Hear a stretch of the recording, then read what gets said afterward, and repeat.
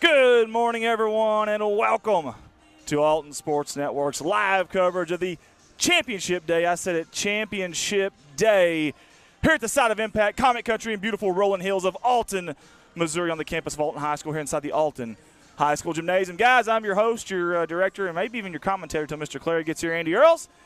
Alongside is my buddy, Mr. Zach Ricker over there, and these guys, little man as well. Can you say hi? Can you say hi?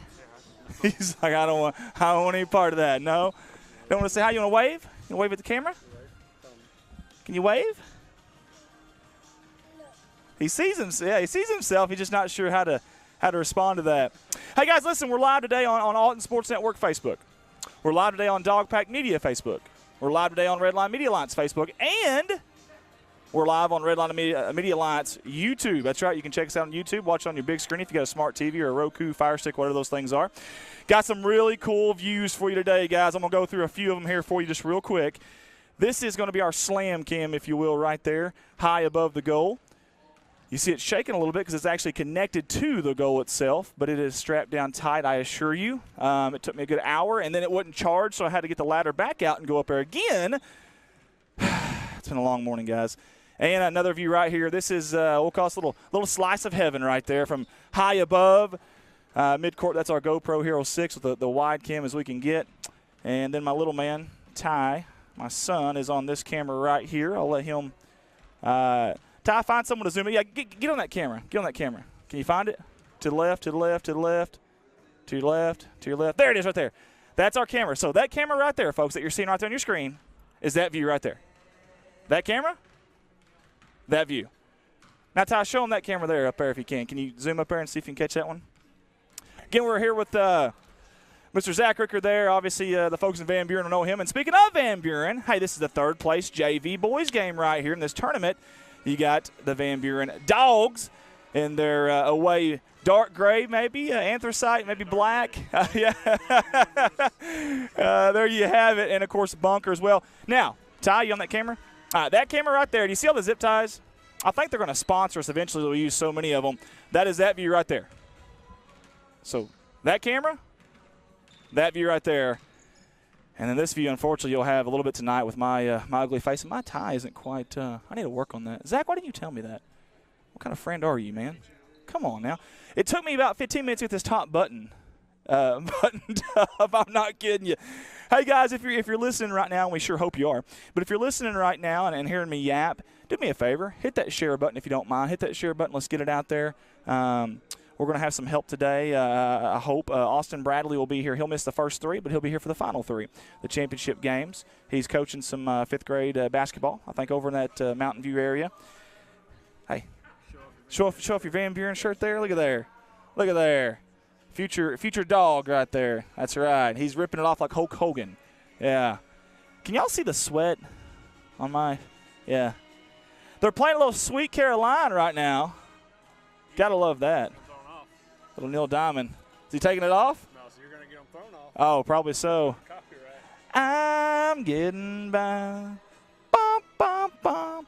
All right, guys, again, a lot of fun today, a lot of action. 6 games. Count them. 6. Good job, Ty. I know you can count to 6 already. It's pretty impressive. No, I'm kidding. He's 9 years old. He better be able to.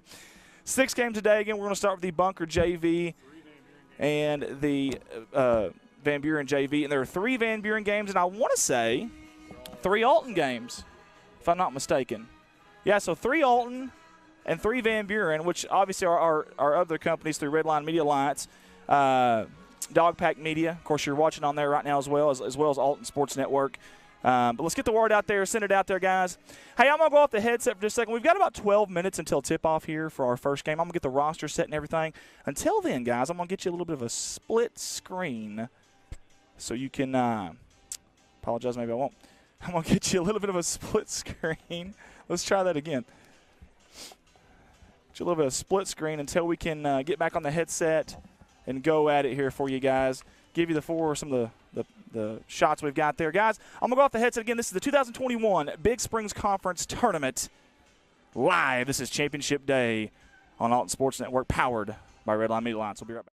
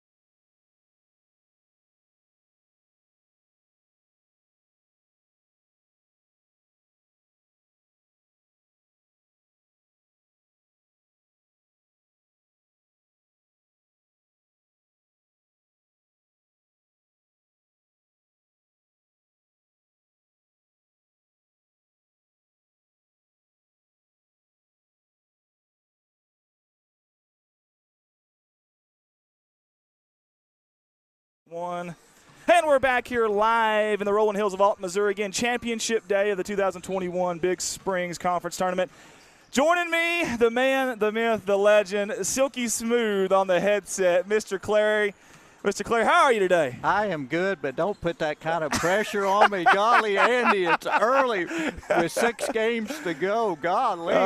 Did you get good sleep last night, I hope? Because 6 games, that's a marathon. Well, actually, it is. I mean, I guess I got to warm up with the 4 games the other night, but we will see how today goes. No, I'm looking forward to today. I mean, anybody that knows me is I love basketball. I love sports, but definitely basketball. And when you've got you get down to championship Saturday, it doesn't get any better than that. Hey, Mr. Clary's like an old car now. Takes a little time to get started, but once he gets primed, he's good to go. He's already primed from the other night, so he's going to do some play-by-play. I'll do a little color commentary, and I'll run a little iPad.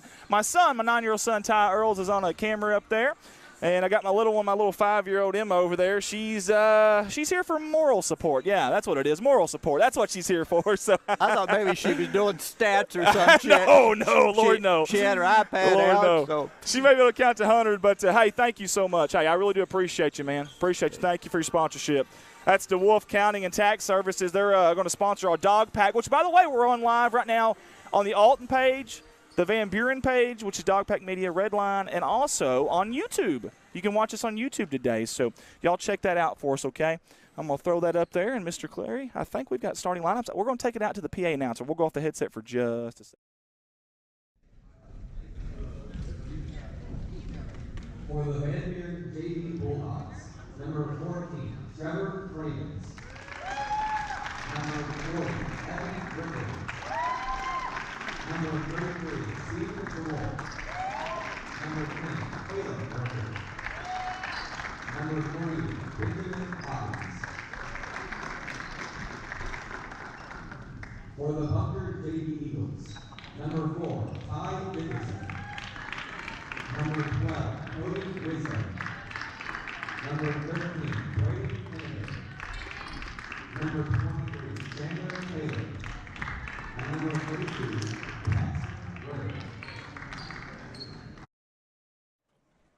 All right, guys, there's your starting lineups for tonight, and I'm going to let Mr. Clary take it over. This is the third-place game, as you see on your screen, for junior varsity for boys here in the 2021 Big Springs Conference Tournament. I can't get it out, Mr. Clary.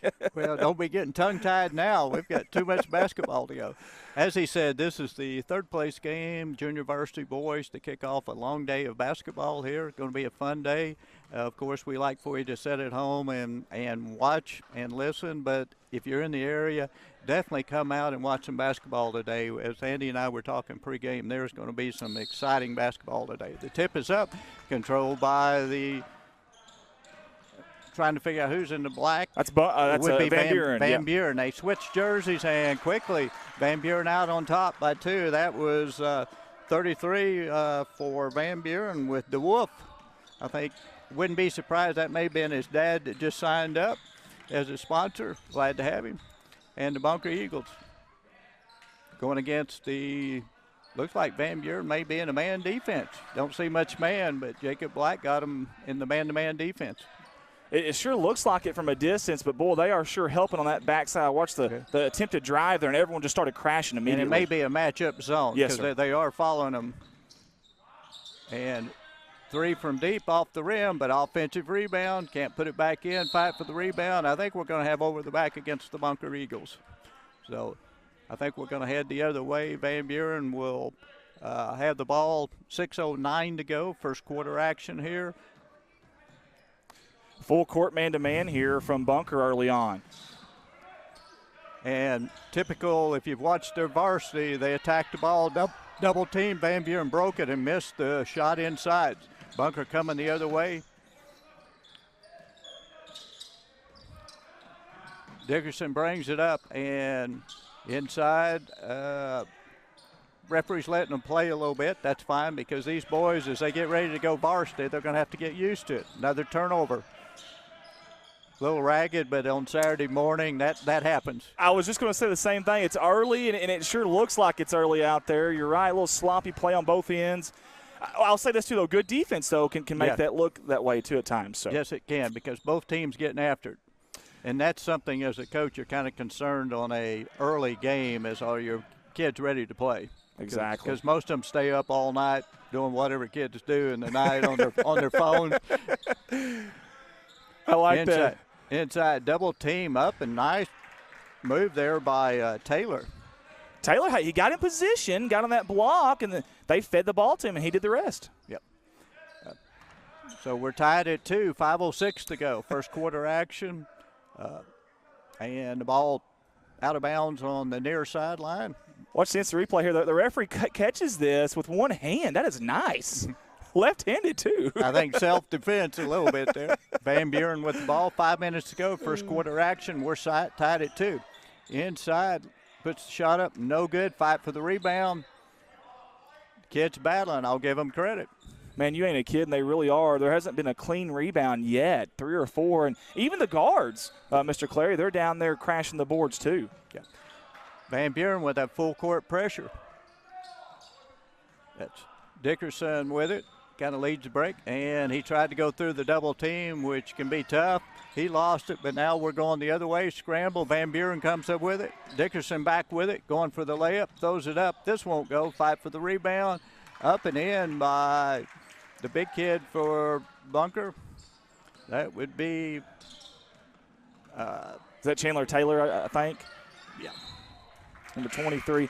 Yeah. Got a turnover there. Good defense by Bunker. I tell you what, Bunker moving their feet and their hands very active early on as the Eagles in white. I think it may have been Ritter that scored earlier, 32. I was trying to find his number. Yes. You're right. Yep. So it's 4-2 because he wasn't one of the starters, but evidently in quick.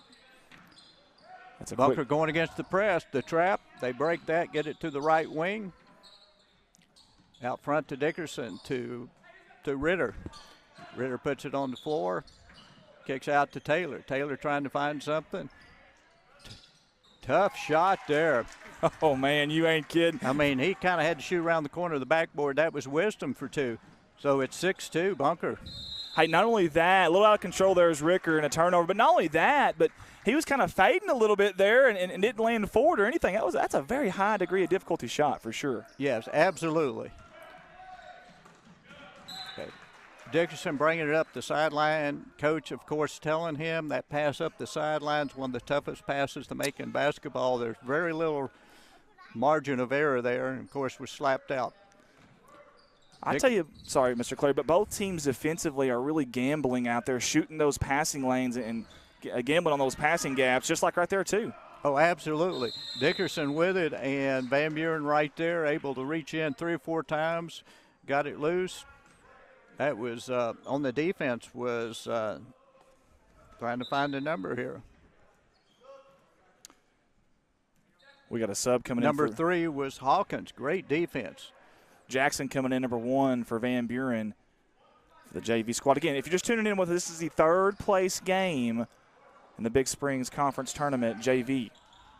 And Dickerson with the pass, and it's going to go out of bounds. Kicked, and they're saying was kicked by Bunker, so going to be Van Buren basketball, going to be under their own basket. 3:28 to go, first quarter action. Early on, good defense on both ends. Offenses are struggling to find any rhythm right now, Mr. Clary. Absolutely, and the thing I like, it's been physical, but the referee's letting them play. You know, that's just the second foul of the first quarter, which I like to see. You like to see your good kids. Everybody comes. Well, kind of interesting there. The officials let it go. The reason I chuckled is Van Buren, just sort of like you do PE ball, they just threw it just threw it in, came up court without the referee touching it. It was almost like, like you said, AAU ball, a backyard basketball there, and just rocked on. And he thought maybe he'd get far enough without him knowing. Hey, I don't blame him. The official just kind of grinned, and there wasn't any pressure. So here we go. Dickerson with it, bringing up court against the press to Ritter. Back to Dixon. He's going to set the defense, or set the offense with Van Buren on defense. And, I mean, they are getting up in their shorts now. And look how far out they are above the three-point line. Yep, and that's tough, which is what you want as a coach on defense, is where the other team has to start their offense from the volleyball line. And well, that's what's working right now for Van Buren. Man, their guards are way out there now. Any kind of a dribble drive, athletic move by, and you're going to have some help defense in a hurry. And that's what happened. Henniger was able to break them down, got inside, and then he got triple teamed and turned it over. So Van Buren the other way. They're down 4, but we've got a turnover, and here comes the Bunker Eagles coming the other way. That is 23 up with the shot. And I think we're going to have a basket and a foul, it looks like, as Chandler Taylor is able to finish. There's your instant replay right there. That was a good move by Taylor. Yep. Very good move. Comes up short on the free throw, but an offensive rebound by Wisdom. Kicks it out. They're going to set their offense. Bunker up 8-2. We've got 2.5 minutes to go, first quarter action. Beautiful gymnasium here. If you've never been to Alton High School Gymnasium, you need to make a trip. It's almost like a bucket list of gyms in southeast Missouri. It really is, or really in Missouri in general. It's just, Mr. Clare, I know obviously you've probably been around here quite a while. It's probably just second nature to you, but for me, even today, coming here, it's just like, man, this is just really neat. It's nostalgic. It's majestic. I don't know what you want to call it, but it's just really, really neat. People are surprised when they walk in. Is first of all with the theater-type seating, which was actually one of the first schools in the area. This school was built in '63, the new building, and like I said, you just don't see much theater-type seating.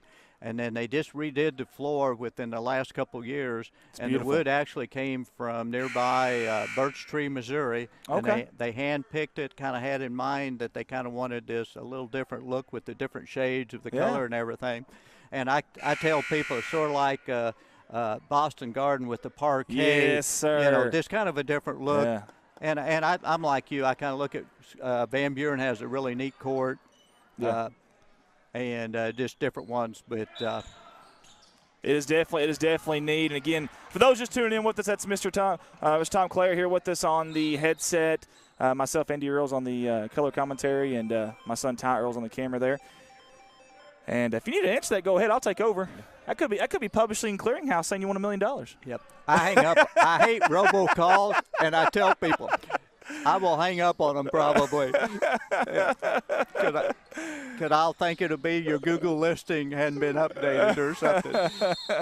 As we're back to live action here, and I think we're going to have an over or back, a little aggressive on the rebounding that time. Yeah, we'll watch the replay on it there. Yeah, just a little there. And love the aggressiveness, obviously, but you got to be in position if you're going to do that, though. Absolutely. 2:11 to go, first quarter action. This is third place action in the junior varsity action. The Bunker Eagles and the Van Buren Bulldogs. And we've got a turnover. Dickerson, kind of one of those post pattern plays, but the receiver didn't go to the post. No, he didn't. Went out of bounds. I think he zigged when he should have zagged type of deal there. Absolutely. So Van Buren coming the other way. They're down 6, but with the three-point shot, could get back in it pretty quick. Hey, I want to speak to you about that maybe at halftime when we have more time. On your thoughts, you've been around for a while. Go ahead and answer. I'll take over here for you real quick. We've got a Ricker there looking for the short corner. It's going to be tapped out early on here. 1:41 to go in the opening quarter. And right now it is a 6-point lead for the Bunker Eagles. This is JV third place game. Guys, if you're tuning in with us, please share that feed if you don't mind. We sure would appreciate it. Christina Dunn says, go Jesse Dunn. Gary Skaggs, let's go Eagles. Like all the comments here early on. We appreciate you guys for jumping on and even letting us know. Jeff Berry, neat angle from the ceiling, but hard to see. It's hard to see the true game. Your best angles are from where you're sitting in behind the goal. Those are the best quality angles. Thank you, Jeff. Appreciate that. We just got it up there, something unique that's never been done before, and we wanted to have it, and we're going to have it up there. We'll have 4 cameras at one time for you. We got 6 overall. We can switch 2 of them in and out, so we'll do the best we can there for you. And I got a 9-year-old on one of these cameras, so that camera right there that you're looking at, matter of fact, so y'all be easy on him.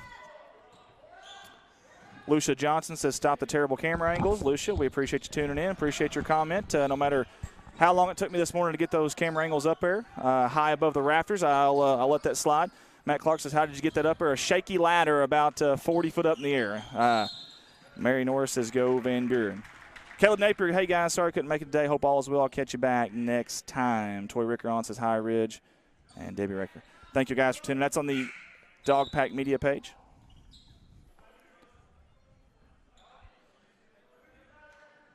Kevin Tate says, who's playing for first in JV boys? And I'll tell you here in just a second, buddy. Let me pull this up. Am I live? You're live, yes, sir. That will be Alton and Ellington There we go. in the JV boys championship. Yes, sir.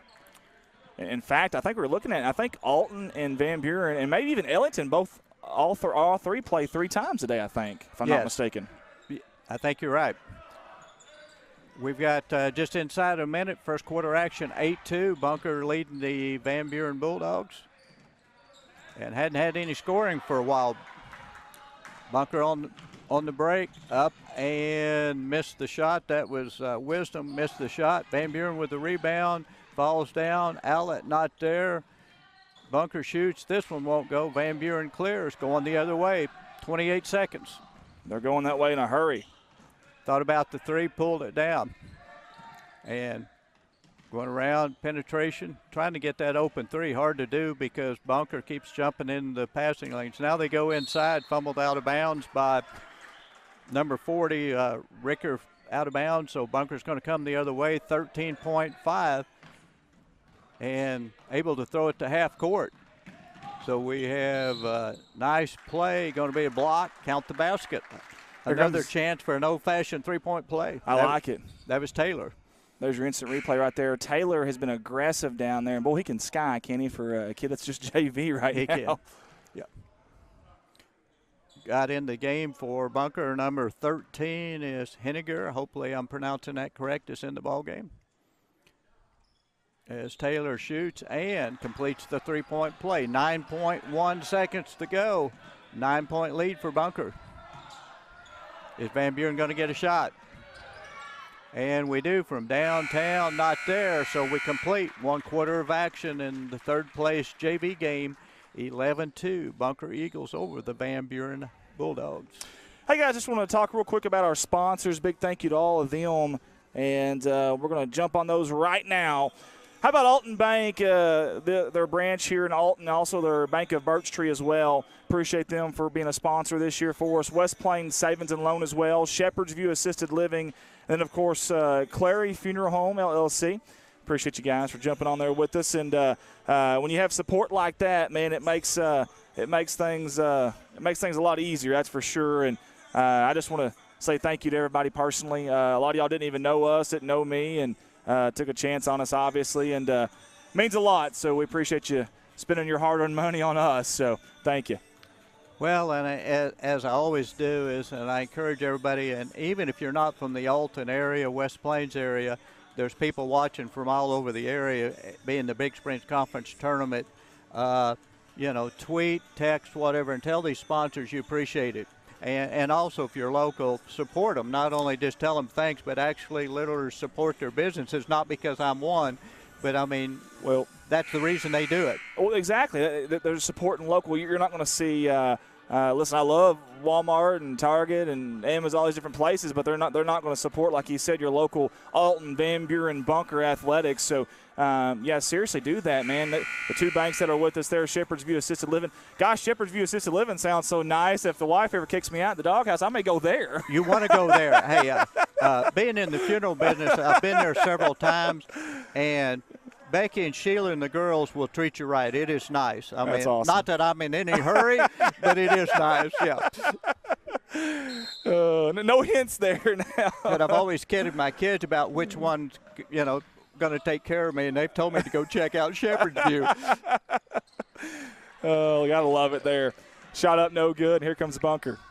That's the big kid bringing it down. You like to see that. Hey, I've seen a lot of that in this tournament, too, yeah. The bigs. And, of course, a little bit of that's a three-point line that we talked about earlier and how it's kind of changed the game. We'll get into that a little more at halftime, but very interesting. Yes. Got a foul on Van Buren. I think he called it on the floor, so Bunker's going to inbound under their own basket. 6:39 second quarter action.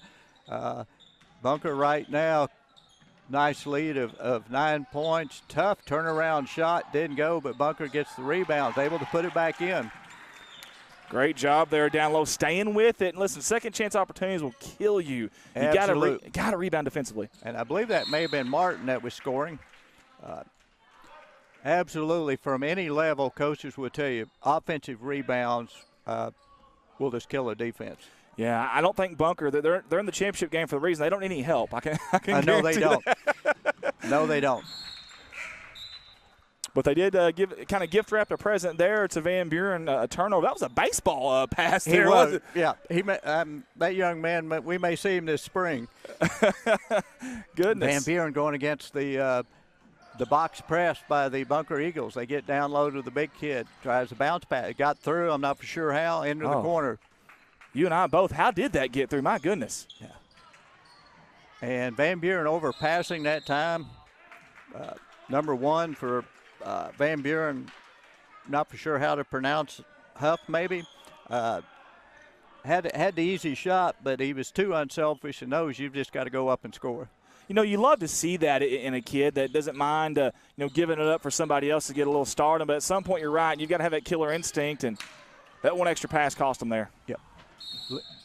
Scramble for the ball goes out of bounds, and I'm not for sure exactly who kicked it there last because several of them look like soccer there. I was just going to say the same thing. It looked like soccer. Where's the goalie at? A little wide of the crossbar there. Yep. so it's going to be Bunker under their own basket. 5:53 to go, second quarter action. Jeff Berry tuned in, says, looking sharp today. We appreciate you, Jeff. 3 up, no good for Ritter, and away we come the other way.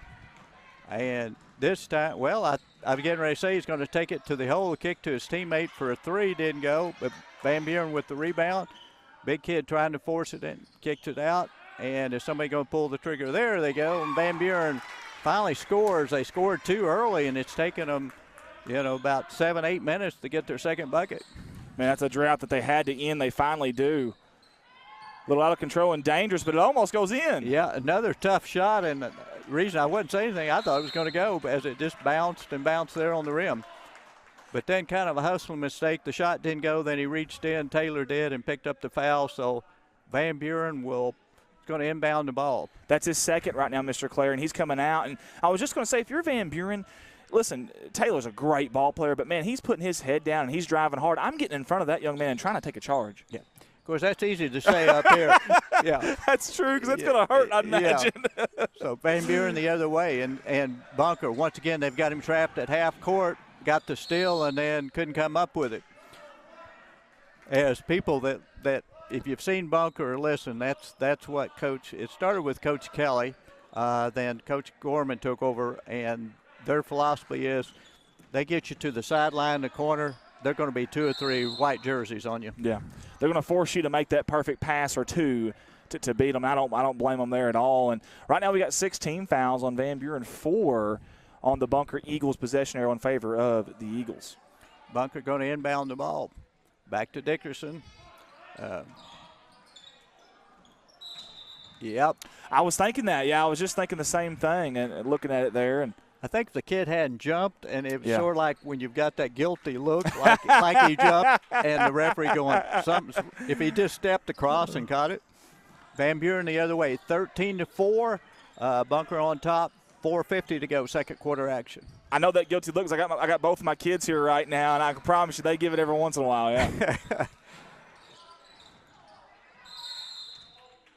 And 3 not go, bounced up, hit the top of the backboard, so we'll go the other way. Well, you ain't kidding. I mean, it's set up there for a second, too. Yeah. Van Buren in their token press. And once again, they did the same thing. Force you at the corner of the half court, double team.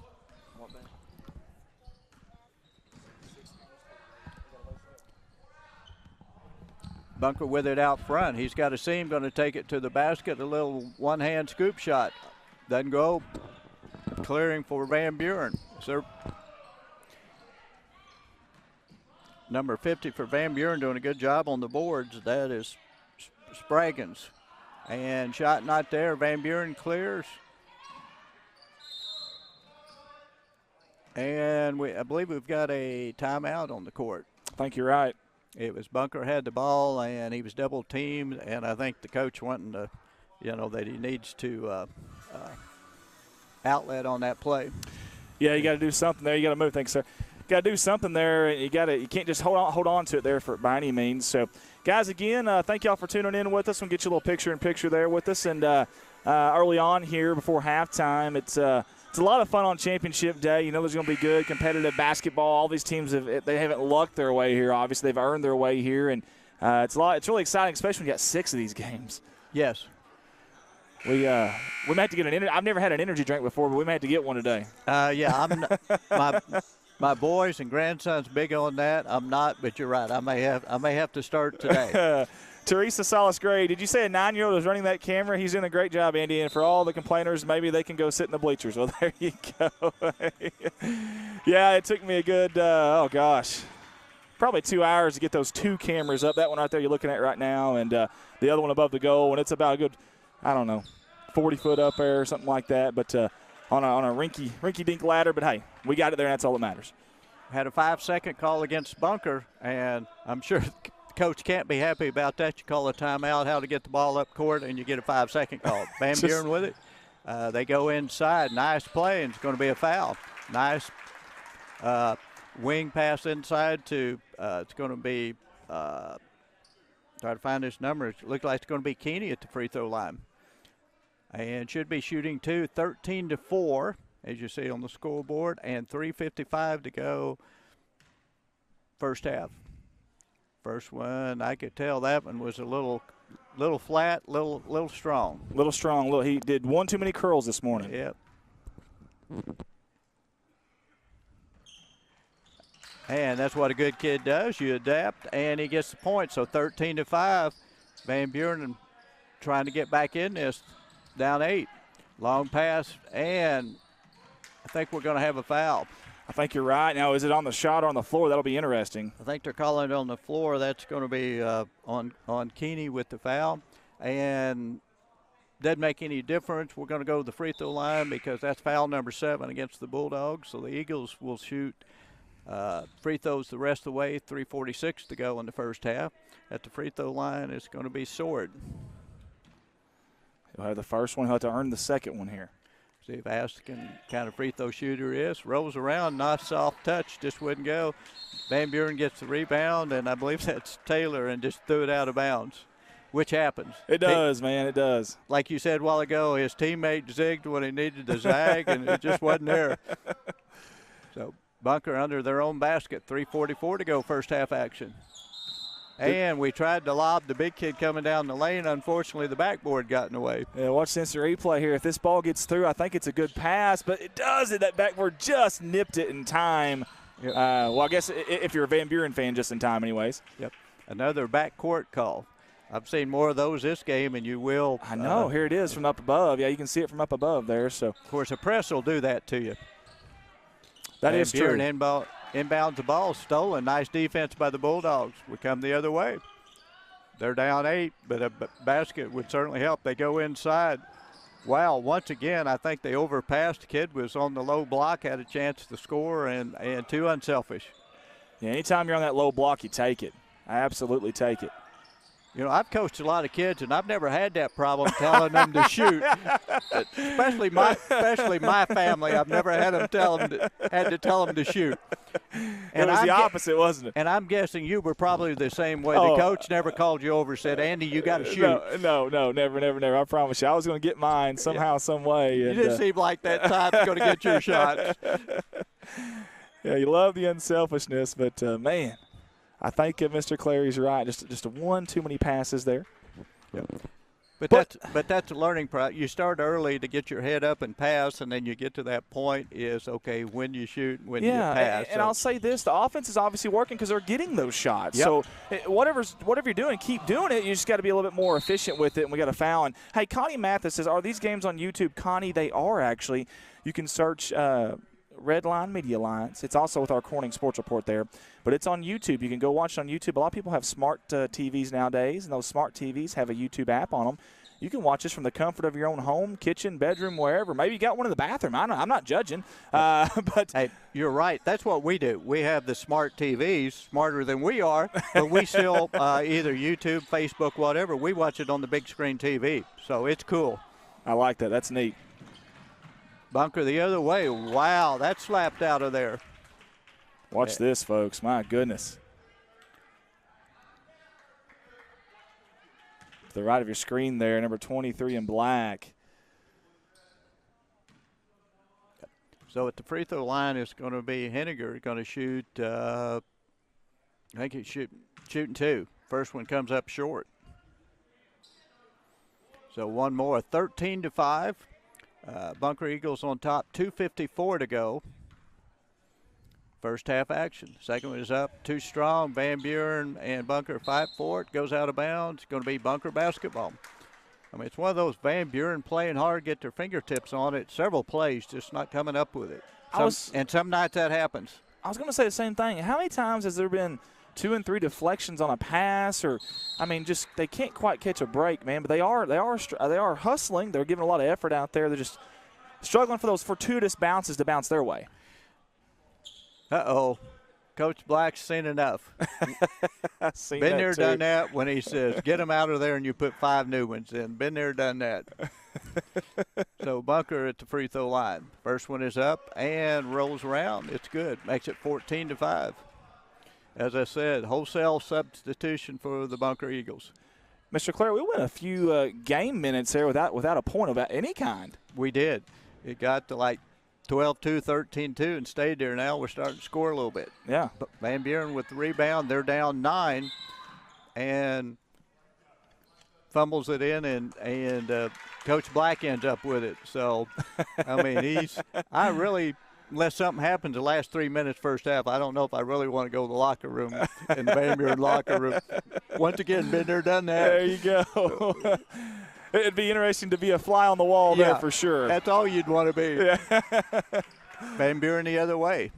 Triple team, corner, trying to find somebody open, goes inside. And the 3 is up and look good. And it is. How about that? That's what Van Buren was needing. That is Nicholson. A little bit of life. Yep. That's what the 3 will do. All of a sudden, a 6-point game. You know, they were down 11, 13-2, and now within 6. And 2:13 to go, first half. Van Buren once again that got Bunker out at the volleyball line, having trouble to getting inside the 3-point line. They get there, but they have to kick it back out. That's what you like to see if on defense. The second 5 for Van Buren, evidently going to show Coach Black they need more playing time. That's Dickerson in the lane.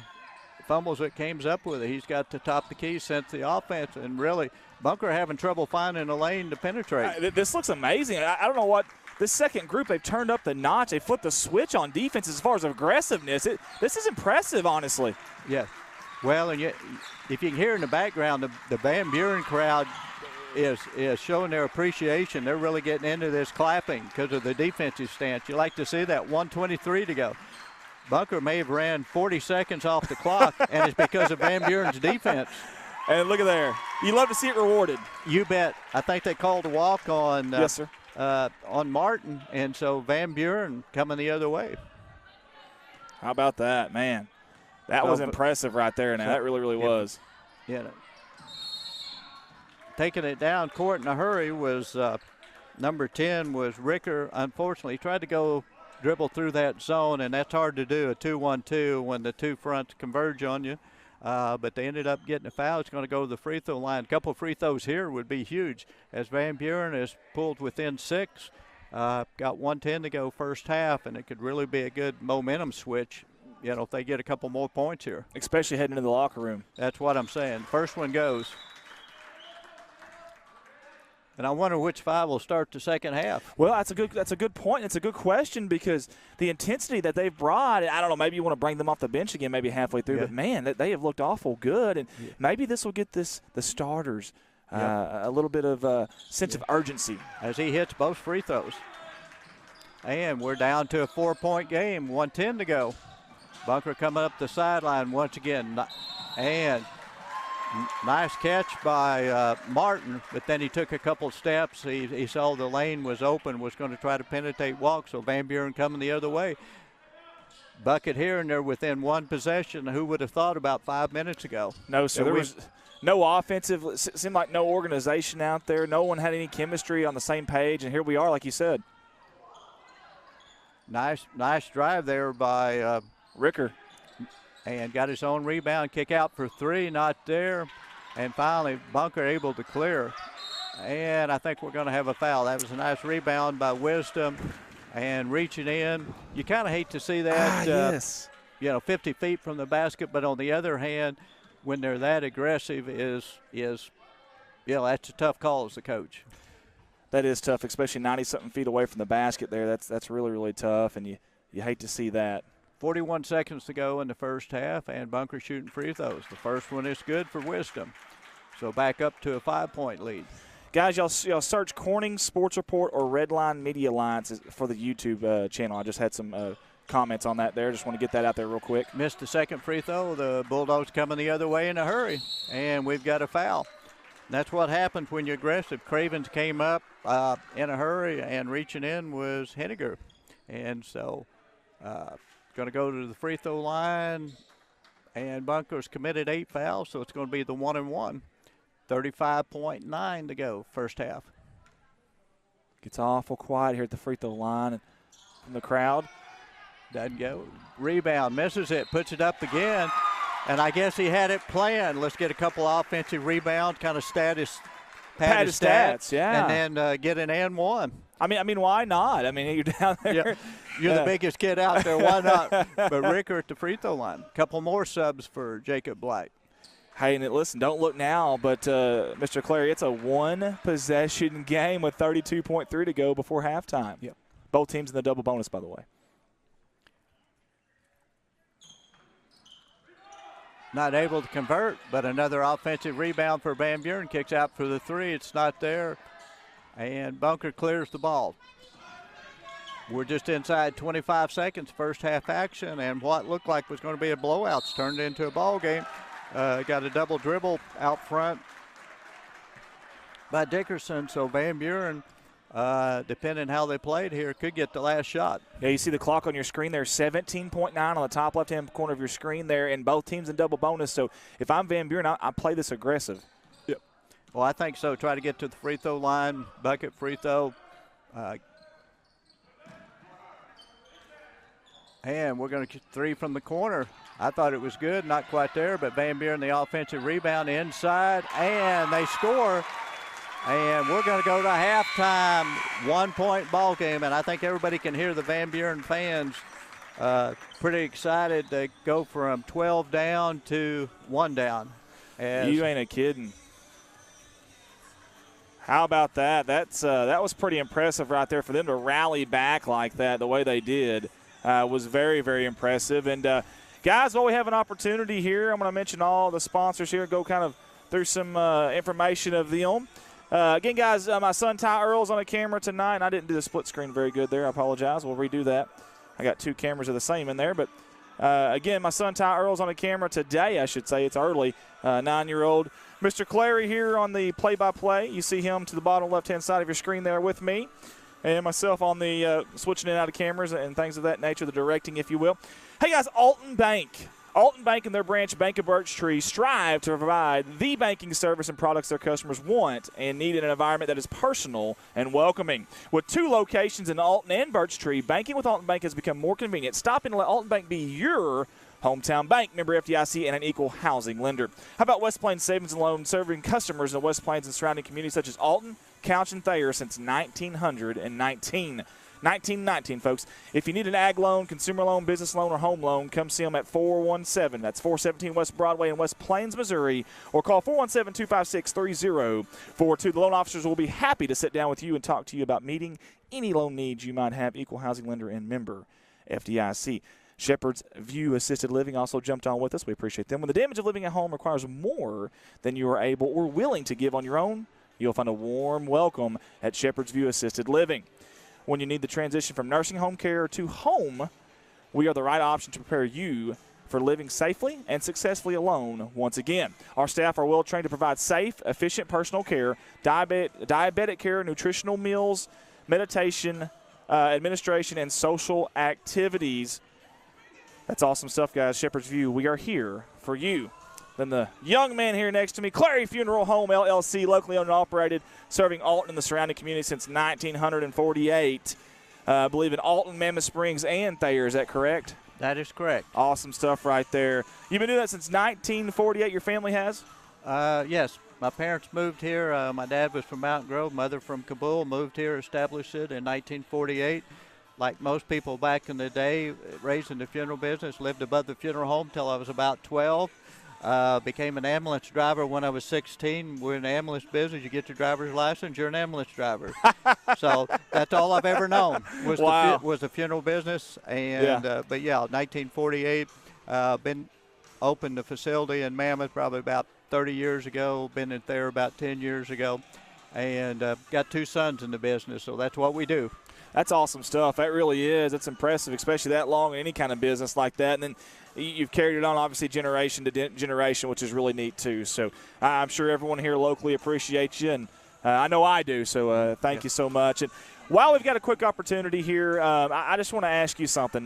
I respect your opinion. I value your opinion. And this is something that I have an opinion on. Just Dr. Pepper, anything, Coke. Pepsi.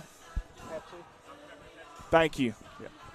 Thank you. Such a very nice guy there. All these Clarys are. Gosh, they're all nice. They're like super nice, man. But you're surrounded by them, though. I know. They're everywhere. Usually my daughter-in-law, Anna, keeps the scorebook. Jonathan runs your camera, does all that. Me. Jonathan did a good job the other night, by the way. I was watching. He was smooth on the camera there. He did a great. And Cade was there too. Don't forget him. Cade. Yep. That's the reason I'm saying you're surrounded everywhere. Whether you like They're it or everywhere. Not. No, I love it. You come to Alton, there's lots of Clarys. Yes, there you go. Yes, there is. Well, especially in sports. Well, I'm speaking to one, Mr. Clary, in sports, and I want your opinion. Do you think, in your opinion, the three-point line, has it helped or hurt basketball? It has hurt basketball. It was kind of ironic you mentioned that. Jared Kelly, the assistant coach here, I'm old enough. Him and Jonathan played. I started with them in the 4th grade playing summer ball. And we were just talking about that. I said, one thing we need to do when young kids come in, you need to be able to hit the button and erase the three-point line. Yeah. Because he was overworking with the 4th, 5th, and 6th, and he told them when they're in the gym and he's there, they are not to shoot the three-point shot. Yeah. Because what happens is kids shoot it from their hip. He said, shoot, and I'm a firm believer in this, they mess up their form. I agree. Because, see, he was telling them, and I'm sure you followed this, Steph Curry's dad would not let him shoot the 3 till he got, I think it was sophomore in high school. Because if you've ever seen him, he's not very big. No. So it was obvious as a kid he was built like me. He's not going to be very strong. But he's got, and it was to work on form. Yeah. And your good shooters, usually that's the case. One of the things that really bugs me is the art of the low post play has almost gone away, almost at every level. It seems like, the old low post players like I always love to bring his name up, Hakeem the Dream Olajuwon, the moves that he had and the way he could pivot and spin and pump. It was just, you don't see that as much. You see a lot of these bigs now that are kind of fading out there past that three-point line. And it's different. I'm a big Arkansas fan. Don't hold that against me because I'm from Arkansas. Razorback fan. We got a 7'3" guy, Connor Vanover. Love the kid, but you would assume that he would dominate down low, and he's actually an outside player. And it's just really, really different to see that. And then another thing, on fast breaks, back in the day, back when Pistol Pete and them played, it seemed like if you had a 3-on-1, everyone kind of slowly converged. And now they're shooting out to the corners for those threes. On transition now, it's just everything is different because of it. I'm not so sure that it's helped it. I'm like you. I think it's hurt it. Well, and to me, it depends on personnel. I mean, Alton last year, they had a kid 6'9", 260, 270, Kobe Kernodle. When he was in the game, certainly was, let's go inside, because he's old school. I mean, when you're that big, and Kobe played ball for me. I coached him since 4th grade. He'll grin. I mean, up and down the court wasn't his strong point, but now you get him in the paint, he's a load. And you had to change. Now, when he came out of the game, we had Courtney Sharp's brother, Dalton, could run the court. So then all of a sudden you change. But I think it's personnel. If you've got kids that can pull up, shoot the 3, that's fine. But if you've got a kid that's shoot 25% from 3, I'm like you. Let's punch it inside and this is something I like, especially Alton, not from them there, is Chandler Cisco and Kanan Heck are deadly from 10 to 12 feet, especially Chandler Cisco. He goes in and elevates. The mid-range shot has gone away. Yes. That was my next point I was going to bring up, is that if you look at shot charts at NBA and college level right now, it's dots all the way around the three-point line. It's dots inside. That mid-range, I guess they call it old man game now, is gone. It's gone away, and it's sad to see that because these defenses are really getting further and further out, And if you can drive by them, you've got an open 15-footer, 17-footer, whatever, but no one takes it because they're not used to taking it and they're not comfortable with it, it seems like. They're not, but the good teams still can hit that shot. I mean, I know you're from Arkansas, probably familiar with ICC, Viola, which yes, the triplets move from door, which I've coached against several times. My grandson was a year older, played against them. Yeah. Basically, they'll shoot the three, but they want to cram it down your throat. Pardon my French. They're going to take it to you. Austin Mason, and I'm trying to think of the third one, but they're going to take it to you. When they had Haney at door, it was more outside, but now those three, and to me, that's because that's their personality. You know, Haney was a pull-up, shoot the three. Their personality is we're going to take it to the hole, and probably they're 2 or 3 of the best at playing through contact. They will go in, and you think, I'm going to hammer them, and it's an and one. It's and one, yeah. And I like to see that. But I like Cisco. He goes in, he can shoot the three, but he'll just pull up from 10 or 12.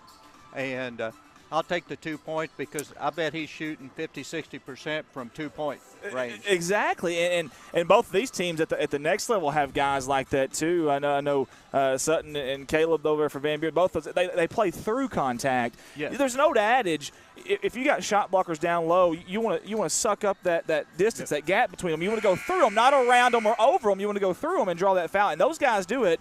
Just like you said, Cisco as well. And y'all stay tuned because we got all those guys coming later on. It's going to be fun, I promise you. Well, and another thing you're talking about that, my son Jonathan, which was all-district 2 or 3 times, Jared Kellard was his age. They played summer ball together.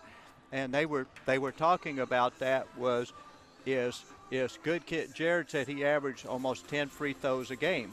And he says, and Jonathan grinned, and he was the same way. They both shot 80-85% from the free throw line, and they said you average 12 a game, but you pick up another 5, 6, 7 from the free throw line, you're up to 17, 19 a game. And it's like Jared and they both grinned.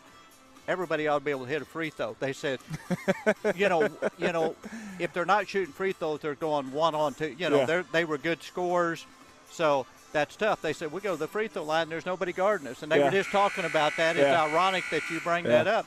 It's just how, let's be aggressive, because he was kidding him when they were in the 8th grade. They were playing here, and Winona only played man-to-man defense in junior high. Jonathan shot like 30 free throws that night. Well, because he was taught to go to the hole, and finally, I was kidding Jared, his coach at halftime taught him the 2-3 zone. And Jared still remembered that. He said, Coach, what are you doing? And he said, we're going to foul out, and Clary keep shooting free throws. But the point is it's called a free throw for that reason. Yeah, for a reason. Get there, and the referees are a little late coming out. They get a standing ovation there from the crowd. Love it. Give them a hard time. And, and back to the free throws. Good teams hit free throws. That's true. I mean, at any level, good teams hit free throws. Yes, sir. And that was you probably heard about Alton and Thayer, which is a huge rivalry, lost by 3. I did. Alton was 7 for 16 from the free throw line. Man, that's just so tough. That's a tough pill to swallow. Yes. Bunker quickly as we start the third quarter here. Puts them back up 17-14, up 3. We'll see what the two coaches drew up at halftime here.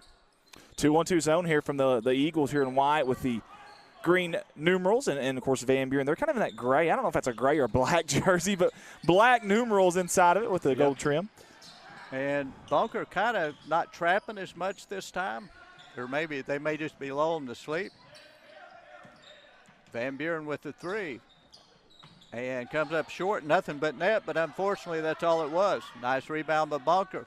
Outlet to Dickerson to the lead pass. Now that I like to see. Missed a shot, but a nice play. Van Buren coming the other way. Ty, don't miss it. Ricker, and almost the steal. Gosh, I love that defense. So we go the other way in a hurry. This is JV basketball at its finest. You ain't kidding right now. Nice offside rebound, and that's another easy point is offside rebounds. I had no pun intended here, but this is a dogfight right now in the second half. Back and forth. Yes, I like it. Bunker the other way, puts it up, and I wasn't for sure what the official had put his hand straight up. I think he was saying great defense, that the kid was straight up because there was a little contact, which I like to see. Everything doesn't have to be a block or a charge. They're just contact. Yeah. Or maybe he was trying to get Jonathan Clary's attention to get him a Dr. Pepper, too. Maybe that was could have been it. Yeah. As Bunker inbounds, and scoring is – that was Wisdom with the score, and Jacob Black – hate to keep saying it, been there, done that. When the coach meets you out on the floor, that's never good. It's usually not to high five and good job. No, sir. We had a coach back in the day at Arkansas, Nolan Richardson. A lot of people remember that name, and Hall of Fame coach. And you ain't a kid, and man, if he met you out on the floor, it was not good, I promise. And he'd meet you just about half court.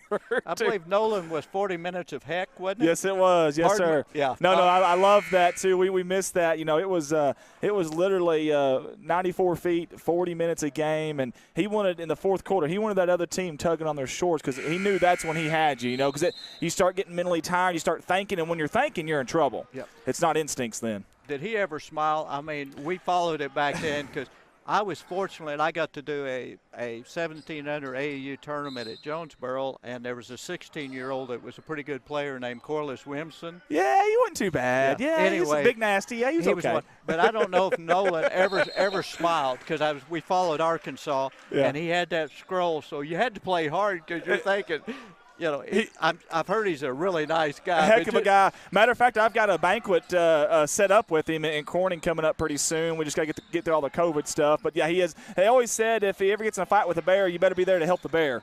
I would say you're right. But he just had that look that you're going to play hard for him. Yes, sir. Yes, sir. And he rarely smiled. When they got that national championship, you've seen a few break out, but very rarely, though. But you love it. And listen, different coaches are different. That doesn't mean you can't be a coach that's kind of a softer coach, if you will. I mean, coaches know their personnel, and they can get through in different ways. Well, I'm going to go way back. As you had John Wooden sat on the bench with his knees crossed and a rolled-up program. Didn't say a word because his philosophy was, I got them ready in practice, go play. Of course, if you've got Kareem and helps. Bill Walton, and I can go down the list. If that's easy to say. Yeah. Oh, Kareem was something, man. I don't think people realize just how good he was back in the day. Lou Alcindor, unbelievable player, and honestly, he's one of the best NBA players to ever do it in my mind. Well, college and college and I think he lost one game in college. That was the big game when Houston and UCLA were rivals, and they played at the Astrodome, lost by one. I think he got punched in the eye. Something happened, but anyway, they came back and met in the NCAA tournament, and UCLA just killed them because UCLA was absolutely back then was just perennial national champions. Yeah, they were nearly unstoppable. Well, back to a 2-point game here, and no quit in the Van Buren Bulldogs or the Bunker Eagles. Yeah, I love the three-quarters court pressure there, and they did break it to kind of set up their offense, but you never know. You might get a deflection, rush them a little bit, get them in a hurry. You never know. Yep. And looks like they're going to put up the three, not there. And who was that out on? That was tough. Well, that's one of those that was about to go off Bunker, and, I mean, the right idea, but he just touched it. Van Buren did. So it's going to be Bunker Eagle basketball under their own basket. 4:26 to go, third quarter action. Oh, wow. You talk about a missed assignment. Wow. He'll never be that open again. It was like Moses at the Red Sea. Everything just parted. And Coach Black didn't even know what to say. I mean, it was like, and then they come down and they throw it to the, referee saying it was tipped. I'm not for sure about that one. I think he threw it to the top row of the stands. But I think so too. I think you're right. And apologize, my son again. He's only 9 years old. He's up there. He took a second off there. I had to yell at him there a little bit secretly. Hey, I would be the same way. They don't realize you get to watching the game. And you turn your head, but you forget to turn the camera. That's right. So a scrum inside, and I think Van Buren's going to go to the free throw line. Van Buren down 4, 4:03 to go. Third quarter action here to see who gets the third place plaque in the Big Springs Conference Tournament. Hey, something about Van Buren. I know it's still early here in the second half, but they've done a good job of playing defense without fouling right now, too. No team fouls. We're about halfway through this third quarter right now. I would say probably something they talked about at halftime because they put Ellington in or Bunker into the double bonus. So you're right. Yeah. And that'll make a difference. Absolutely will. 4-point game. Midway through the third quarter. Man, that thing went high off the backboard, or back of the rim. I think it went above the backboard. It did, and then we got a foul on the rebound, and that goes against Van Buren. You shouldn't have said anything. They pick up their first foul. That's the old announcer's jinx. Yeah. Mr. Clary, I do it every night, and I don't know why. Someone will be 4 for 4 or 6 for 6 on the free throw line or shooting really good, and I'll mention it. And Bunker's got to get across half court here, Mr. Clary. Yeah. And Woo. Coach Black was 10-10 and evidently got the 9.5, no call, so Bunker's got it on their end. And penetration throws up. Good no call in my opinion. There was contact, but I think he was out of control a little bit as Henniger was taking it to the hole. And they're saying just out of bounds on him, which is not a bad call, like I said. And that's something I like. When a kid's out of control, you kind of hate to see the referees bail him out. Bail him out, yeah. And regardless of the team, Yeah, exactly. Shoot a good shot. And I love when they let them play physical. I Yeah. love a more physical game. We didn't come here to watch the officials, obviously. Now, you got to call obvious fouls, but still, didn't come here to watch the officials. You paid your $4 or whatever it was to get in here to watch these boys play. So I like it when they let them play a little physical. I do, too. I mean, it's just you hate to see the foul cess where the clock just keeps stop. And, something I had there was an official by the name of Hightower did the NC Final Four every year and everything. He was from St. Louis. Yeah. And he was one of those that it needs to be called like soccer. In soccer, you may get a foul, but they don't call it if you don't gain an advantage. Exactly. Because of flow. Yes. They only call is where you trip somebody and lose the ball or something. And he said it's the same way. You get a good ball game. I was there as an official claim. He says, don't mess up a good thing. You get a good flow. You don't have to just let them play. Well, they do that in hockey, too. I don't know if you ever noticed That's true. Yeah, they do that in hockey, too, and I like that. Because something you hate is a kid off on a break, and there's a ticky-tack foul, and they blow it, and then he scores. Exactly. I know the NBA, that's the reason the NBA went with the continuation play, was for that very reason. Well, Bunker back up 4, and we've got 2:52 to go here in the third quarter. This has been a really good game. I know Bunker's kind of got out there early on, but Alton kind of sucked it back in, and since then it's kind of been back and forth. No one really getting more than 2 possessions ahead. Right. Once Van Buren was able to get back within a couple, it's been a good ball game, and neither coach can really complain because, like I've done this, it's morning, early afternoon games at times. Your kids come out and they're about half asleep and everything. And it's the third day of a tournament, too. You don't know what to expect from these kids at this age. You have no idea what you're going to get out of them. And a third-place game. It's not like it's the championship, but absolutely, if you walked in, you're going, this must be for the big trophy. Oh, I know. As hard as they're playing. And that's credit to the coaches and the kids to come out and still playing hard because, everybody wants to play for first. Oh, absolutely. Absolutely. Van Buren the other way. Another turnover. Well, it's stuff like the miscommunication, and, of course, he's looking back at Coach trying to explain it. Both of them are actually. They're trying to plead their case there, what happened. But it's one of those things, you just got to get your head up. And, of course, you play enough with each other. And maybe JV doesn't get to practice together as a group maybe as much as the senior high does. They don't, and varsity. It's just typical. I mean, that's the reason you have junior varsity. That's the reason is to learn. I mean, because you don't want to go from junior high to varsity, and you just got to play. Yeah. Hey, we got a nice comment here. Barbara Lane says, thank you so much for streaming this. For those of us who can't attend, the cameras are awesome. Kudos to the 9-year-old. Great job. That's my son, Ty. Yep. Thank you. And as Bunker scores, they move the lead back out to 6, so Van Buren's going to have to, even though it's third quarter, you'd rather not get down 8 or 10. I totally agree. And if you're watching with us on Dog Pack Media right now, don't give up on these Bulldogs just yet. Open 3, tees it up. Oh, we've got a foul down low, I think, Mr. Clary. Let's watch the instant replay here. Maybe on the block out? Was he up in the air? Yeah, I think it was the big kid kind of took his hip and kind of cleared the kid out is what I'm thinking, which is a nice play. You kind of do the contact down low, but especially with the 3-man crew, that's tough to get away with. Yeah, the 2-man crew maybe, but the 3-man crew, that's definitely tough. Turnover, and the Bulldogs taking it strong to the hole. Not there. Fights for his rebound. It's on the floor. Bunker with it. Van Buren with it. How about the battle there from the Bulldogs? Now we're going to put up a 3. Looks good. And we're back to the one-possession ball game. 1:48 to go. Third quarter. Holy hay bells. These teams are going to give their coaches a heart attack and the fans before this game's over with. Bunker with the miss, Van Buren coming the other way. And I was kind of thought, we build up all this how it was going to be a good day and everything, and I thought we were going to have a blowout, and I thought, well, the fans would be sitting on their hands, and, one of those days. Yeah. This is going to get everybody fired up because you're talking a one-possession game. Both kids, they're diving on the floor, bouncing in the bleachers, and the thing I'll say with these two teams, though, if you're in the cheap seats, you better keep your eye on the ball because they're liable to hit you with it. Oh, man, they're deflecting them everywhere. There's baseball passes coming around everywhere, and I tell you what, it's been a lot of fun. And actually, it's a pretty good crowd because it's early on a Saturday. Let's just tell it how it is. It's an early Saturday. And it's a third-place JV game. It's a pretty good crowd here for that on both ends there. You like to see that. Hey, I want to have give a shout-out real quick to Superintendent here. He's been so good to me and such a nice guy. And Dr. Allen, I believe. And he's been awesome. He's been phenomenal for me. Behind-the-scenes stuff you guys don't see, but he's been so good. Dr. Joby Steele. And yes. I didn't know. I've been calling him Joby.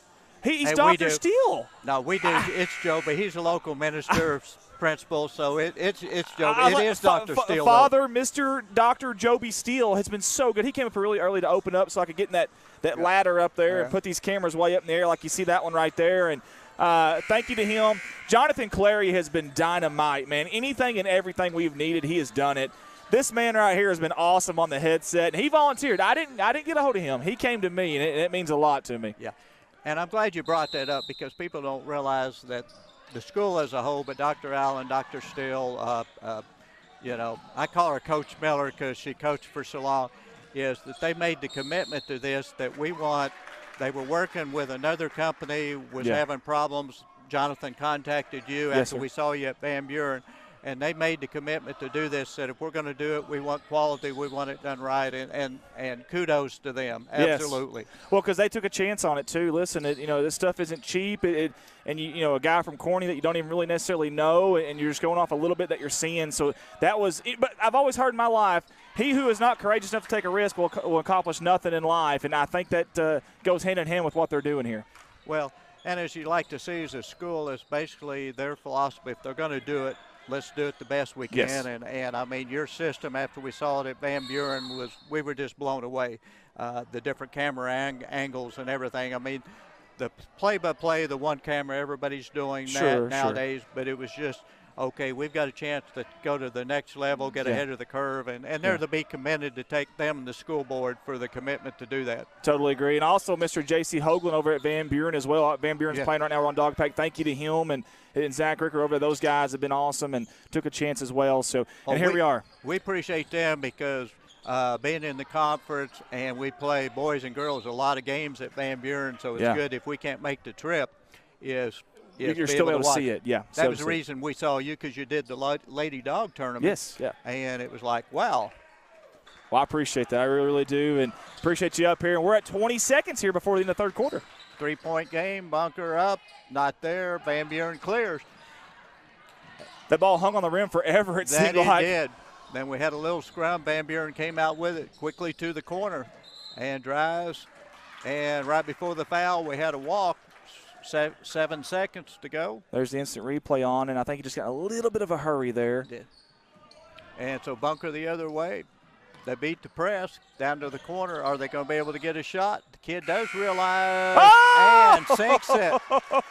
Wow. Holy hay bells. Watch the instant replay on this one. At the buzzer, the pump fake step back.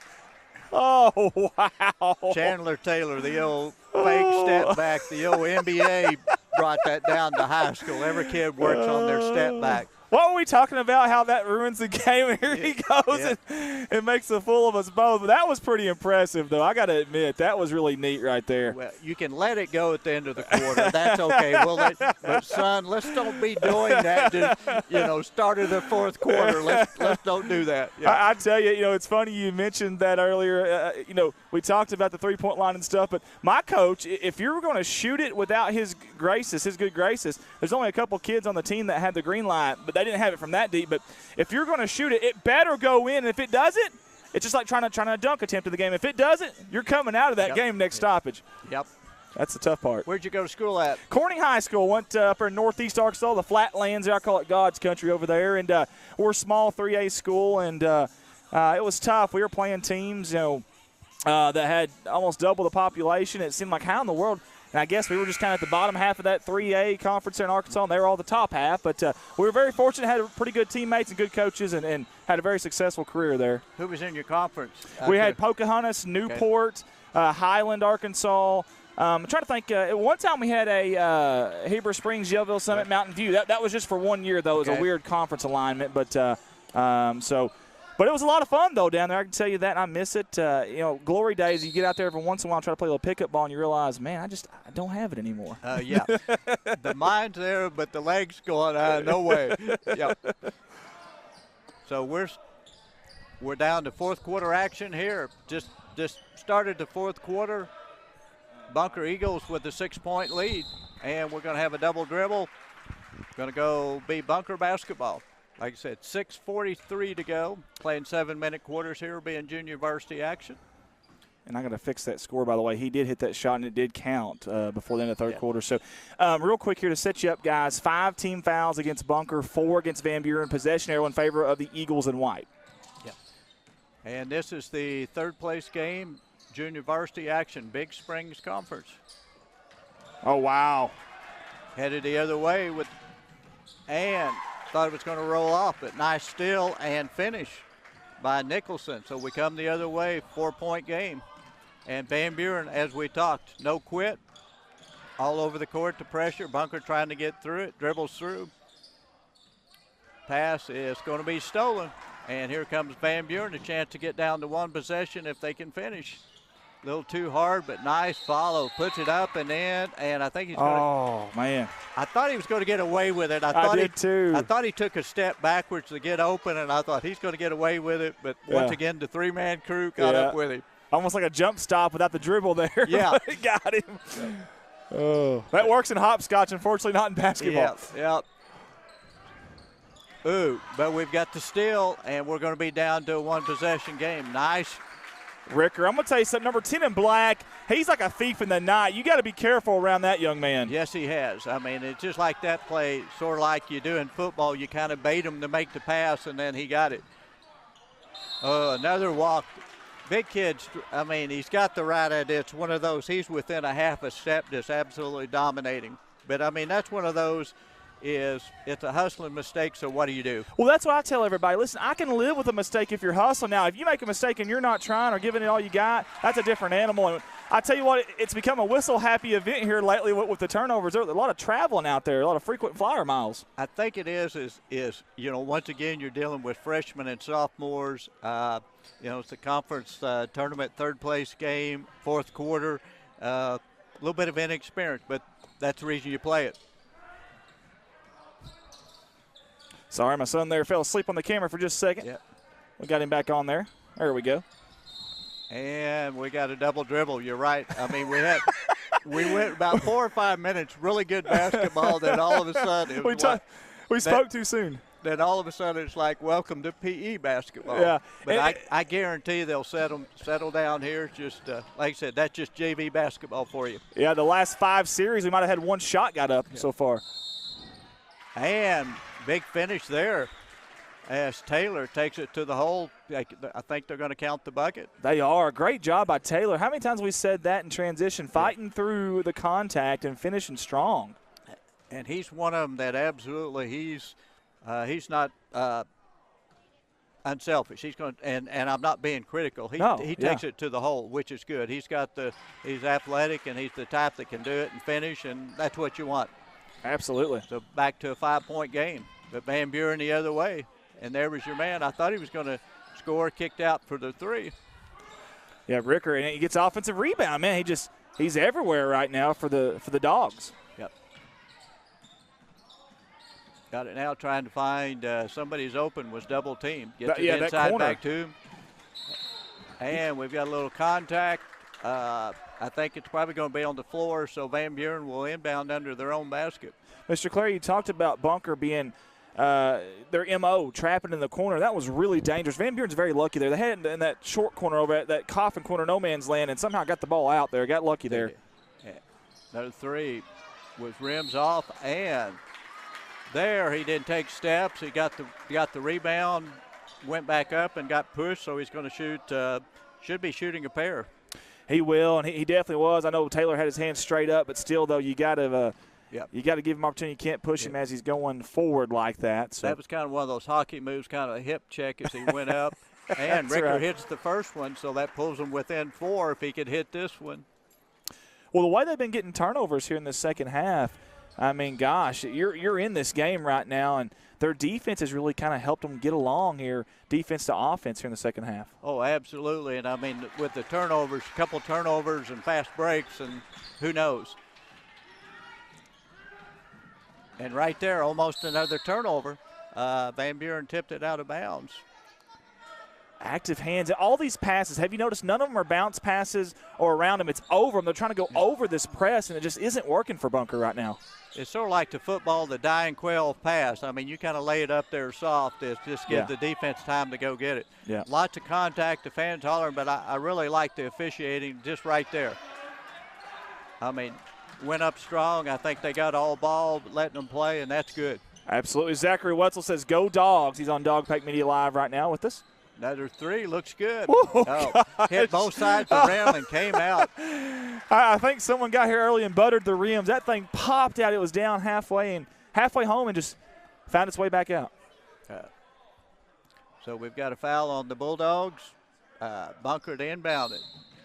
I was going to say, usually you say quick hands, going to say quick feet. He reached around and kicked that one and going to make Bunker inbound it again. A little ole, ole, ole, a little soccer there.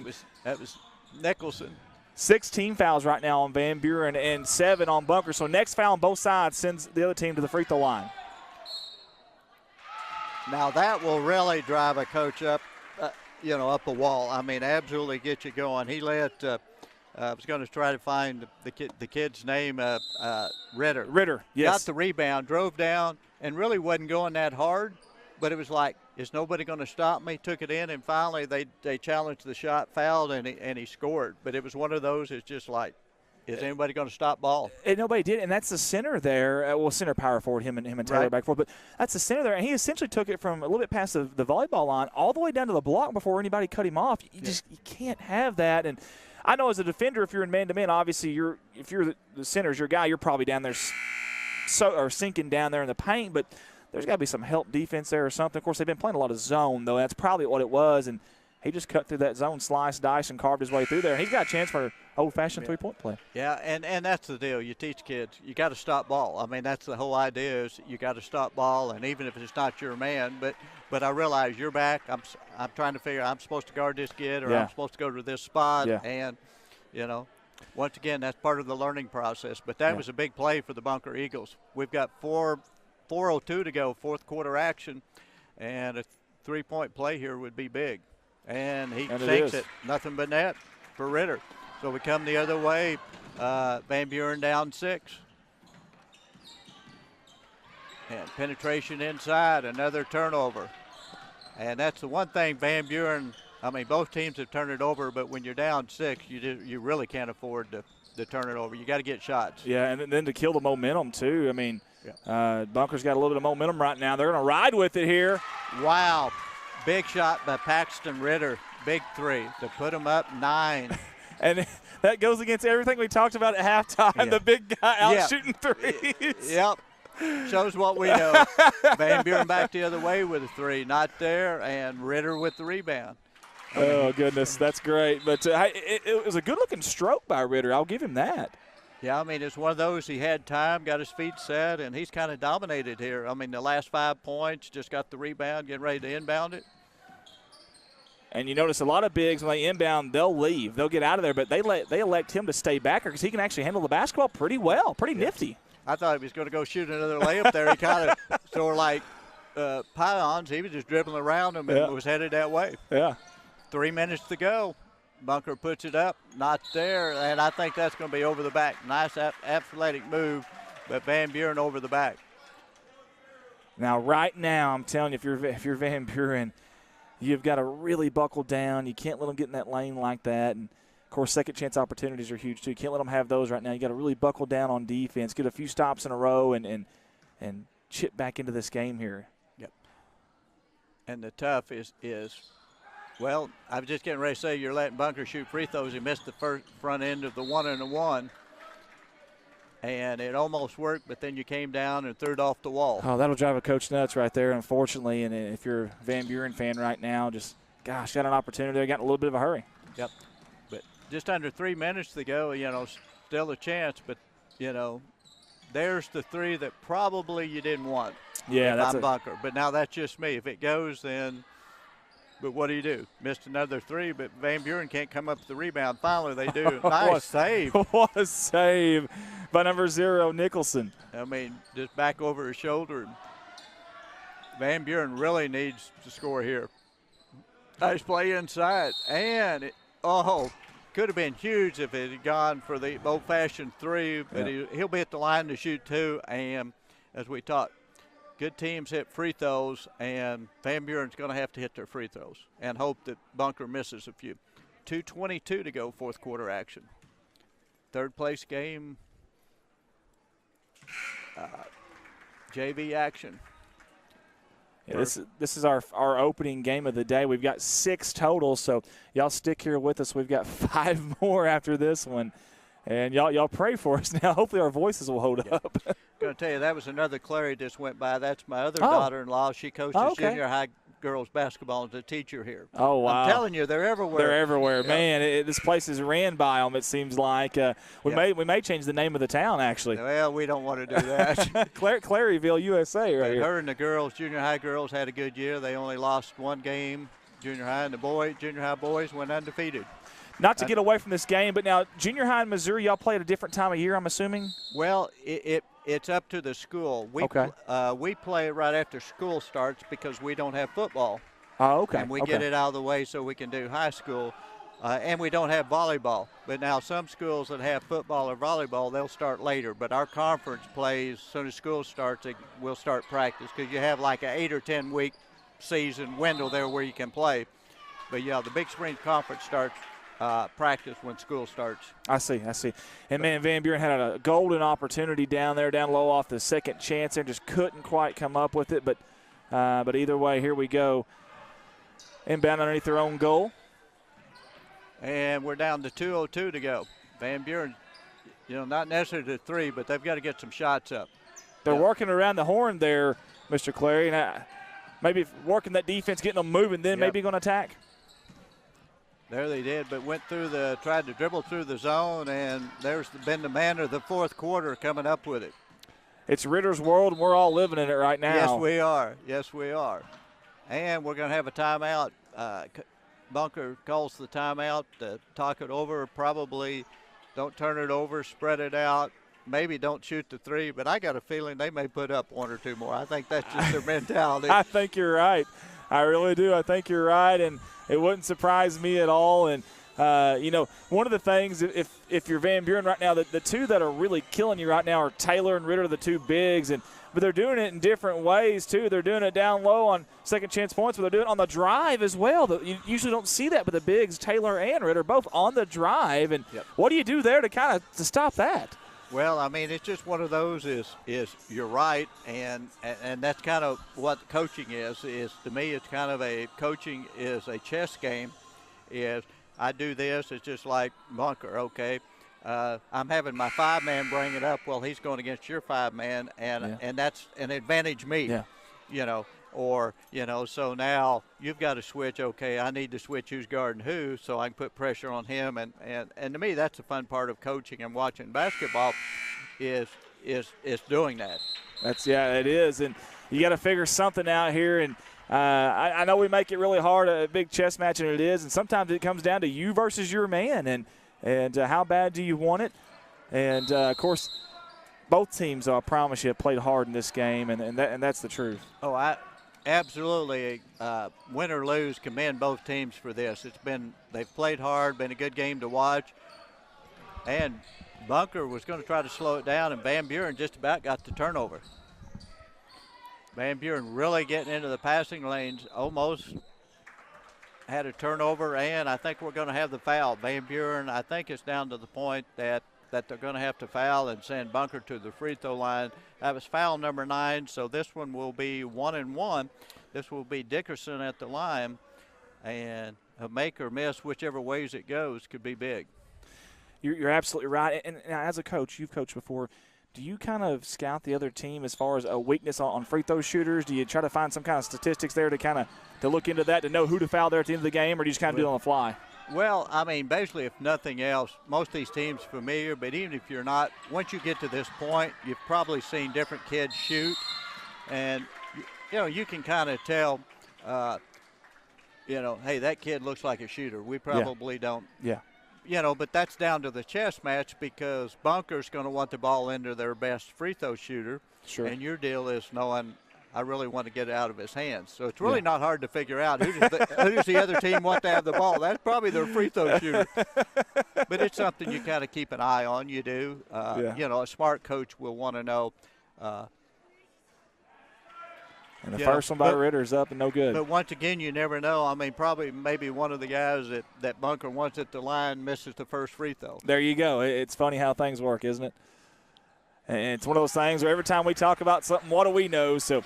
Oh, absolutely. I mean, if coaching was easy, we'd be doing it, right? I know, right? Yeah. We'd be down there right now with them, but not the case. Yeah. And we're going to have another foul as Van Buren turned it over. And this is one of those, it's like I said, it's just, and I'm not being critical, but this is just JV ball. I mean, when you're playing freshman and sophomore, it's a little bit scattered, and this game has been, but not faulting either team. They have absolutely left it. All the kids that have played, probably 10 kids for each team, have left it on the court. That is the truth, and both sides, man. From the opening tip, both sides have been at it and been at it hard and heavy, and you love to see that. Like Mr. Clary mentioned earlier, he alluded to that. Look, this is the early game on a Saturday. They both had to make a trip here. Plus, it's the JV third-place game. Like the championship. You ain't got as big of a crowd. It isn't as hyped maybe as that game's going to be. And I'll really give Bunker credit because you're not familiar with this area. I'm telling you, you got to start somewhere else to get to Bunker from here. I'm dead serious. And I live and born in the rolling hills of the Ozarks. It's not easy to get to Bunker. It may be a 2-hour drive. I know it's an hour and a half, maybe 2 hours, crooked road. So they got up for 11 o'clock game to get here at 10:30 whenever they were on the bus early. And to get off the bus and play hard like this, the coaching staff, the kids will be commended. And Van Buren's an hour drive, and, you've been here. You're going to be on crooked road to get to Alton. Oh, man, up, down, left, right. I tell everybody, hey, Alton's not the edge of the world, but you can see it from here. Well, now, look out now. But it's beautiful, though. And you haven't been to Emnitz, have you? No, sir, not yet. No, sir, not yet. Not yet. Or Bunker, some of these. It gets worse. And I'm going to tell you something, though. I learned different ways. I've tried 3 or 4 different paths here now, and I've got one down that I like, and made sure the kids had a little bit of medicine before they got here for the sickness there. And honestly, I like these quaint small towns like this. The sense of community and the pride of the community has been awesome to see, and I will say that. It's been a lot of fun to be a part of this community. And 3 from the corner for Van Buren, air ball, and it's going to be off Van Buren, Bunker ball. Set the stage here. As you can see, Bunker up by 11, 45 seconds to go. It looks like the Bunker Eagles, the JV team, is going to take home the third-place plaque.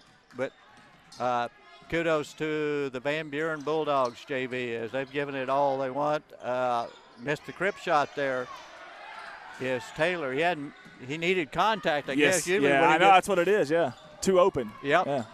And Van Buren still taking it to the hole hard, and we're going to have a block. Unfortunately, going to call it on the floor as the basket went, but he should be shooting. He's going to be shooting 1-1.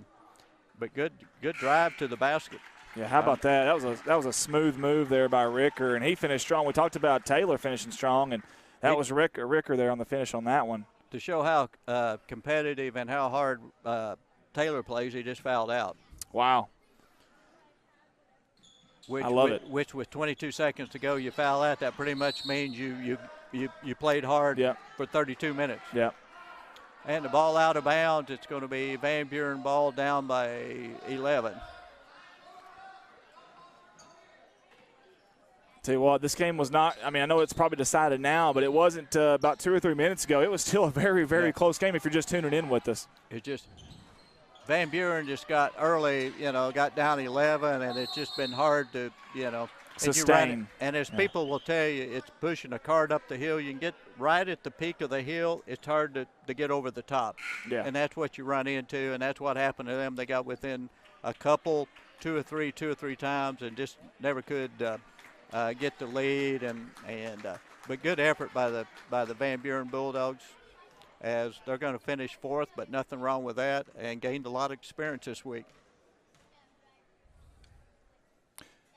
And if you're a Van Buren fan, listen, don't give up yet on us here on the live stream, because you've got 2 more games that are coming up later on as well. Yeah, the Lady Dogs are up next, I believe, taking on the Lady Comets. I believe that is correct. And then they'll set out a game, and then it'll be the Varsity will be playing for third against the Ellington Whippets. And congratulations to the Bunker Eagles on their 3rd place finish here in JV. Take it out to the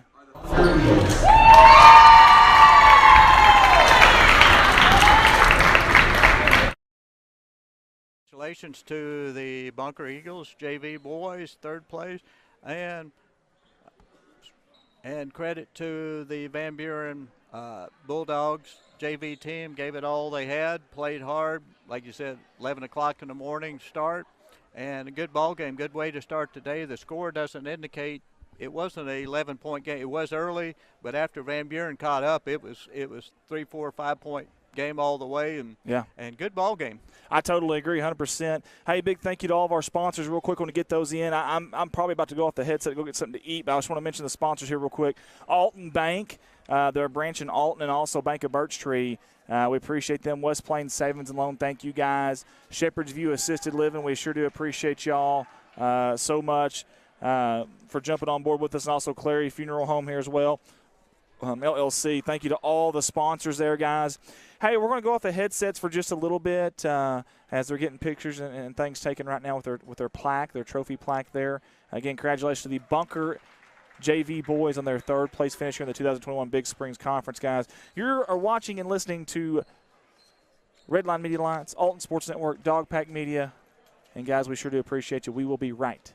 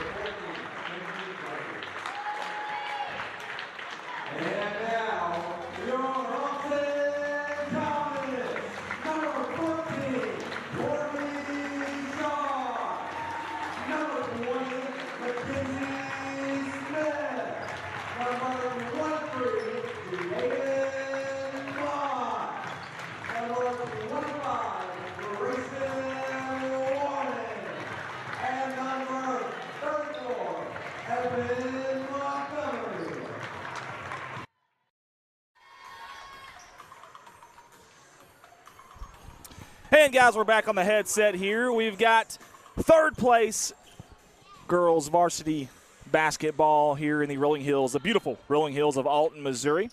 2021 Big Springs Conference Tournament Championship Day, folks.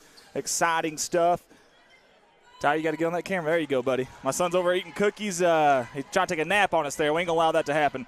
No, that's later. You eat the cookies, then you take the nap. That's right. Trust me. That's right. There's the tip from above right there. And it looks like Van Buren's going to win it. Mr. Clary's on the headset. Take it over, young man. Lady Dogs with it out front. That's Wilbanks across to 10. It'll take me a second to kind of learn the black. They go inside and see who not there. Fight for the rebound. And it's going to be off of, I believe it's going to be Van Buren basketball. When you say fight for the rebound, literally they were fighting down there. Now, let me tell you, going at it very physical. So out front is the three is up, rattles in and out, and Sharp with the rebound. Now, Van Buren, number 14, Marvin, she can shoot that shot, and I think Coach is okay with that. They just didn't fall for that time. Right. Van Buren's got 2 or 3 that can shoot the three, and the coach will let them shoot the three. Speaking of shooting threes, I'd love to see number 14 in blue tonight shoot a little bit more. She's got a good stroke for a big. She really does. I know it goes against what we were talking about earlier, but it does. Because she's kind of been programmed to be the inside player, to play the five spot as they call it. But yeah, Courtney certainly's got a good-looking shot, and as we get a steal, Wilbanks takes it away from Montgomery, so it's going to be Bulldog basketball. They go down quickly, takes it inside, and we're going to have a travel as too many steps, as they say, as Murphy put it on the floor, took a step. Looks like a box press by the Bulldogs. And Montgomery and Smith trying to beat the press and going up the sideline, and we're going to have a block. It's one of those that's either going to be out of bounds or a block. One of the two. On the sideline. So we're sorry, Mr. Clay. We was always taught to use that sideline as an extra defender. You got to straddle it. Got to put your foot out of bounds where they either run out of bounds or run over you. Yes, sir. Montgomery takes it hard to the hole, and thought referee put his hand up, no whistle, and don't blame him, incidental contact, so we go the other way. Still no score, just a minute and a half into the first quarter. Bulldog going against that Comet zone. Is it me, or is that Comet zone really sinking down low and trying to make sure that they control the paint and down low, it seems like? I mean, you kind of wonder is kind of daring them to shoot the three is and that's one of those you do pick your poison. We'll see if it's advantageous for them or not. But it's just basically, do we let them go inside or do we, sink in? And it may be one of those till they hit a three. And this is good news for the Lady Comets. It's Maddie Erickson, who this will be her first real game. You were here for the Summersville game, yes, sir. Senior night. Yes. They let her shoot a layup, and that was it. Which was awesome, by the way. I think both coaches were okay with that and maybe had talked that over. That was really cool. Yeah. It really was, Mr. Clary. Yeah. And that's where I'm surprised, because the dude on senior night, I assumed that she wouldn't be playing, anymore, because she's coming off of a knee injury. But it's good to see her out there, because being a senior, you hate to, any player miss their senior year. Yeah, and speaking of players here at Alton and maybe not being able to play, what about number 22, Clary? Do we know, will she be able to play any more the rest of the year? Do we kind of know what's going on there? Well, I'm glad you asked, because she went to her surgeon yesterday, and we were concerned because she's actually blown out both knees. Oh. and her freshman year she blew out the left one. Sophomore year blew out the right one, the one she's got the brace on. And when you saw her at Summersville, that was her first game she hadn't scrimmaged or played in 12 months. Wow. But it swelled up after that game. She's been fine. We're afraid she'd hurt the meniscus again. She went yesterday, and it's bursitis. Wow. So they gave her a shot in medicine. She's supposed to rest for a week to 10 days, and hopefully she'll be playing again. But that's the problem with Avery. Not to make any excuses for Coach Gastineau, and he probably wouldn't want to have them anyways, but, man, you take away two players there that are big-time. And Clary, I know, is a big-time player. I got to watch her. That's huge when you lose that for your basketball team, not just depth-wise, but just in general scoring and defensively, and that's really, really tough for them. Well, and it's one of those, as Will Banks hits it too, 6-0 Van Buren. And we got another Lady Comet that's kind of struggling to get around right now, and that's number 13, Madison Erickson. We talked about her. Right, she was the one just, a minute there to see how she could go. Jaden Mock's got a brace on. She was missed most of last year. I mean, it's kind of been one of those just can't get everybody healthy. I don't know if she'll play today, but we've got Maggie Warren had stepped in leading the team in scoring. She hadn't played in a couple of weeks because of quarantine. Wow, man, just one thing after another. And I tell you what, you play Van Buren, you better come ready to play. Yes. They got a lot of scores, they got a lot of depth, and they can rotate in and out, and they play great deep. This is a really good, well-rounded team of Van Buren. Yeah, and that's something I want to commend is Erica Smith for Van Buren. Yes. You talk about turning a program around through junior high a couple years. This bunch for Van Buren wasn't very good.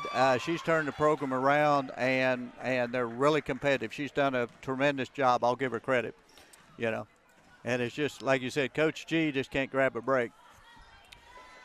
Some years it just kind of falls your way, and some years it does, and it just seems like this year's just one of those years for Coach It Gastineau. has been. Yeah. Like I said, losing. They thought Avery would be back, but then Erickson hurts her leg. Mock trying to get healthy. They had one of their all-district player left the team for personal reasons. It's just, it's just been a tough year. But that's sports, and that's part of life. It is, and I'm going to tell you something. Downtimes will either do one of two things, Mr. Clary. It'll either derail and defeat you or develop you. And these girls that maybe didn't used to get as much playing time or get as heavy playing time or be dependent on as much are getting a lot of playing time now. And they're still a fairly young team as Alton. I think in the future down the road that's going to be better for them. Oh, they're really young. I mean, Madison Erickson, Maddie, as I call her, is the lone senior. We've got Courtney and Avery are juniors, Jaden's a sophomore, and they're freshmen. And we've got a 8th grade bunch, as I was telling you earlier, that just lost one game. So, there's help on the way if they can get healthy. But the thing I'll say on the Lady Comets is as they can't get across half court, Coach G has to call a timeout. They will not quit. I went over to Donathan, and Avery wasn't able to play. They had 7 girls, and Donathan is really, really good this year. Are.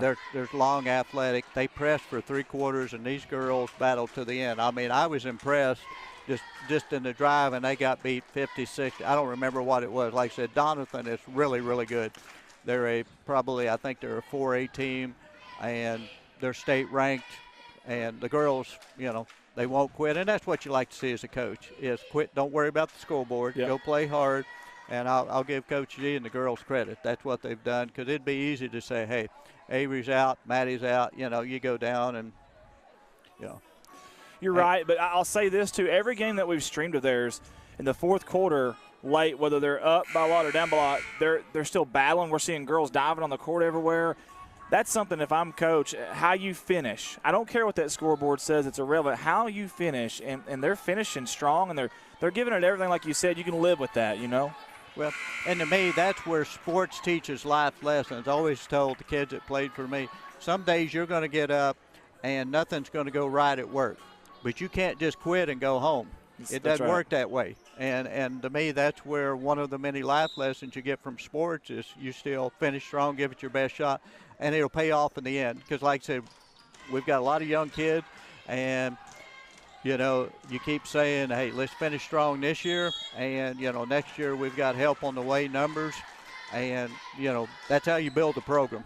I totally agree. Nothing against any of my teachers that I ever had, because I had some really good teachers. I was blessed, but there was nothing in any book that could have taught me more about life than what sports did. I'm just being honest there. The ups, the downs, there's so much. And I'm telling you, if you got a kid that you're kind of on the fence about them playing a sport, please give it some thought, give it a consideration.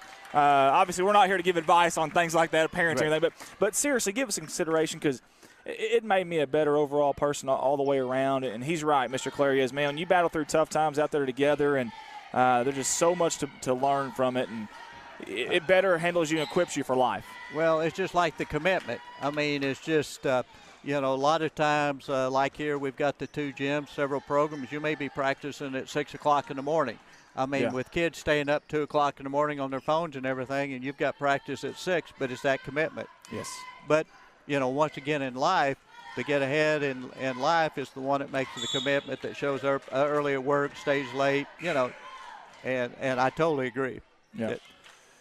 Hey, Melissa Warren, this is so awesome that I can watch my niece from St. Louis go Comets and go Maggie. Thank you for making this available. Melissa Warren there. We appreciate you tuning in, Melissa. So 8-0, Comets definitely not out of it. We're just inside 2 minutes first quarter, and it's just, they've done a great – you hold Van Buren 8 points in a quarter, you've done good. It's just got to be able to put it in the hole. Totally agree. And speaking of putting in the hole, that girl right there can. My goodness. Yes, she can. She did the other night, and Griffin hits a high percentage of those. Alton throws it away as Montgomery kind of threw it out of Smith's reach. 1:33 to go, first quarter action. 11-0 Van Buren. Just want to say real quick, number 4, Owen White. I know on Dog Pack Media the folks watching are going to know her, but maybe here at Alton Sports Network or at Red Line Media Alliance that don't know, she hit the 1,000 career point plateau this year as a junior, and now holds the single game record for points scored in boys or girls at Van Buren High School with 48. That girl right there has the ball in the corner yet again. Number 40, Katie Griffin. And you set a record at Van Buren basketball. You've done something, because it's one of the schools that's rich in tradition. Yes, sir. They've won state. I don't think the girls have. The boys have won state a couple times, but you go over there, the banners, the all-state players, and everything is. And we're going, way back. I've been around this all my life, and they're always good. Always. I mean, because they've always been our rival in our conference. And like I said, you set a record at Van Buren. You've done something. Speaking of rivals, I want to get with you on that. I'm getting familiar with these teams and these cities and these towns and how things work around here. Who is Alton's a rival, or maybe who has been Alton's rival in the past? And number 1 would be Thayer. Has been forever. You're talking 14, 15 miles. Until this year, we've almost always been in the same district, same classifications, and so Thayer. Number 2 is probably going to be Van Buren. Oh, wow. Because what used to Van Buren was 1A, we were 2A. So, and districts, Arkansas does conferences, we do district, but sort of the same way, because that's really, where it counts is, what happens. And then, a few years ago, Van Buren moved up to 2As, so we see them in districts. So that's probably number 2. But Thayer's definitely number 1. Van Buren probably number 2. That's awesome. That's really cool. I didn't know that you guys were that. Obviously, I knew proximity. You guys were close, but I didn't know that was the case. So learn something new every day, and that's pretty neat now. So that kind of makes me amped up now more for these Van Buren Alton games now. Well, and you're from not a huge area, and also especially the deal with Thayer is we've got a lot of people from Thayer married somebody from Alton, vice versa. They've moved, so there's a lot of connections. And, which when they play each other, really gets interesting. Yeah, I bet it does. And because it's just like they have a player by the name of Jordan Andrews is really, really good. His dad's from Alton, which we still hate him over that for being at there.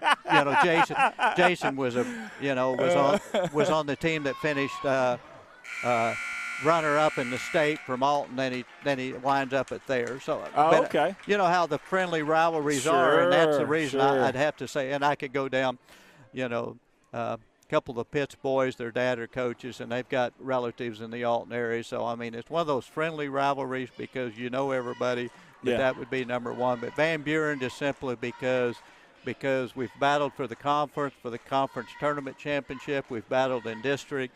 It's just those would be the two. That's awesome. Love to hear that. Love to hear everybody that's on right now on social media with us and also chiming in. Thank you guys so much. Debbie Rector says, we love our dogs. Beth Tuttle was watching from Minnesota. How about that? Way up there. Connie Mathis earlier said that these games – oh, by the way, several people asking about YouTube. We are doing YouTube tonight. We normally wouldn't, but there's no Corning games tonight with my other company, so we are doing YouTube. So you can watch these games live right now. You can search Corning Sports Report or Redline Media Alliance. You can pull it up on YouTube. And just like Mr. Clary said earlier, you can watch it up on your smart TV, your Roku or Amazon Fire Stick, or just on your smart TV. There's a YouTube app on there. I think there's even a Facebook one too. But check it out. Watch it on your big screen at home. Get comfortable. Kick off your shoes. We're inviting you in and saying welcome. And again, Big Springs Conference Tournament 2021. This is the girls' third-place game right here. And I'm very thankful to have Mr. Clary here on the play-by-play. It gives me an opportunity to take a break to run these cameras and stuff like that. And I can't thank you enough for that, Mr. Clary. Oh, I enjoy it. Been around, as I tell people, I like to talk and I like basketball, so kind of a good combination, I guess. Alton still looking to get on the scoreboard. Sharp puts it up and scores. Good, strong move that time. Good defense, and she was able to shoot over the defense. 13-2, just to start of the second quarter here. As you said, this is the third-place game, varsity girls. Wilbanks with it out front. I like Wilbanks. I mean, she's a baller now. She's a gamer too. You know, she may not be the fastest kid out there, the strongest kid out there, but I'm telling you what, when those lights come on, she flips that switch, and she's going to give you everything she's got on every aspect of the game too. She's a good ball handler, good defense, good rebounder, everything. And she's played against Avery a lot. I've seen her, and I know the family, and like I said, it's just a good, hard-nosed. And the other night, I mean, you were here absolutely, or actually you weren't here, Austin was. They were diving on the floor, and she had a couple of car wrecks and everything else. I mean, left it on the floor. Maggie Warren, she's the one that's been in quarantine. I was kidding her over at the other gym. If she'd been running around the house, and her dad said they had a treadmill trying to stay in shape, but unfortunately they don't have a goal inside. Yeah, it's kind of hard. Yeah. But she was the one in quarantine. There's Mock from deep, puts it up and hits it. All of a sudden, a 8-point ball game. So just like that, they woke up. I Yeah. don't know what happened here, but man, whatever was said there at the end of the first quarter in the huddle, it's working. That, and I think maybe just kind of, as the old saying, getting their sea legs under them, kind of getting comfortable, because as, Murphy Van Buren answers right back. That's the thing about them, Mr. Clary, is they got so many threats. It's hard to really – I know Katie Griffin is the obvious one, but you can't just focus on her. I mean, there's so many threats for Van Buren. That's the deal, and as I said a while ago, you pick your poison. Do we get out on them and – stop the three, but then they put it on the floor and go inside. That was a nice move by Sharp. I mean, I know you really like Courtney. I mean, do. She caught it on the sideline, and it was basically, I'm going to take it to the hole, and there's nothing you can do about it, and she got the foul. To me, she's that glue person, that glue person that kind of keeps them together, and she does a little bit of – and she does stuff that doesn't show up in the box score either, or maybe in the local newspaper. I mean, very active and very unselfish, but, man, she'll flip that switch, too, when she needs to and get aggressive. And I think that's being the junior. I mean, being the leader. I mean, when you've got, a sophomore and the rest are freshmen, and that's where the other night against Summersville, Avery, not only did she score, but it's just the presence of having a junior that's been there before, and young girls need that, and that's what hurts. And you're right, Courtney's usually – Avery's always been the one in that class to do it with her down, and it's, as you said a while ago, it's been good for some of the other girls because Courtney's had to be the leader. Yeah. She's the oldest one out there. 16-7 as she hits both free throws.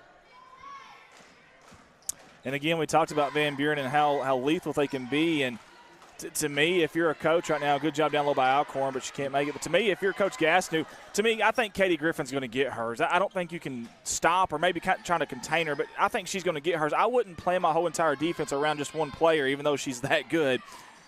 There's so multiple. I think I play them straight up and just know and understand that she's going to get hers. Yeah, it's just the only thing is you've got to understand is, if she's in your area, maybe cheat a little bit. But there's right there. You've got 32, an inside player and just hits a 15-foot jump shot. What do? You're thinking as a coach, that's the shot you want her to take, and she hits it. Exactly. And she can shoot that. We've seen that over at Dogpack Media. She can definitely shoot that. I think a lot of teams kind of misread that from her, and they leave her open, and she's proven she can knock it down. Yep. 5:38 to go, first half.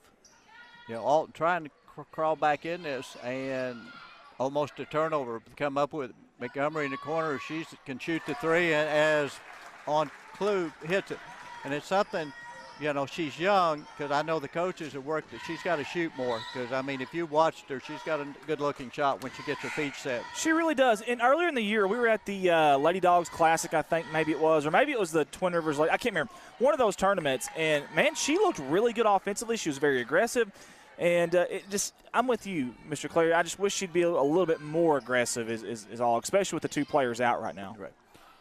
But what you run into on a young player when you play a tough schedule that Alton does, you take them 1 week, they had Donathan, Neelyville, and Naylor, which are three really good programs. Well, a young girl gets frustrated and they think, well, I got my shot blocked 3 times, I'm going to quit shooting. Well, that was Donathan or Neelyville, You're not, Now this is Van Buren. Nothing against Van Buren. Nice move by Sharp. Couldn't quite finish, but a nice Euro step. Yeah, it was. But that's what happened. The older ones, experienced ones, realize it's part of it, but a younger girl can kind of, lose her confidence a little bit. Yeah, I agree. Katie Griffin on the left side of your screen did a great job and finished, and then it was Sharp on the right side of your screen, just couldn't quite finish, though. Here comes that press, though. Yep, and they get the turnover. Montgomery with the turnover. Right there, I kind of thought she had a chance maybe to put the three up, and it chose not to. But once again, that comes from experience. Now she puts it up. There's my girl. Right on cue. We talked about it. Right on cue, and what a shot there from Montgomery. And that time when she caught it, there was no hesitation. She knew exactly where she was going with it. And like you said, that's what you want to see out of her. And you talk about matchup. Coach Smith instantly with a timeout, and that's what she's talking is. And I'm sure is you've got to know, because in this game, it's just like if Griffith gets hot, Montgomery gets hot, other players too. Everybody has one game in their life. Oh, yeah. And you got to get out on them. It just seems like that basket is bigger than the ocean, and everything you throw up is going down. And then there's some nights it just you can't buy a basket, and it's so frustrating. It's funny how the basketball gods, I guess you could say, work with that. Yeah. So anyway, we're 7-point game, almost halfway through the second quarter. Van Buren with attacked an easy basket, but Griffith, I think she was too close. I think you're right. I think she got too deep in there, and it caused some issues with the angle of that. Yep. And one of those, I think, kind of surprised is just how open she was. Yeah. Alton with the miss, Van Buren coming the other way. Griffith gets control to Wilbanks to set the offense. Looks like Alton in a 1-3-1. They're really sagging down on Alcorn at the high post when she gets there. Yeah. Which is good because she had a really good night in the semifinals, and I'm sure, once again, as you talked to a while ago, scouting teams, and I think it's obvious they're trying to shut Van Buren down inside. And let's be honest with you. For a second I thought Van Buren was just going to run away. It was going to be a 20 or 25-point lead at halftime, but we got 3:45 to go, and it's just 7 right now. I know 7's still a 3-possession, but still. I think the main thing when it's 13-0, it's tough, and then all of a sudden Alton has scored, so nothing else is just the confidence that we can score. Yeah. You just need to see the ball go in the basket. Yeah, the mental part of the game is there's so much to it. People don't realize it. If you want to be an overachiever, you better first be an overbeliever because thoughts do influence actions, I promise you. Yep. Van Buren with the patented press to mock to Warren. That's Maggie Warren, so a 5-point game.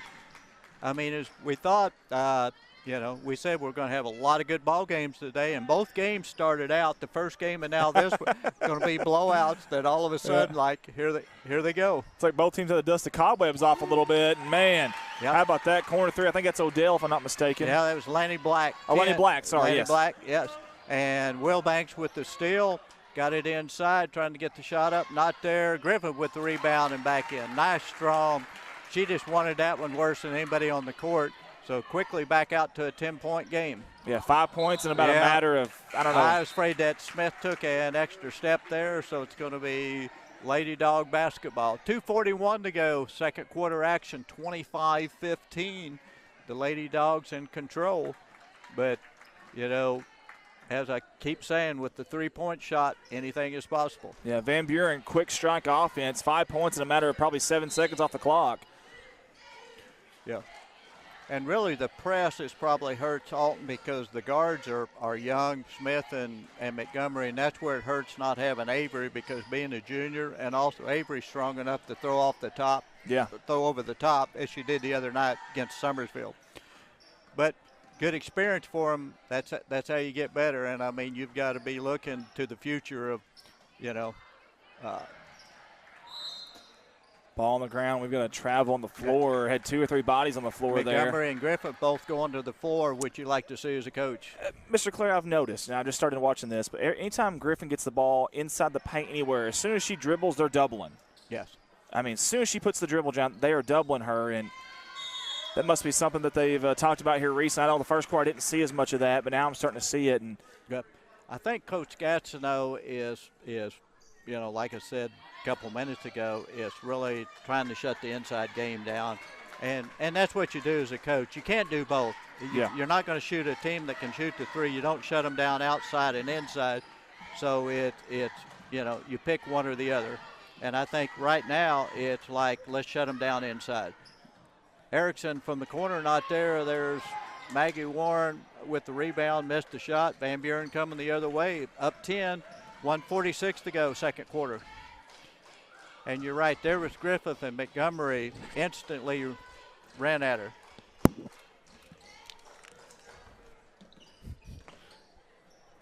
Camera, son. Camera. I tried to throw something at him there and it worked. Yeah.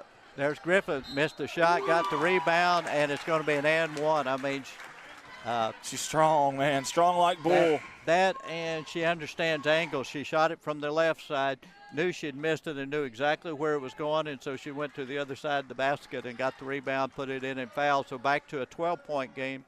Van Buren with a little run here. Alton got within 5, but Van Buren's put it back out to 13.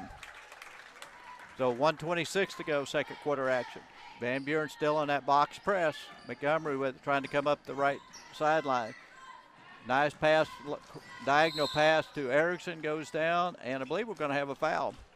And that's number 6 against Van Buren, so next one we'll be shooting free throws. I was thinking that one might have been on the shot, but they are going to say the floor. Of course, what do I know? It's easier said than done when you're up here, obviously, and those referees are down there working their tail off. But into Erickson, she was going to shoot the three, pulled up, and there's that 15-foot shot that we talked about. Sharp with the rebound to Smith. And Smith had the shot that time, and I heard some people in the stands here going, shoot it, shoot it. There's Maggie Warren from outside, off the rim, and here comes Will Banks the other way. Lanny Black to, tough shot. That was Murphy. I mean, she got bumped on the shot and still finished. So 30-15. Tell you what, Van Buren plays really well through contact. We talked about that in the last game with Bunker and a couple of their players. And there, Erickson to Smith for 2. So finally Alton's able to break the run here and pull within 13. 21 seconds to go. We will see is Van Buren goes for one or one of them just decides, hey, I'm open, I'm going to shoot it. I always ask that, best shot or last shot. What's your kind of take here? Well, I'd probably do that and let Griffith shoot it, even though she missed it and crashed the boards. There was Murphy with the offensive rebound. So halftime, 32-17, third place game for the Varsity Girls Big Springs Conference. The Lady Dogs on top of the Lady Comets. Tie. Scoreboard. Big thank you to Mr. Clary here for helping out today. He's been a lot of help, obviously, on the play-by-play. It's given me an opportunity to take a little bit of a break and do the directing in and out of the cameras and such. Hey, well, we've got an opportunity, though. I want to mention a little bit of our sponsors and why we love them so much, because without them, we can't do this. We can't make this happen. So big thank you to all of our sponsors, starting with Alton Bank. Alton Bank and their branch, Bank of Birch Tree, strive to provide the banking services and products their customers want and need in an environment that is personal and welcoming. With 2 locations in Alton and Birch Tree, banking with Alton Bank has become more convenient. Stop in and let Alton Bank be your hometown bank, member FDIC, and an equal housing lender. How about West Plains Savings and Loans, serving customers in the West Plains and surrounding communities such as Alton, Couch, and Thayer since 1919. If you need an ag loan, consumer loan, business loan, or home loan, come see them at 417 West Broadway in West Plains, Missouri, or call 417-256-3042. That's 417-256-3042. The loan officers will be happy to sit down with you and talk to you about meeting any loan needs you might have. Equal housing lender, member FDIC. Shepherd's View Assisted Living. When the damage of living at home requires more than you are able or willing to give on your own, you will find a warm welcome at Shepherd's View Assisted Living. When you need that transition from nursing home care to home, we are the right option to prepare you for living safely and successfully alone. Once again, our staff are well trained to provide safe, efficient personal care, diabetic care, nutritious meals, meditation administration, and social activities. Shepherd's View, we are here for you. And then also Clary Funeral Home, locally owned and operated, serving Alton and the surrounding community since 1948. We appreciate them in Alton, Mammoth Springs, and Thayer. Here in Alton, you get home at 417-778-7221. Again, 417-778-7221. That's Clary Funeral Home, LLC. Again, family owner operated since 1948. Well, Mr. Clary, do you need a break? Do you need any food, drink, anything like that? I think I'm good to go right now. It's just, but now we've got a lot of basketball left for the ones who wonder what's coming up. We've got the we've had the JV boys third place game won by Bunker. Lady Dogs leading this one, and then we've got the third place game, Varsity boys, and that game it's going to be a heck of a game to watch. You've got the Ellington Whippets and the Van Buren Bulldogs, but there's a lot at stake on that game. You can kind of relate to that. They do it conference-wise in Arkansas. We do it, even though this is the conference tournament, they're in the same district. And how that's big is Ellington beat Van Buren early this season, so Ellington got the 3 seed. Okay. And Van Buren got the 4 seed, so they had to start with Ellington, the 1 seed. Oh, wow. Which you never want to start with the 1 seed. No, never. Well, they're in the same district. So if, when we get down, and this time of year you're talking standings in conference, and we're talking district. So I guarantee Ellington would like to beat them again, so they get the higher seed in district. If Van Buren can beat Ellington, and especially beat them pretty good, then it's basically kind of a toss-up, and it'll be up to the coaches who gets the better seed. Wow. See, we vote. That's interesting. See, That's really interesting. Arkansas does it different. Yes. You do it, everybody plays head-to-head. Yes. And I wish Missouri would do this. Arkansas, everybody plays head-to-head. You're assigned to a conference, and it's automatically 1, 2, 3, 4 what you do. Settled on the court, yes. The other thing you do, 2 teams advance on out of every tournament. Yes. We don't do this. We will have a coaches meeting, and they will vote just like a regular tournament. How you vote is how you're seated, and it gets really political. I was just going to say, I bet that's pretty heated. I'd love to be in that room. Not that we need to be live streaming that, but that would be a lot of fun to be in that room. No, I don't think. And the deal is, coaches will spend a week or 2 talking to them, and I'm not being critical because it's that's how it works. That's Missouri's system. Is basically because it's one of those like scouting players. You do team. Okay, I don't match up with Van Buren, but I match up with Ellington. So you're doing, I'll help you, you help me, and that's how it works. So these seating meetings, and there will be complaints to Misha that basically we should have been this seed, that seed, but that's how. But the worst problem is just sending one team. And the example I'm going to use, Bunker is one of the top 1A teams in the state. They're ranked like 11th or 12th, but I think they're that good. They're in the same district with the South Iron. South Iron has only lost 2 or 3 games. They're playing 5A and 6A teams. They are absolute. I think they'll win 1A state and not have a close game. I think they're that good. But poor Bunker would have to pull the world's biggest upset. And I'm not picking on Bunker. They're good, but they're 1A. But South Iron is just a different level than anybody in this area, and they're in the same district. So Bunker has no hope. And that's really sad too, because they are good. Yeah, we streamed South Iron versus East Carter, and my goodness, we kept hearing so much good things about East Carter. And then you watch South Iron, you're like, okay, that's a different level. They jumped out like 30-2. I mean, I watched just a different level, different team, and I love, obviously you always want to help kids and get them out there, and I love a lot of folks say, hey, we've got D1 kids on this, Until you see D1 kids, you're like, well, maybe not. And South Iron's got a couple of them that I don't know if they've signed yet or not, but I feel like they probably could. Brock Wakefield is going to the Citadel. Which so is there D1. he is. Okay. And the other kid is the coach's son is Dinkins. His dad's Dusty, which was a really good player, and he's phenomenal. He's a year younger. I'm sure he's getting a lot of offers. I haven't read it accepted, but like I said, Wakefield had several offers, but he signed with the Citadel, which is South Carolina D1 out of South Carolina. Yep.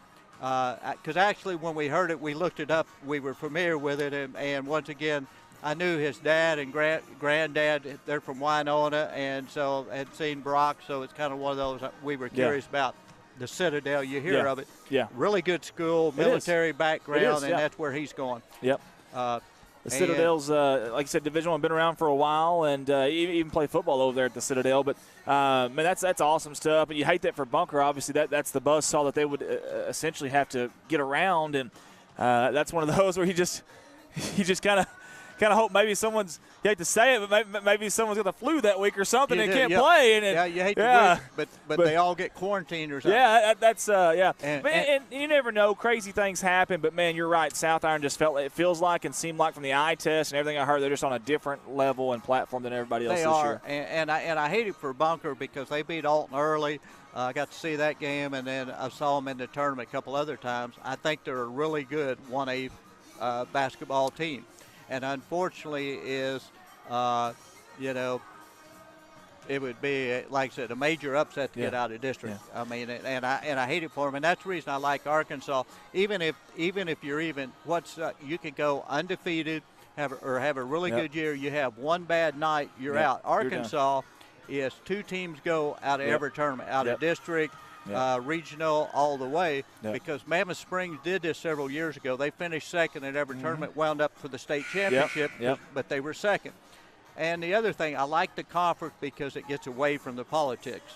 Everybody's home and home. And to me, the rivalries, that means we'd play Van Buren home twice. And home. We'd play, used to, it was they're not, but we'd play Winona twice. We would play Couch twice, Neelyville twice. All these teams play them twice. The rivalries is unreal. Plus, end of the season, it's automatically whoever wins that gets all the way to state. First of all so you're rewarded for regular season. Really, regular season in Missouri doesn't mean a whole heck of a lot. Yeah. So if y'all are listening, if y'all are watching, we're going to petition to change things. I don't know how it's probably been that way for 100 years, but we're petitioning to change it. Yes. You spearhead it, and I'll sign my name on it. Okay. I'm with you, though, because seriously, and what's cool about that is you got, like, for example, us. We play Piggott. That's our big rival. And we get to play them twice a year, once on their home court, once on our home court. And then sometimes you'll meet in that tournament. Sometimes you're playing 4 times a year and against your rival, and that's awesome. But like you said, leave it on the court. Let the court decide it. Don't let the politics or, coaches trying to sit there and get a story together and make it look good for their team. Man, let them decide it on the floor. The kids deserve that. Oh, I agree, and that's where I said, it's just being from Missouri, we like to pick on Arkansas. I know you do. I know you do. And vice versa. And once again, friendly rivalry, because what's bad is we're kind of Tiger fan, but my oldest son kind of roots for the Razorbacks. Oh, that's awesome. So we go back and forth, and I've got an uncle that's a big Razorback Well, fan. good. So, I mean, and being 15 miles from Arkansas, Well, I know sure. a lot of people from Mammoth Yeah. Springs down that way, Yeah. and it's a friendly rivalry. But that's the one thing that Arkansas, in my opinion. And the other thing, I don't know if they do anymore. 40 years ago, I lived in Conway, Arkansas, and at the end of the season, they would take the top top team out of each class and have a overall championship tournament. I got to go watch that. Conway was undefeated, was 3A, Yeah. was 32-0. Central Little Rock back then was Houston Dale Nutt was playing. Yeah, Houston Nutt, yeah. And was there. The kid, 1A, I couldn't remember his name, was averaging like 50 a game. But anyway, they played, and this friend, he said, "Do you like basketball?" I said, 11. He said, "They're having this overall state championship tournament at UCA." Yeah. Unreal. Speaking of UCA, what are they famous for, basketball? Well, I'm going to tell you a name here real quick. I'm going to throw it out there. Mr. Scotty Pippen. Was the manager, walked on the team. And walked on, I was just going to say, walked on the team, and of course the rest is history, but unbelievable stuff there. And it's just how many Hall of Famers and All-Americans, and do you hear that, well, the story was, they got cut from their varsity team, Yep. or they had a walk on it. Yep. It's amazing what perseverance and just sticking with it will do for you. It really, really is, and you love to hear those stories like that. You really, really do. Now, I've got a camera that isn't charging. Guys, I'll be right back. I'm going to let you take it over here for just a second.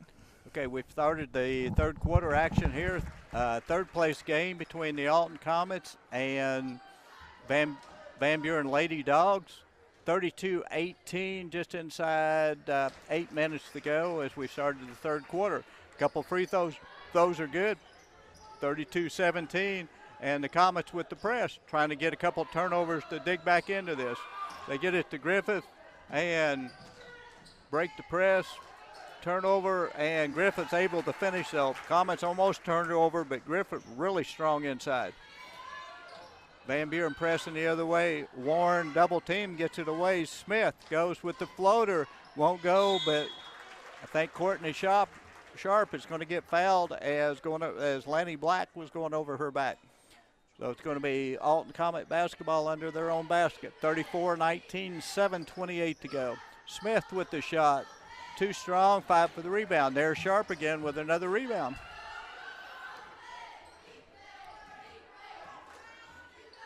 Montgomery with it out front. And Sharp, she's not looking though. Andy, Sharp's got it wide open from 3 and wouldn't shoot it. Mock with it, drives, goes in, a little bit of contact, puts it up, and nice finish in contact for Jaden Mock. 34-21, 7 minutes to go. Van Buren coming the other way. There's Wilbanks with it, long pass, nice catch and finish. Nice play from Alcorn to Murphy on that play. So 36-21. Alton coming the other way, starting to get really both teams taking it. Mock takes it inside, gets fouled, and I think she's going to go to the line to shoot 2. We'll see who the foul is going to be on. The foul is on Griffith, and that's just foul number 2. Nothing real serious, but Van Buren, that's one girl they would not want to get into foul trouble. So Mock at the line to shoot a pair. And first one a little short. 6:38 to go, third quarter action. All right, I'm back on here with you. Another trivia question for you, Andy. You've heard of the Nutt family. Where are they from? They're Houstondale Nuts and Dickie Nutt, too. Of course, Dickie Nutt was a big right. I'm trying to think now. That's a very good question as Katie Griffin throws up a 3 there from the corner. They're from Fordyce, Arkansas. Fordyce, that's where Paul Bear Bryant off. That was my next question. Yes, what is Fordyce famous for? Paul Bear Bryant and how he got his nickname, trying to impress a girlfriend, and the things we do to impress women, Mr. Clary. Fought a bear, and that's awesome stuff right there. You know, he was so close to going to Arkansas, too, before he went to Alabama. There's a story behind that, too, I'll get into later, but good job by Montgomery. Yes, nice left-hand finish. It's just Missouri's probably wondering why we're talking about it, but in central Arkansas, especially back then, the Nutt family was, because they were all athletes. Oh, yes. Like I said, he was on the Little Rock Central team that was very good, but he was headed to quarterback, the Razorbacks. He'd already signed with the Razorbacks. There was him and another kid on the team. I can't think of his name. Was really good also from Little Rock Central, and they'd been signed by the Razorbacks. Houston Dale was a darn good coach, too, really was. I know a lot of people have different opinions of his coaching, but I thought he was a very good coach. And now he's on CBS. He's an analyst now. So, So 36-23, 13-point ball game, staying about there. Alton, as I said earlier, they're not going to quit. And, still going against that press. Montgomery to Smith, back to Montgomery. And long pass down to Mock, takes it to the hole, and nice finish by Mock. Once again, finishes with contact. Alton within 11. Pressure on Wilbanks. And if Alton can find it, turnover.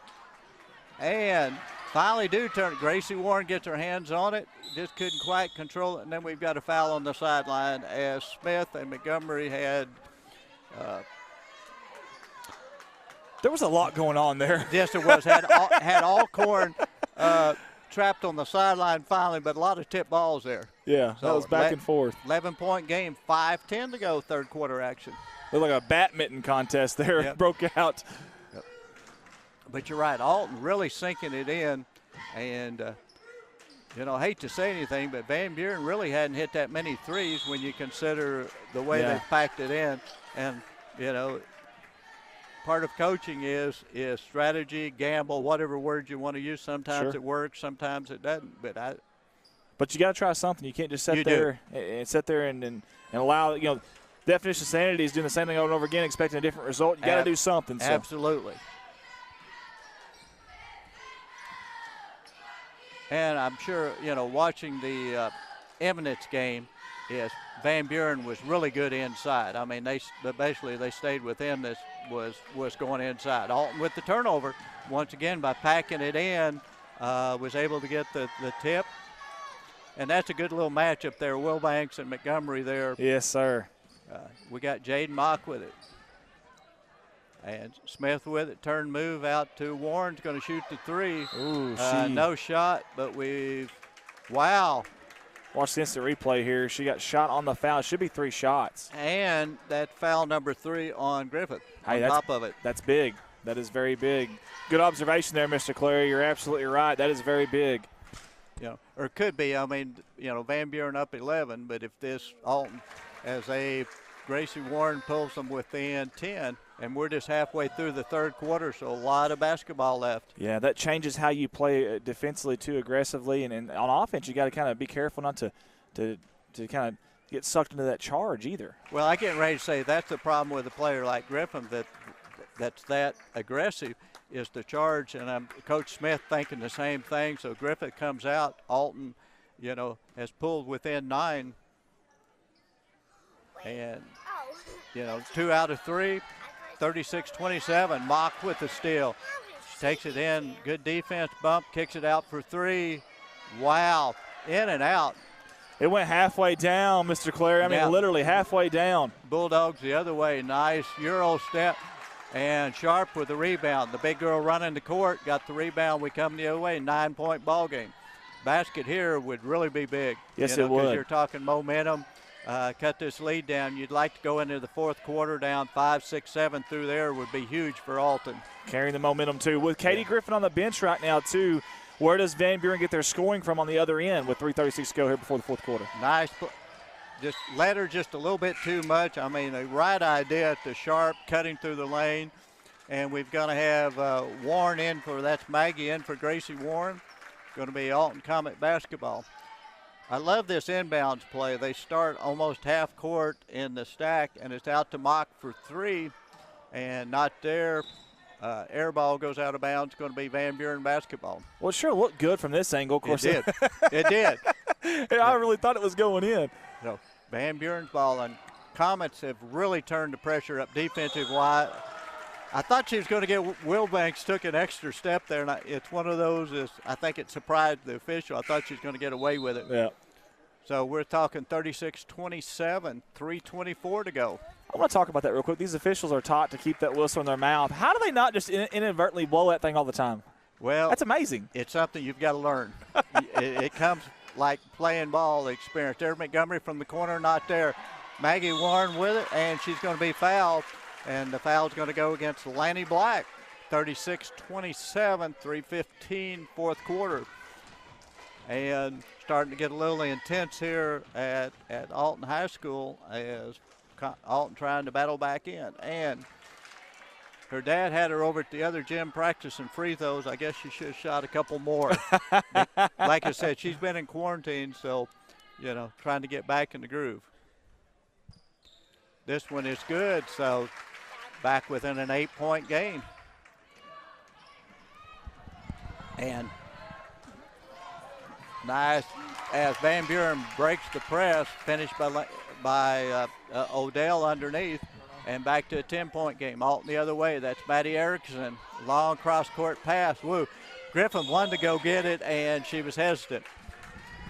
Maggie Warren with the walk, so going to be Van Buren basketball. But Coach Smith for Van Buren kind of rolling the dice. She put Katie Griffith back in the game. And Griffith with it. Penetrate, kicks to the corner. 3-point from the corner, no good. Erickson with the rebound. And so Comet's coming the other way, down 10, 2:42 to go. Third quarter action here in the third place game, Big Springs Conference. I think Coach has a lot of confidence in Katie Griffin. She's a very smart player. She's probably still going to play aggressive. That's just who she is, even with 3 fouls here. Yep. But a lot of confidence Erickson in it. With the shot, not there. Maggie Warren with the rebound, not there. Her and Sharp rebound, and Erickson came up, missed it. It's going to be out of bounds. I think it's going to be Comet basketball under their own basket. Okay. Erickson getting a breather, and Maggie Warren getting a breather. You can tell that they're both, this is their first action in a while, is play a couple minutes and then trying to get them a break. Grayson Warren and Jaden Mock coming in for them too. 2:14 to go here, 10-point game. You like the fight from Alton here. Yep. 2:14 to go, third quarter action. See if they can get it inbounds. They won the turnover, but it's actually not because she threw it in. It was tipped by Van Buren, and she jumped in and caught it, which is legal. I mean, kind of the fans and the coach for a second there explained and kind of complained, but then realized it was a legal play. Van Buren to inbound it, going against that pressure. And there's one of those, depending which side you're on, reach in. It's either a layup or a foul. Goes against the Comets. Fouls 5 apiece. Wilbanks with it in backcourt. And Smith all over her. Her and Montgomery making her work. But there's a little bit of contact there, and this is maybe foul number 4 on Griffith. Let's watch it from above here, the instant replay. She's on the ground. Boy, I hope she's okay. Yeah. It's pretty hard hit there. They did call it on Griffith. That's her 4th. Well, we just talked about trusting in. And that's one of those, nothing against the officials. That was really a nice hustling play. She dove on it, and there was contact, but she was just, that's her mentality, though. Yep, she's got that motor, man. It's full tilt boogie, full throttle. I sure wouldn't have her out the point of the zone. Because she was there. Nice play inside to Sharp. Jaden Mock to Sharp and couldn't finish, but she's going to shoot too. But she was out at the point there, and she was all over Montgomery, and I'm thinking, oh, gosh. Yeah, that's very dangerous. And, again, Coach has a lot of confidence in her, though. Very good ball player. You do, but you get an aggressive player like that, it's just at times you got to protect them from themselves. Yes. Yep. Sharp hits the first one, so 38-29. 1:34 to go, third quarter action. Griffith coming out of the game as, Coach Smith. This is where coaches earn their money. Is a ball game like that, you got some foul trouble. Who's hot, who's not. Yeah. The old chess match. Yeah, and then the very end of the game, you'll see a lot of offensive, defensive switches in between free throws, timeouts, stuff like that. So it's a lot of fun, man, watching it from up here and kind of seeing what they decide to do and how they go about things. And Mabry came in as well for the Lady Dogs, and here we go, 1:33 to go in the third quarter. Yep. And almost a steal, but Wilbanks the other way, kicks it down, and we're going to have a and one possibly the other way. That is, I was going to say, I believe that's Alcorn, and she was big the other night. She got a lot of big baskets for them, rebounds the other night. Good finish there, and quickly Van Buren back up 10, a chance to go up 11, 1:27 to go. Third quarter. It's really interesting. They had Alcorn and Underwood in at the same time earlier, and a lot of times when I've been watching Van Buren, they don't play both their bigs at the same time, but this time they did. Yeah. Well, and that's kind of what Coach Gastineau, he had for a while. They're Sharp and Maggie Warren both in there, basically can play inside, and now he started rotating them a little bit. Yeah, space it out a little bit better, spacing that way. And of course, some of those girls, I mean, they can play high post and low post, and there's a little bit of difference now. You got to be able to have a little bit, good ball handling at that high post and good vision as well. Yeah, that was Mock with the miss. Warren got the rebound, unable to finish, and we come the other way, and there's Alcorn again. Really runs the court well, for a big, yeah. Yes, for a big, absolutely. And that's something you teach them is if your bigs will run the court, they'll get a lot of easy baskets. There's Montgomery for three, comes up short. Nice block out by Murphy. Thank you for Coach Gastineau, though. I think you're okay with that because she ran into that play in motion, and she was in rhythm, and she caught it, and she went forward with it. Just didn't work out. Yeah. Oh, I mean, I think that's what you got to do. I mean, down 11, I realize we've got a whole quarter to go, but you still, you get an open three because a couple of those, not only the points but the momentum.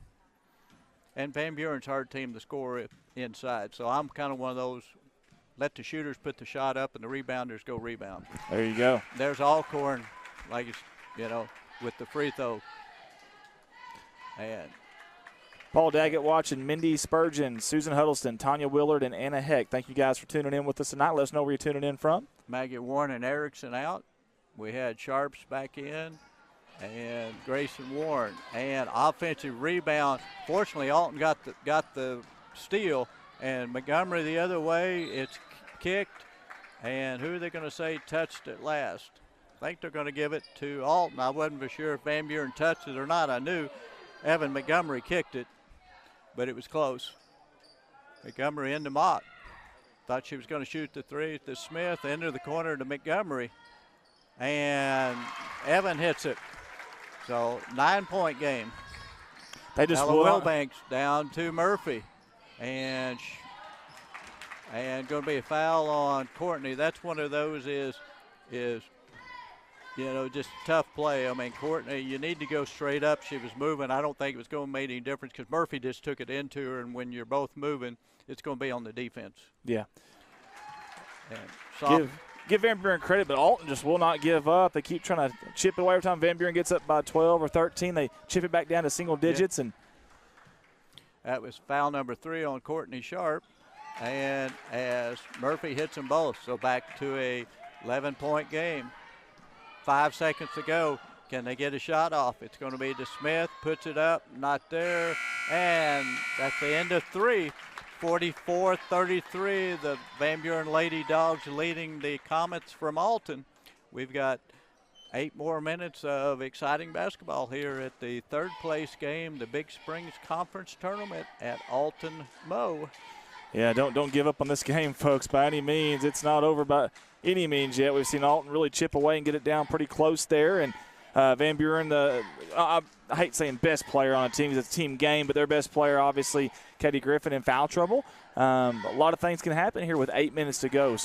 And keep in mind now, both teams are in the bonus. And if Alton can be aggressive and get to that free throw line, maybe that charity stripe's going to be their best friend and get them back in this game too. Absolutely, and I don't think there's any doubt that if the 3 or 4 games I've seen Van Buren play, Griffith makes them go. I mean, I'm not taking any way. Wilbanks is the point guard, and Alcorn does a lot of good things, but she's the one that when you need a big bucket, big rebound, big steal, she's usually in the middle of it. Yeah, somewhere, somehow, some way, and they like to run that offense through. But they do have several of them that can do it, though. I mean, Black and Mabry and Murphy and several down there that can definitely get it done. But you're right. But at the end of the day, that offense runs through that. And then defensively, she's kind of their high motor person defensively, too, out there. Very active. That's what I'm saying is usually if there's a big play, she's in the middle. And the other thing is is, I said earlier, she was one of them you had to be aware of where she was at. Well, now all of a sudden you can sink in a little bit more because we're not worried about Katie Griffith out there. They hit the 4, hit the 3. And we've got a timeout. Coach Smith not happy. 5 seconds into the fourth quarter and calls a timeout. 44-33, 7:55 to go. Fourth quarter action here. Third place game of the Big Springs Conference. Lady Comets coached by Coach Gastineau and the Lady Dogs coached by Coach Smith. Both of them playing the chess game here. Players in and out, different defenses, different offenses, and 11-point game, couple turnovers, and there's been several of those, couple baskets, and it's basically first couple minutes here who probably makes a run. If Van Buren gets a couple buckets, it's going to be hard for Alton. If Alton gets a couple buckets, then they're right back in it. Yeah. And let's watch this foul trouble again for both teams. And free throw line will be very, very important here. It always is in these close games and in tournament style, so keep an eye on that too. Joe, Beth, Thomas, Montgomery watching. Kaylee King, Earl Parker, Lonnie Tillman, Rodney Warren. Several of y'all on.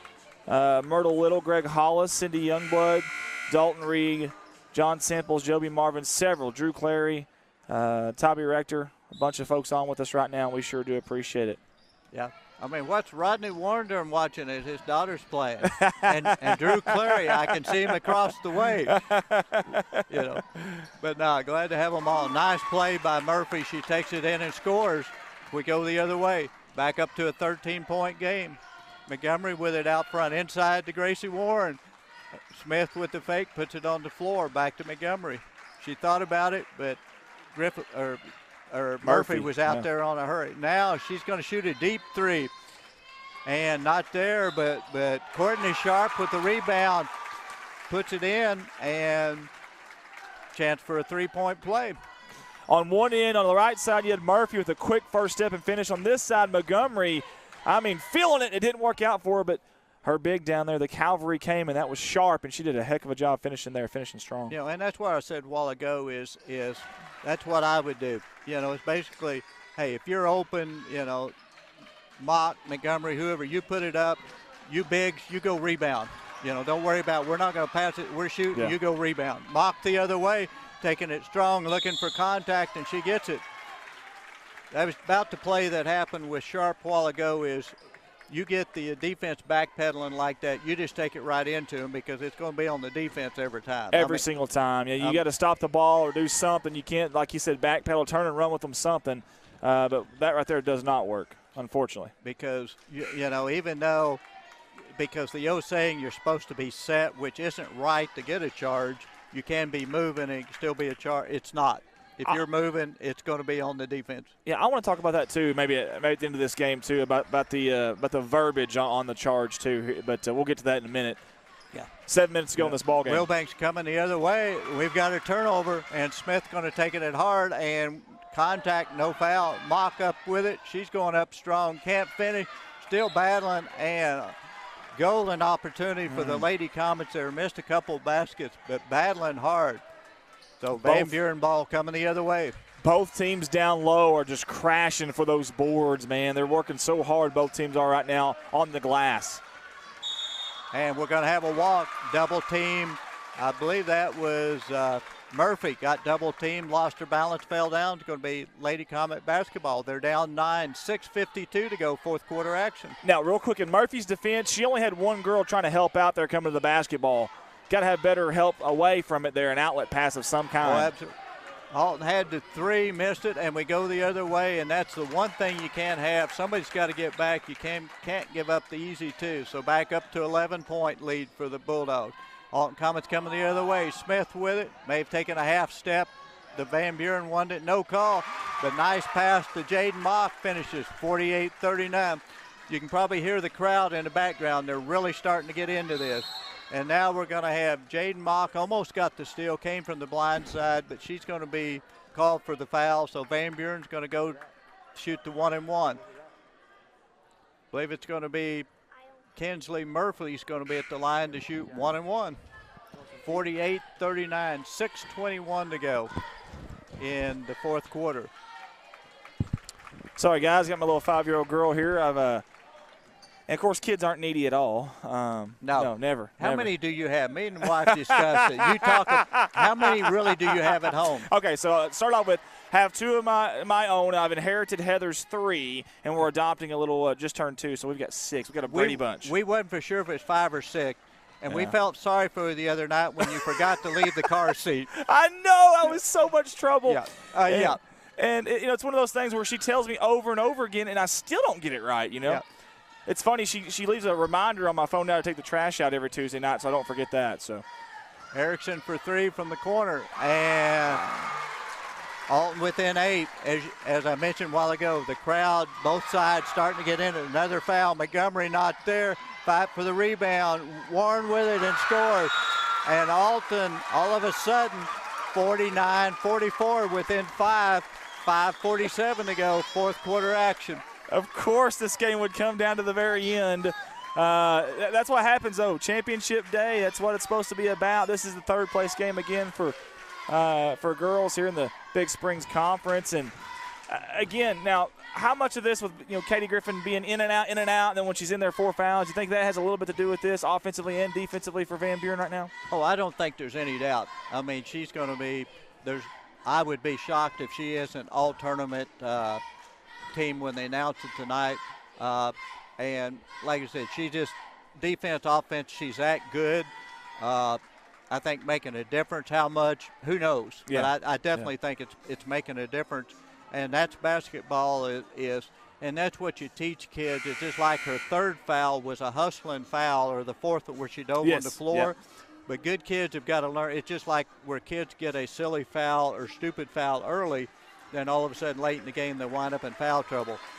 You know, and I'm not picking on her. You just got to learn, because I'm one of these, don't get in foul trouble, Katie. I got to have you. Got to have you. Yeah. Not want you, not need you, have to have you. Yeah. And there is a difference. But she's in the game now, and, Coach Smith got the timeout, and now guess who's bringing the ball up court against the press?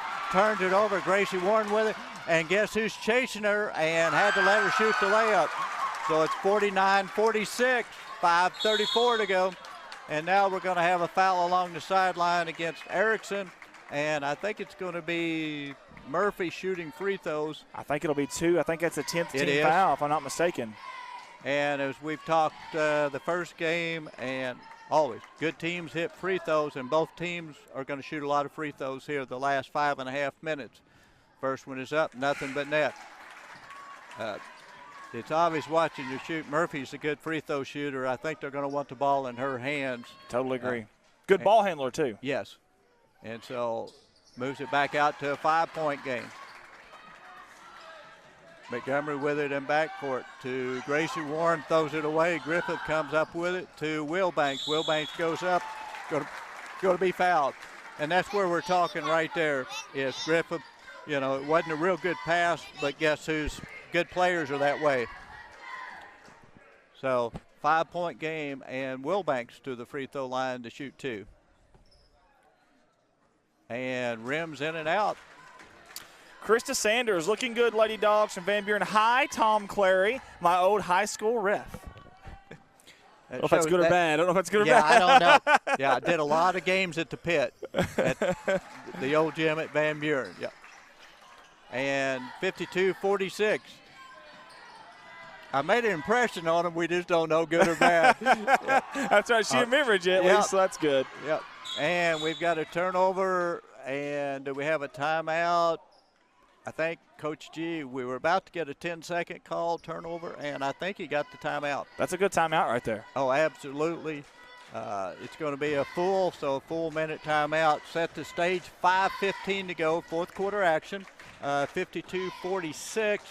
The Comets have trailed. They were down, I believe it was 13-0. I believe they opened the game. Early on it was, and we were wondering if the offense was ever going to wake up and get in the game. And before you knew it, they slowly nickel and dimed it. Then here in this fourth quarter, they really turned it up, especially pressure. The full court pressure is working. That trap in that corner over there.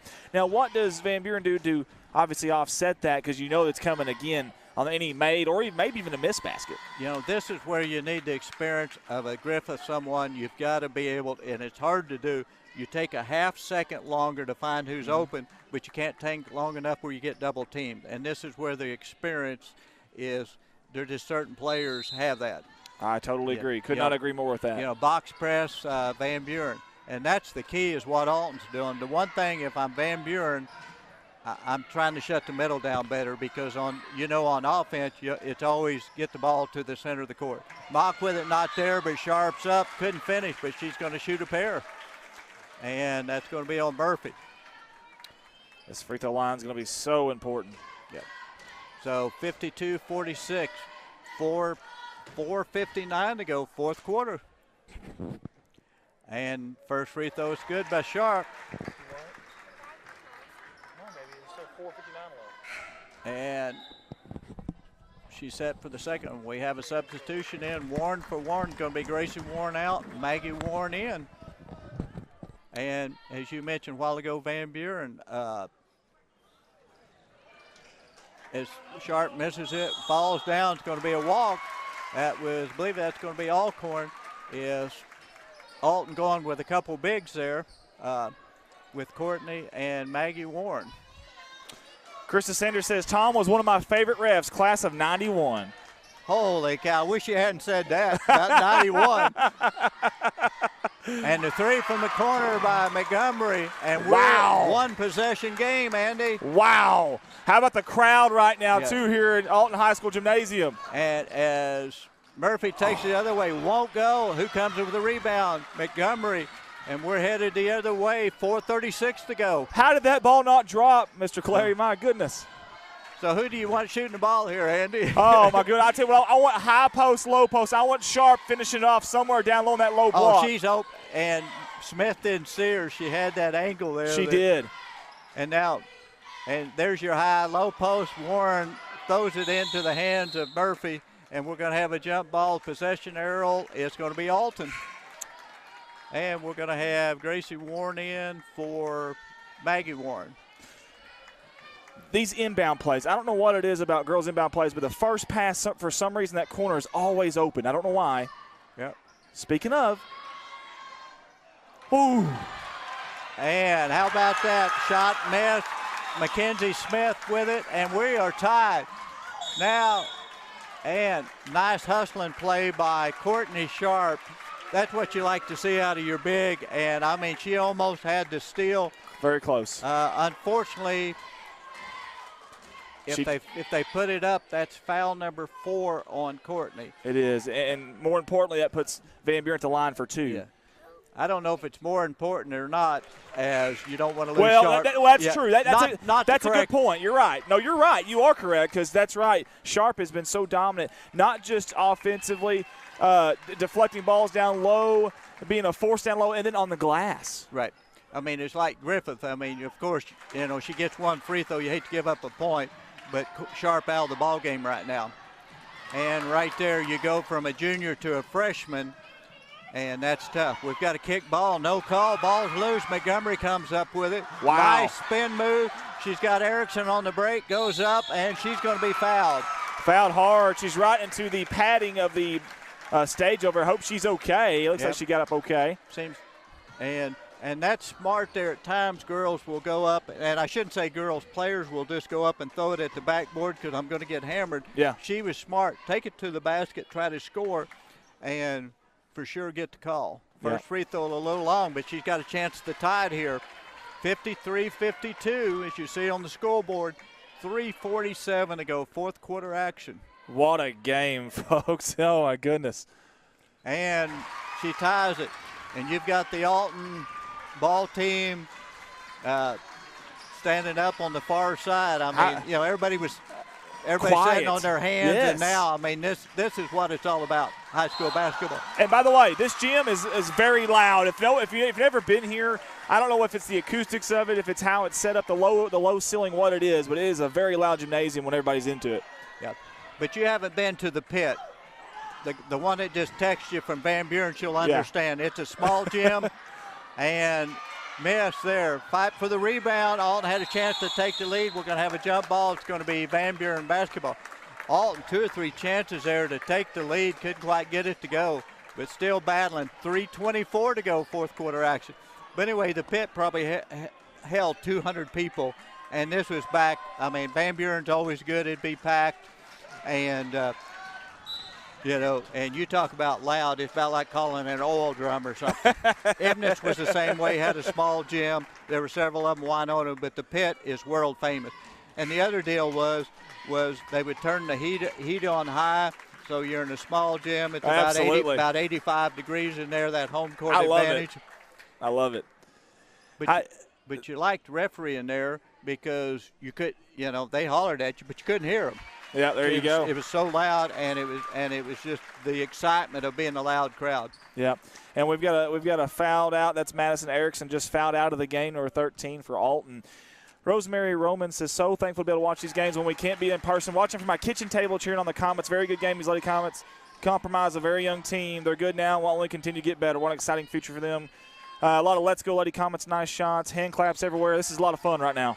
Murphy puts them up by 1, and we come the other way. Montgomery with it, 1-point game. 3 minutes to go. Smith turned it over, but Sharp to come up with it. She back in the game. Montgomery with it, double team. Sharp. She drives baseline and takes it in and scores. Wow! Are you kidding me? Count the basket and a 1. Watch the instant replay here. Watch the Euro step at the end. This step wow. around. That you couldn't see it there, but she went baseline. I thought it's a charge. I thought there's no way she can get to the basket without running over the defense. I thought that, or maybe even stepped out of bounds. Yeah. You had a tightrope and then Euro step, and that's your big. That's your big, Tom. Yeah. Yes. Unbelievable. This has been a fun game with these two teams. You hate to see either team lose this game. Absolutely. And Rattlers round won't go. Montgomery with the offensive rebound. Where did she come from? I'm not for sure. When you've got your point guard, gets an offensive rebound, and it's not a long rebound inside. Montgomery with it, Alton up by 1. Watch this defense now by Van Buren, really getting out there, extending it. Mock to Montgomery, to Gracie Warren, to backdoor to Mackenzie Smith, and Alton up 3.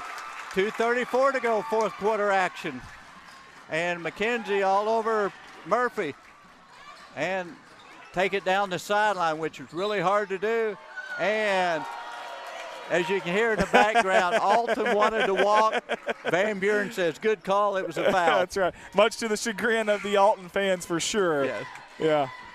And that's where, like at the pit, you would have thought there was 10,000 people there. I mean, I'm telling you, it was just something like that. I love it. I love turning the heat up. I love that. That's awesome. That's like the old football teams. Yeah. You get a fast team coming in, and you let the grass grow that week. How about the effort from Courtney Sharp? I got to say, I'm applauding here because Courtney Sharp fouled out number 14.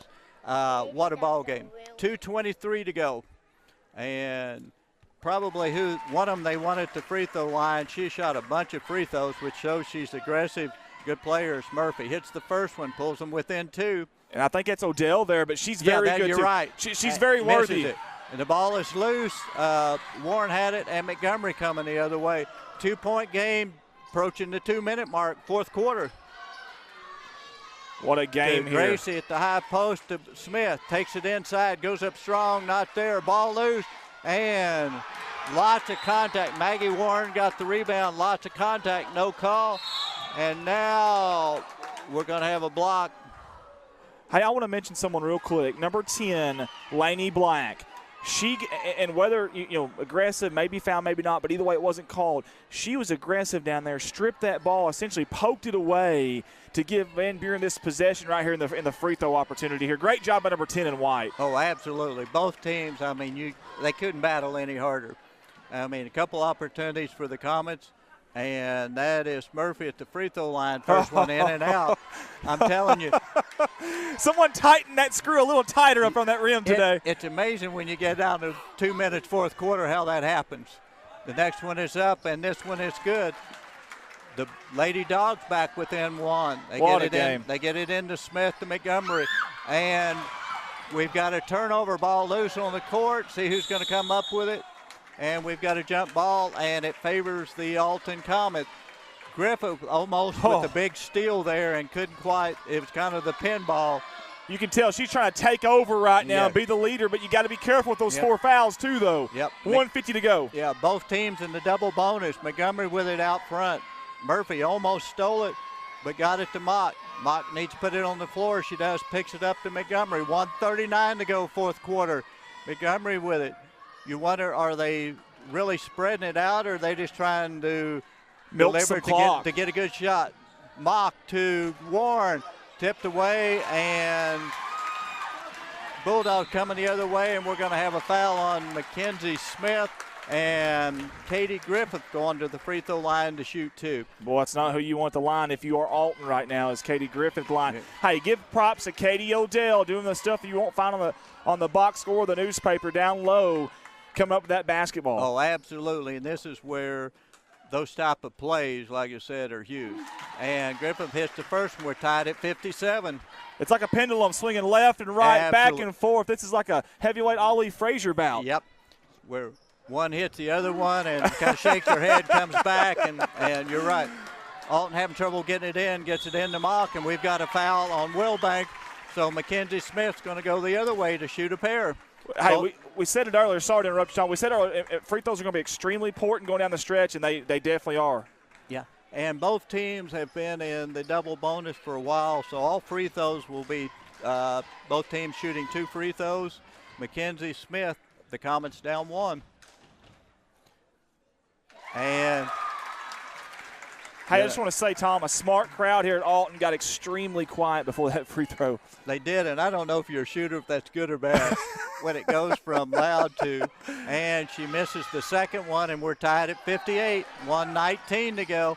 What a finish we're going to have here at Alton Comet. Griffin with a Euro step, not there, fight for the rebound, and see who comes up with it. Murphy to Odell, I believe it is. How about that right there? So the Bulldogs up, Lady Dogs up 2. Smith the other way. And down to Maggie Warren. Spin move. She gets it up. They wanted to walk. Not there. Montgomery for 3. Oh. Not there. Can Alton get the rebound? And that's the shot you want. Yes, I mean, it is. absolutely. And the game's not over. 49.2 seconds to go.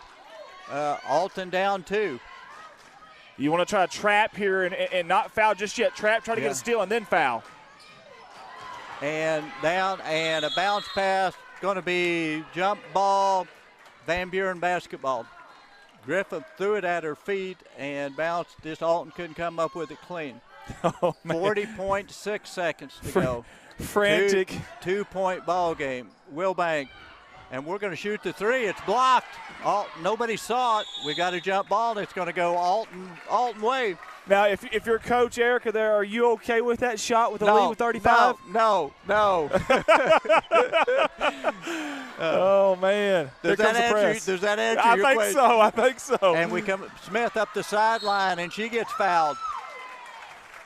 Hey, I'm going to say something. Smith was very aggressive there, dangerously aggressive, though. They almost caught her there. They kind of bailed her out there, but give her credit, though. Yeah, turnover, charge, out of bounds, or foul.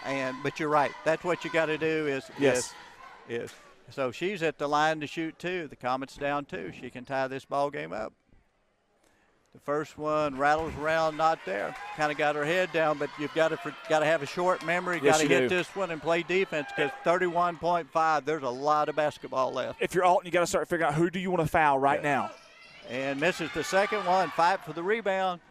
Mock, and they're saying off Van Buren. Wow. So Alton 29.1 seconds. Ty, zoom out. So going to be mocked, inbounded in corner. Tough place to inbound it. Who you getting the ball to? Boy, I like Montgomery. Page pulls up for 2, and Montgomery ties it. We are tied at 60, 22.5. And Griffith taking it down, and we're going to have a foul out on the court, and Griffith there to shoot 2. Are you kidding me right now? This is unbelievable. What a game here in the rolling hills of Alton, Missouri. This is, like I said earlier, you hate to see either team lose this game. We're deadlocked at 60. Katie Griffin, and no doubt who you wanted at the free throw line. The first one, no doubt about that one. 61-60. Van Buren up by 1, 16.8 seconds. Second one is up and no good. Mock with the rebound. Montgomery coming down.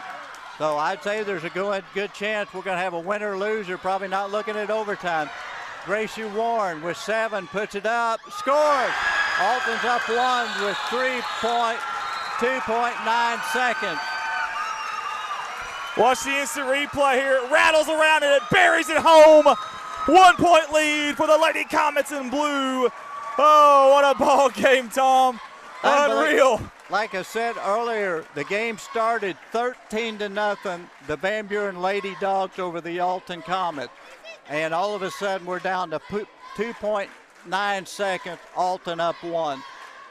I mean, and you've been there, we've talked about it, we did the last game. When you get down that much, you can get close, but it's hard to ever get the lead, and if you get the lead, to maintain it. You take so much energy to get back. You spend so much, you exude so much to try to get back and rally that you're right, you're wore out at the end of the game. Plus, we talked about Alton not having a couple of players right now with injury and things of that nature, that their depth isn't quite there like it normally maybe would be too, so keep that in mind. Oh, absolutely, and that's where by having Erickson and Warren, even though they haven't played a lot of minutes, a minute here, a minute there helps, because otherwise, if you don't have those two players, then you're playing 5 or 6 girls. Yeah. Makes and Sharp fouling out, then you're down to the bench. Huge. 2.9 here. Listen, so a lot of time for 3, 4, maybe even 5 dribbles. Now, and remember, they're in the double bonus. Right. If you're aggressive and can draw a foul, you'll have 2 shots at the free throw line. Yeah, 2.9 seconds, and I think I'll just let the crowd let you know what happens here. To Wilbank, and she throws long, throws at the basket, not there. What a finish. The Lady Comets pull out the win, 62-61.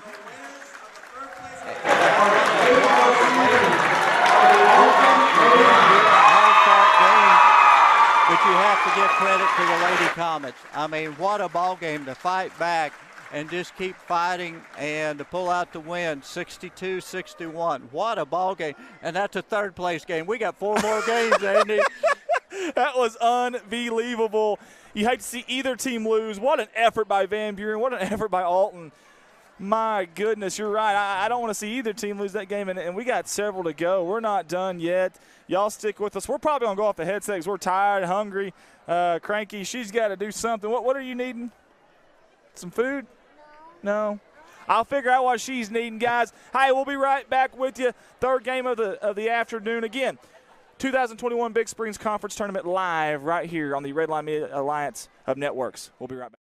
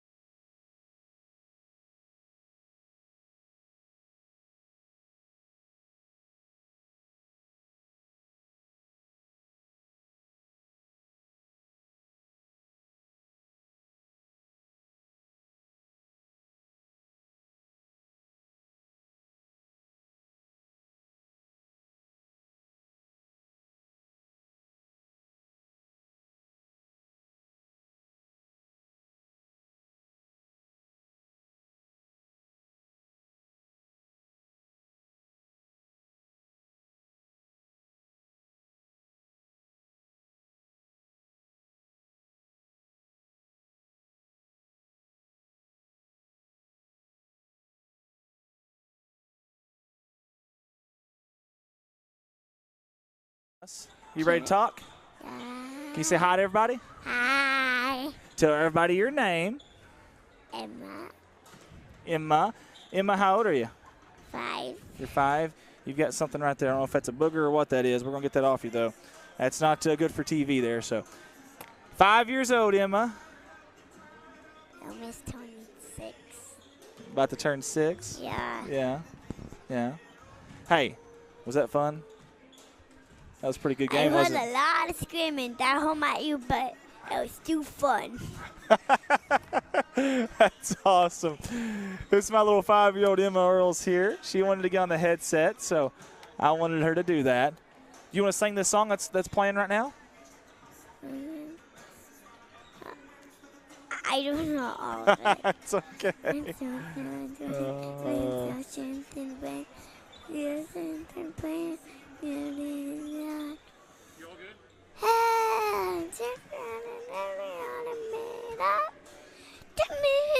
Nice. Very good, sweetie. Very good. Hey, I want to thank everybody for tuning in with us and my little kids here. And we appreciate y'all for doing that. We really, really do. Don't touch me. Don't touch. I'll touch you if I want to, little girl. I'll put you in a headlock's what I'll do. How do you like that, huh? Don't You like get that? away. Yeah. Don't get All right, hey, do you need any food or anything? It's a I good don't- time to go get us some food if you want to. Yeah, I got 2. You got what? Food. I got 2 more food. Oh, so you've already ate? Have you been eating my food? Is that what you've been doing? You little stinker. I You've been eating my tried- food. I didn't eat your food. I was trying to. Oh, okay. Well, I I- wasn't looking. You, I was yeah. like, should I? Yeah. Should I? Nope. Well, here, why don't you eat some of that since we've got – guys, we've got 9 minutes until our next game, okay? And it looks like it's going to be the Van Buren boys versus, I do believe, Ellington's boys, if I'm not mistaken. I think that is correct. That's the varsity third-place game, okay? Again, this is the 2021 Big Springs Conference Tournament basketball. Do you want to say something before we get off here? Yes. I also wanted to do the talking with when the game's starting. Oh, really? You want to do the commentary during the game? Yeah. Okay. I never got to do it in a long time since I was in my mom coaching. Oh, okay. Well, I'll my tell you whole what. family's coronas. Yeah, it's a bad thing, isn't it? Hmm. It's no fun. I want to do that. Say, stay away, Corona. You stay away, corona. All right, guys. I promise we'll get back out here on some audio and some basketball. But we got 8 minutes until the next game tips off. Again, 8? varsity boys basketball. And my son back here, 9-year-old Tyler Earls. Hey, get away, get away, get 5-year-old away. Emma. Get away. Is he still in your spotlight? Guys, again, Big Springs Conference Tournament. We'll be right back here in just a little bit.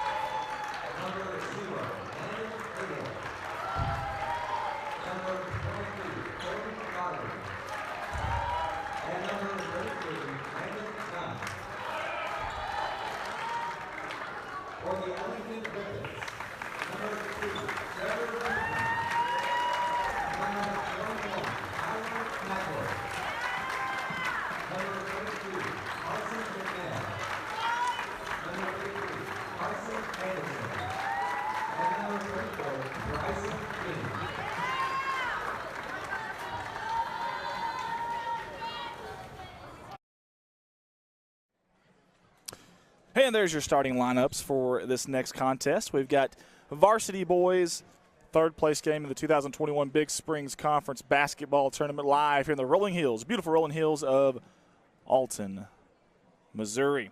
Guys, we appreciate everybody for tuning in with us this afternoon, and let us know where you're tuning in from if you don't mind, as we are about to tip it off here at center court. Van Buren in the black jerseys, the road black with the gold numerals and gold trim. Ellington in the white with the orange numerals, orange trim. And here we go. It's basketball time at the site of Impact, Comet Country. Here we go. Third place game on the line. Van Buren controls that opening tip. Good job there. And here we go. They're going from the right side of your screen to the left side of your screen is the Bulldogs. And we'll see if they can get something going early on. Caleb down low. Man, he's strong like bull. Nice move there. Tack on two. That didn't take long at all. Mr. Tom's coming back here with us as well. He'll get on the headset here in just a second. We appreciate him. Y'all let him know you appreciate him too, because he's been awesome. I mean, he really, really has. Stops, pops, and it drops. How about that? Number 34. And I believe that is King, and it is. Didn't take long for the offensive fireworks to already start. One possession each, and two shots go right down center. Down central, if you will. Tom, it didn't take us long to have some excitement there. Oh, with these two teams, I don't think there's any doubt about that. There is going to be excitement. There's going to be some firepower. Barnes and King both kind of jump shotted and knocked them down here early on. And it looks like a man-to-man from Ellington out there as Tom jumps on the headset here with us. We'll give him a second there to kind of catch his breath. That's a long run back up. Had to go get the oxygen, kind of recover that game, and also try a little of that brisket from the that you teased me with. You teased me with it a while ago. How about a step-back jumper there from Barnes? He got fouled on the shot. He'll have two opportunities here from the charity stripe. You know, we talked earlier about go-to kids. Barnes for Van Buren already scored, and, of course, King for the Ellington Whippets.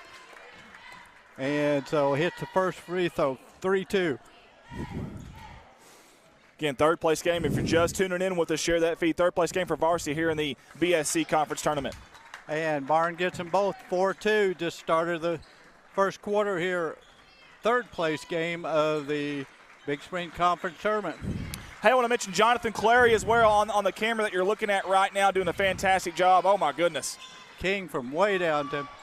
Should we get some paper ready, or we're going to have to hit him to pay attention here like you did, Ty? We may have to throw it at him, yeah. Now, he looks focused, so does Jonathan right now. I'll say that. I will give him that. It's the hair. That's what it is. It's got to be the hair. If he ever cuts it off, that's all the sources of his powers. He'll lose it. So. Yep. And nice take there. Scoop shot by Anderson. So we're tied at 4. I don't know what to think where we've got a 4-4 ball game. The first two games, Bonker jumped out on Van Buren, and then Van Buren jumped out on Alton, and now all of a sudden. But this is what we expected on this game. Hills with the 15-foot mid-range shot, 6-4. Tell you what, you'll have to watch out for that young man. I know a lot of attention on number 2 in black, but listen, Hills is, I don't know, the Batman to the Robin, the Robin to the Batman. It's irrelevant. The kid can play. He can ball now. He can show out. Yes, he can. There's King with it, and nice pull-up jumper, not there by King, and Barnes with the rebound. I really think that transition defense and defensive rebounding will be your biggest key in this game. I really believe that. Yeah. I mean, you definitely, with the firepower of these two teams, you just want to give them one shot. Exactly. That's the whole point of that. Yes, sir. And you don't want to give them easy shots. Make them earn it. They don't need any help, so transition defense also very important in my mind, of course. I totally agree, because both of them, if they get the chance, they want to get it out and run, and you've got to get back where they don't get an easy two.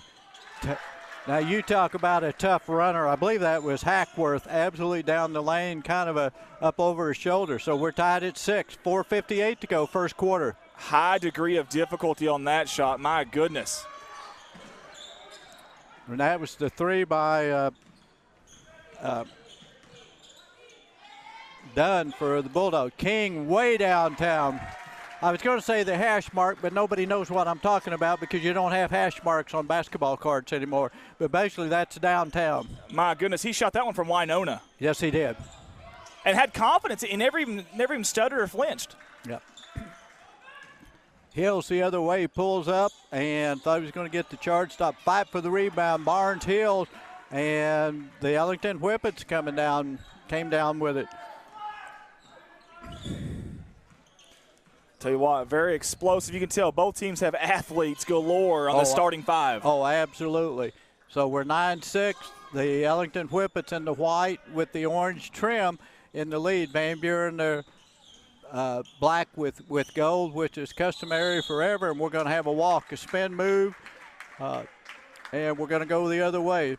Van Buren trailing by 3:55 to go. Larry Struck says, hey, guys, think you'll get the score backwards. Wait, never mind. Larry, we don't even know what we're doing here. Don't ask us. We just work here. Yeah. Ellington with it goes up the left hand. I mean, I'm just assuming that the white's the home team, which is Ellington. Well, they are on the scoreboard, so and that's how I was told before. On my scoreboard, it doesn't say Van Buren or Ellington on my end when I'm doing the score. It just says home or away, and that's why we have to ask for the home and away teams before we do this, just so we know what we're dealing with, and that's what I was told. So good, bad. That's the way me. I'm just looking at the scoreboard. It says Comets, which is home, and guest. So. But anyway, Ellington, the first free throw is good. Misses the second, so 10-6. That was Anderson, 1 out of 2. Van Buren the other way. And this is something you talk about a player that can do it all. There's Barnes. He'll run the point. He'll go inside. Misses the 3, but not by much. So Ellington coming the other way. This is King. Puts it on the floor. Lost it, but it goes straight to the corner for the 3. Not there. And Daugherty runs it down for Van Buren. Daugherty's a good ball player overall. Very unselfish. Kind of a good role player. Very, very key cog for this team. And there's Barnes with the spin move. The shot goes, and like I said, he will post up, shoot the 3, and that time nice spin move inside. Going to go with a chance for the 3-point play. 10-8, Ellington on top, 3-13. Tom, when he gets ahead of steam, there's just not much you can do. I mean, basically it's one of those you tell the kid maybe take the charge, but if I'm standing out there and Barnes is coming, do you really take it? Get off the tracks when the train's coming through. I don't know if I want any part of that. I mean, that's sort of like when you're little cornerback safety and there comes the fullback. You're supposed to take him head on, but it's like, I got to think about this. I don't know. Yeah, is this a good career move? I don't know. Yeah. Hills with it. Thought about the shot and faked. Still thought about it. Now he gets the Barnes. Another spin move, puts it up, not there. And I think we're going to have the walk. Yeah, I think so. I think you're right. Got a little too and it's one of those there. That's a tough move to make without changing pivot foot, especially because he was double teamed. But he just, got the foul on the one before. 10-8, Ellington up by 2. High post out to the wing, trying to look, and that was McNeil, not there. Van Buren with the rebound. Something real quick about that on McNeil. He's got a good stroke, but follow through with that shot, young man. He kind of whipped it up there and then kind of watched it. I'd follow through with that thing, and then if you think there's any shot of that thing not going in there, follow that rebound too. We have Barnes with it out front. Like I said, he's kind of to do it all. He gets it to Hills. Hills thought about the 3. Not there. Now we go to Barnes inside. Strong move. Going to go up. Going to be fouled. We'll see if it's on the shot or on the floor. And they're going to give him a pair. So Barnes a chance to tie it. We've got 2:16 to go. First quarter action here. This is the third place game for Varsity Boys Big Springs Conference Tournament. This one up, rolls off. Bert Albert says, watching from Parker, Arizona. Go Whippets. Wow, that's a long way away. I bet it's probably a little warmer over there, too, if I had to guess. Just like the one from Minnesota, I was thinking that's probably all they can do because I think there's a big snow front up that way. Oh, wow. So I'm thinking that's probably all they can do. 10-9 as Barnes hits 1 out of 2. Whippets coming the other way. Early on here, it's really interesting to see how aggressive Barnes has been. There's King with it, takes it inside, up off the glass. Nice move by Bryson King. He made that look easy, but, Tom, I promise you that the touch off the glass coming in that hard, that's not easy. And Hills the other way, up and won't go. And Ellington, 3 rebounders there and tip it out of each other's hand, so it's going to be Van Buren basketball. Nice move by Hills, just couldn't quite finish with the left hand. Friendly fire there for sure, and that's a tough one there for them. Barnes inbounded to Hills, and he's double-teamed out. Daugherty dribbles, puts it on the floor, back to Hills.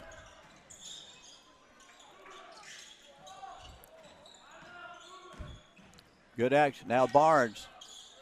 Oh, had the right idea, but, needed to throw the changeup and not the fastball. There you go. Man, he hummed that one in there. Boy, you catch that one, you may have a jam finger or a blister after that. That was Hayworth. I think he thought, Hayden was going to shoot it and was rebounding and just, bullet pass. 12-9. Nice take, and we're going to have a foul as sort of like the last game. Both teams kind of thinking they've shot a couple threes, but now it's like, let's just take it to the hole. That was Hackworth. Took it to the hole strong, got the foul on Daugherty, so he's at the line to shoot 2. Good move there. Very strong by Hackworth, the junior, with a left hand, by the way, too. Yeah, both teams and have got several players that can finish with both hands, which is huge if you can do that. Hits both free throws, 14-9, 5-point lead for the Whippets.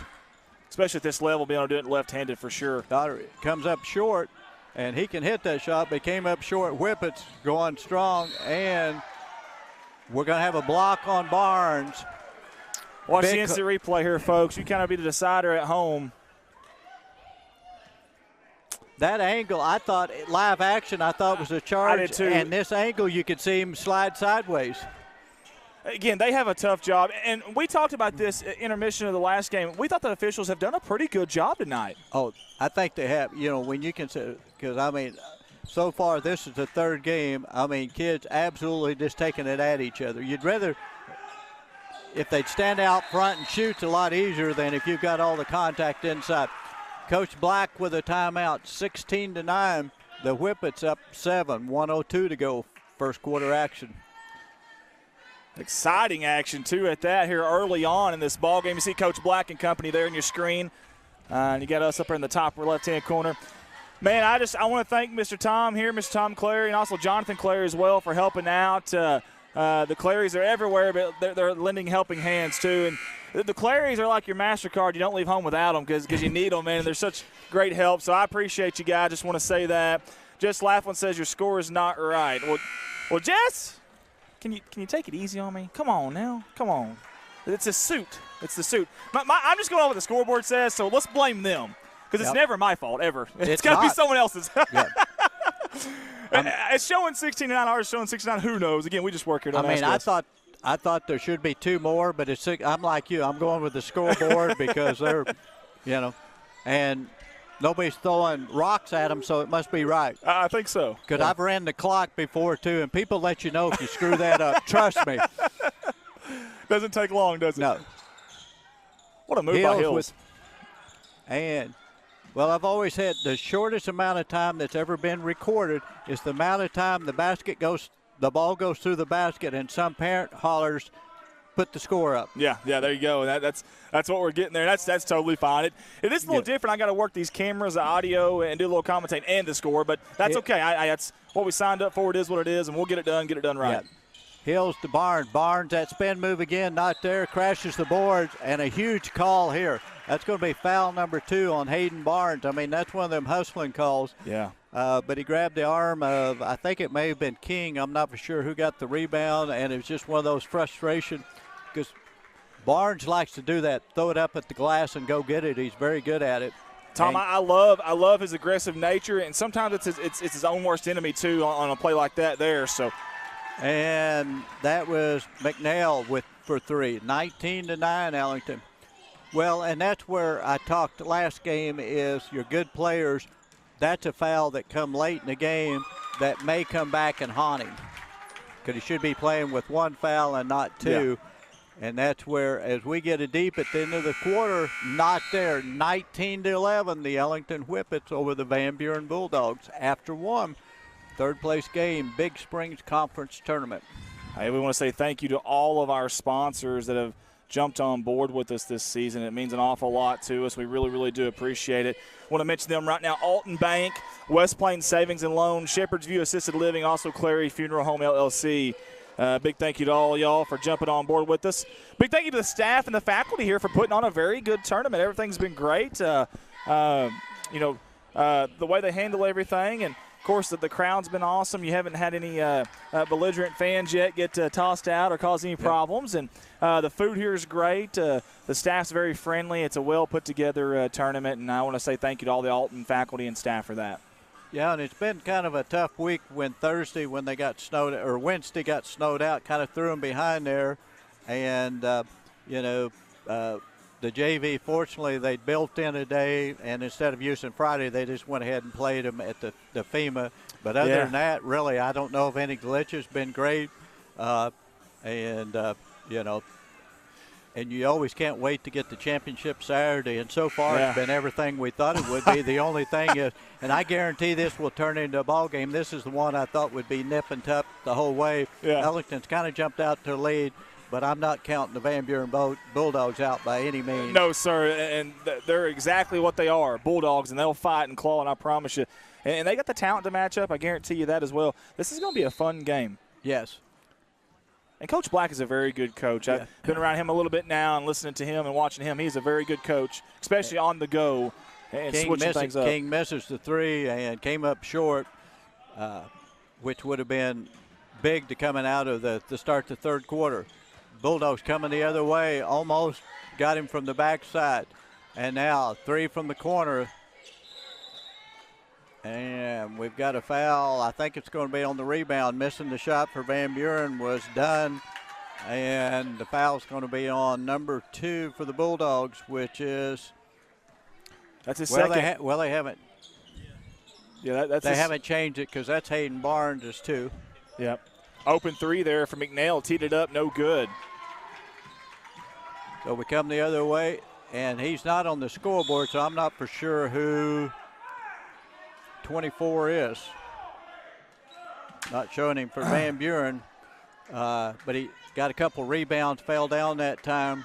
Probably going to have to check maybe the JV. And nice finish by King inside, 21-11. Van Buren coming the other way, needing to score. That's Hills, goes aggressive, and we're calling an offensive foul there. Now, is this on Hills? Well, saying he pushed off on the spin, maybe? It was on Hills. Wow. I'm not sure, Tom. I'm not sure where. I don't even. I mean, if any contact, it was on the shot, but I don't think it was. I thought it was a great spin move, get away from traffic. I'm lost on that one, Andy. Yeah, me too. And I hate to ever browbeat anybody, especially the officials. Their job is so hard. Now, you don't see me volunteering for it, but that's the way with me. I don't. You hear broadcasters do it. I don't like to do it to pick on the officials. I may say, hey, they missed a walk or something here, but I'll leave it at that. But that was tough. I still don't understand that. But either way. Neither here nor there. It was the 5th team foul, though, on Van Buren. Keep that in mind. Yeah. Is this that one? I mean, the block charge a while ago, those are tough. That one I didn't quite understand. But here we go. Daughtery from the corner and not there. And like I said, I wish I knew this young man's name. That's his 3rd rebound for the Bulldogs. He's been in less than a minute and pulled down 3 rebounds for him, which is huge, going in for Barnes. Hey, Jeff Berry says, fun fact, Copeland of Ellington and Hills from Van Buren are first cousins. Wow. That's very interesting. That's really bragging rights or rivalry there. Yeah. So Ellington coming the other way with a 10-point lead. King and gets his feet set, shoots, and that is Anderson. He's got some long arms, Tom. He does. And he's one of those doesn't shoot off the dribble much, but like they let him get his feet set, and when he squared up, it looked good. And Van Buren, that is Hayworth just threw it out of bounds. He was anticipating the cut, didn't happen, and Ellington ball, 24-11, 5:46 to go. We have Anderson coming out, and looks like basically, Aiden Anderson coming out, Carson Anderson in for him. Hey, Joby Marvin says number 24 for Van Buren is Holden Hills. That's Hayden's freshman brother. That's another, okay. Tell him. Thanks for that information. Yes, thank you, Jeff Berry and Joby Marvin. Thank you, guys. Van Buren coming the other way, and good pressure by Ellington, and finally Finally, we get the call. Starting to get a little heated here, and I have to agree on that. Coach Black thought there was a lot of contact, and he was, I thought, riding his hip coming up court. Finally, when he really reached in, he got the foul. So anyway, Van Buren will inbound it. I was just watching Coach Black. Yeah. He was yelling, but he wasn't giving him eye contact. I don't know if that's kind of a method that works for him, maybe. Maybe it's not as bad when you're giving him eye contact. And there's Hills, the freshman, scores. Like I said, this young man has come in and given Van Buren a lift, and you kind of wondered with Barnes out, but, you know, he's hit the boards, and he just got a bucket there. 24-13. He could pull him back within 10. How about the freshman, the moxie from the freshman here early on? And misses the free throw. Approaching 5 minutes to go. First half action here. Ellington up 11. And puts it on the floor and loses control, reaches up, and it's going to be called for the foul. And who was that again that came up with it? Number 24, the freshman. Yep. Man, he's making a big impact everywhere. He has. And they're in the bonus, so he's going to be at the free throw line. The foul was on 33, his second. That would be Carson Anderson. 5 minutes flat to go here before halftime. And this time he gets a free throw to go within 10. And the deal, will this be like the last game? You kind of get down at the bottom of the hill and start climbing back up, and here we go. I think Van Buren will get back in it. And misses the second one, and just about came up with a steal. I tell you what, he is full throttle out there, full tilt boogie right now, putting the left-hand lane and hammer down. That's what he's doing. He has one motor, and it's go. How would you like to be on defense and he's on the break? No, sir, I'd rather not. Because I'm thinking he is going, they're literally run over you. Yeah, get off the tracks and the train's coming through. I kind of like my spot up here, Tom, if that's okay. Because he just looks that type of player that when he goes to the basket, he's going. But he's been a big lift for the Bulldogs here when they needed it, just that energy. I totally agree. Ellington inbounding under their own basket. And we're going to have a push. I think he got a little too aggressive that time. Yeah, I think so. I think you're right there, and that's going to cost them there because that's going to be a 1-and-1 now. Well, they didn't call it on him. They called it on Hills, on his brother. Wow. On so Hayden, yeah. Yep. That's two. We'll see what Coach Black decides to do here with number 30 having 2 fouls early on. Yep. And once again, one of those, I might need to see the replay. I didn't know Hayden was there. Evidently he was, because I really thought it was his little brother, the one that's got him on that. Exactly. Free throw not there, and look who's in the game. They brought, which I understand you're down 10. They brought Hayden Barnes back in. Here we go. Again, playing with 2 fouls, and so is number 30, Hills. Essentially your 2 probably top scorers for Van Buren and Black. Yep. Hayden Hills, Hayden Barnes, both with 2. And now here's the younger Hills with it. Evidently not a three-point shooter like his brother. Got some big old calves, though, don't he? Yes, Man, goodness. That's really nice. Van Buren may want to start football. How would he be as a fullback or D-back or something like that? Because that low center of gravity and as aggressive as he is, he's headed to the free throw line again. I think this is his 3rd trip to the free throw line. And I know he's been in 4 or 5 minutes. 24-14, second quarter action from Alton. Big Springs Conference Tournament 3rd place game. And he misses the first free throw. I noticed he started kind of fading out before. You got to stay in there and kind of fall forward there a little bit, not backwards on that free throw shot. Yeah, free throws is all about balance. That one looked better as he got up on his toes and followed through. You're right. That one did look a lot better. 24-15, 4:09 to go. First half action. Ellington the other way, 9. They've kind of cooled off here, but get it to instant offense, which he didn't pull the trigger, Kings, because you can tell the Bulldogs are aware of King. Nice defense by Daugherty to slap it out of Anderson's hand, goes out of bounds. That's Aiden Anderson, and they'll inbound under their own basket. King with it in the corner. Like I said, you saw, foul number 3 on Hayden Hills, I believe. I think you're right. Yep. Oh, man. Good defense, and You know, I think it got a little physical. They've kind of tightened up, and that really hurt him because I thought it was just good defense. There was context. He just slid. They kind of, one of those we were talking soccer, hockey. Yeah. Really no advantage on that because he was actually headed away from the basket. King was headed away from the basket, just a little contact. Something I've noticed, Tom, is early on, Ellington was settling for the long jump shots. Now they're starting to dribble drive. They're really attacking the center of that Bulldog defense. Yes, they are. And 25-15 up 10 as King 1 for 2. Bulldogs going the other way. Hills looking into Barnes. Barnes turns, scores, contact. Can't get it to go, but he's going to shoot 2. I have not seen many people use their body as good as Barnes does. He does such a good job of keeping that basketball, his body between the defender and the basketball when he goes up. He always gets a shot off. Now, it may not go in, but he's always getting a shot off. Yeah, that's the other thing. If he could just, when he does that, it's kind of not real close at times, kind of throws it. I mean, if he gets where he can kind of control it, would be almost like a little jump hook or something, would be unstoppable. Yep. Misses the first free throw, gets the second one, usually a really good free throw shooter. This one rolls and goes, 25-16, 3:33 to go in the second quarter.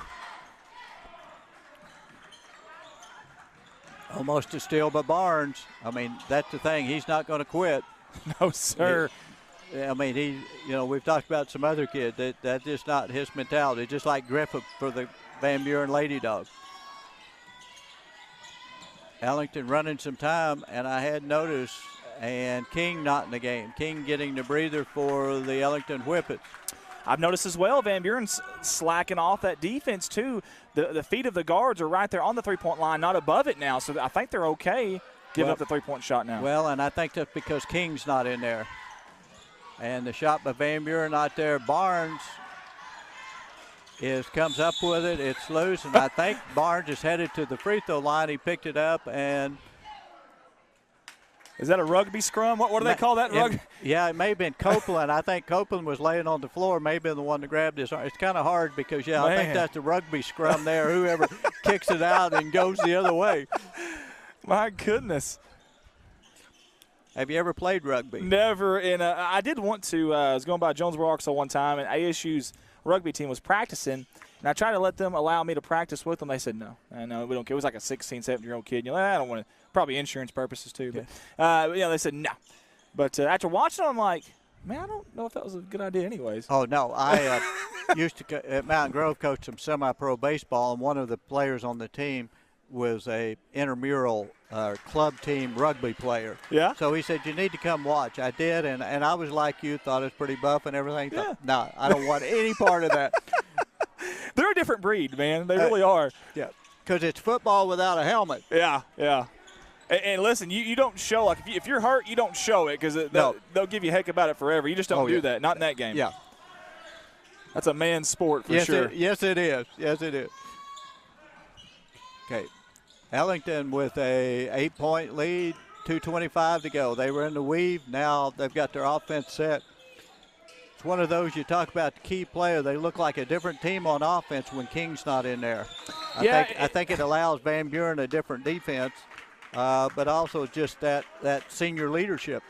It may sound weird, but it's almost like they're searching for something here. They're almost like they're all kind of waiting for someone else to kind of take over and go, if that makes any sense there to you. But here's the thing. You got to play without him at some point, whether he's in foul trouble or whether he's in there. And this is a good opportunity for them to kind of get a little experience with that. And it's tough, who steps up? Who's that leader that steps up and really takes charge? And listen, they got some guys that can score. It's just a matter of doing it, of getting aggressive and doing it. It is, but it's mental because they've got a bunch of seniors that have always played with Bryson. He's the go-to guy. Now all of a sudden our go-to guy's not there, and that's where at times it's good. You're right early on to play without him, but I just think you could just tell there's something. They're looking for something, and he's on the bench. Yeah. And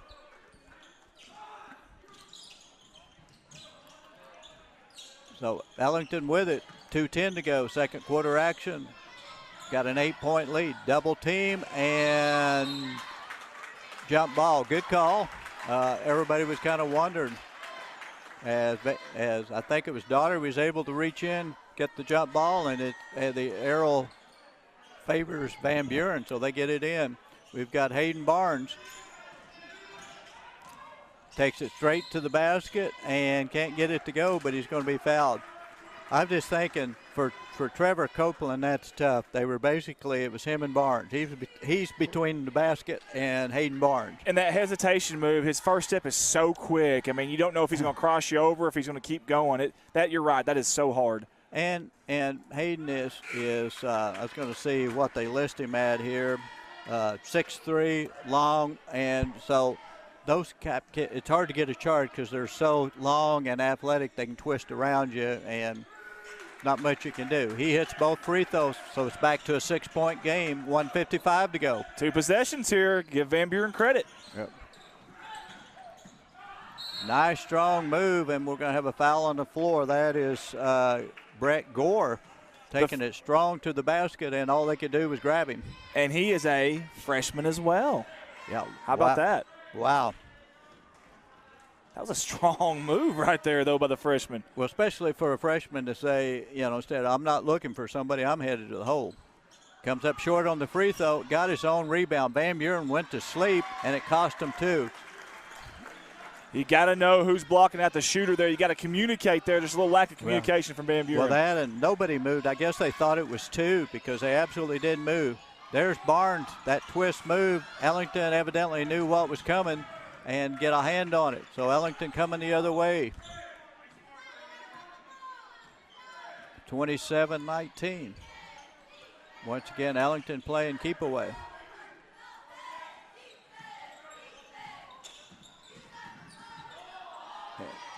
Ooh, tough play by Anderson. Aiden Anderson with the step through up off the glass for 2. Back to a 10-point lead. The Anderson boys have really impressed me early on for Ellington. Oh, and Van Buren throws it away. I don't know how the official kind of little matrix there and dodged that one. That was awful close. Yes. Just inside of a minute, first half action. Ellington the other way with a 9-point lead. Van Buren had got within 6, and then Ellington a couple buckets. Got a turnover here. Barnes in the middle of that, slapped out of bounds. Going to be Van Buren basketball with 48.6. Trouble getting it in. Finally, they get it in bounds. By the way, all of this again, as Tom alluded to, without King out there for Ellington. Keep that in mind. Yeah. So Barnes with it, double teamed, almost triple teamed, gets it inside. Dodderick can't finish. Here comes the Whippets the other way. And I kind of thought they might be taking it to the hole, missed the shot. There's Barnes with the rebound coming the other way. Good defense for Ellington as 2 or 3 of them got back, stopped him, but he kept his dribble alive, and now we're going to have a walk.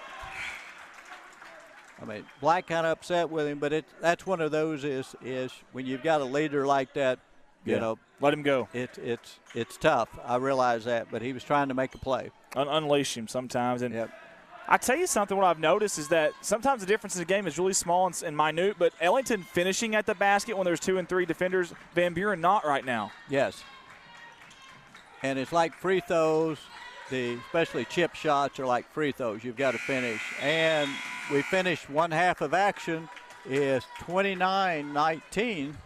The Ellington Whippets over the Van Buren Bulldogs for the 3rd place game of the varsity boys action.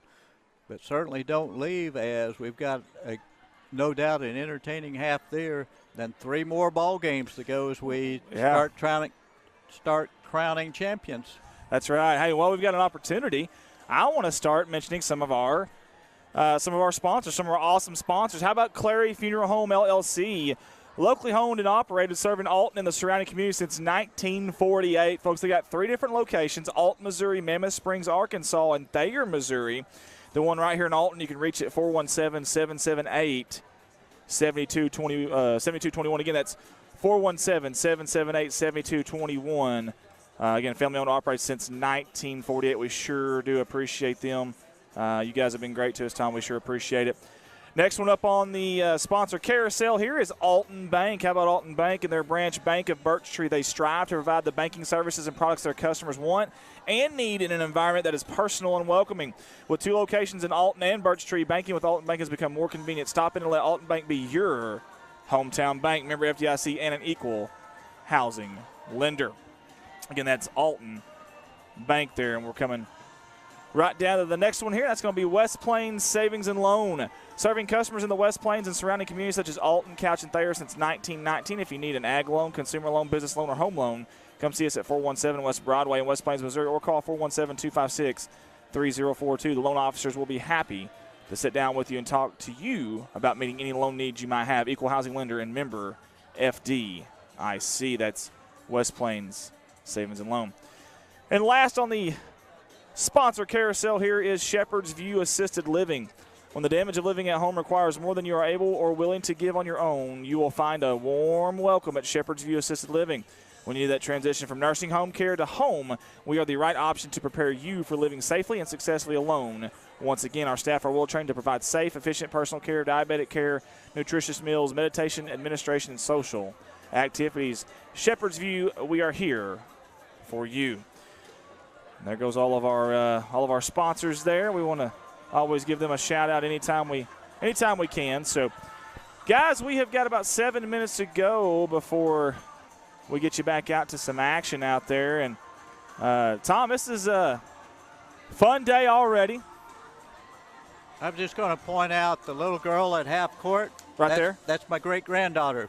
Well, I'm telling you can't get away from it. You can't, man. And she made it all the way to the middle of the A there. You see the A and the Comet. She made it all the way to the middle of the Comet before I'm presuming their dad could get there and swoop her up. So yeah, he's an assistant coach for the Varsity boys, and yeah, that's another way. It's a honeycut, but related to the Claries. There you go. You can't get away from it. Can't get away. She's got some speed early on in life. She's probably going to be a ball player too. Well, it's obvious she didn't get it from me. I don't know. Right there before tip-off, guys, you couldn't see him, but Tom did a good job of getting back up here.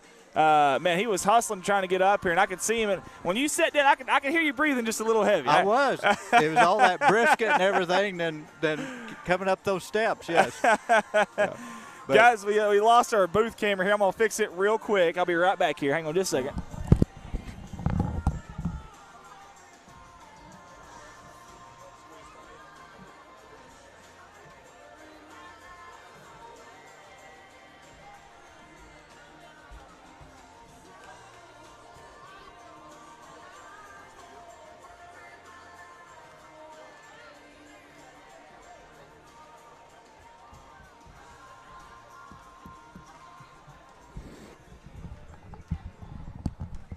There we go. I got us back. Hey, I just want to give some shout-outs here to social media. We've got Don Rector on, Tori Ricker, Lucian Johnson, Brielle Vincent, Mallory Hampton, Hunter Mulvaney, Jory Skaggs, several people on the Dog Pack side over there. Let's go to the Alton Sports Network and see. Now, I need to check YouTube, too. I still have not checked them. That's my fault, though. As we've got 5:28 to go here. Kevin Tate says, these are going to be some good games. Can't wait to watch the Whippets JV boys and varsity girls. That was from earlier. Mason Tate said, come on, Whippet, stop fouling. He's not a fan of the fouling there. I don't blame you, young man. All right, let's get over to YouTube and see what we've got on the YouTube channel. Several people on, but not a new comment yet there that we haven't already talked about. So thank y'all for tuning in with us. We really do appreciate several of y'all on today. And I'll go to the red line, too, just to make sure I'm not missing anybody. And we've got Austin Bradley on his way. I think he maybe not the next game, but maybe the next one he'll be here, and we'll be able to help out. Yeah, I think he was coaching today. I think at Mountain View he coaches a 5th and 6th grade team, I believe he told me. Kay and Tom Akers from Eminence watching. Thank you for streaming this. Thank you guys for tuning in with us. We really do appreciate that. And several of y'all on, and Tom, I'm going to run and take a real quick restroom break. Are you okay by yourself? You want to go off the air for just a second or what? I'll go ahead and kind of run down what's coming up, action for them while you take a break here. Hey, now, if for some reason I don't get back in time, here's what you're going to do. Uh-oh. Yeah, I know, right? This is getting scary, This folks. is getting really scary, folks. This is about to get, yeah. So if I don't get back in time, you'll double-click. See, it says HDMI in. Double-click that, and that'll take you to Jonathan, and it'll be all on him. Okay. So just double-click on that one if I don't get back in time, but I should. I think just leave it on Jonathan. Okay. Make it simple, and you don't know who you're dealing with. I'll be right back. Yeah. Okay. Yeah. Halftime here, 3:40 to go before the third quarter. This is the third place game of the varsity boys action, Big Springs Conference. The Ellington Whippets 29, the Van Buren Bulldogs 19. Been a good ball game.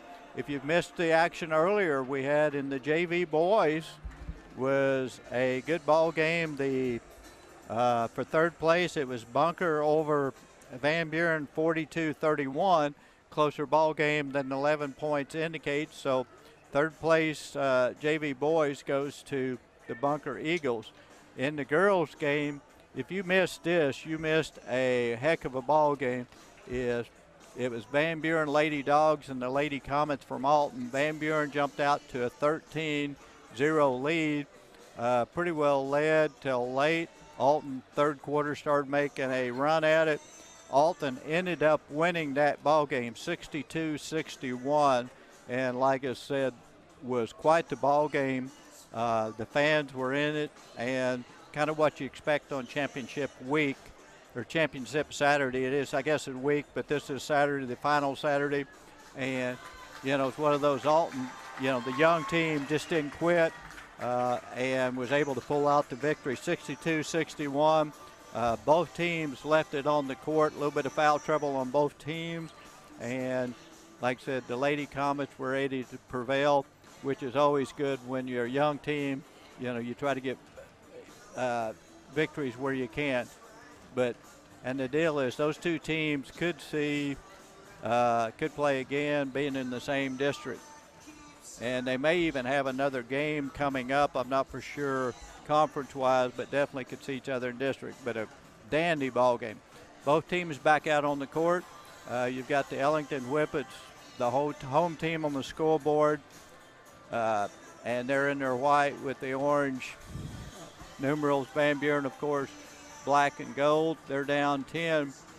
But if anybody has seen the Bulldogs play, you know, I think they'll come back. I think it'll be a 4, 5, 6 point ball game. Maybe not that late when they start fouling, but I think we'll see a good half here as both teams. This is a big rivalry game, being in the same conference, being in the same district. And as I talked about earlier, this is, speaking of district, it's really going to be big for these two teams as far as when they get down to the seed meeting. Ellington won the first meeting between the two teams. The reason they got the higher seed here in the tournament. So if they could win this one, then certainly they're going to get a higher seed than Van Buren. Van Buren, of course, would like to win this one, have the split, and help them in the district, because it gets down to records, head-to-head, et cetera. So really a big ball game here for these two clubs, not only wanting to get the third place plaque, but just set yourself up going into district, which will be starting in 3 or 4 weeks. Yeah. So anyway, we're ready to start the third quarter here. Like I said, this is the third place game. Varsity boys, Ellington Whippets and Van Buren Bulldogs. Looks like both teams are going to start with their starters full strength. A little bit of foul trouble, especially for Van Buren, but we'll see how it goes. I think it'll be so interesting to see what changes here for Van Buren in this second half, especially on the offensive end. There's King back in the ball game, pulls up, hits the, I was going to say step back, I guess it's step sideways shot. Yeah. 32-19. And that's where I'm saying, that's where, you know, when he was out for 3 or 4 minutes there, it's just different. Van Buren with it. I mean, what do you do against that, though, Tom? I mean, sometimes better offense just outdoes good defense. Well, I've always said he's one of those is you have to make him put it on the floor, as Hayden Hills hits from 15. not that he can't hit it. I'd rather give up a 2 as a 3, and I think he's going to shoot the same percentage from 2 or 3, or it's going to be close. Yeah. It's just he's such a good 3, and so to me, I'm going to try to get somebody up on him and make him put it on the floor. First of all, if he puts it on the floor, you've got help, hopefully. Exactly. And it's just, once again, picking your poison, and he's just too good a shooter. I agree. And it's one of those, it's not by accident. I mean, and nobody knows it. He's been that way. I know probably started playing varsity as a sophomore, and that's just what he's known for. Some kids are that way. Van Buren with it, they're down 11. They're needing to start putting put the ball in the basket. And this is where they kind of change up. They've got Barnes at the top of the key and kicks it out. And I think Ellington has content to I was going to try to find it here for Van Buren, is they're content to let Dunn shoot it. Is nice move by Daugherty, but he's been open all night, and I think it's one of those till he hits one. That looks to be what Ellington's doing. Make him prove that he can do it, and then once that happens, then you kind of change it up. But until then, keep doing what's working. And right. 2 turnovers here back-to-back for Ellington, and not necessarily Van Buren's doing, just kind of stumble on their toe there a little bit. Well, and I think by not guarding Dunn deep, it allows the help on Hills and Barnes. And sort of the same way you got to pick on Ellington so that you can help on King. That's what I'm doing, finding who I don't think can score and basically help on King. Speaking of that, he's got the rebound, comes full. Nice pass inside from King to Copeland. You can tell they've played together a little bit. That was pretty. That really was, in transition especially. Yeah. Beautiful basketball by Ellington. And you talked about that earlier. There's Dunn, comes up short, missed, but he got his own rebound and scores. And you talked about how big is transition defense, yeah. And nobody got back. A couple did, but they stopped the ball, which you've got to do. But that's where you've got to talk and not leave Copeland wide open under the basket. Yeah, absolutely. And I tell you what, Van Buren they're scoring, they're getting a little bit of offense, but you got to get a stop first, though. That's the key. Absolutely, you've got to get stops. And to get back in the game, I always call it a kill, but 3 stops back to back to back, and I don't think they've had that yet, honestly, this entire game that I'm aware of. Yeah, and that's what, anybody that's coached or even played, but that's what coaches talk about. More so than score, it's always stops, whether it's a defensive rebound, steal, or just a stop. King with it out front, the high post to Copeland. Nice spin move, goes up, a little contact, no call there. Hills with it. And that's where you hate to be a official. What do you call? That's tough. Contact, out of control, falls down, goes out of bounds. It's like flip a coin, and I think a good no call, just out of bounds. Van Buren ball. Van Buren the other way. Once again, look who's open. It's Dunn, not there. And evidently Black has confidence in him shooting the 3. Well, I think Dunn did too that time. He actually looked pretty confident when he threw it up there. It didn't go in, but I'll give him that. He didn't hesitate or flinch there. He went right at it. Yep. King with it. And he launches from downtown. That's the one thing on King. He'll miss one like that by a foot or more, and you think, what the heck? And then he's liable to come down and hit 4 in a row. So if you're a coach, what do you just kind of I agree. Live and die by it, I guess, and be okay with it? Barnes to Daugherty inside, so 34-27. I want to see number 22 be a little more active on the offensive end. He's been very active defensively, but for Van Buren to get back in this game, I think Corbin's got to have a big game in the second half here offensively. Well, a big call right there as that was we watched the instant replay there. Anderson took it to the hole, and Barnes called for the foul. His 3rd foul, by the way. Yep. And that's one of those, in live action, I didn't watch the replay. I might have let that one go because he tried to get it up high, and tough call right there. Coach Black leaving Barnes in with 3 fouls early on here in this 3rd quarter. I think you need to. And there's, guess who got the rebound? The Bingo. freshman Hills in, rebound. Barnes quickly down to Daugherty, out of bounds, and saying touched by Black, the Bulldogs last. And it's going to be Ellington ball. Big turnover there. Yeah, watching the replay, I think that was a good call. And again, there's been a few there that you'd maybe question, but I think the refs overall today have done a really good job. That one you figure he was closest to the baseline, everybody hit it, and that's what you got to go with. Yeah. That's one of those, if it was college, they'd take about 14 minutes to try to figure it out. And I hate replay. Yeah. I think it averages out, and you get a good ball game. It's just like the Lady Comet game. I'd hated replay because you had a great game, let them play. Yeah. In college, invariably they stop and spend 4 minutes at the monitor. Yeah, it kills the momentum. It kills the air, and then you make a big play and you want to be excited, but you can't because you don't know they're going to replay it, obviously. Yeah. And it's tough. I don't know. That's another thing. We talked about the three-point line maybe hurting basketball, and I think instant replay, in my opinion, there's some times obviously where it's probably helped, but I think more so. I think it's killed the momentum and the flow of the game. That's to me the flow is, and the officials, especially on the college level, do a great game. I think you can look at NFL. They have replay and money, no object, and they still screwed up. Yep. That's true. But I think, especially college officials, as Barnes scores inside, do a great job.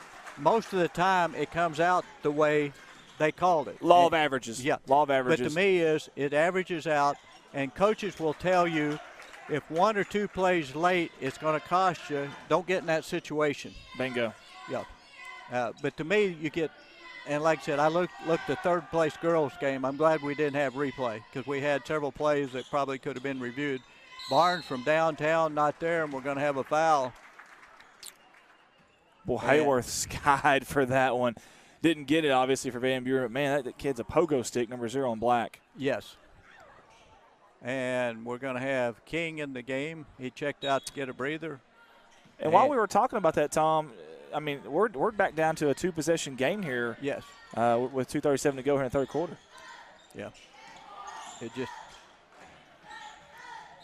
And there's another one. Lots of contact, and who's it going to be? Hopefully, probably on Hills. Hopefully Barnes was there, but I'd say it's going to be on Hills. Yeah, it should be on Hills there. That's his second. And I'll be honest with you, watching the replay, Tom, I think that was more incidental contact with the foot. But either way, it's still, I mean, he goes down, he goes down. So, well, and see, it's like that. That I hate to see, not to pick on the officials.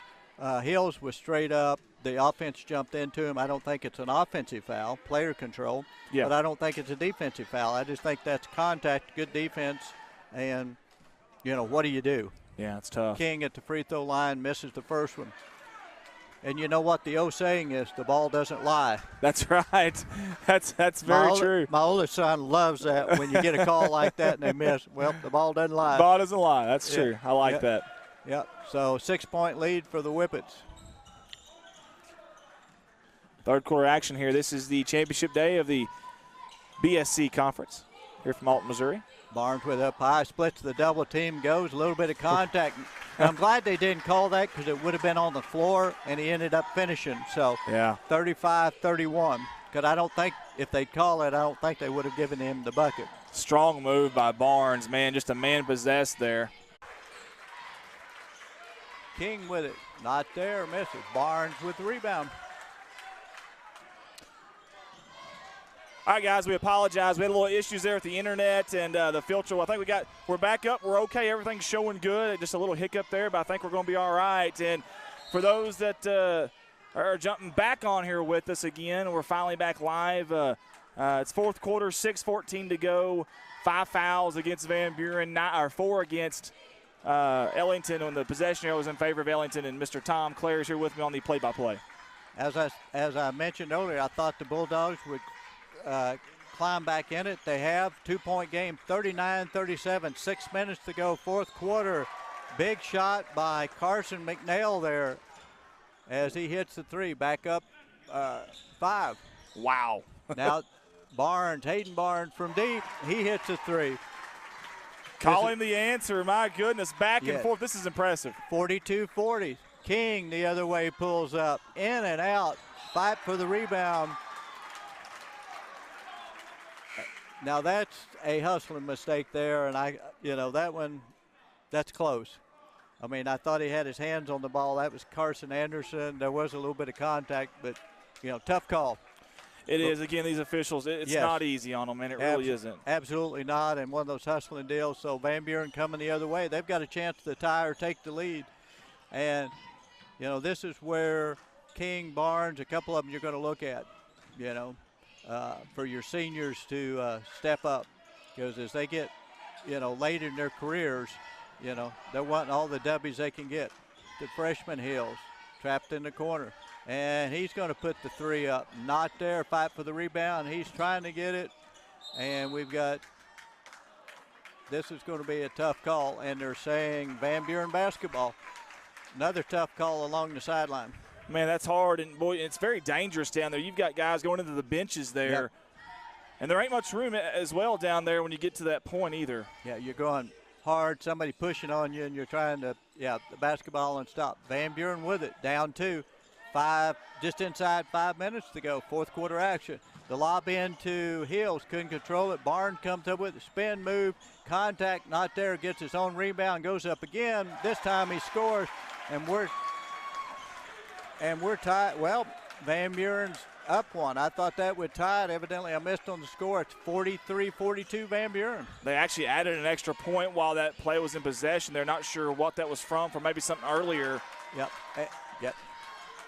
But either way, you're right. It's now they're taking it off the scoreboard. It's 42-42. Yeah, he gave him a 3. I mean, I thought it was, kind of one of those in my head, keeping track, and I thought it should be tied, and it is. So Van Buren with it. 42 all. We're approaching the 4-minute mark of the fourth quarter.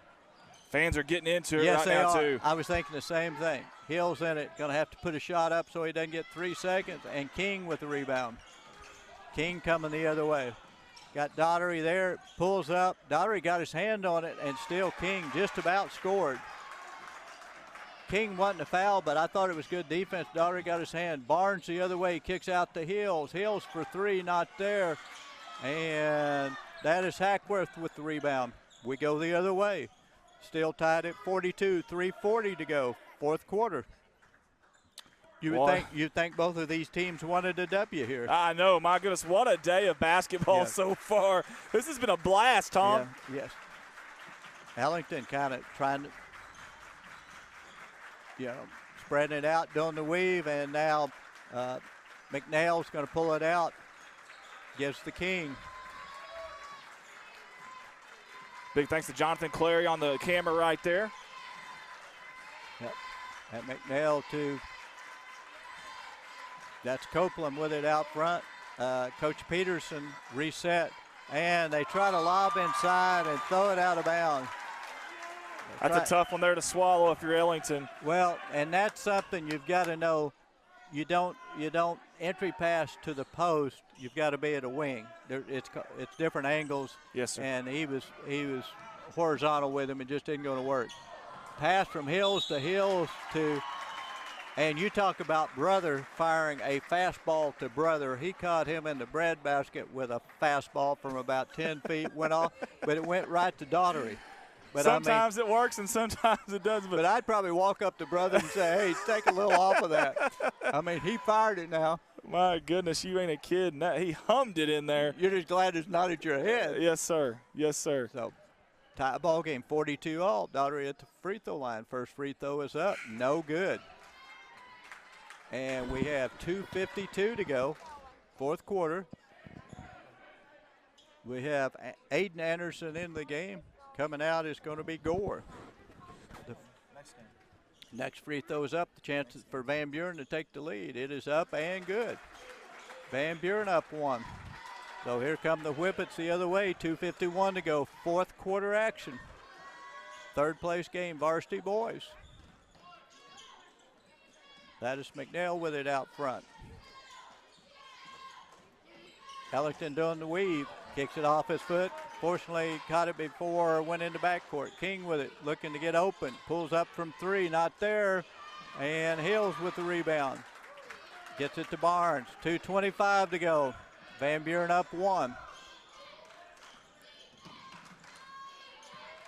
I thought maybe Ellington might trap. They're not. They're just trying to play really good, tight man-to-man defense. They go into Barnes, and tough call there. Anderson tried to go over, as Barnes cut, tipped it away, but they called a foul. So Hayden Barnes going to go to the free throw line to shoot. Going to be 1-1.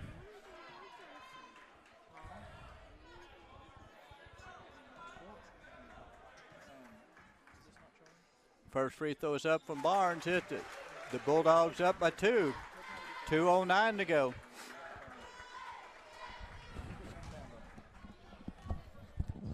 Barnes, a chance to put the Bulldogs up 3, and he does. And Jacob Black for the Bulldogs calls the timeout. So Black's drawing up what you do, up 3 with 2:09 to go. Coach Peterson for the Whippets doing the same when you're down 3. You know, what you're going to draw up, I'm guessing I would probably do the old picket fence for Bryson King if it was me. Don't get caught watching the paint dry, Tom. Yeah.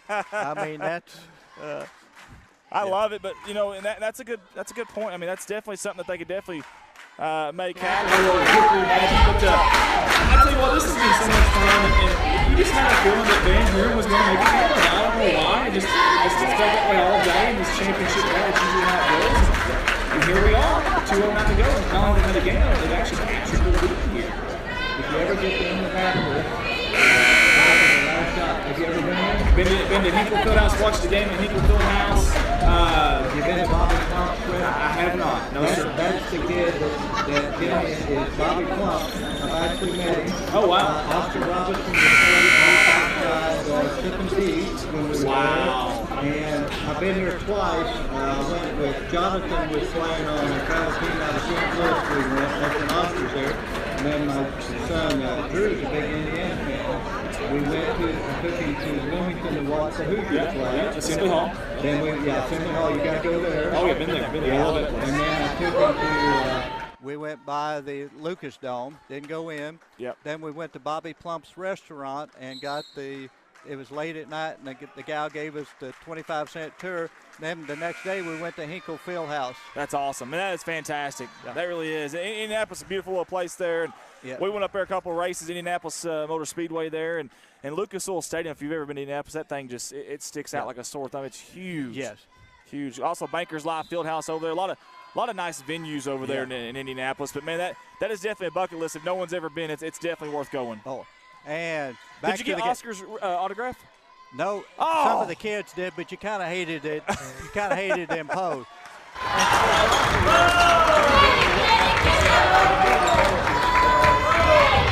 St. Louis Eagles, we were more impressed than they were. Sort of the same. Of course, they'd seen Hoosiers, so that meant a little bit. But otherwise, Van Buren with it. They're up 3. Barnes to Hills, and Hills scores. Van Buren up. That puts him up 5 with a minute and a half to go. Ellington Whippet's got to find some offense here. Why not King? Timeout. We call that a heat check in today's society, Tom. My goodness. Ice water in the vein, just a pop-up deep 3 and buried it. And here's the thing, when he makes up his mind and he finds his spot, there's not a whole lot you can really do about it. You've almost got to guard him full court right on him the whole time. And like you said earlier, make him drive. Oh, and I'm telling you a little trivia. You need to find a book, Hicks from the Sticks. Yeah. There was a team from Bradleyville, Missouri. That's a town of maybe 50. And it was like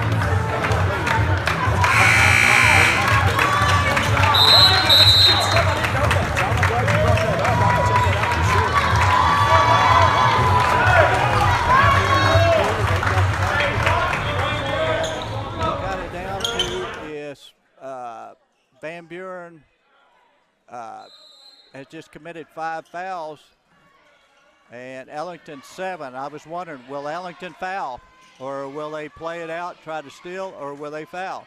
And if you do foul, the question you've asked me all night, who do you foul?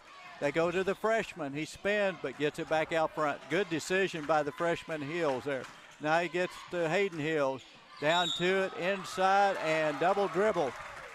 Wow. That was a low pass. You really can't blame the freshman on that. They threw it at his shoe tops. I think he did, batted it down, then caught it, then dribbled. So we come the other way. The Whippets down two. I wonder who they're going to go to.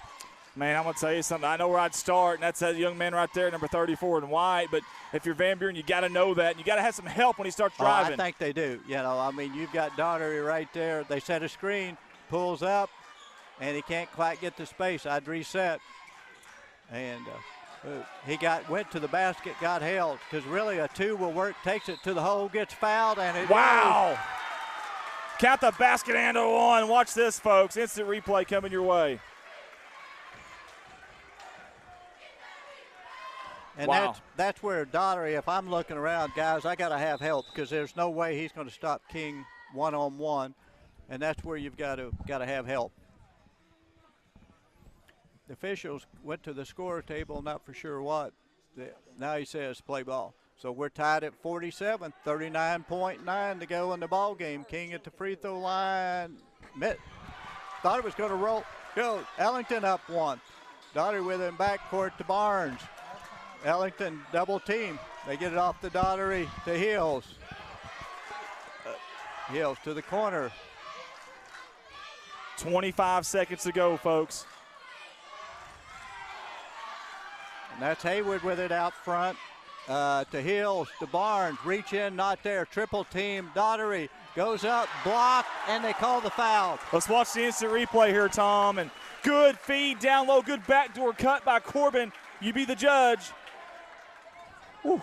I think it was the violent action of blocking if he'd just gone up and tipped it, but he kind of, not to say that it wasn't all ball, but he really swung hard. But now we have number 22. That is Corbin Daugherty at the free throw line. The first one is short, so the best he can do is tie it. 48-47, the Whippets up one. 14.7 seconds to go. Huge moment right here for both teams. Next one it up and looks good, and we are tied. And timeout. And it's going to be timeout Van Buren to talk it over. 14.7. Whew. What a ball game here from the Rolling Hills of Alton, Missouri. Big Springs Conference Tournament. This is championship day, and it's not disappointed by any means. I was going to tell you, if you've got any contacts in Indianapolis, the NCAA tournament is going to play in a bubble in Indianapolis. I know. They're using Hinkle Fieldhouse. I want to go watch the final 64 in Hinkle. Wouldn't that be awesome? But I'm guessing. Wouldn't that be awesome? If you could find the ticket, there's no telling what it my only contacts is a Kroger card on the back door. If you can jam it just right and get in, that's about it. Okay. Now, well, I don't have. But now that would be so much fun, though, seriously, to see that in that setting, in that venue. Now, I heard that Lucas Oil Stadium is also going to be used. Oh, they're using several of them. Yeah. They're around the deal. But if you're a basketball fan, besides I think it's The Last Shot is the name of the restaurant. Anyway, it's Bobby Plump's restaurant with all of his memorabilia, jacket, everything like that. But you've got to go to Hinkle. I can't describe that. It's like a World War II hangar or something. It really does. It just, but it's the nostalgia. And if you've seen Hoosiers, you've seen Hinkle, because and that's where they had the state championship. Yes. It's where they measured the rim. Yeah. It just, when you walked in there, it feels like, I don't know, like basketball used to be. Yes. So we're tied. 10 seconds to go. We're tied up. Ellington with the basketball. Will Van Buren, will we get a foul? Free throws, and the shot is up, not to Gear. The ball's loose. We've got a timeout or a foul. What do we have here, Tom? I'm not for sure. I think we've got a foul. I think we're going to go the other way. Oh, boy, this will be free throws either way. No, timeout. It's going to be a timeout. Whew. I was going to say, man, I can't imagine having to live with that foul. Just the way he raised his hand and looked, because he raised his hand and pointed, and I thought he was pointing at the player, but he was just pointing that it was Van Buren timeout. 1.1. 48 seconds to go. Ellington Whippets, Van Buren Bulldogs, third place of the Big Springs Conference Tournament.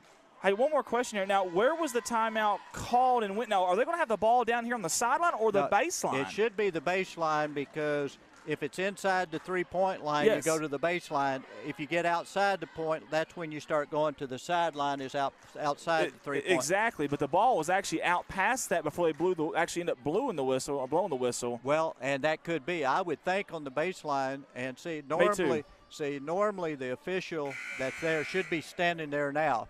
In fact, he's headed. We'll find out real quick.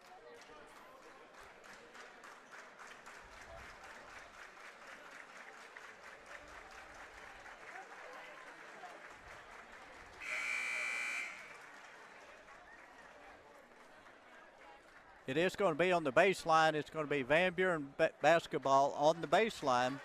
And something that's really big right here is not being a made basket is the Van Buren player can't move. Yeah, that's very true. So I would put somebody really tall on him, hope he moves out of bounds. You get the turnover. Ellington could have it under their own basket. Or you could use that guy to front Barnes, maybe front and back him. But they're gonna use him just like you said. They're gonna use him to try to get some length here. But I would hope he would go. And they're going to try the Barnes and from downtown, not there. And we're going to play 4 more minutes of basketball. Why not? Yeah. What are you doing right now? You got anything going on? I don't have anything going on. Yeah, what the heck? Of course, I live 5 minutes from here, too. That's true. That's a good point, yeah. You're a ways from flat country. Yes, sir, just a little ways. But I'm going to tell you something. I'm enjoying it. I'm enjoying all the pageantry of this old, really neat-looking gymnasium. I'm enjoying the crowd. How about the crowd today, Tom? It's packed in here. Well, and I thought it would be because this tournament is – I think this is the at least they've got the champions is 31 of them. This is number 32, and it's always packed. I mean, it's just because that's the conference, and most conferences are that way. And I think we'll have more people filing in as we get even further down, for the championship round. Now, we mentioned something earlier, but I think we were off the air when we did. Hayden Barnes, number 2 in black, hit his 1,000-point career plateau the last game. So congratulations to Hayden, and that's a tremendous accomplishment. No matter boys, girls, at any level, and that's awesome stuff. So congratulations to number 2 in black, and of course he's showed off tonight too as well. Yeah, people don't realize just how tough that is, 1,000, and, when you read the 1,500, 2,000, even tougher because, especially if you don't play varsity as a freshman, the 3 years, it's really tough to get to 1,000. Well, just think about this. Not only that, but just being available and healthy for that amount of time to be able to hit that number. Oh, absolutely. Absolutely. It's a milestone, and you every year, and we're starting to see some this time of year where it's posted on different sites, and that's good. So here we go, 4 minutes to go. 48 all. The Ellington Whippets, Van Buren Bulldogs for the 3rd place plaque, Big Springs Conference Tournament. We're going to have King and Barnes jumping it up, the 2 seniors that I know have been playing against each other since at least, probably forever since they're same age, but on the varsity for at least 3 years. This time Van Buren controls the tip. And real quick, Tom, both teams will be in the bonus on the next foul, so keep that in mind. Hayward to Barnes, high post. We're going to see who's, the coaches, what they draw up here. Man-to-man defense right now by Ellington. Yep. And Anderson, a tough deal. He's the one that drew big 3 by Hayward. How about the confidence in that shot? I don't know if he shot a 3 all day, but Landon Hayworth, big bucket. He teed it up. No one around him. I don't blame him. He never flinched. I like the confidence and the moxie from number 0 in black. Yeah, you think it was first quarter, like, no big deal. I think I'll just hit this. So Van Buren up 3. King with it. King from deep. That one comes up short. And Hayworth with the rebound. He's bringing it, running the point, bringing it up court. He's got Anderson was all over, or McNeil, excuse me. King on freshman. I'm going to call him freshman Hills. Then we got 2 Hills out there. He gets it back to Hayworth. Good defense. Almost throw it away, but good save by Daughter. Tell you what, Van Buren trying to run time off clock. If you're the freshman right now in a big game like this, can you imagine? No. Oh. We're down to 2:36 to go. Overtime. Van Buren up by 3 in the Barnes, and we've got an offensive foul. And if you heard the crowd in the background, Barnes bounced the ball off of one of the Ellington Whippets, and everybody wanted the technical foul. No call. That's foul number 4. I thought it was 5. That's 4 on Barnes. He's played the whole second half without a foul. Which is impressive because he plays very aggressive. Yes, I'm honestly shocked. But a turnover, great defense by the Whippets. I believe it was Anderson to draw the charge. 3-point game. Can they find King, or can they spin move, goes up, comes up short. There's the freshman Hills with the rebound to Barnes. Tough miss. Barnes with it. Approaching the 2-minute mark in overtime. The Dogs up 3. Oh, thought that was a chance to steal it. The Hills goes up, scores. Van Buren up 5. He did not have the angle at all. I have no idea how he got that ball in. Now the 3 from deep for Ellington, not there. I mean, that freshman Hills is a rebounding machine. Barnes the other way, pulls up, which was smart. Gets it off to the freshman Hills, who scores. Van Buren up 7. An offensive explosion from the Dogs here in overtime. King with it, top of the key, too long, not there. The freshman with the rebound, and it's going to be an offensive foul. Good call. He got the rebound, took a step, and great rebound, but he did knock down one of the Whippets. He just fouled out. But how about the freshman? He gets a standing ovation, Tom, as he comes off the court, and rightfully so. Oh, absolutely. I mean, you talk about a lift when the Dogs were no energy or anything. He came in, and absolutely, to me, he's been the difference in the game. I agree. You're right. It was kind of, I don't know, it was almost lethargic there early on, and all of a sudden he comes in, and next thing you know, good things are happening for Van Buren. I wouldn't be a bit surprised he doesn't have 10 rebounds or more. I agree. Wouldn't be a bit surprised if he's starting the next game for him, too. And 3 is deep for Anderson. My goodness, Tom. Aiden Anderson, so pulls him back within 4, 1:19 to go. He shot that a step in front of the volleyball line. He shot that one from right over near couch, and it went in. And he was leaning backwards, too. I mean, it was one of those that's kind of falling away. But, you know, it's nothing but net. So 4-point game. Van Buren with the ball up 4, 1:19 to go. But as we saw a while ago, anything can happen. Anything is possible. This is for the 3rd place plaque. Varsity Boys Big Springs Conference Tournament. I tell you what, this has been a fun day overall, Tom. It really has. And, you know, and don't be surprised if this 4-point game shrinks down to 1 possession and comes up to a last-second shot again. And I tell you something else that's important here. Free throw shooting down the stretch. There's going to be some free throws, I promise you. Yeah. But I'm wondering if we can move the championship games to Monday night so I can go home, take a break. I mean, after these 3 games. Yeah, where's Austin when we need him? Yeah. I mean, holy cow.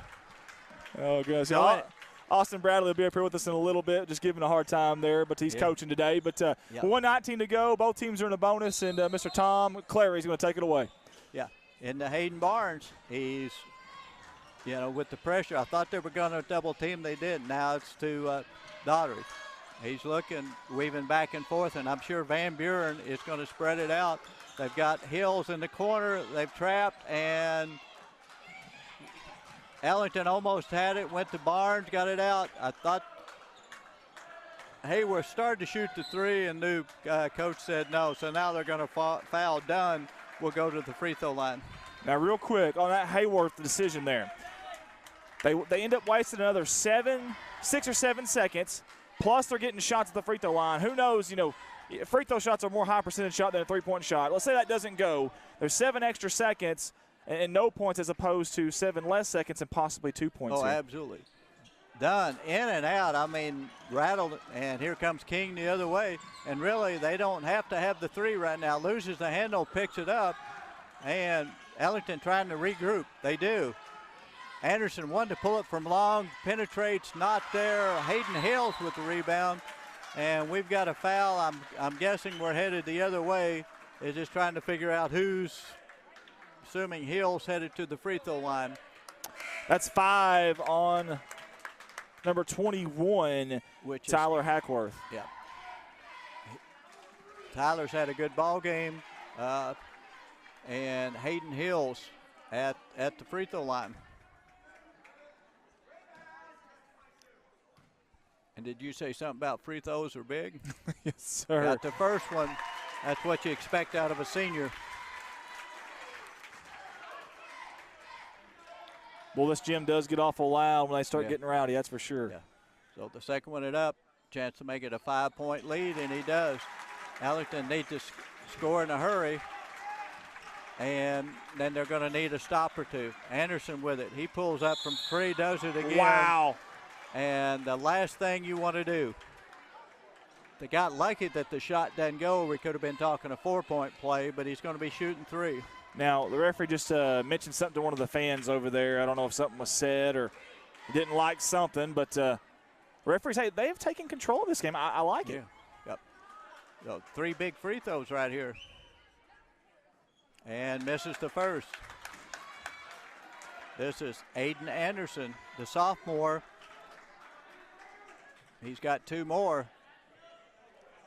And could pull it within 4. He needed 3 to get 1 possession, but you take what you can get here, and they just need a turnover or 2. Hits the second one, and he's got 1 more, 57-52. Now, I think either way, make or miss, you press here if you're Ellington. Oh, absolutely. You got to gamble. If you foul, fine. Get the steal, fine. Hits the second one. So 32.3 to go for overtime. Hills with it. Long, oh, wow. down to Dunn. Dunn goes up and scores. Ooh, almost offensive interference there. I was going to say Barnes just about made big mistake. We got a 3 by Ellington, not there. And Barnes with it. Will he try to dunk it? No, but he gets fouled. Watch this instant replay here, Tom. Coming right in your living room. Watch the aggressive nature of both teams. Watch this. Yeah. Woo. My goodness. Ellington did not want to give up the dunk or easy layup, and Barnes was going no matter what. Yeah, he was going. I don't know if he's going to try to dunk it, but he was definitely going to the hole, and Anderson wasn't, Anderson and King weren't going to have any part of it because that's King just fouled out. That was his 5th. Great ball game for Bryson King. Yeah, it was. It really was. And Barnes hits it. This is going to be one of those 8.9 win, but it isn't going to indicate. You need to look at the OT to show what kind of ball game. Yes, sir. And some people probably wrote Van Buren off early. Yes, sir. And they're going to pull out with the win as Ellington comes down with 6 seconds, pulls up for the 3 and hits it. Too little, too late, though, as 60-56, and Van Buren is going to take home the 3rd place trophy. Great effort by both teams. The winners of the 3rd place game of our varsity boys tournament are the Van Buren Bulldogs.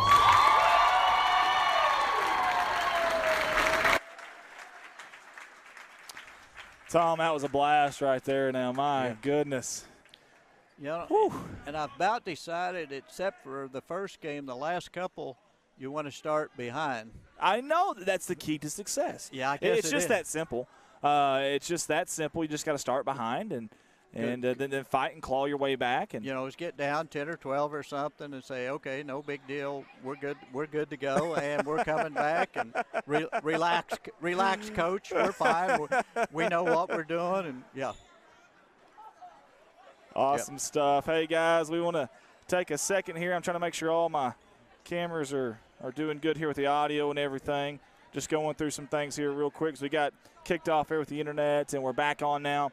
11:34 to go before we get this next game going. Hey, congratulations to Van Buren, the boys team there, coming up with the 3rd place trophy here in the 2021 Big Springs Conference Tournament.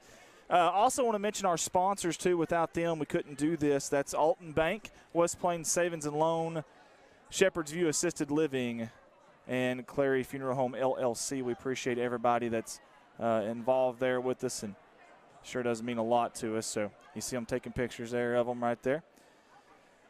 Back up here in the booth, and I don't know how you can top these games that we've had are already, but, man, we still got more to go. And in fact, where are we sitting at? Is it 3 more? 3 more. We're getting set for the championship of the JV boys, which will be Alton and Ellington. Okay. The Comets and the Whippets going at it. followed by the championship of the girls, which will be the top-seeded Ellington Whippets and the Eminence Lady Red Wings. And then we're going to top it off. The nightcap is the Alton Comets and the Bunker Eagles for the Varsity Boys Championship.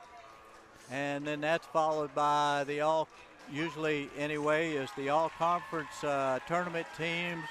And at times they even give out some more awards. So there's a lot of action left here this evening. We're basically halfway through. In other words, he's trying to say don't go anywhere. Absolutely not unless you come here, because we've got, looks like the Van Buren crowd is headed back to the Current River. So there's a lot of seats opening up here.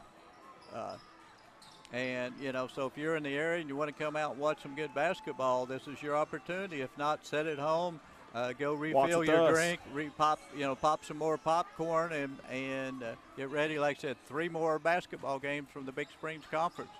Absolutely. I've got Zach Ricker down here beside me. Zach's a big reason for us having Dog Pack Media if you're listening on there right now. Big thank you to him. Guys, we're going to go off the headset here to give us a break.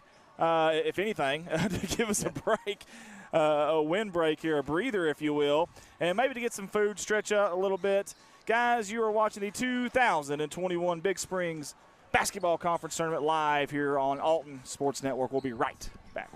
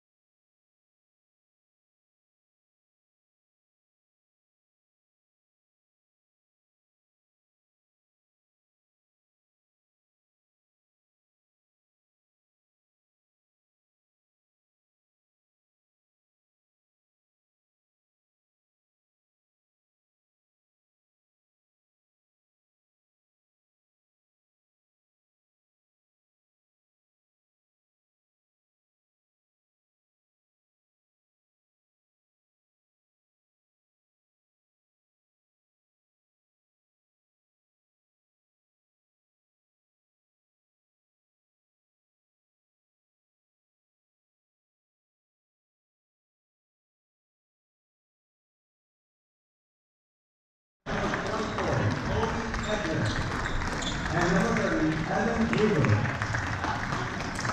And now,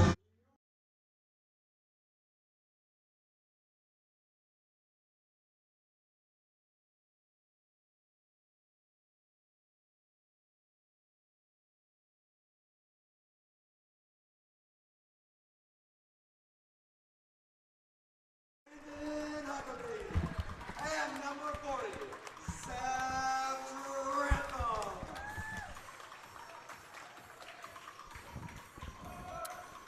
All right, guys, we're back here live. Alton Sports Network, Dog Pack Media, Redline Media Alliance, and also on YouTube. That's right, on YouTube tonight. So, or today, or this afternoon, or whatever time. I don't know what time it is. It is, if I can see the clock, 4 o'clock. 4 o'clock. Oh, man, we've been stuck in this gym. We have no idea. Couldn't tell you anything. Actually, I think the times must be 7 o'clock. That's what's on the scoreboard, and we're counting down. Ellington with the tip. For those Quickly go inside, up, and scores. That is number 14. That is Owen McCormick. First blood drawn by the Ellington Whippets. Marcus Cochran will bring it down to Whalen. Those just tuning in, this is the JV championship game here in the Big Springs Conference Tournament. Got players on the floor, get up. And once again, Cochran from downtown, not there. Rebound, Whippets. JV action will be a little bit out of control, a little bit of wild, a little bit of everything. But both these teams, I guarantee, will play hard. Ellington with it, high post. Back out to Rotterman. And inside again, looks like Ellington's content to go inside. It's their game plan. We're going to have a foul. And going against Seth Trantham. So the Whippets going to inbound under their own basket. Way out front to Rotterman. And the three, not there. Rebound, Miller loses it. Ellington comes with it. And finally, Marcus Cochran had the rebound, lost it. And he just, as Ellington was trying to save it, that was number 11. Whitehead threw it back and caught him in the nose. That's smart. That's smart. Man. Marcus Cochran with that out front. 2-0 Ellington. Huckabee to Whalen. Comets running their motion offense. Setting a couple screens, trying to get open here. Good defense by Ellington, but as Whalen able to hit a three, don't know if any more will go. He used up most of the rim on that one to get it to go. 3-2 Alton Comets. Yes, he did. My good. And also, Mike Ruff says the KC Dylan Whalen fan club is watching. Yes. Mike Ruff. I graduated with him, played basketball with Mike. He may be down here, but he lives in Kansas City. Know Mike well. There we go. 3-2 Comets. We've got a timeout. Alton wants a timeout. Coach Kelly for the Comets wanting to talk about something there. 5:17 to go, first quarter. This is the championship of the Big Springs Conference JV boys. Had somebody ask me, is this Ellington JV and Alton JV? This is Ellington JV and Alton JV. This is for everything, I guess, for the championship here of that, to the JV. And yes.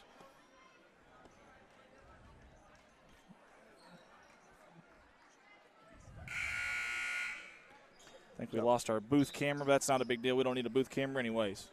So we're back to live action here, 5:13 to go. Cochran to Whalen. Whalen way out front. Ellington man-to-man defense. And Alton running their screening game. Lots of motion, couple screens here and there. Trying to get somebody the easy bucket. Miller with it to Huckabee. Huckabee thought about the three. Good defense by McCormick. Whalen with it.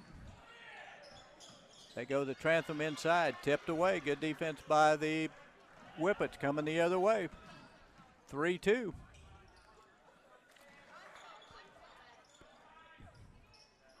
Pass inside, not there. Missing the shot was Hedrick, and we're coming the other way. Cochran pushing it in a hurry. Inside, tries to go inside, tipped away. Went to Whalen, he throws to Trantham, intercepted. Coming the other way is Rotterman. Behind the back, in the lane, lost it, catches it. And we've got a foul, and is it going to be on? Yeah, it's going to be on Cochran. I thought maybe it could be him or Trantham, and they didn't want Trantham, would have been his second foul. At the free throw line is Holden Rotterman. First free throw, no good. He's got a chance to tie it with the second one. Yeah, early on here, 2 fouls for Alton and 1 team foul for Ellington. 4:14 to go first quarter. This one, no good. Miller with the rebound. Cochran to Huckabee. Landon trying to make a play. Jump stop, puts it up. Too strong. Offensive rebound. Cochran kept it alive, went to Trantham. He went up, missed the shot, but he's going to shoot a pair. The foul's going to be on number 14, it looks like. That's going to be Owen McCormick with the foul. Seth Trantham to shoot 2. First one hits the front of the rim and drops. 4-2 Alton. Soft touch there. I don't know if Alton wants to jump up to the lead because it seems like the team from behind keeps coming back. He gets the second one. The team that starts off leading is snake bit in this tournament right now, or at least in the championship game. The last 2 games, yes, yeah. Absolutely. So Ellington coming the other way, just under the 4-minute mark. They're down 3. I was wondering if Ellington was going to shoot any threes. That's their first 3, not there, and we're going to have a rebound. I think that's going to be Landon Huckabee's going to be over the back. Because it kind of looked like Ellington was pretty well content to punch the ball inside. Yeah, it really did, like you said early on. But we'll see. Obviously adjustments are going to happen during the game, and it's still pretty early on here, right. And you really don't quite know what you have yet, really. That was Weaver with the shot. Didn't go. Alton cleared it and running their offense. Like I said, you watch, especially against the man, lots of motion. Especially away from the basketball on the weak side. I like that. Cochran with it, takes it inside, goes up, and you don't see that very often, Marcus getting a charge because he's not that big. Not that he can't run over somebody, it's just kind of unusual. But That's he funny. did that time, player control, so Ellington's going to come the other way. Kelly Griffith Orr, Terry Hinton, Clinton Berry, Amanda Larson. And that was big. I forgot about that. He just picked one up. That's 2 on Alton's point guard, Marcus Cochran. So he's out of the game. And we've got as the 3 up. And Miller fights with it with the Ellington. And 14, which is McCormick. Offensive rebound, puts it in. Checking in the game for Alton was Caden Botard for Marcus Cochran. So we gained some size, but we'll see if losing the point guard, what difference that makes. Yeah. Shots missed there. Ellington coming the other way, trailing by 1. 2:46 to go here in the first quarter. Seth Trantham with the steal, and if I was coach for Ellington, I might pull a kid out. All he has to do is backtrack, slow down the layup, and he just kind of stood there and watched Trantham take it to the hole. Yeah, that's tough, man. That really is. Really, really tough. As we got a camera that kind of fell down there as Clary gets a great move down low, going up strong. Tack on 2 for the boys in orange. We've got a 1-point game. So 7-6, Alton up by 1. And this first quarter action, 2:11 to go. Miller from deep, and Corey hits the 3, 10-6. How about that stroke? That was very impressive. Yes, Teed it it up was. from that corner, knocked it down. And we've got That's one of those where you got to get some hairspray and spray on the bottom of those shoes and keep it from sliding there, Tom. Yeah. Forward momentum went to sliding. Yes.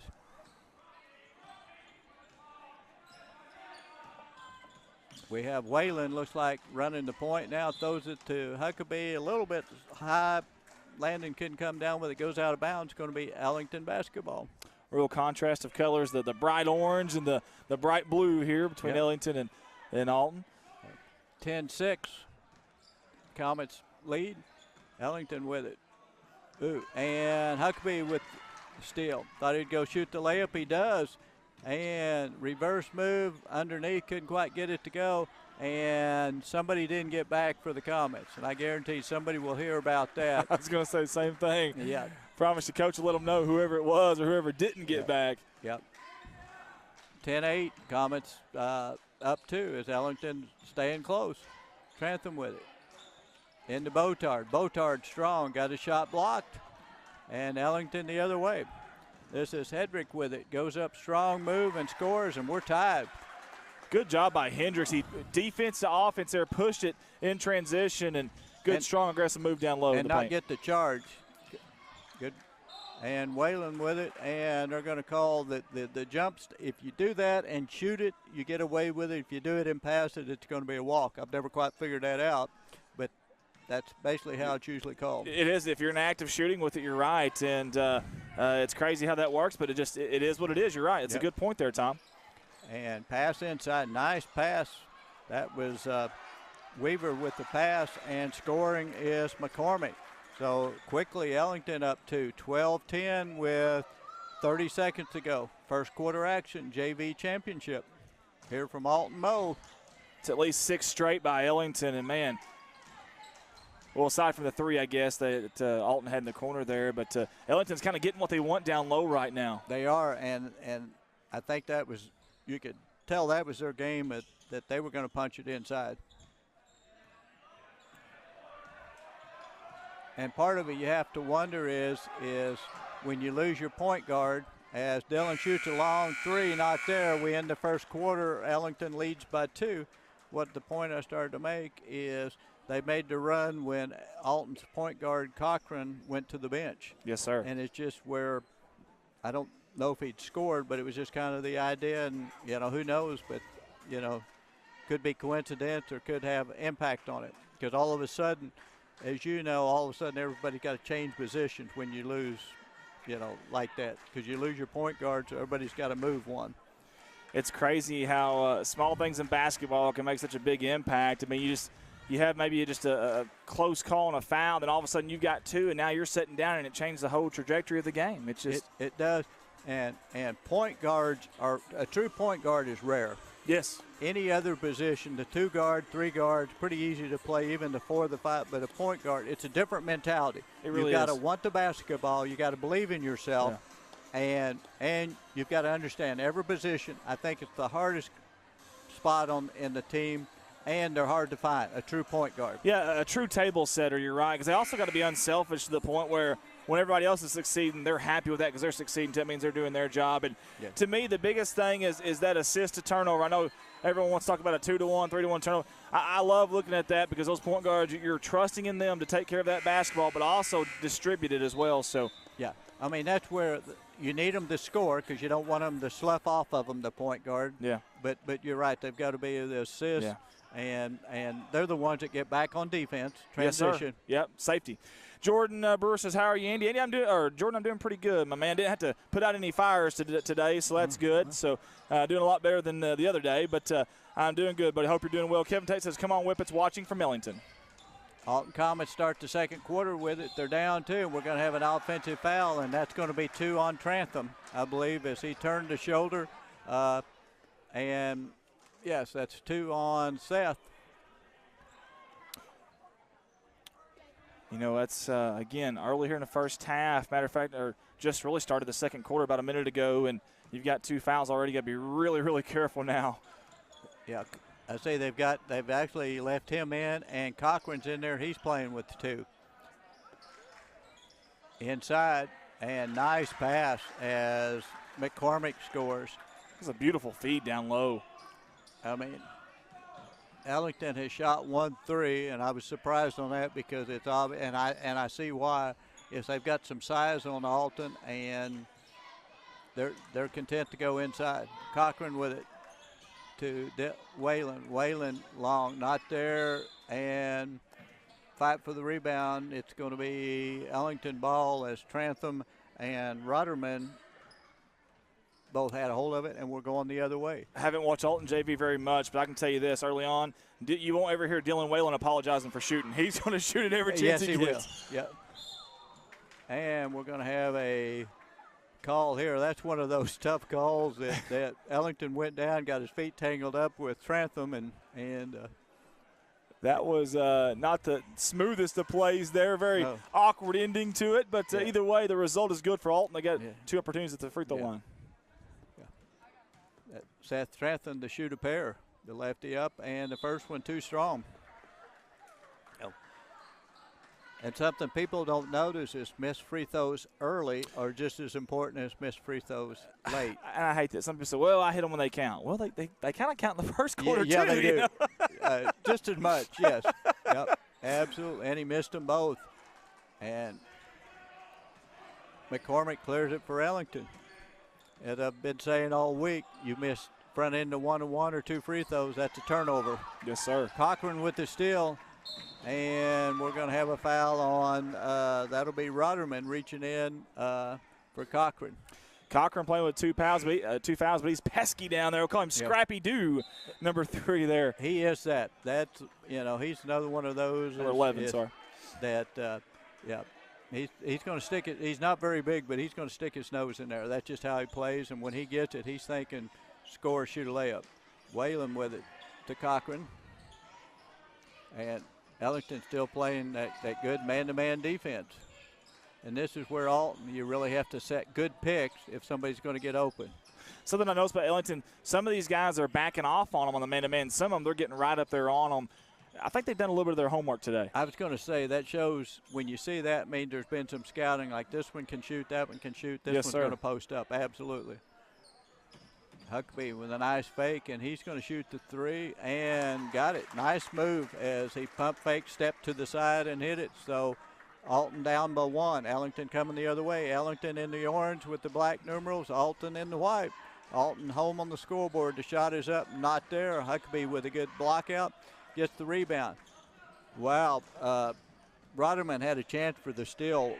Outlet to Whalen. He didn't see him there. I want to talk about Huckabee on that last shot. He pump faked, he composed himself, got his feet set, and then planted and shot. That was a beautiful basketball by number 24 in white. And a lot of times, especially JV, kids get in a hurry. They pump fake, the kid flies by. They don't realize they've got time to set and shoot. But Landon certainly did. So 4:45 to go. Did we lose a light in the gym or something? Yeah, the problem, the light switches are on the wall, and if somebody leans against them, they turn the lights out. Oh, wow. It got a little darker in here. Referees haven't stopped the game or anything. Ain't that dark, but. And, yeah, now they got them back on. I don't know which end it was, but, yeah, because, like I said, our light switches, as you can see, right, they come in the door. Yep. And you lean on it. And you've got them down here, too, where this janitor is. If you lean on them, they'll flip the switch off. First free throw is good, 15-13 with Kobe Hedrick at the free throw line. His second free throw is up and no good. Cochran, what you teach, he blocked out the shooter, went and got it.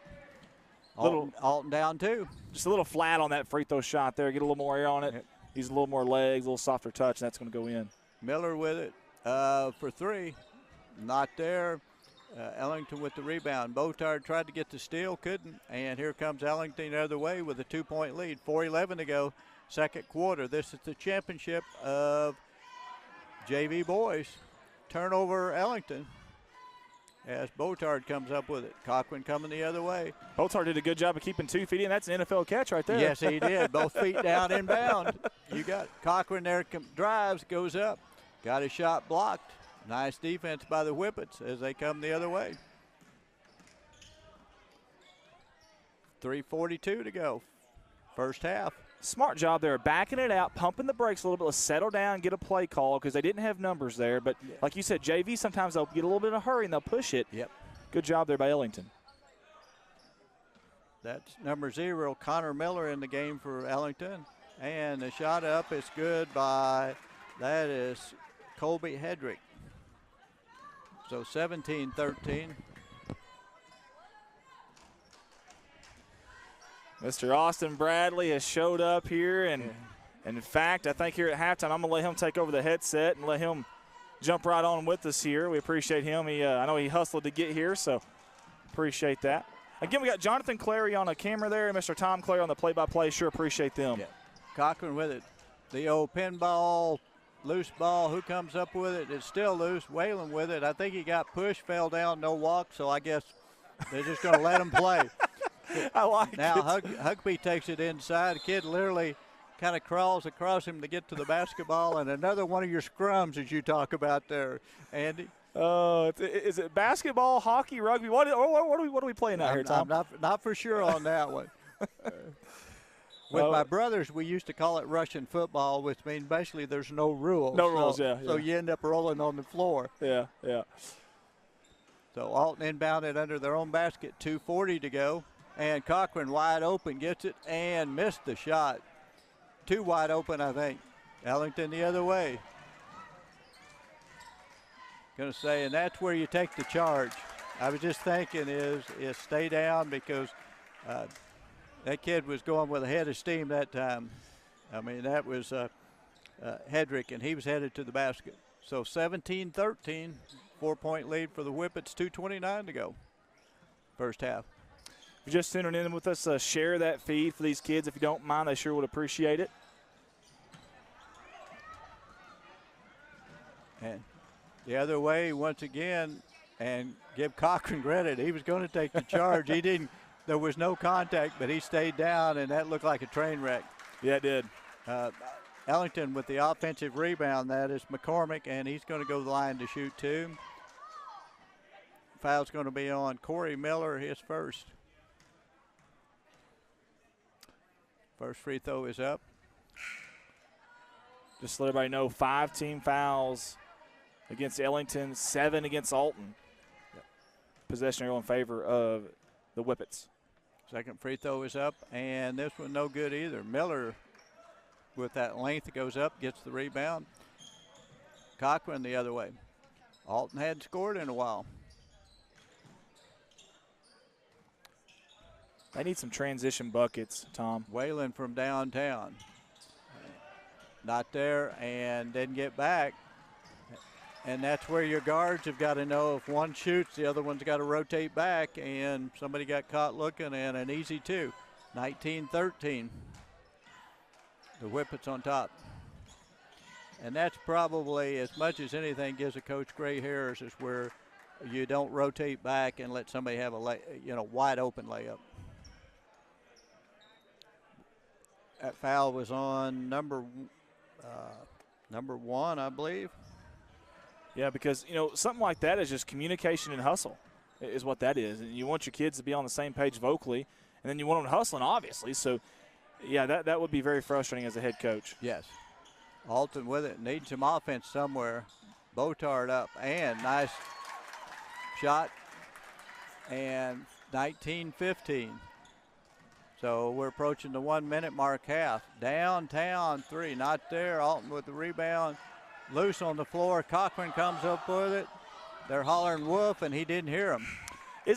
That's a smart crowd out there. The entire crowd was yelling woof. Well, and the amazing part, I guarantee the whole bench was, and he was in front of, I'm surprised that they didn't slap him when he went by. Woof. Yeah. But you're right. The whole crowd, student section over there was letting him know. Like an old Alabama-Auburn game when you tackle the guy go down the sideline. Yeah. So Alton down 4. We're just inside a minute to go, first half. And we had a foul, a little aggressive on the defense, on the man defense. I think that's going to be on McCormick. So Cochran going to be in the 1-and-1.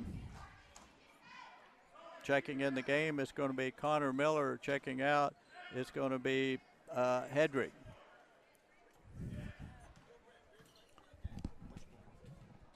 First free throw is up, comes up short. And free throws, if Alton doesn't win this, free throws are going to absolutely come back and haunt them. Oh, yes, without a doubt. Yep. And 3, and checking in the game is Connor Miller. And the 5'6" sophomore calmly hits it. So 22-15, back up to 7 for the Ellington Whippets. Whalen with it way up front to Huckabee. I think Alton is, I was going to say, content to go inside. Look at their offense, and went through Botard's hands, went to Huckabee, and he got fouled. So Landon's going to go to the free throw line. But it kind of looks like Alton's going to kind of play Ellington's game and maybe try to punch it inside. 19.6 to go. Missed another free throw, front end of a 1-and-1. How many times we talked about it, man, how important that is. I think if Alton had shot 75% from the field, which a good team should, they'd probably have the lead from free throw line. With it out front is That's Rudderman, and Wow. Oh. we're going to have a foul, and it's going to be on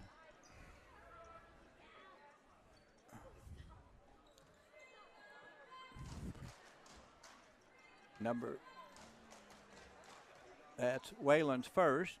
Free throw is up and good. So 22-15, Whippets. And we're 1.7. And that's where you definitely don't want to give up the foul then. He hits both free throws. Yeah, 2 points there essentially given to him, unfortunately, for Alton. Marcus from long range, not there over the backboard, and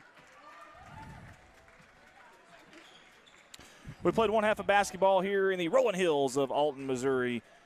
Ellington 24, Alton 15. And this is the JV championship here for the boys. And we appreciate everybody for tuning in with us. We also appreciate our sponsors. I'm going to get to them real quick, then I'm going to let Austin get on the headset here with us. Let's see. Let's get a few different angles here. All right, guys. Got to add the sponsor graphics in, and we'll do that. Then we'll get to them. Again, I'll add Austin back in here. He's just got here with us. We appreciate him for jumping on board and coming here to help us out today. So I've got an update for you. Yeah. My bunch, we follow basketball all over a couple of states. Yeah. South Iron Class 1 was playing CBC out of St. Louis, a Class 6 power. South Iron beat them. wow. 38-35. Wow. That's just incredible. That's incredible. I mean, that's the kind of schedule they played. I know Wow. they played Cardinal Ritter, they played Greenwood, but just another, as I was talking, Poor Bunkers is in that district because South Iron is that good. That's unbelievable. That really, really is. Speaking of unbelievable, is our sponsors. We appreciate them. Clary Funeral Home, LLC, locally owned and operated, serving Alton and the surrounding community since 1948. 3 different locations there, Alton, Mammoth Springs, Arkansas, Thayer. Here in Alton, you can call them at 417-778-2221. Again, 417-778-2221, and that is Clary Funeral Home, L to the C. How about Alton Bank? We want to mention them as well. Alton Bank and their branch, Bank of Birchtree, strive to provide the banking services and products their customers want and need in an environment that is personal and welcoming. With 2 locations in Alton and Birchtree, banking with Alton Bank has become more convenient. Stop in and let Alton Bank be your hometown bank, member FDIC, and an equal housing Read their lender. phone number. It is. You ready? Yeah. 417-778-7211. Yes, because I get calls. They say, "Can you tell me how much money I have in my?" Ours is 7221. Theirs is 7211. Wow. They say, "Can you tell me how much money I have?" And I go, "No." Then I tell them the right. That's the reason I brought that up. Do you ever mess with people and just kind of like, well, here's what you got? I guess I hadn't thought of that. You would. I should have known. If anybody thought of that, well, let me check. Oh, you got $103,000. You can go crazy. Yeah. Oh, can you imagine? That'd be a lot of fun. Or you're withdrawn. Yeah, exactly. Yeah, you'd be in a lot of trouble then. Yeah. West Plains Savings and Loan, serving customers in the West Plains and surrounding communities such as Alton, Couch, and Thayer since 1919. If you need an ag loan, consumer loan, business loan, or home loan, come see them at 417 West Broadway in West Plains, Missouri, or call them at 417-256-3042. The loan officer will be happy to sit you down with you and talk to you about meeting any loan needs you might have. Equal housing lender and member FDIC. One more here to go through the carousel of sponsors, and that is going to be Shepherd's View Assisted Living. When the damage of living at home requires more than you are able or willing to give on your own, you'll find a warm welcome at Shepherd's View Assisted Living. When you need that transition from nursing home care to your home, we are the right option to prepare you for living safely and successfully alone once again. Our staff are well trained to provide safe, efficient personal care, diabetic care, nutritious meals, meditation, administration, and social activities. Shepherd's View, we are here for you. And, folks, I'm going to get off the headset here, and I'm going to allow a man to come in here, Mr. Austin Bradley. Y'all probably familiar with him. He's kind of helped us out quite a bit when we've gotten this thing started. So I'm going to get off the headset here and allow this young man to jump on with Mr. Tom Clary. Again, this is halftime of the JV championship game, Ellington 24, Alton 15. Here you go, young man.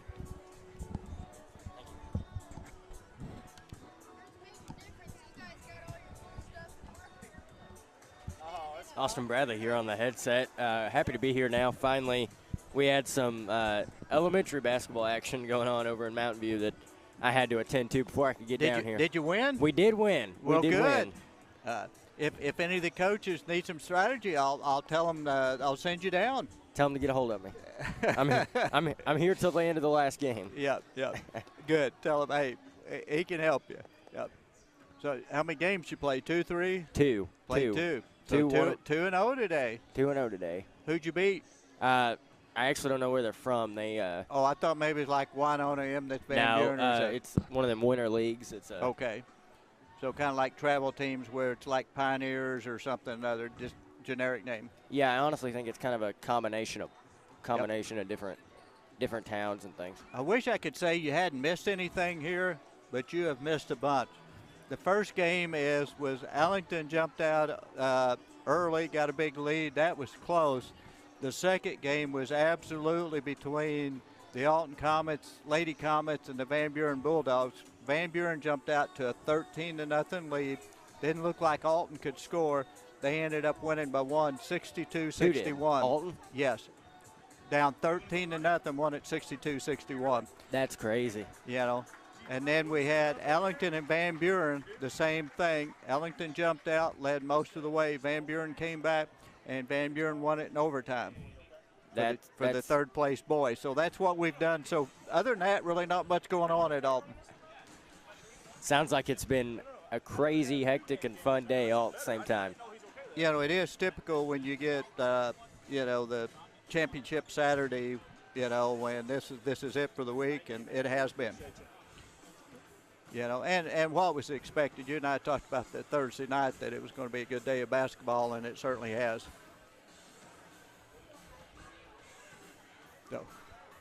So people are watching. I don't know if you can see the scoreboard. Just under 4 minutes before we start the third quarter, it's the Alton Comets trailing the Ellington Whippets in the JV action here for the championship game, 24-15.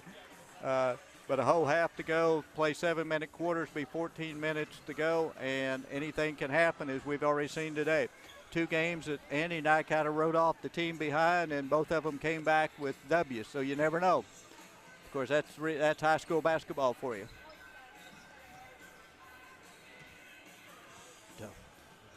And as Andy mentioned, the sponsors, that's something you can't do too much, and as I do, I encourage you to be sure and call them, text them if you see them on the street, whoever, Alton Bank, West Plains Savings and Loan, and Shepherd's View Residential Assisted Living. Be sure and thank them for this, making this possible.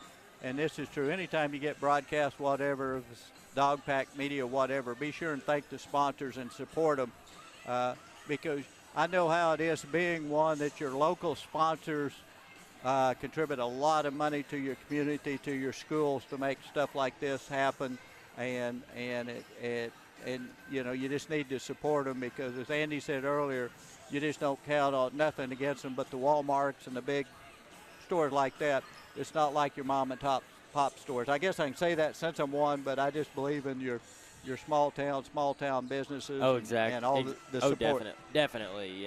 Small town businesses. In a place like Alton or in Summersville. Well, I knew Summersville. I don't know if it's still Kohler Market and some of them up there. I knew them, and some of the businesses up that way the same way. The ones that have the restaurant and the motel, the Hollises are from Alton. I know them well, and I just go down every town is support those local businesses because they really support your community and your school.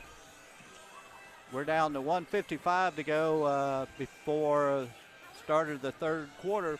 Alton trailing by 9 to the Ellington Whippets. And other action today, let me find my sheets here, is give you some scores here. We started with JV boys. It was Bunker over Van Buren, 42-31. You probably can't read my writing, but I'm used to trying to read my scribbling there. And then we had the varsity girls in the third place game. Like I said, Alton 62-61, and they were down 13-0, and was able to fight back in a great ball game, especially the last quarter. We had people standing, hollering. I mean, it was, as Andy will tell you, it was really cool. And so now, and then we finished with the varsity boys, which was Van Buren winning that one in overtime. So lots of action and a lot more to come. We've got 2.5 ball games to go. Yes, Alton Comets JV and the Ellington JV Whippets. Do you know what a whippet is? It's a dog, isn't it? Yeah, what does it look like? It's very similar to a greyhound.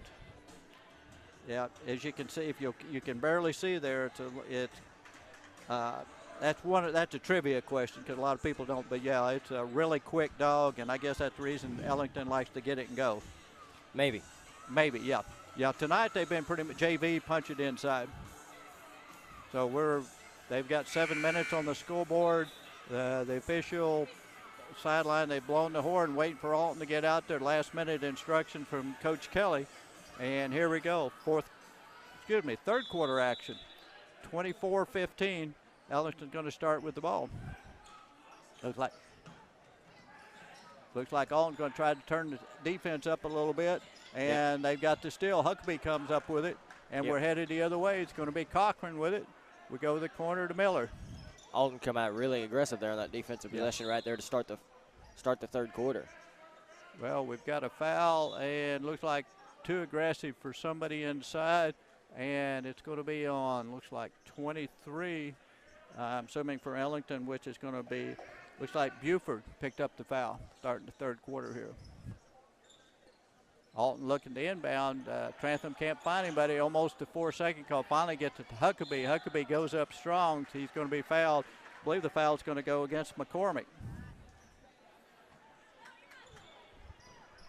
That'll send Huckabee to the line to shoot 2. And that's what it's going to take. Even though they have missed several free throws, Alton's going to have to start hitting their free throws. Another miss for Alton. Huckabee to shoot another one. We've got in the ball game is Whitehead checking in for the Ellington Whippets. Huckabee up. This one short as well. Seth Trantham with the rebound. He puts it up, not there. And the Whippets, here they go on the other way. And turn it over. Had to break, but couldn't quite convert. Alton the other way. Down to Trantham. And Wayland to Trantham scores 24-17. 6:21 to go. Alton with that full court pressure. Trapped them at half court, got away with it. And Ellington into the corner, gets out of the trap. Nice pass, almost a turnover. Ellington comes up with it, and we've got a double dribble. So another turnover. The pressure forces another turnover, and the Ellington Whippets going to call timeout, call a 30-second timeout, and talk about it. 6:08 to go, third quarter. JV championship. Here in a very, very full Alton gymnasium. Yeah, it's kind of sorted out. We had Van Buren played, I guess, 3 games in a row, and their crowd left, but now we've got starting to fill up again. So 6:08 to go, third quarter. A lot of basketball left in this game, and then we've got 2 more championship games. And when you get down to the varsity, then the excitement level really moves up the meter. Yeah, I'm telling you what, we are on deck for 2 what should be phenomenal championship games. I think so. Varsity championship games on both the girls and the boys' side. Absolutely. Marcus Cochran with it. Corner to Miller. Alton running their offense and see if they're content. They've been trying to punch it inside lately to see if they're content or if they'll jerk the 3. Miller with the 3, not there, in and out. And rebound Ellington. Roderman with the rebound. Cross to Weaver. Inside. Nice strong move by Hedrick. Hedrick scores. And looks like it's going to be a chance for an and 1. Big play there for Ellington. Free throw could put them up 10. Free throw too strong. No good. Alton with the rebound. So 9-point lead for the Ellington Whippets. Cochran with it. Out front to Miller. Running their offense, trying to post up. They had Cochran from the corner, and Cochran hits it. Going to say they had Trantham inside, decided to go to the corner for the 3, and it paid off. But then they let Roderman go coast to coast for 2. That'll just, Coach Kelly is up, and that just gives you gray hair. You hit a three, and then you turn around and give them a layup. The Red Seas kind of parted for him right there. Yes, it did. Trantham, strong move, not there. Huckabee follows, tried to put it up in the air. The ball's loose. A couple players dive for it. Whalen comes in with it to floater. That was and a it's nice. Good. Uh-oh. And Miller goes down hard. He jumped for it and came down on top of a kid and gets up limping. He hit hard. The basket's good. We're talking 28-22. And I don't know if it's hurt or just a stinger where you hit on your knee or your elbow. He seems to be kind of trying to walk it off. Yep. And that's the reason I'm wondering if it's a stinger. So we have Miller taking it out into Cochran and tries to shoot over Broderman, and just hard to do. And he blocked it, got it out of bounds there. Yeah, that was Miller, so he's still limping a little bit, but he's playing hard. And we've got a sub in. Is this going to be for Corey? Yes. Trantham in for Corey to give him a break to kind of see if he can get feeling back in that left leg. 4:37 to go, third quarter, 6-point ball game. Alton keeps trying to fight into it. Three from the corner and nails it. That is Whitehead for a big three for the Ellington Whippets. Comet the other way. They fight. They get close, and then Ellington hits a big shot or two. 9-point lead. Whalen for three. Deep, not there. Fight for the rebound. It's loose. And Botard with it to Huckabee. Huckabee's going to shoot the three. That one's not there. Clearing it for is Weaver, clearing it for Ellington. Coming the other way. Goes hard and it's out of bounds, and going to be Alton ball. A little bit of contact, but I think they thought he was out of control, so they're going to give it to the Comet. Exactly 4 minutes to go, third quarter. JV championship. Tried to draw that foul there and didn't get it. The ref didn't see it, or there was no contact. And well, it's one of those. Is we've Andy and I and you and I both talked. You got to go up with intent that you're going to score it, and don't count on the referee just giving you the call. Inside to Botard. He tries to turn, and I think he's going to be fouled.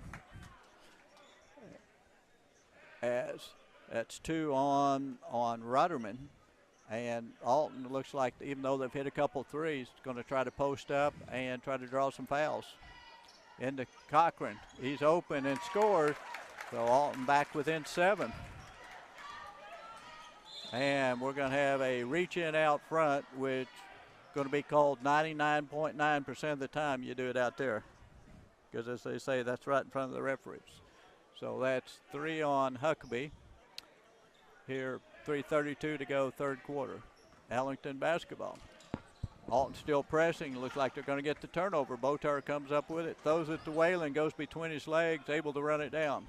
Gets it to Cochran, so they'll come down, run their offense. Down 7.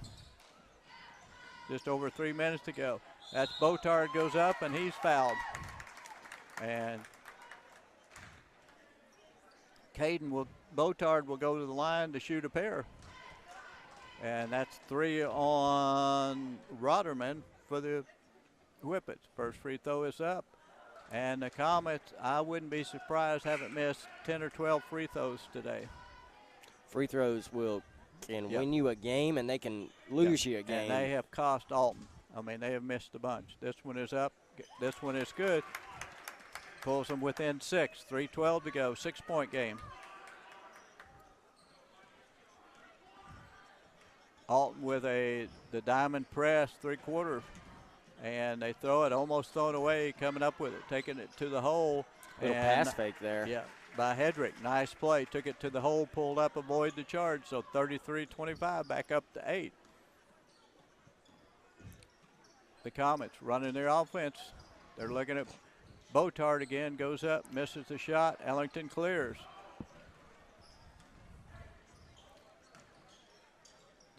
Corner thought he was going to pull the trigger. Now he dishes off and up, not there. Over the back, no call, and that's 2 more for Hedrick. So Ellington now spread it out to a 10-point lead. 2:23 to go, third quarter. Grantham out front to Cochran. Looked inside to Botard. Huckabee thinking about the three, didn't pull it. Cochran penetrates, goes up, shot, scores. Little floated. Little Yes. pull up. 35-27. Allen with the pressure. Back and forth, and they go inside. The ball was tipped. And a rare three for the Whippets, but it's good for Evan Weaver. And backed up to 11-point game, 38-27, 1:41 to go, third quarter. Alton's done a pretty good job scoring, but they've got to stop Ellington on the other end. It doesn't do any good. You can't trade baskets to get back in it. Whalen thinking about the three. Goes inside to Botard, turns, and we're going to have a foul. And I think it's going to go against Ellington. He keeps trying to get the charge and falling in, and it keeps going against him. And that's going to be under Whitehead, and that's his fourth. And their number 13, Caden Botard, he's kind of limping a little bit after that. Yeah. Kind of pulled the chair out from under him. Yeah, been a lot of contact. They try to go inside to Cochran. He has to step out. He shoots the three. Not there. Gets his own rebound. Not there. Huckabee with it. Not there. And finally puts it up. We're going to have a foul on. It's like it's going to be on Ellington. Can I get this thing on right? So Huckabee going to the line to shoot two. Down 11. They're going to have to start hitting free throws because they're going to be in the bonus the rest of the way. And Landon misses the first one. Back in the game is Rotterman. And Huckabee up with the shot. Not there, but offensive rebound is Trantham. Up, not there. Huckabee tries to tip it in, not there. Finally, Ellington scores, and we're coming the other way in a hurry, are the Whippets. And they run over the official.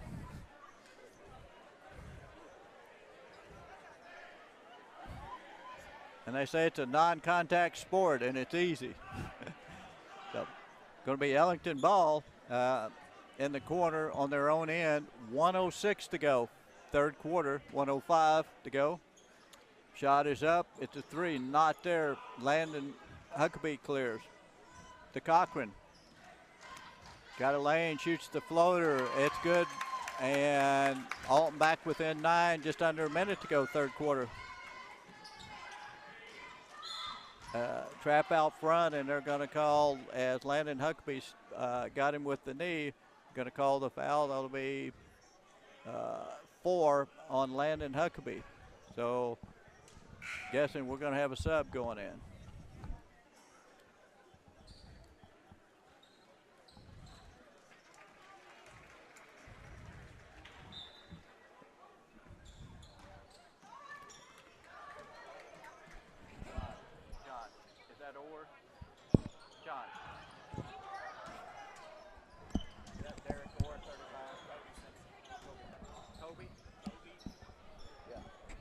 And I was checking there, that was Simpson checked into the game for Huckabee. It's what I thought. I was just double checking there. 11-point game with 20 seconds to go. Alton down. And Botard goes up, can't finish. Out to Cochran. Cochran going to shoot the three. Not there. Rebound. Botard goes up. And we're going to have a foul. You're really not a bad idea right now if you're Ellington. If Alton gets it inside, it's just a foul, till they start hitting free throws. Because that's 8 fouls against the Ellington Whippets. 40-29, 9.9 to go. This free throw is up and good. I'm sure Alton would like to hit this free throw, maybe get a turnover, get a little momentum going into the fourth quarter. Yeah, it's going to be their ball coming out into the fourth quarter, too. Remember that. So yes. That's 4 on McCormick for the Whippets. Second free throw is up. This one is good. So Alton back within 9.9 seconds. And the press got Simpson on the front running the 1-2-2 press. And they got him trapped at the sideline, go to the corner. Nice play. And can't finish. And we're going to go the other way. And coach, for the Whippets, you've got to be kidding me. With 1.8 and going to let them go down and score with no time on the clock, possibly, if they can hit the front end of a 1-on-1. It's going to be Trantham, and this could be a pretty good momentum shift for the Comets if he could hit a couple free throws. Yeah, but I will point something out. These free throws shouldn't even be happening because the clock didn't start until the player from Ellington was at the volleyball line. Wow, yep. And it really, except for the foul, it really didn't matter. Missed a free throw and no points. So after 3, championship of the JV boys action, 40-31. And in favor of the Ellington Whippets. And Alton will be shooting 2 the rest of the way, as will be the double bonus. And Alton has 2 or 3 fouls to give up, even though they've got a couple of players that don't need to be fouling. Yeah, that could become important, with the kind of closer to the end of the game as, Ellington's not even in the bonus yet, and Alton's going to be shooting 2 the rest of the way. Right, and I'm sure there's going to be fouls, but they've got to convert. I mean, the key is it doesn't do any good to go to the free throw line, and like I said, I bet no doubt Alton has missed 10 or 12, especially if you count the front end of a 1-on-1, because basically that's 2. So, I mean, it's been big. But now, and they definitely can't afford to do that in the fourth quarter. I mean, here in the fourth quarter, if they're going to try to get back in this, they've got to hit free throws. Yeah, it very well could be the difference in them winning and losing this game. Yeah. I mean, and the keys probably here are going to be the first couple of minutes is, if Ellington get a couple of buckets, it's going to be tough to, double-digit lead versus if Alton can get 2 or 3, then would certainly help if they can get back within 5 or 6. And then, within a couple of possessions, you're always good to go because that's a bucket and a turnover. So, anyway, we'll see what happens. 7 minutes to go. Fourth quarter, this is the championship of the JV action. Alton Comets and Ellington Whippets. Cochran to Miller. Miller back in the game. Evidently got feeling in that leg after going down hard earlier. Cochran pass from Huckabee to Cochran through his hands out of bounds. Whippet's going to go the other way.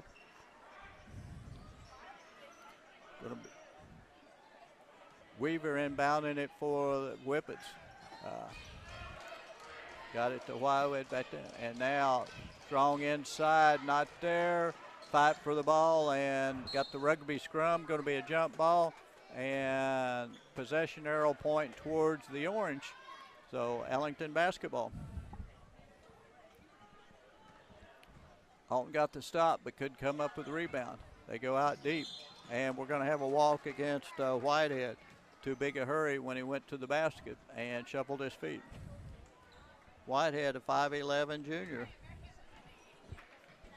Cochran coming the other way.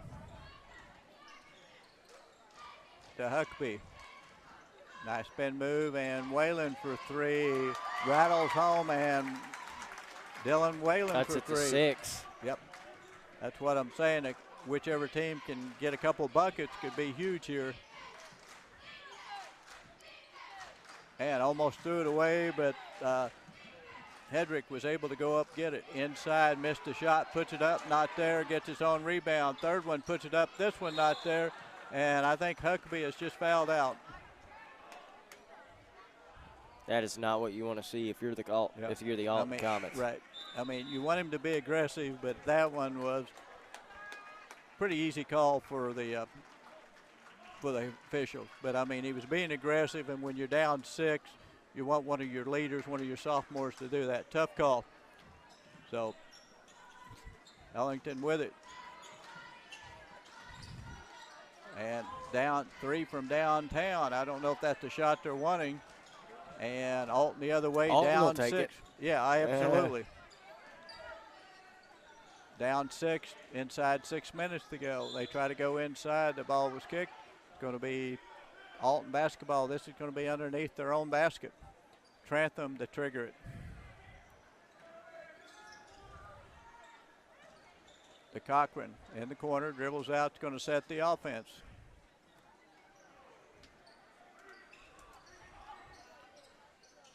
Miller to Trantham. And back to Miller. Kind of looked like he thought about that for just a second. Yeah, I mean, a couple they've caught it, and I think it looked like they're trying to get it inside to Botard's what it looks like, trying to post him up. Cochran with it. 5:19 to go. Alton running their offense. Whalen thought about the three. They out on him, so he pulled it down. He's hit a few Cochran of those with today. it, tried to penetrate, double team, good decision back out to Whalen. Running clock, but you need to get a good shot. You're only down 6. Give Alton credit, or not Alton, Ellington credit, man. They're playing defense. Yes, they are. I mean, Alton. They're limiting the options here for Alton as Whalen takes another 3. Not there. Ellington with the rebound. And tough possession for the Comets has ran about 30, 40 minutes off the board. And no bucket. Ellington with the quick 3, helping Alton with the quick 3, and they come the other way down 6. Cochran with it. If you're Ellington right now, you got to be eating more clock than Alton is. Yeah. You know, Alton's really slowing it down, and Ellington's limiting their opportunities, don't get me wrong. But they're slowing down, looking for a good shot. Miller from Ellington's the point, kind not of just there, running fight down for the rebound, throwing it up. and that was Trantham and Botar fighting, and we've got a timeout. Alton wants a timeout to talk about it. It's going to be a full 60-second timeout.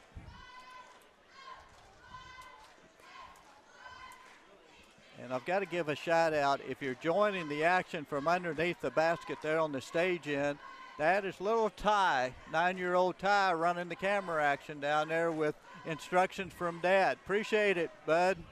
That's handy. That's nice.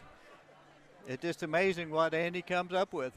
And he tells me he's got 4 more at home, so you can have all kinds of camera angles, Andy, before long. You'll have somebody hanging from the ceiling for that rafter camera, huh? They can move it. Yeah. But the wife and I were joking this morning about forgetting the car seat, because I'm thinking, wife's home with 6 kids, you're supposed to leave the car seat. We're thinking, oh, golly. I heard about that one. Yeah. So, 4:13 to go, 4th quarter. Alton Comets trailing the Ellington Whippets by 6, and this is for the championship of the Big Springs Conference Tournament.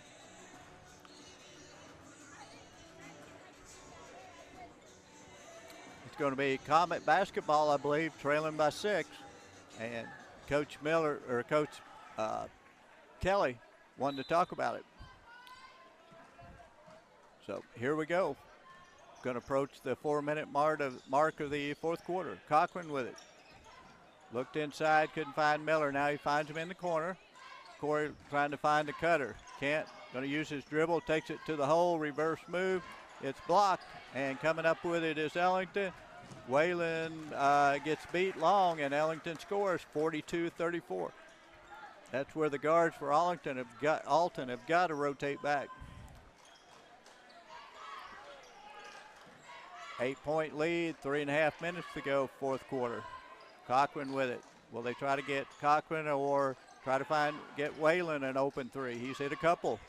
Dillon with it. Looks to penetrate, pulls it back out. We've got Cochran in the corner, double team. Simpson with it, and we're going to have a walk. So traveled with it there. Yep. So it's going to be Ellington basketball, 3:21 to go. Comets trailing by 8.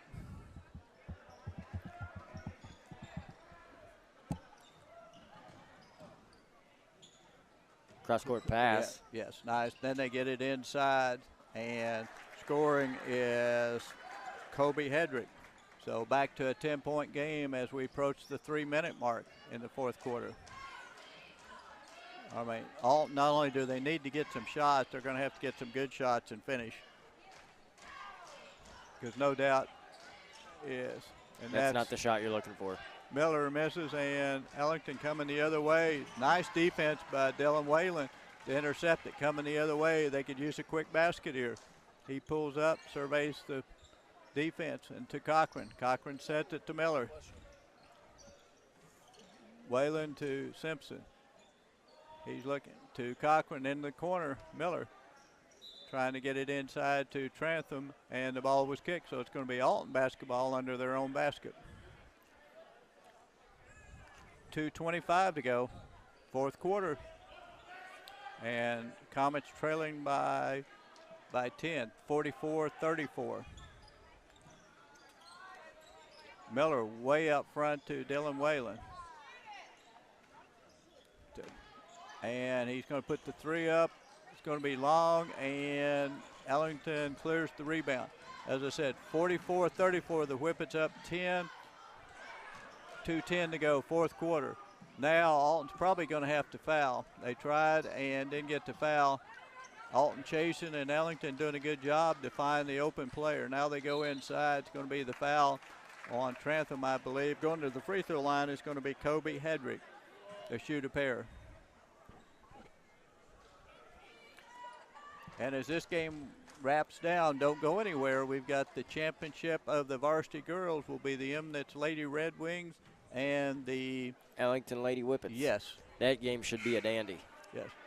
And I think it will be up and down the court, even though Emnitz kind of likes to go inside any time you've got Weaver inside.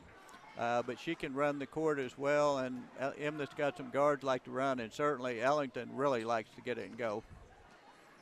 Missed free throw, and Alton gets a rebound, and we're going to have a foul. I think that's a game that Emnitz, and we can talk about it more, I guess, in more detail at the close of this game. That's a game that Emnitz, I think, is going to want to slow down. Yeah, and that's what I'm saying is if it's in their mentality, but I agree, and punch it into Weaver, because I don't know if Ellington's got anything to match up with Tristan. But on the other hand, does Emnitz have anything to match up with King and Price? So yeah, they do. Could be interesting. Yeah. You know, it's just kind of. So we've got a couple subs in. We had River Haddock was in there for a couple of plays. He's out. And Roberts is out. Kind of the offense, defense by Coach Kelly. Second free throw is up. No good. Ellington with it. Still trailing by 10 are the Comets. And the free throws has been the difference in this game. Corey Miller had to steal through his fingertips. Now Trantham with the steal. And he gets bumped, no call. Whalen with it. Nice take to the basket. Floater not there. Everybody crashing the board. See who can come up with it. Almost to save Simpson. A nice dive as he dove out of bounds, slapped it in, but couldn't come up with it. So now we have, I think they're going to give Ellington, the ball was loose, going to give Ellington the timeout. 1:33 to go, and 10-point ball game. As Ellington, barring a miracle, which has had happen, is probably going to take the championship trophy of the junior varsity division.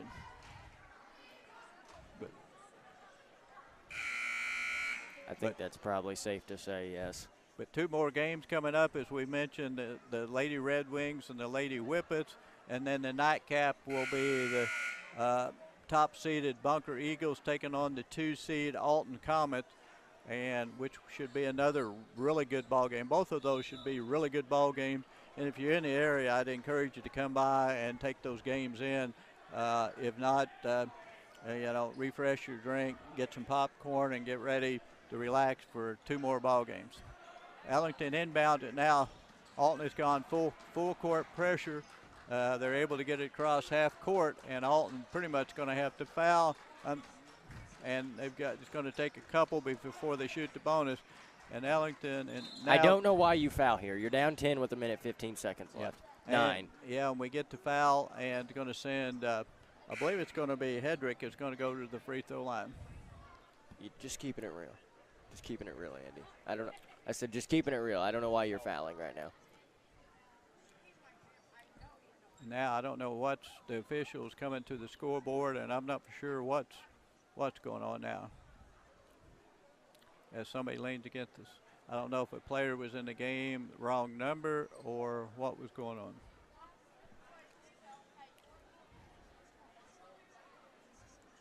You know, somebody wasn't in the book, illegal substitution.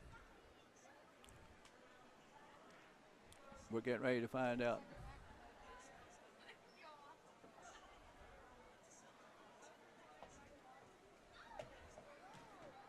And I would say that's what it was. Wasn't a number in the book. And Ellington's going to shoot 2. First free throw is up and rattles round and good. Hit everywhere on that rim before it fell in. 45-35. This one is good. Shooting the free throws with number 30, which is Evan Weaver. So Ellington with 11-point lead, 1:15 to go, fourth quarter, will inbound the ball. Into the game is River Haddock. Coming out is Dylan Whalen. Now they're still discussing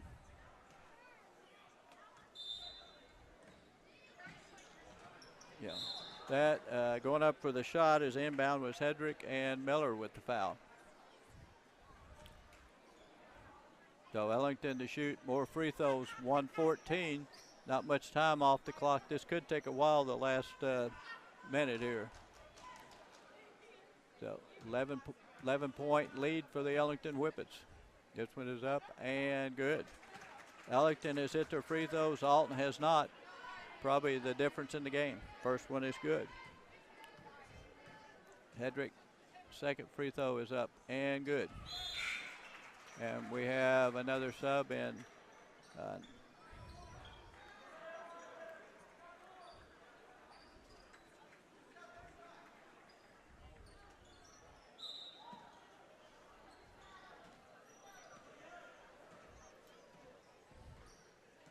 Marcus Cochran, as we approach the 1 minute mark. Alton down 13. Needing to get some shots. And Simpson going to pull the trigger. Not there. And goes out of bounds. Going to be Ellington basketball. 55.7 seconds to go. 13-point lead for the Ellington Whippets. Mention that. We got Jackie Flowers watching all the way from Delaware. That may be the furthest. That's a long ways from the Ozarks. Ellington with it running time. Doesn't look like Alton's going to foul, which is smart. 35 seconds. Ellington just running the clock. I mean, Alton chasing, but not going to foul. And, just run the clock out. So JV boys going to be Ellington Whippets going to take the championship. Alton Comets with the runner-up plaque. And they'll say we had a timeout, which just to get some subs. Ellington's putting three players in, which is you like to see. Say they played in the conference tournament. So 18 seconds, 18.1 to go. Fourth quarter. Ellington up 13. Throw it in the back court, and I'm guessing this is probably going to do it. Yeah, and they'll dribble it out till they win a conference championship. Yeah, that is Weaver. Pretty well. And a foul there. And, stepped over back court. Oh, back court, yes. So 5.5. Like I said, Alton was chasing. That was Simpson on him and got him close enough to half court. He stepped on the line. So Alton the other way. This should do it. Cochran, who's going to look at the one.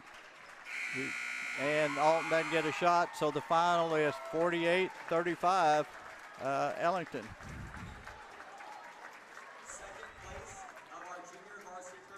Goes to the Alton Comets.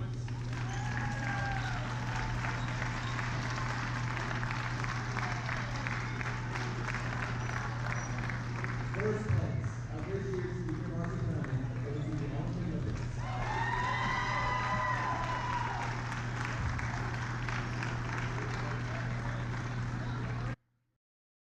So come out and warm up, and we'll get ready for the championship round of varsity.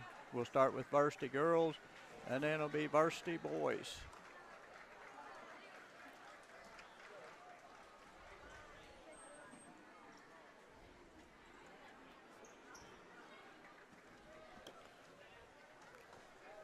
So Ellington Whippets against the mat, getting their picture taken, and there come the Lady Red Wings coming out first. Yep. And then waiting on the Lady Whippets, which they're in is they're waiting on their classmates to get their picture taken. Something to be proud of there is they're going to try to bring 2 conference championships home to Ellington tonight. Yes. So it's what Alton was hoping for. It's not going to happen, so we'll see if Ellington can pull it off. Alton can still get one. Yes. So, like I said, waiting 12 minutes on the clock. They're not going to start till Ellington gets to where they're headed to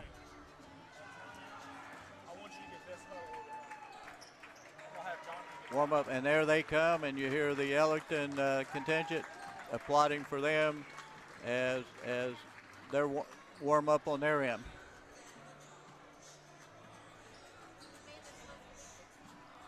As I said, getting down to the 2 championship games, we've got several people filing in. The place starting to fill up again. Thank you so much. That means a lot to me. Thank you. Thank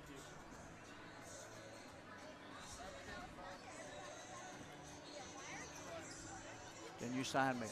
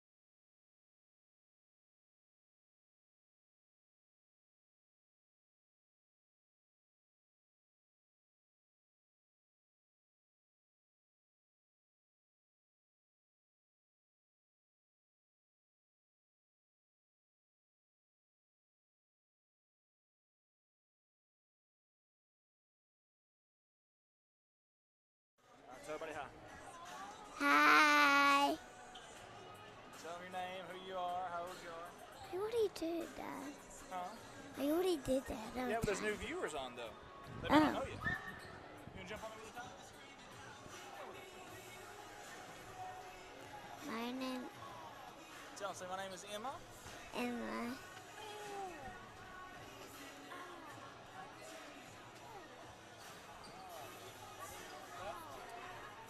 Tell me your name. I said it. Okay, how old are you? 5. 5. Do you like basketball? No. No? Bring your mic up. Tell everybody your name, Tom. Hi. Tell them your name, how old you are.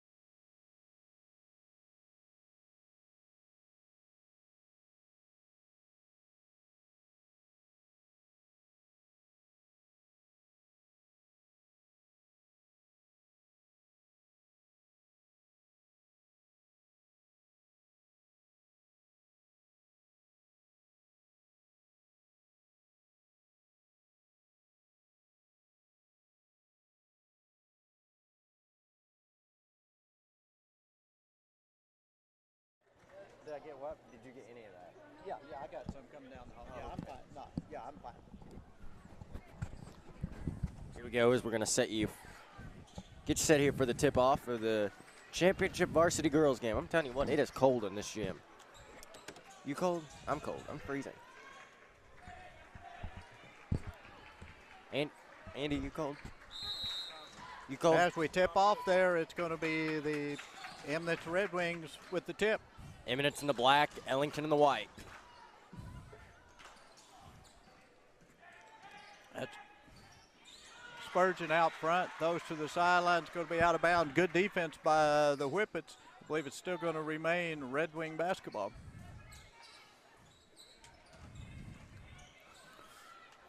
Ren Spurgeon with it to Weaver. Weaver misses the first one, misses two in a row. That doesn't happen very often.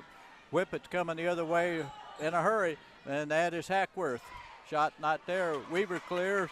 Spurgeon the other way. And takes it in, up, not there. Rebound, Eminence. Draws the foul here.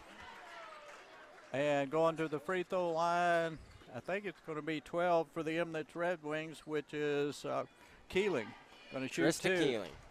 The foul was on Kaylee King. First free throw up and good. Excuse me, rattles in and out. So still no score. Second free throw is up. This one is good. Now it's 1-0. Eminence with the press. And coming the other way is, I believe that's 24, is Price. Shot is up and fight for the rebound, goes out of bounds. Going to be Lady Whippet basketball. Going to be under their own basket. In about.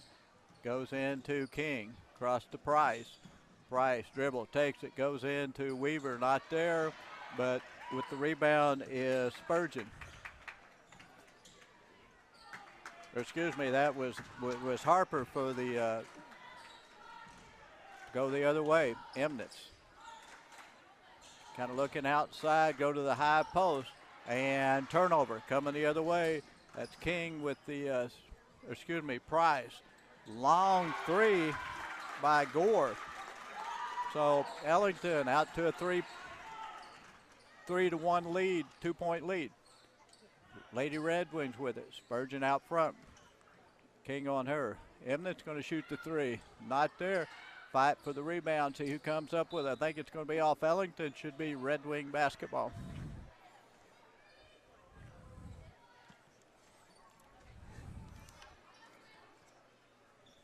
Inbound, quick inbounds. Not there. And Whippets quickly going the other way. King with it. Trying to get around. And that's a tough matchup, trying to get around Keeling. Keeling really good on defense. Ellington takes it to the hole. Nice left-handed finish by Harper.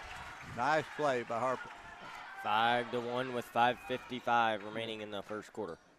And Ellington out to a quick lead. And into the corner. Eminence sets for another three. Misses everything, and the 3-on-1. Spurgeon back, and she's going to be called for the foul. Tried to get the charge, didn't get position, so going to the free throw line is going to be Abby Harper to shoot two. 5-1, Lady Whippets in charge, and the shoot two. 5:33, 5:38 to go, and the first free throw is good.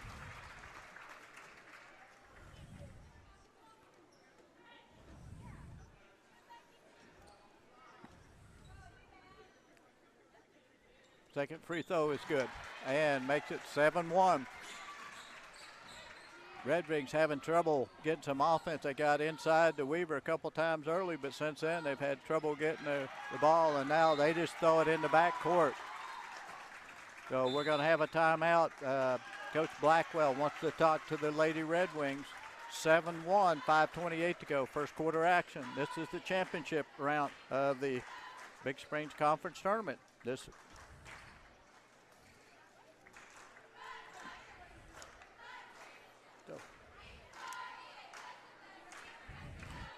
as you look at both huddles, both coaches, assistant coaches, trying to sort some things out here. And the one thing you really can't afford to do is let Ellington, the way they go up and down the court and score, you really hate to get too far down because, you never know, but it's going to be hard to come back. Yeah, you don't want to let Ellington get out and run either, and I think that's kind of what Eminence has been doing early on. Yeah, and part of that happens if you score, you can set your defense up. If you don't score, then it allows the other team to get off and run, and that's pretty much what's been happening. So Ellington basketball, they're running the weave. And that's King with it, little. It's a good little crossover. Yep, and nothing but net on that. Pulls up from about 10, 9-1.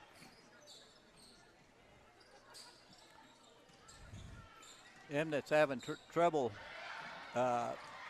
getting any offense going, and then Spurgeon turns it over, and it's going to be a jump ball going to the Ellington Whippets. I mean, Ellington's defense is just absolutely has smothered.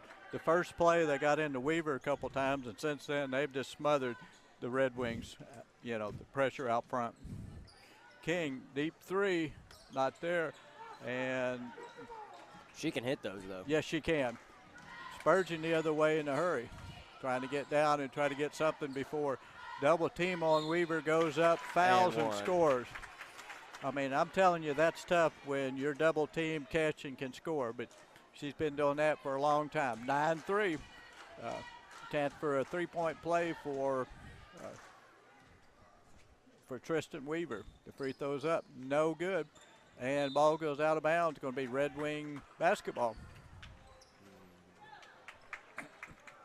They're going to inbound it under their own basket. And I'm guessing thought they'd go to Weaver, but for the three, not there. She had the rebound tipped away. And here comes Ellington.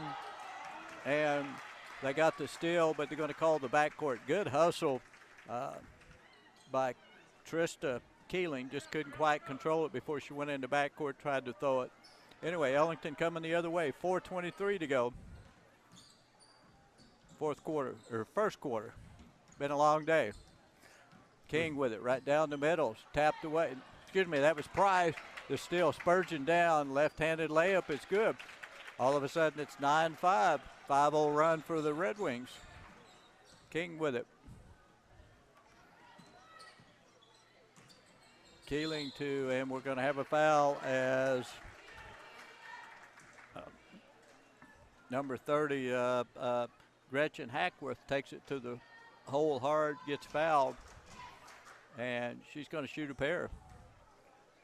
4:02 to go, first quarter action. Lady Red Wings, Lady Whippets for first place in the Big Springs Conference Tournament. First free throw is good, 10-5.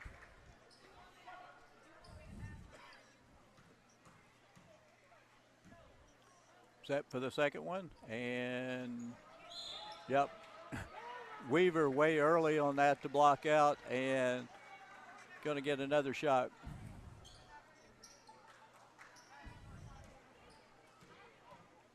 .402 to go, first quarter action. Championship, Varsity girls. This free throw is good, 11-5. So the Lady Red Wings coming the other way. It scored 5 in a row. Ellington back with a pair of free throws. Evans trying to find something, no doubt. And going up, and the shot is blocked. Good defense by the Whippets. And they run. King looking to outside. Scoop shot inside, not there. And Spurgeon going the other way. Goes up with the right hand, and scores. Puts it up and in. Yeah. Tough play. Going in with the right hand, scores, gets fouled. And 11-7, and she can pull the Lady Red Wings within one possession. We have a substitute in for him. That's going to be Porter is checking in. The foul went against number 30, which is Gretchen Hackworth. Free throw is good. Late three-point game. So Emnett's on a 8-2 run here to get back in the ballgame. 3:23 to go, first quarter action. King to Price. Back to Price.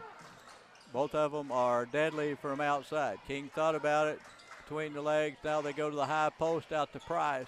She's going to put up the three. Going to be a long rebound down to King. The ball's loose. Kicks it out for the three. Not there. Another offensive rebound. This one is up. No good. And rebound for Spurgeon, and she's got Keeling open on the break. Loses it out of bounds. Krista in too big a hurry. Right idea, and just couldn't quite come up with it. So Whippet's coming the other way.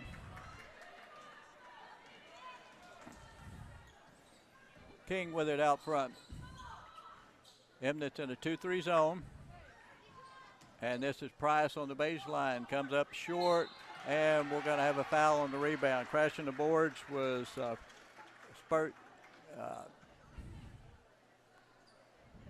was Harper, and she got fouled. The foul goes against, see who they gave that to. Well, they've got number 30, but there's not a 30 for Emnett that I see, so I'm not sure. King with it out front. And tees it up from long range, not there, and Emnett's with the rebound. Chance to get within a couple. Spurgeon with it straight down the hole, goes up and scores. You talk about a tough shot. Long stride, put it in. 11-9.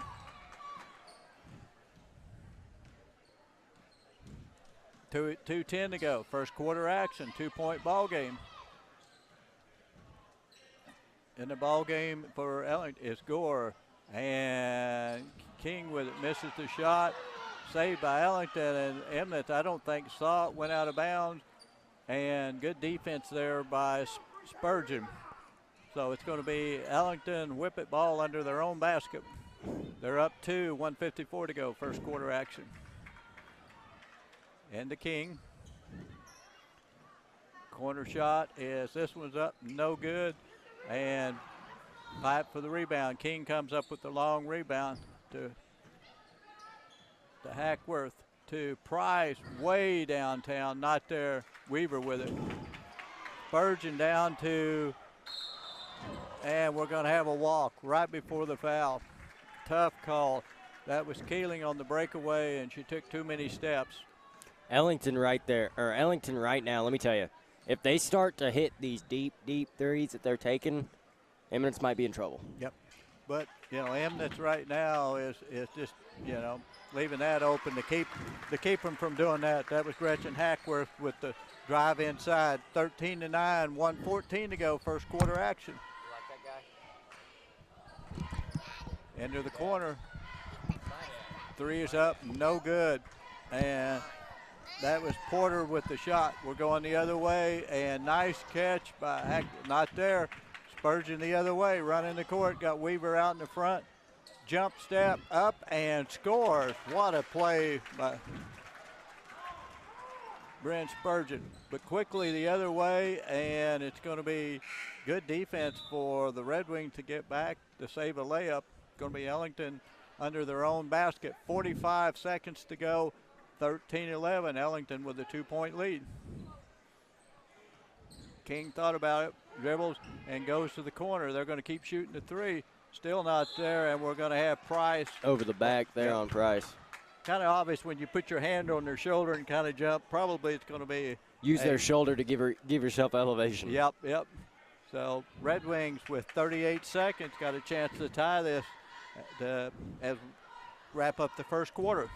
They have a chance to take the lead. Yep, true. 13-12 here. And Emnett's running their offense. Ooh, tough pass. Threw it right at her feet, and that's Price going the other way. Puts it up and scores. So 15 seconds. Emnett's coming the other way, and we've got to reach in. And not for sure what Price was thinking there. She just reached in out in front of the official. Going to be a foul every time, and that's 2 on her. One of those 99.9% fouls you were talking about. Yeah, and I mean, you don't want your good player to pick up a silly foul anytime, but especially early. Lob into Spurgeon, catches and scores, and 1-point ball game with 5 seconds to go. They better turn around because King can hit this the other side of the volleyball line. She did. And she does.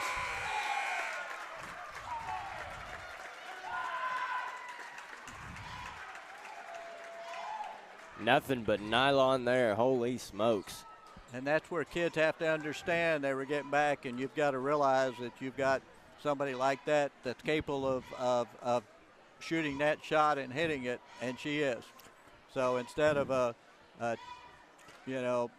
going to sleep, the Red Wings could have been down 1 going into the second quarter. Now they're down 4. She shoots almost that shot, about a step in, just any time. It don't, I mean, but as soon as she had it, and I saw Emness had their back to her as they were hustling back to get back in the zone and turn around, and before I could even say anything, I thought, uh-oh, and sure enough. So at the end of 1, it's 18-14, the Lady Red Wings from Emness trailing the Lady Whippets from Ellington. It's a high-scoring game. Yes, and we hit a couple stretches there, especially Emness couldn't score, and Ellington wasn't scoring much better. But now that they've kind of settled down and kind of got their sea legs, we'll see what happens. 5 fouls on the Whippets, 3 on the Red Wings. Emness will inbound the ball to start the second quarter. Those, I'll tell you right there, those shots that Kaylee King just hit right there at the buzzer can be confident. Never mind, I'm not going to finish that sentence. Yep. 32, Victor for Emness. Come back the other way, hit to 3. And then we're going to have a walk on King. The other night she could do that. The problem is you've got Tristan Weaver in there, which is a good-sized young lady and plays really good defense and just stands there and, got to walk. So 1-point game. Emness could take the lead here with a bucket as we start the second quarter. Spurgeon from deep. Ooh, in and out, goes around back home. in. So Emness up by 2. I got a feeling that's not going to be the only lead change we see. No. Now we have Hayworth. Nice play. Going down to the ground. Rather nice play by Hackworth to go around Weaver and score. So we're tied at 20. That got the fans back in it. Nice play by Spurgeon. That was nice. It was a nice pass. Good catch. Kind of had to lean to get it a little bit. No look pass over her shoulder. King with it out front. I mean, to me, that's what you want to do, even though they fouled. You've got to make King just like her brother. You've got to make her put it on the floor because she's going to shoot maybe a higher percentage from 3 than she does from inside. It's a layup. Yeah. Again, like her and her brother both, Well, they've got help if you force her inside. If she's wide open on the 3, then it's just they're just too good. So anyway, Emness with the 2-point lead, and it's going to be Ellington ball, I believe. We're waiting to see what the officials are at the scorer's table discussing something. They're not 100% sure exactly what's going on, but we'll hopefully find out before long. 7:02 to go in the, like I said, second quarter. Just started the second quarter. 22-20. I'm assuming Emness ahead. I don't know if this is a scoring problem, timing problem. Somebody not in the book. We'll see what happened. Points. Not.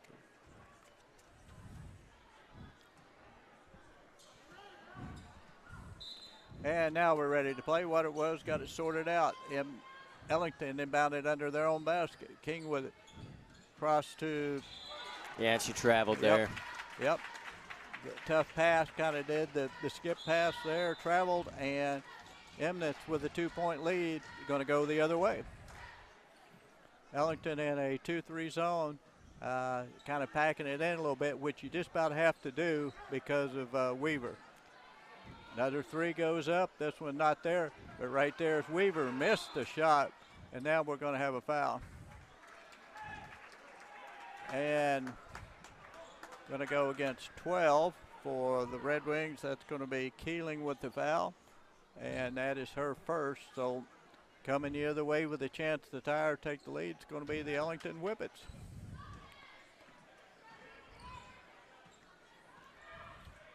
King with it with Keeling on her. Little shake and bake there, and Keeling really good footwork to stay with her. Yep, we're going to have a walk on Harper, as she shuffled her feet, was going to go against Weaver. So 6:28 to go. First half action. And Lady Red Wings up 2. Spurgeon with it with King on her. Lob inside to Tristan Weaver. Weaver. She's missed 3 or 4 of those. Yes, she has. And ordinarily, those are automatic for her. Yes. Absolutely. But in defense of her, she's double teamed the whole time. Before she catches it, while she catches it. Nice defense by Spurgeon. She read the pass. She's coming up the sideline. Gets it, throws it to Weaver. Nice save, goes in, puts it up. Not there. Red Wings with the rebound. Spurgeon hits it.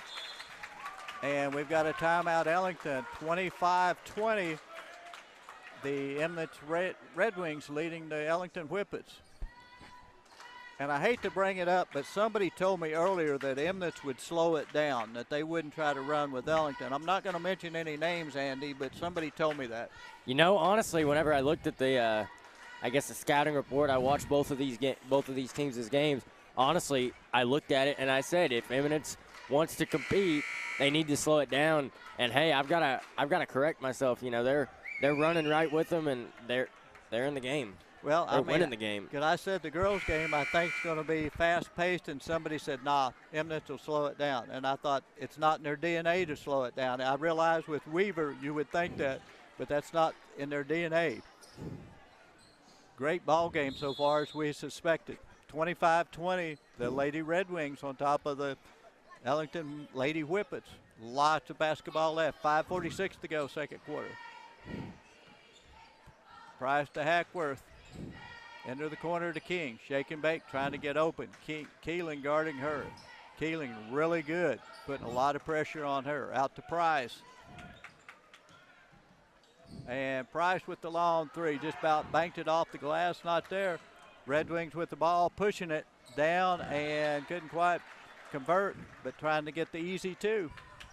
Coach Blackwell's not afraid of the fast-paced tempo going against these Lady Whippets.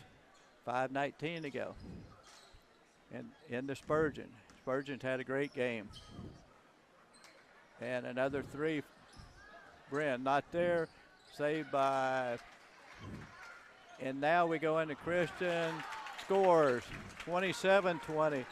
Emnitz spreading the lead out. 5 minutes to go. Second quarter. She was looking for that yes, shot. Yes, she right was. there. She was downtown looking for it. And really good defense.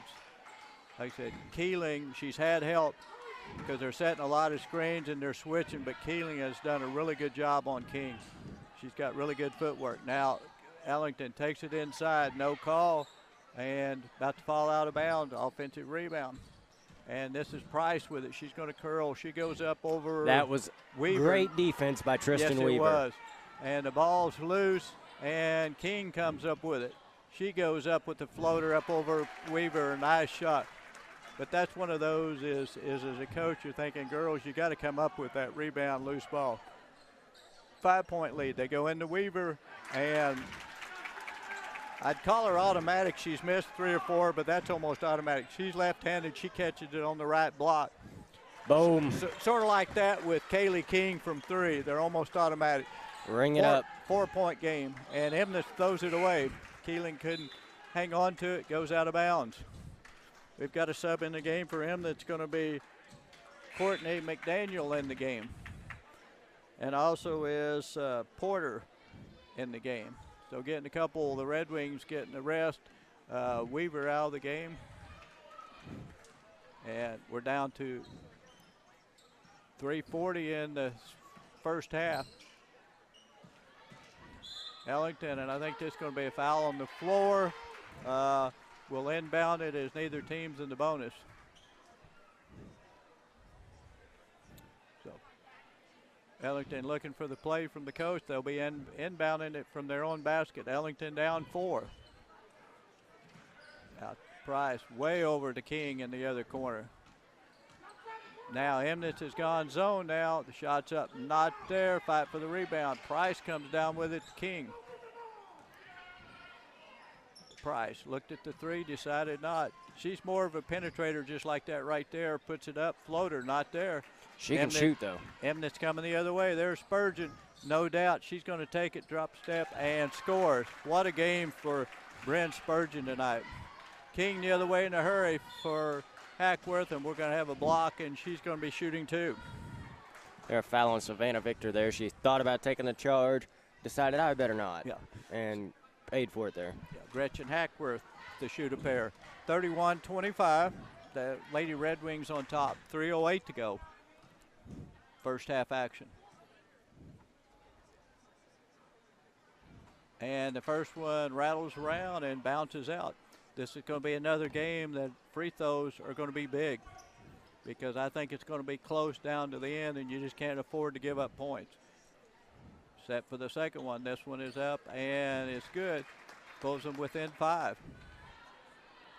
Emnett's coming the other way. King meets Spurgeon at the half-court line. With the way she scores, you kind of need to. Spurgeon with it, you know.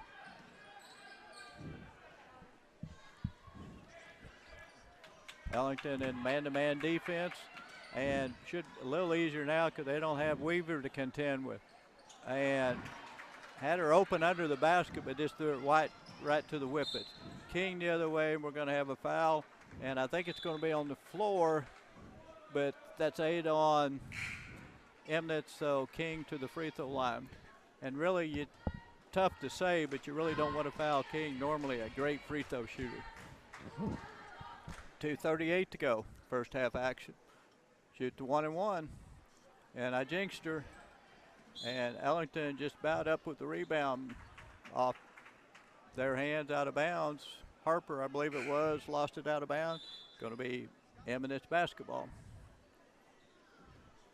Emnett's with a 5-point lead, 2:37 to go. Spurgeon walks it up, gets play call from Coach Blackwell. Spurgeon with it, trying to turn the corner, couldn't get there. Nice play inside, missed it, but Weaver with the offensive rebound. That was Victor missed, but right there was Weaver. King from downtown, not there, and Weaver with it. Spurgeon with it again. Double team, and gets out of the double team, takes it straight down the middle, and I think she's going to be fouled. Yes, and that's going to be on number 11, Harper. Emnett's under their own basket. Gets it in quick, shot up, not there, but Weaver with the rebound, missed the crip shot. Coming the other way, here's King in a hurry. Ellington down 7. Price with it. Like I said, her game is to penetrate. That right there. Not there. Offensive rebound, and in and out twice on him. Wouldn't go. Now Spurgeon with it. It hit the bottom of the net and still popped out. Yes, it did. Ellington with it. You knew where they were going to go. Triple teamed on Weaver, and that's the one thing you want to tell your players. Why foul? I mean, absolutely triple team. You got her about 4 feet away from the basket, and tough shot. So Tristan will go to the line. The Red Wings up 7, and she'll shoot 2. Rattles around, comes out. So Weaver for 1. 1:32 to go. First half action. Championship of the varsity girls. This one is up and good for Weaver. So here we come the other way. 8-point game, Lady Red Wing ball game. Price with it, penetrates the floater, not there. Nice rebound by Hackworth. Gets it out and to Price. And from about 8 feet wide open, not going to miss that shot. Spurgeon with it, going to shoot the 3. They're not afraid to shoot it. And Trista Keeling hit that 3. And here we go the other way is nice left-handed scoop shot by King. Emnett's up 7. Not about to slow down. We're inside a minute. Spurgeon goes into Weaver. Catches, scores. And 39-30. Absolutely up and down the court. But what are you doing? They left King wide open. Finally missed one. And that was that play. To me, you've got to get down in a hurry and stop at the volleyball line and find King. Yeah, you're exactly right there, because she just about made a pay for not doing that. They're going back to inside the three-point line, and, you know, that's not far enough out. Spurgeon with it out front. We're inside 30 seconds. Emna's still going to put the shot up. Not there. Shot's no good. Price with it to King. King puts it up. Not there. And Emna's with the rebound with 16. Weaver on the breakaway goes up and scores. And Emna's up 41-30. Price the other way. Now they finally pick her up at the volleyball line is Keeling. And we're down to 3 seconds. The shot is up, and it's good at the buzzer. So after one half of play, it's the Lady Red Wings from them that's 41. The Whippets from Ellington, 32.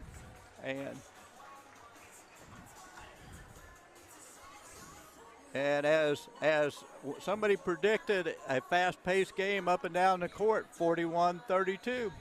Yeah, I was wrong a little bit, I think. Well, actually, we discussed it. I didn't know. I knew Emna's liked to run, but I understand against the way Ellington likes to run, maybe you slow it down and you just come down and try to get it into Weaver. The fast pace has almost hurt Ellington. It has, and I think part of it is win, lose, or draw. This game really means nothing in the big scope of things. It does as far as the championship here, because Emnitz is 1A and Ellington is 2A. So they won't see in district, and this time of year you're thinking, I've got to get my game plan down for as we go into district. And I'm sure the teams in his district, he's thinking, this is how I've got to play. And evidently Coach Blackwell, which has been around the block a couple times, is thinking he's good when he runs. Yeah. You know, and so I'm sure that's the reason is you know, that he's looked ahead and this is what we've got to work on. You're exactly right. You know, and who can fault him? I mean, he's up 9 going into the third quarter. I think it will be a ball game. I think Ellington's too good of shooters to not come back. But, you know, and the play of Spurgeon has been, I knew she was a nice player, but I mean, she has put on a clinic tonight. She has. I mean, I'm sure she's got no telling how many points. I'd say 14, 16 in that range, but and half a dozen or more assists. Yep. And it's just, you know, mix in 2 or 3 rebounds. She's certainly the leader of the team, and she has proved it tonight, which is what, you know, the big games is what you want. And, you know, this time of year you're trying to get dialed in for, like I said, districts, because that's all people remember is how you did in district. Right. And they're in a tough district with, I don't know some of the other teams. I know, I believe South Iron may be in that district, and but you would certainly say Emnitz got a chance to make some noise this year. Bunker's in that district. Right, and they've got a chance to make some noise this year, girls basketball-wise, in the, you know, 1A. And part of it is when Spurgeon plays that well, and then like I said, Weaver's just a tough matchup. Definitely. She is not something that you see, not somebody that you see a type of player like her very often. Right, and especially 1A, it's, you know, because Ellington is double teaming her when she doesn't have the ball, when she catches triple team, and Ellington is a really good 2A team, and there's not much they can do. Right. Well, it's halftime of the varsity girls game, 41-32. The Lady Red Wings on top of the Lady Whippets. And don't go anywhere. We've got a good half of basketball here. And then, as you see out on the court, the Alton Comets getting some shots. They'll be in the championship game next against the Bunker Eagles, which ought to be a really good game. Last time it was a 2-point game when they played. And this time, expect the same.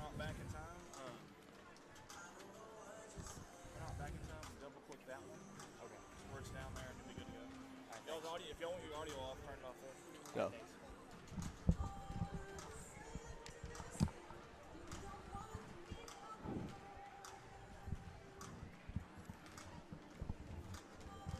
Once again, halftime of the Varsity Girls Championship game.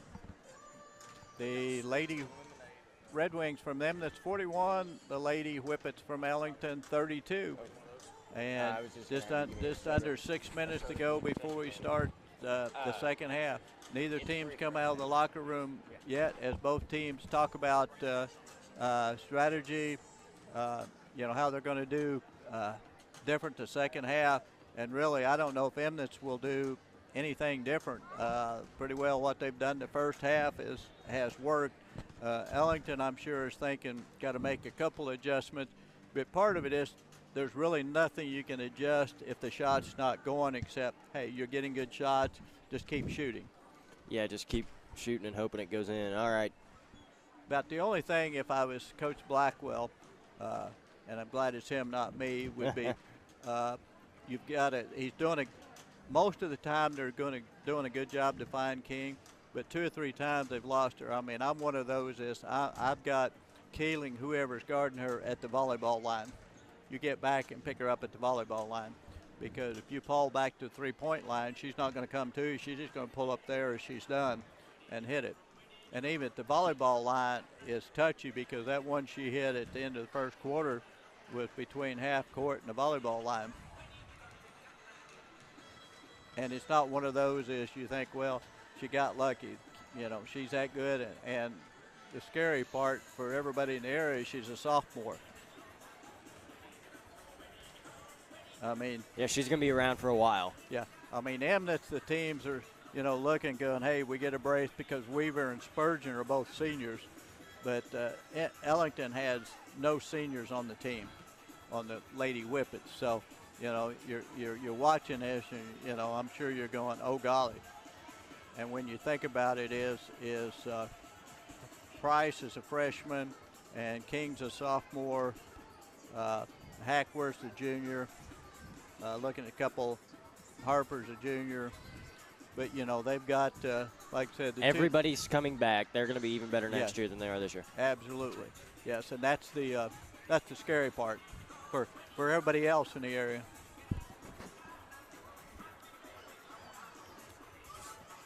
Thank you. Yeah. So, just over 3 minutes to go. Halftime. I've seen the coaches come out, but I haven't seen either team. So maybe they're just going to call it a half. You reckon they're both tired and said, "Hey, we're good to go." I'm sure Emnitz would like that. Say, "Hey, let's just get our plaque and go home." But I can't see Ellington doing that. Maybe a little team meeting. Yeah, I'm sure. Probably not.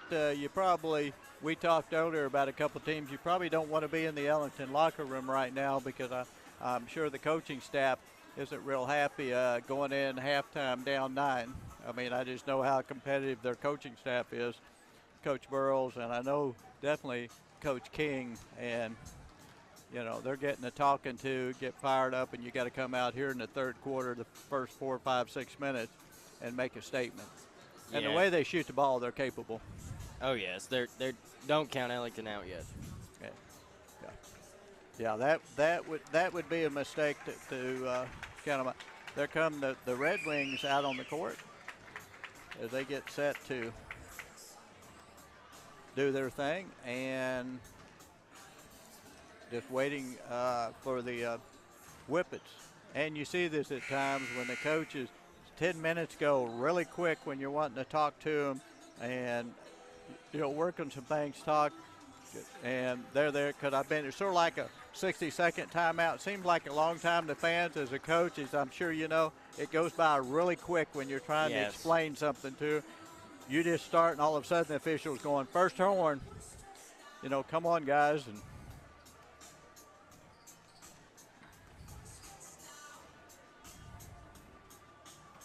here we. Yeah. Need to mention the sponsors. We've got the Alton Bank. We have West Plains Savings Loan and Shepherd View Assisted and Residential. I think I screwed that up. Shepherd View Assisted Living, West Plains Savings and Loan, and Alton Bank. Be sure and support those sponsors. Don't forget Clary Funeral Home either. Well, yeah, I keep forgetting that one for some reason. Yeah. So anyway, that's our sponsors for tonight. I don't know. Should we tell them to? I don't know. Yep.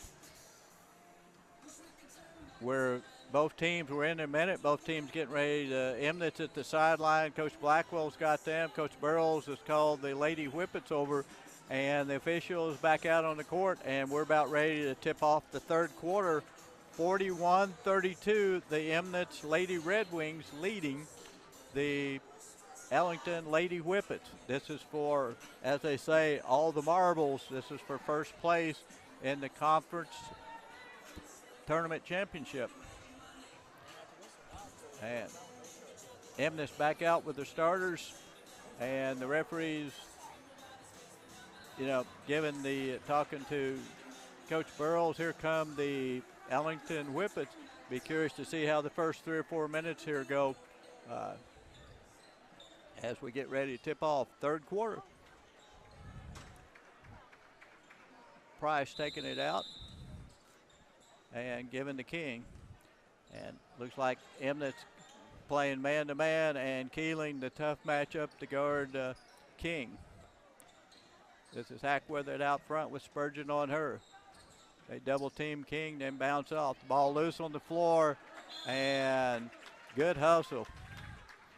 That was Keeling diving after a basketball, the jump ball, and it will go to the Red Wings. As 9-point lead, start the third quarter, and they have the basketball. As I said, Blackwell, I'm sure drawing something up as, there's got to be somebody open because they're double teaming Weaver the whole time. And caught in the corner, gets set, shoots the three, nails it. To go. Yep. And that's where I'm saying they can't pop out on the corner. When she shot that, I was kind of like, I don't know, because that was she rolled it around and yes, struggled to catch it. And that was Vincent, the freshman. The deal is nobody ever got out on her because they were double teaming Weaver down low. Ellington with the three. This one is up, in and out, no good. Spurgeon with the rebound. Ellington has struggled shooting the ball tonight. Emnett's up 12. Taking advantage. And Spurgeon, too big a hurry, came down and tried to get it to Victor, and just Coach Andy Earl shaking his head here. Yep. Saying, no, we can't be doing that. Yep. And the other way is I saw you break out a clipboard earlier. Yep. King takes it down the middle. She got by Keeling, scores up over Weaver, and that's not easy. Back to a 10-point game. Tees up another three. You have got to get out on her. Like I said, that's the freshman Vincent. Has hit 2 in a row. Now King. King trying to find, and like I said, Keeling, really good defense all over her. Gets a little help from Weaver, and then she dishes the ball. Now to Price. Price looking to shoot the three, and she's going to pull the trigger. Air ball. Price can score, but she's more of a penetrator, take it inside. If you're Ellington right now, you got to defend the three-point shot. Yeah. They've gotten a few in a row just wide open, and Ellington hasn't defended it. Yeah. And see, they're running the same play is they get her, and now Spurgeon takes it and falls down, puts it up, and the shot goes up and out of bounds. Coach Blackwell not happy with that series.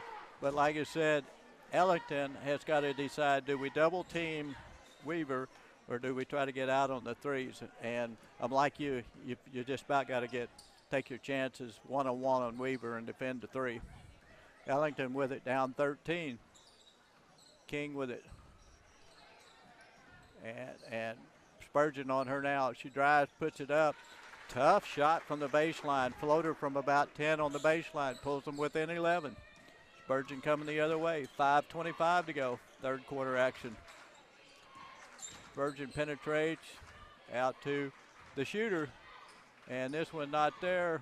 And too long. Thought Weaver might come up with it. Goes out of bounds. Going to be Ellington basketball. They finally missed a three. So coming the other way is Ellington. King setting the table for the Ellington Whippet. She goes, penetrates on Keeling, can't get open. Now goes inside. Nice cut and dish by Gretchen Hackworth. And back to a 9-point game. Emnett's. Weaver hadn't been able to touch it much. We've got a shot, another three. And this one Keeling scores. Back up by 12 are the Lady Red Wings. we've got a shootout here, and Ellington almost threw it away. Price didn't know it was her, ducked it, and Hackworth was able to see it. King with the floater. This one no good, but offensive rebound for the Ellington Whippets. Scoring was number 11 was Abby Harper. Inside to Weaver, up, scores, not there, gets the rebound, not there. Keeling with the rebound, and Emnitz wanting the foul, and finally they get the foul, but it's going to be against Spurgeon as she goes for the steal. So 50-40, Red Wings up by 10, just over halfway through the third quarter. That's foul number 2 on Spurgeon. King with it, looking to penetrate, goes straight into Weaver, not there. Emnitz with the rebound. Bringing it up against pressure. They get it down to Spurgeon. Keeling back to Spurgeon and into Weaver, and was going to be off of Ellington, and Keeling went to save it, and it's going to be Ellington basketball. We have checking in the game for, it's going to be Courtney McDaniel for the Red Wings. 3:56 to go. The Red Wings up by 10. Now they've gone zone. They've been playing man, and now they've gone zone. Keeling with the steal, not there. Hackworth for the deep 3, not there. Keeling clears, and here comes Spurgeon. And if she can, she pulls up this time. Keeling with the 3, not there. And Price with the rebound. Down to King, it's tipped. She comes up with it, trying to penetrate, and she stepped out of bounds. Good defense by the Red Wings caused King to step out of bounds. So another turnover against the Lady Whippets. So Emnitz will come the other way. 3:27 to go. Third quarter action. 10-point ball game. Lady Red Wings leading.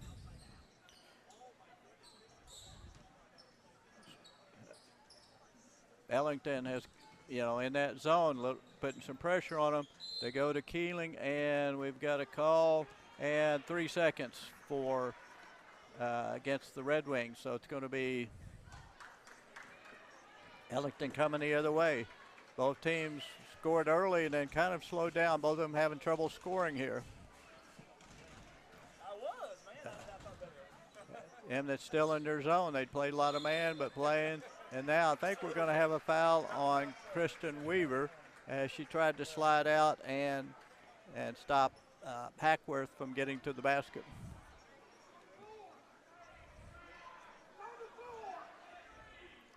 And it's what I thought fans were wanting to shoot too. I thought it was on the floor, got her with the hip. So Ellington will inbound the ball under their own basket. They get it to King, and they gambled on it. Rebound, yes, throws it away almost, but Spurgeon able to come up with it. She comes in a hurry to Weaver. Nice catch by Weaver. Can't score it. Ball's out of bounds off Ellington. Great catch by Weaver. That was a long pass from Spurgeon and able to contain it. So Emnitz inbounded under their own basket. Quick Inglet not there, and the ball is loose. King one-on-one against Spurgeon goes, and Spurgeon blocks it. Stepped out of bounds. Nice play by Bryn Spurgeon as she was straight up, and King shot it into her hand. Going to be Ellington ball underneath their own basket. King to trigger it.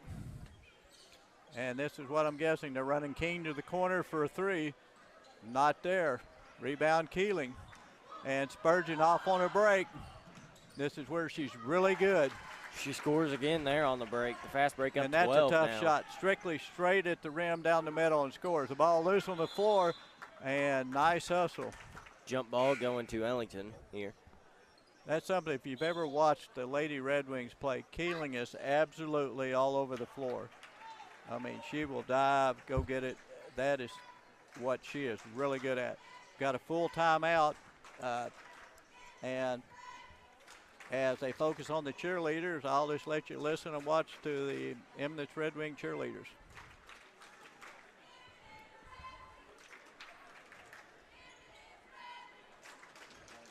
Well, Let them know that we no longer have instant replay. 52-40. Unfortunately, for the rest of the tournament, we're not going to have instant replay. Uh-oh. The SD card's full. Uh-oh. And we've just had, this is Big just problems this here is at the just Big game Springs number Conference. 5. Yeah. But anyway, so 52-40, the Lady Red Wings in control right now. 2:15 to go, third quarter action.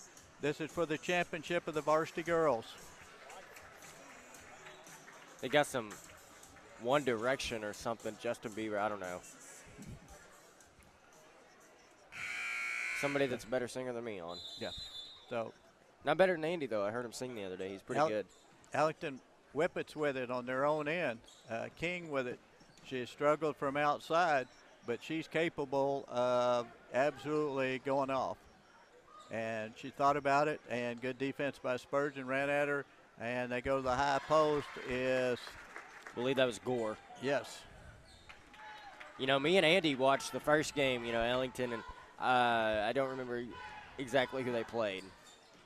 And we were watching Ellington, and we talked, a lot of people, talk about how great King is. And King is great, do not get me wrong.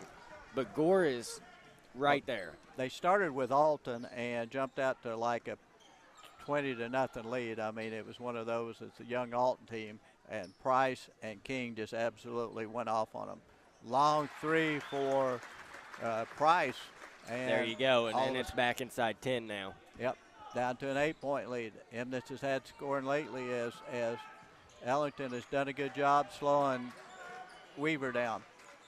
Now, like I said, there's the double team. The ball is loose, going to be a jump ball, and the possession arrow favors Emnitz. Excuse me. These two teams, this game there's been times where it's not been real close, but they're playing their hearts out. Both teams Oh, are. absolutely. Offer a chance to take that conference championship home with them. Weaver with it, and she's going to pull the three. That's one thing Emnitz isn't afraid of. They're going to play, and back and forth, and we've got King loose on the break, and she doesn't miss many of those.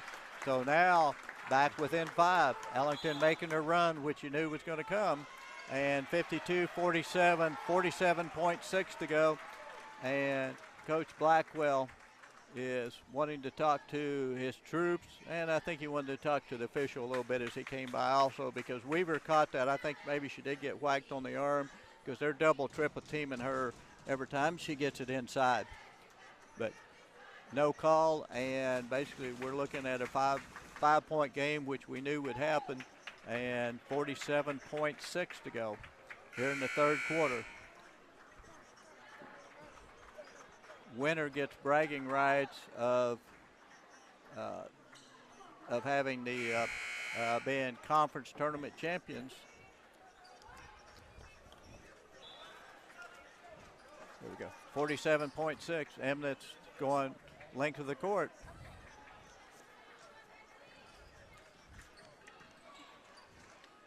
Ellington Yes. is the defending two-time champion, Yep. so they're going for a three-peat here. The three, what a shot a big shot. That was 24, which is But right back down on the There's other her end for- very yep. quickly. Answers it. Yep. Not for three, but for an easy Yep. layup. Yep. And there's another one. Vincent that's either 4 or 5 threes for her. 9-point lead that quick, but then, like you said, They're getting easy layups. But on the Ellington other is end here losing with Ellington's losing a point every time, three. though. With two, We've got the come up with it. turnover, and that's going to do it. 58-51 after 3. And the Emnitz Lady Red Wings leading the Lady Whippets. We've got one more quarter of action, and no doubt will be jam-packed. 58-51. That's usually what most games end up after 4 quarters, and we've just played 3. Yeah, this game is a high-scoring game, and Eminence scored 80 in their first game, Yep. and Ellington scored 80 in their first game. Yep. And it looks like, honestly, they might both score 80 in this game. It may be. I hope not, because that means overtime, and it's been a long day. It would be fun, but it'd be a long day if we get another overtime. But it's possible with these two teams. Tom says it's time for me to go to bed. Yeah. I'm saying it's time for me to go to bed. Yeah. So, like I said, down to fourth quarter action in the championship game, Varsity Girls Big Springs Conference Tournament. And to follow this is the top-seeded Bunker Eagles going against the number 2 seed Alton Comet. They played once. They played here. Bunker come in and stole a win here, I think, pretty well at the end, wasn't it? They did, beat them by 2. Alton trailed all the way and tied it up. I think maybe had the lead, a couple turnovers, and Bunker went back to Bunker with the win and basically decided the conference with that win as the regular season conference. Ellington with it, and Emna staying in that zone, and Hackworth with the 2. So 58-53. You know, somebody that we don't talk about a lot is Hackworth. She can shoot the ball. Yeah, mid-range, free throws. And with Price, and she needs to, with Price and King, she needs to, because that's what you're going to do when you key on them. Other people's going to get open, and she does a good job. That was a good hustle, though. Yes, by, it was. Them, you know, that kind of beamed Trista Keeling off the forehead, and that's not the kind of turnover that you want to have at this point. King diving on the floor, as she dove and slid, went out of bounds. The Red Wings with it, trying to get to Weaver, but I mean, like I said, double, triple team, it's just hard. Spurgeon with it, cross court, Keeling for 3, in and out, and not there. King with the rebound. They're leaving that open, and fortunately for Ellington, the last few possessions, it King hasn't really hurt him. King thought about the 3, wanted it, shoots the floater instead, put it up and That's her shot, so 58-55, 3-point game. And we have Coach Blackwell calls timeout, and you hear the crowd, the Ellington Whippet crowd is starting to get into it as their team has fought back to get within 3. It's getting exciting, Tom. Yes, it is. And if I was Keeling or whoever and had to guard King, I don't know what you do. She can shoot the 3. But if you get up on her, she's got that floater, shoots 50-60% going down the lane with that floater. So, I mean, it's just, what do you do? I think when it's all said and done, they're gonna talk about King at Ellington for a long time. Oh, yeah. That they will. I mean, she's just a sophomore, and she has put up a ton of points and just going to get better. I mean, there's no doubt about that. I may be wrong, so don't hold me to this. Has she put 1,000 points up yet? I was thinking. I thought I read somewhere that she I won't did. say 100%. It's very possible because I mean she started last year, scored a lot, and. Hey, I have a question for anybody from Ellington. Andy's got our social media pulled up right now. I need you to confirm or deny if you know that for sure, whether Kaylee King has put up 1,000 points yet or not. I mean, I would be. Andy's going to tell me if I would be surprised. That's a lot of points halfway through your sophomore year, but it's possible because she can score. So, Spurgeon with it, double teamed, and we're going to have a foul. I think it's going to be on Price. 58-55. The Lady Red Wings up 3. 6:48 to go, fourth quarter. Championship game. That was foul number 3 on Price. She's on Spurgeon. Still good defense up in her jersey. Almost threw it away. Keeling came up with a Spurgeon to 3. Goes to Weaver. Turns. A lot of contact. No foul. She got hacked there, and Coach Blackwell is upset about that, and rightfully so. Here come the Whippets. And Gore for 3 to tie. Yep. She knocked it home. Yep. So we're tied at 58. What did you say?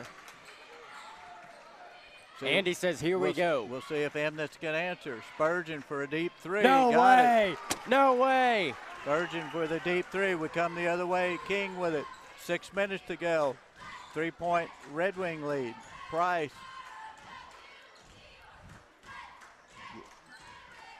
King with it out front. She's got Keeling on her. Emnett steps over.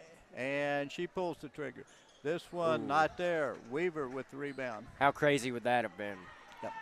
Here we come. Spurgeon with it. She had someone trailing. Keeling for 3. Quick 6-0 Keeling run. hits it.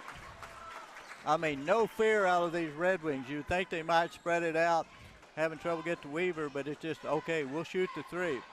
Ellington right back shoots the 3. Not there. Long rebound, tries to save it. Emnett comes in. Keeling with it. Gets it to Spurgeon. Spurgeon coming up court. Long pass to Weaver. Goes out of bounds. Going to be Emnett's basketball. Boy, that's a tough play there to come up with. Kevin Tate says, I'm sure she's over 1,000 now, and quite honestly, that would not surprise me at all. She is a bucket getter if there ever was one.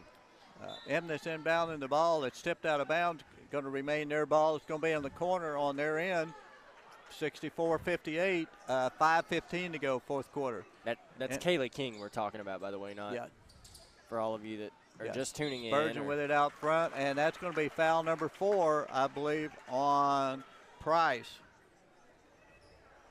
On Dylan Price, and it is. That's foul number 4.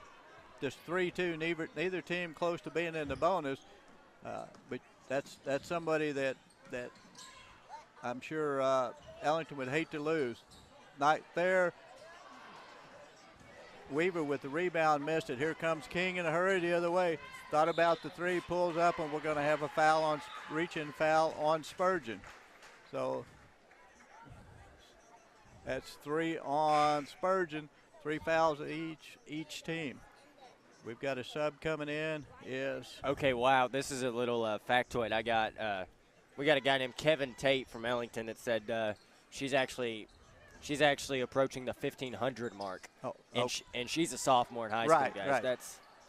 That's impressive if you're a senior in high school. Yes. And she's a sophomore. Yes. So here come the Lady Red Wings. Spurgeon down to. I'm surprised King didn't pull the 3. That's what they like to do. Spurgeon up and not there, and off Weaver's hand out of bounds. 64-58, 4:40 to go, fourth quarter action. That call was much to the chagrin of the Eminence faithful there. Yes. Well, especially when you've got Weaver inside, because, I mean, she just doesn't miss money. Nice scoop pass by and one. Count King, the bucket. missed it.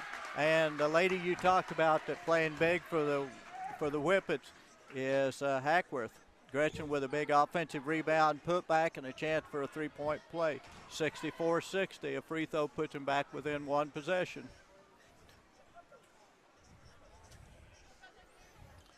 Free throws up and good, so we're back to a 64-61 lead. 4:30 to go, almost halfway through the fourth quarter. What a ball game. Spurgeon with it out front, gets the screen. Good screen there by gets Savannah to Keeling. Victor. She fumbles it, and we're going to have a foul. Just about a turnover, but they're going to call a foul on Laura Gore for the Whippets, so Emnitz will inbound along the sideline by their own bench.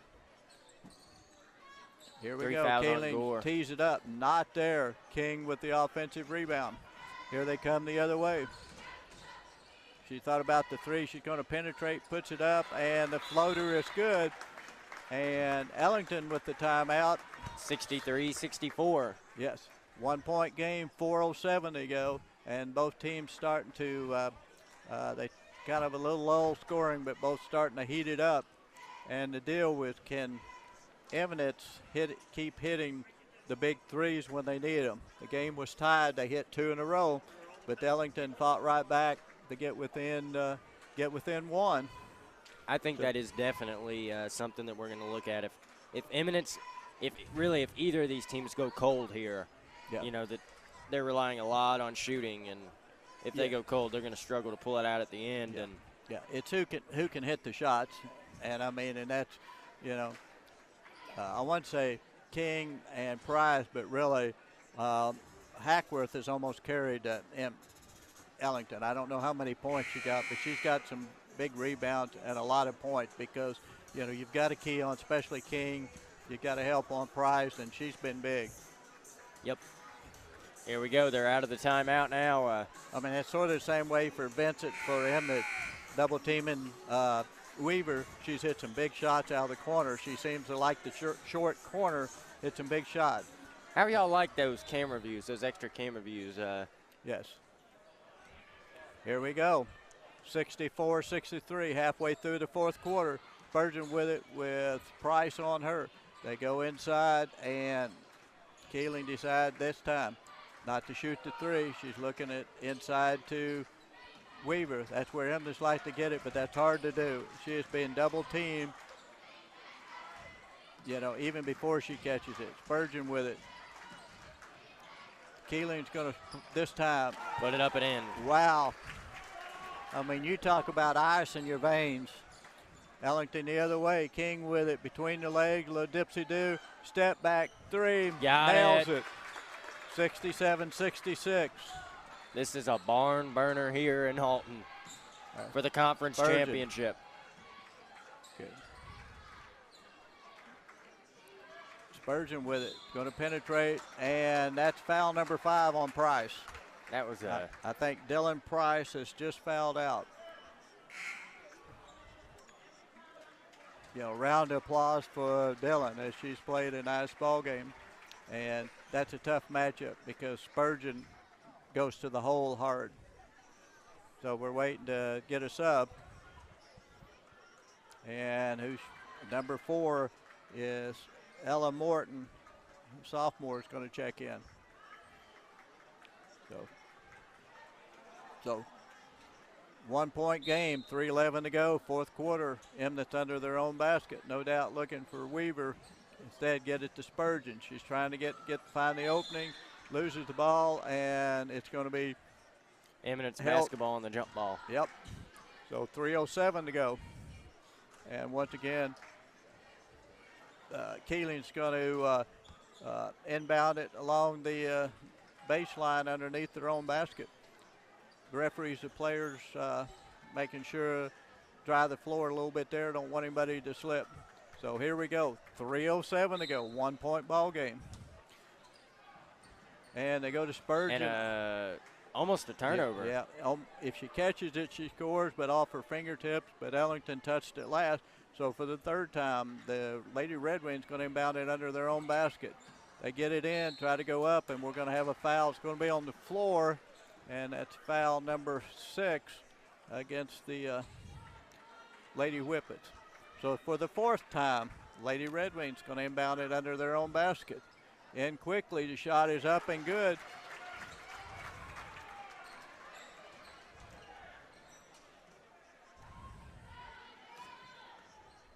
So, you know, 3-point game. Shot is up, and that's good. 68-69. Laura Gore with the big basket. I mean, you have to admire both teams. You've got, besides the top players, you know, you've got the role players stepping up as well, hitting some big shots. It's been a Spurgeon concerted with effort King by on her. both teams. Skip pass. Keeling sets up for the 3. This time not there, and it's going to be off. Weaver out of bounds. Ellington ball, 2:26 to go, fourth quarter. It's been a heck of an effort by both teams. Yes, it has. So we've got Ellington coming the other way, trailing by 1, approaching the 2.5 minutes to go, fourth quarter. King with it. Emnett, man-to-man, and we've got a hold against Emnett. That will be foul number 5 against Emnett. They're saying third foul on number 32, Savannah Victor. Savannah Victor was holding somebody. Almost a steal by Keeling. She's had some turnovers. She is perpetual motion out there. Or not some turnovers. She's had some big shots. Yes, she has. Shots. Victor has. If she fouled out, that'd steals, be not good for Eminence. Great defense. Eminence back to zone now. Kaylee King's looking, I think Kaylee King's looking to shoot a big shot Oh, here, no doubt. You know, if she can get it. Yep. I mean, she realizes she's supposed to make something happen. 2-minute mark and 1 point game. And the ball is loose on the floor. Everybody's diving for it. Who's got it? Ellington comes up with it. King with the shot. And we had a timeout. I was wondering what happened. King jumps up and down, and Coach Burrows had called the timeout because it was loose on the floor. He was trying to get the extra possession, and it went to King, and she scored. That's one of those things that you kind of get frustrated, like, come on, Coach. Yeah. You know. 69-68. And the Lady Red Wings clinging to a 1 point lead. They have led. Ellington jumped out on them. They got the lead, and they've led pretty much the whole ball game. But it has been Ellington right there knocking on the door, and it's going to be Ellington basketball. 1:48 to go, fourth quarter. An 11-point game at halftime. Yes, and we're down to a 1 point game. And 1:48 to go, and I'd say we're going to see several more points here. It's not very often. Let me just point this out. It's not very often when you have a battle of two teams in a high school basketball, really men's or women's, where you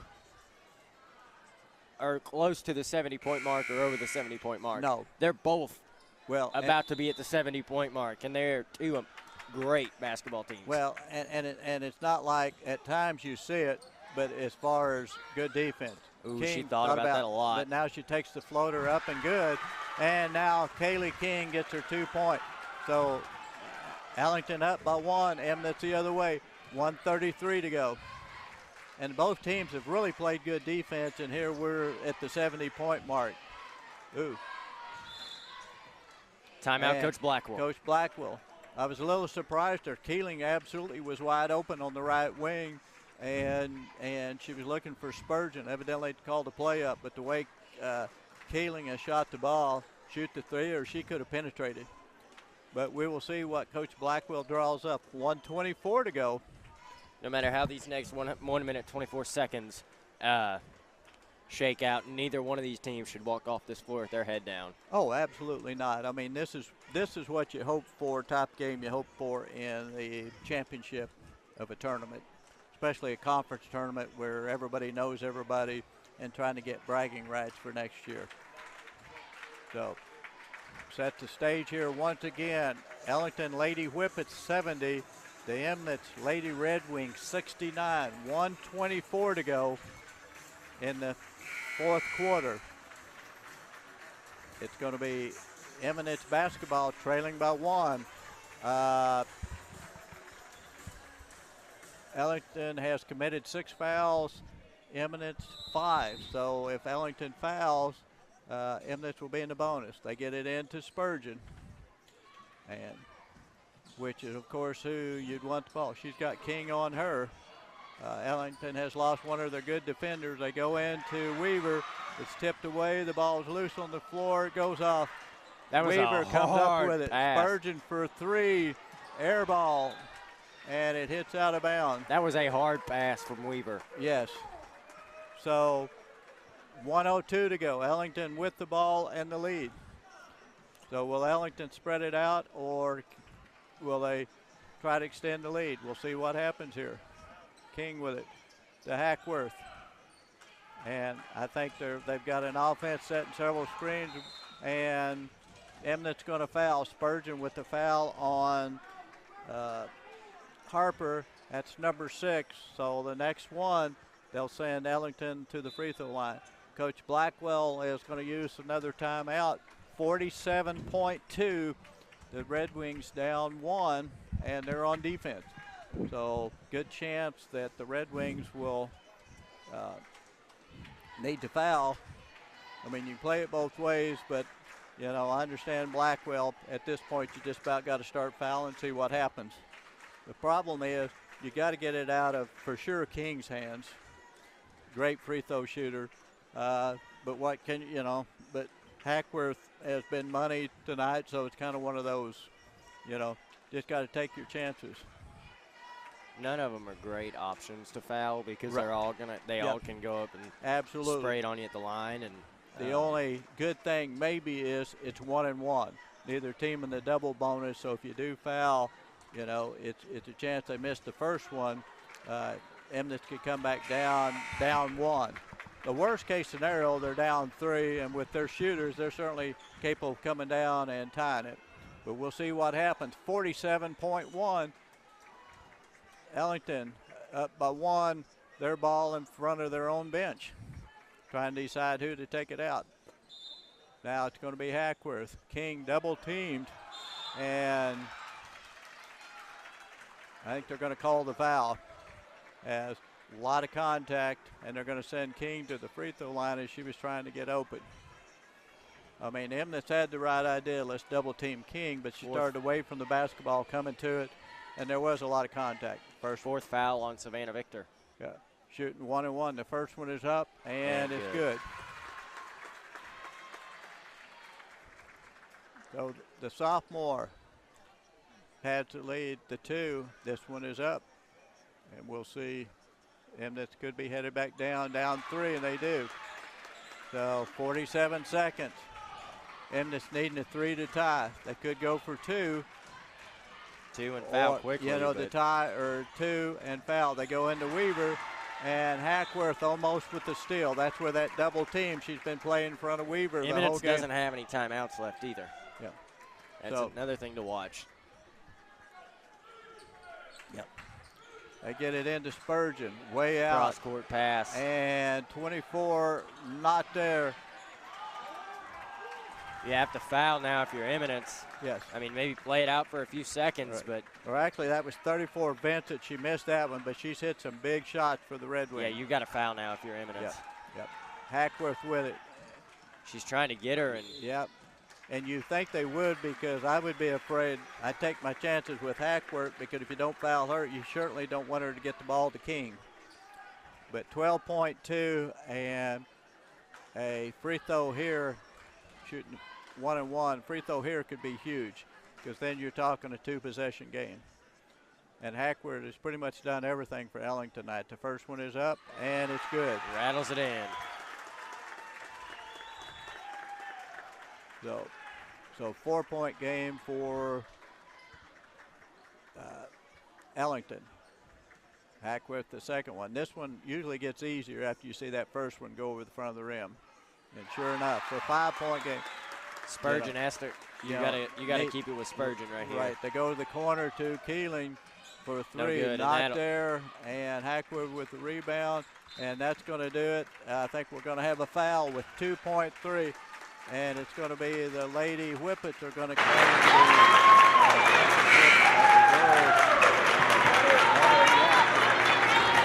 nothing for the Emnitz Red Wings to hang their head. I mean, they led most of the way and gave it everything they had against a very good Class 2 Ellington Whippets. So, fouling out, we're waiting for them to put a sub in. Yes. That was Savannah Victor fouled out. Good game for all the Lady Red Wings as well as the Whippets. This free throw is up and good. So that makes it a 6-point lead.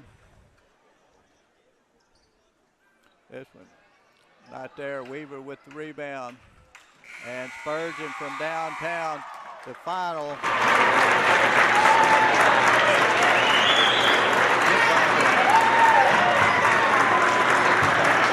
Second place of our Lady Varsity tournament goes to Emnitz Red Wings.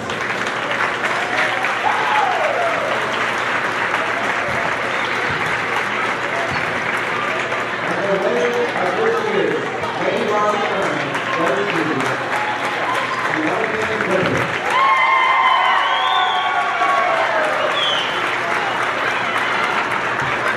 Take home the plaque for first place, the Big Springs Conference Tournament. Good all-around effort there. Of course, King leads them, hit some big shots, but Price, Hackworth, everybody chipped in, and a nice team win for the Lady Ellington Whippets.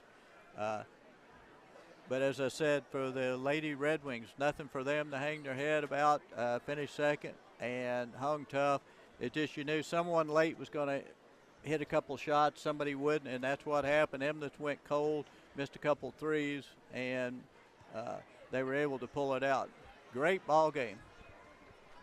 And we've got one more to go here. It's going to be the championship of the boys.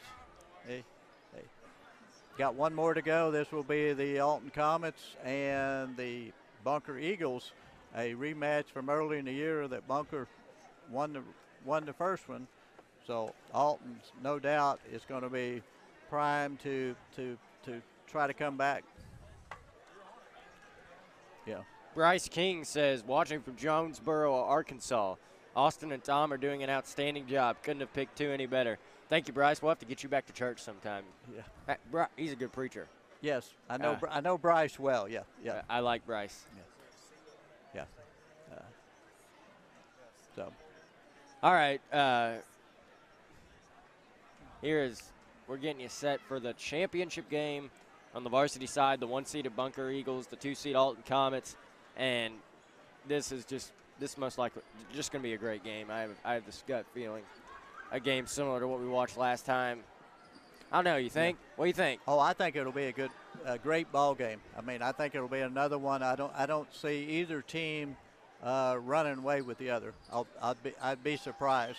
You know, the score may be 8 or 10 late, but that's because of free throws or something. But I think it's going to be a good ball game. I really do. You know, when you get championships of tournaments, normally there's a reason the 1 seed and the 2 seed are playing each other. And the reason they got those seeds because they're evenly matched, and this team is. And here is everybody's on their feet. yep. I mean, you had the Bunker Eagle fans were up, and now the Alton Comets have come out. Of course, a big following for the Comets being the tournament at Alton. And what's going to be fun is you've got a couple leapers, one on each side. A couple kids that can get up. I mean, you've got, you know, what I think? Sutton for Bunker and Cisco for Alton. You know what I think? I think they should just make an agreement and say, all right, both teams, all right, we'll spot each other 2 points. And Cisco and Sutton have to get out there, and for the first 2 points, they have to break out their best dunk they have. Yep. I'm sure they'd like to do that. You know, I'm sure they would. You know, it just and not taken away from, you know, both teams have a lot of talent, but those two is just, you know, like Andy and I talked earlier. Used to you looked at thumpers, now you look at long, lengthy jumpers, and those two can certainly do it. If you watch them warming up, the official's not on the court. I'm glad there's no hard dunks, but they're going up and laying it over the front of the rim, and you like to see that. I mean, that's what the fans want to see.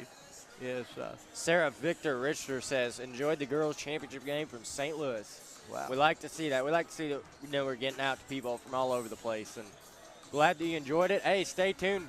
Stay tuned, Sarah, and we'll We'll have even just as good a game this time. Tammy, Martin Holland, and Sandra Morton say great game. Congratulations, Whippets, and congratulations, Whippets. And yeah, that's a great game.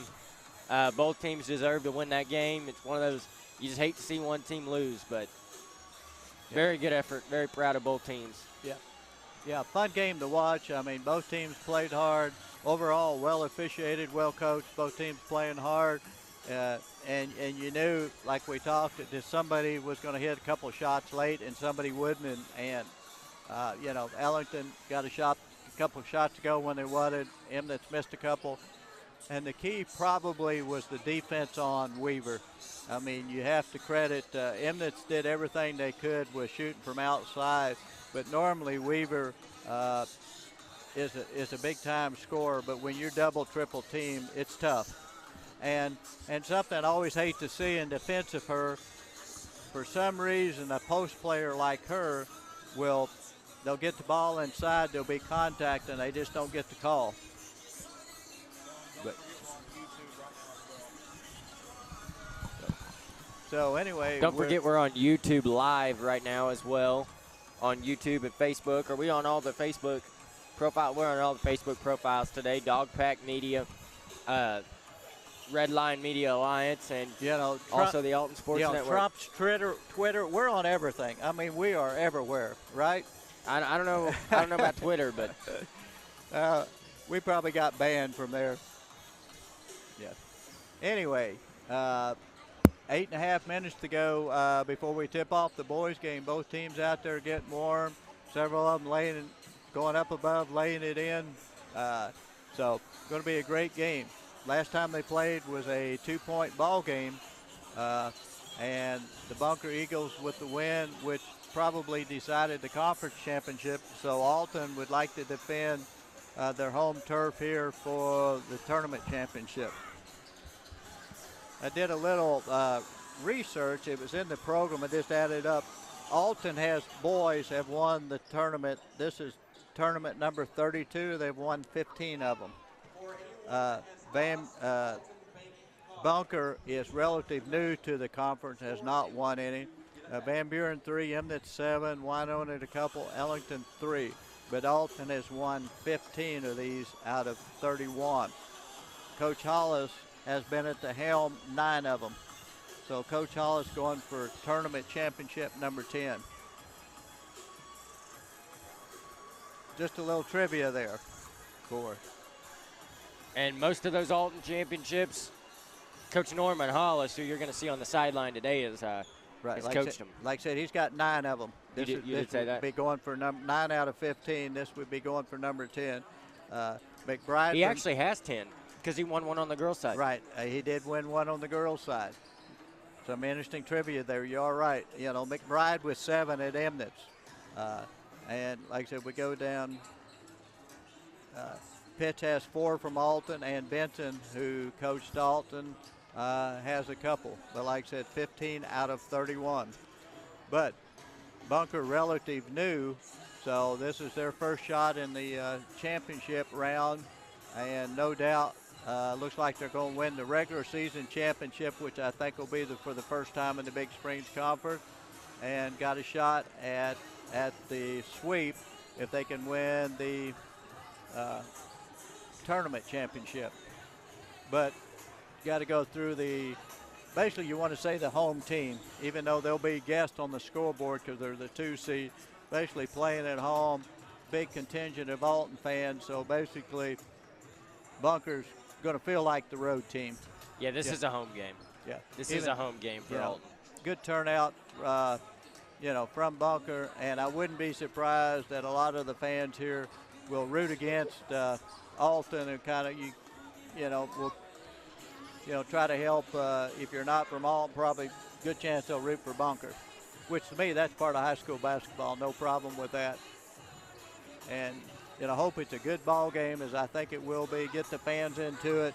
Hope it's close all the way. Everybody cheering, hollering, and it's a fun ball game close ball game to finish the night. We're about 5 minutes to go before tip-off.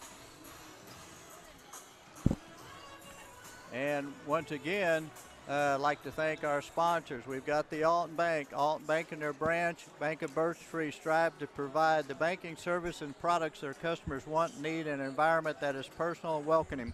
With 2 locations in Alton and Birch Tree, banking with Alton Bank has become more convenient. Stop in and let Alton Bank be your hometown bank member FDIC and an equal housing lender. Also, West Plains Savings and Loan, serving customers in West Plains and surrounding communities such as Alton, Couch, and Thayer since 1919. If you need an ag loan, customer loan, business loan, or home loan, come see us at 417 West Broadway in West Plains or call 417-256-3042. The loan officers will be happy to sit down with you and talk to you about meeting any loan needs you may have. Equal housing lender and member FDIC. And Shepherd's View Assisted Living. When the damage of living at home requires more than you are able or willing to give on your own, you will find a warm welcome at Shepherd's View Assisted Living. When you need that transition from nursing home care to home, we are the right option to prepare you for living safely and successfully alone once again.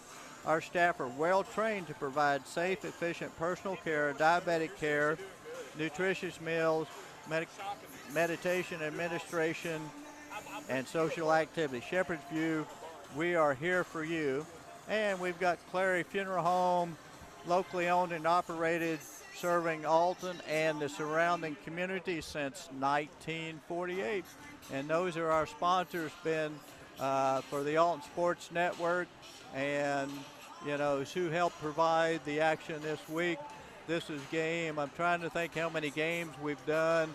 I think 4, 8, I'm guessing 14, I'm thinking, games this week. We weren't able to do the JV because of the snow, but I'm guessing maybe 14. So thanks to those here sponsors.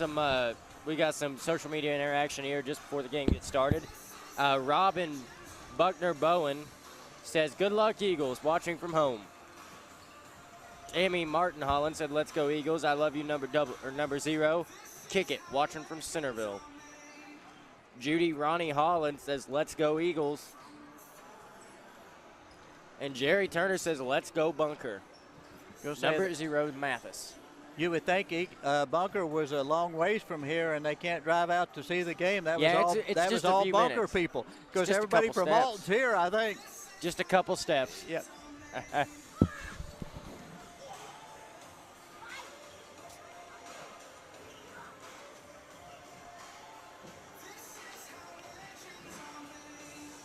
You had me on camera. I was getting a drink. Oh wow! Hey, we gotta shout this guy out here. Stephen Tusher, come on, Alton, watching from Florida. Wow. So, go Elijah Bullock, number 10 Eagles, from Dominic Stevens Thompson. Yep. Glad to see that we're getting it out to. Sound like a lot of Bunker is sitting home watching this on TV. It sounds like. Linda Watson. Hey, that's my aunt. That's my aunt, Linda Watson, says, let's go Eagles. She lives down there in Bunker. Yep. Terry Sue Hinton says, watching all day from Donovan, and I've enjoyed all the games, and thank you. And you guys have done a great job today. Thank you. Caleb Steele says, let's go Comets, watching from Wahiawa, Hawaii. Well, I think that we've beats got a record. everybody. Wow. What's the weather over? Ask what the weather is. Hey, what's the weather, Caleb? What's I don't the want weather to over there know. like? I don't want to know. Hey, Caleb was all state from Alton. That's his little brother that's the sophomore on the varsity. So. JC Skaggs says, go Eagles, play hard, number 24. Stand for the singing of the national anthem. You're going to take him down actually.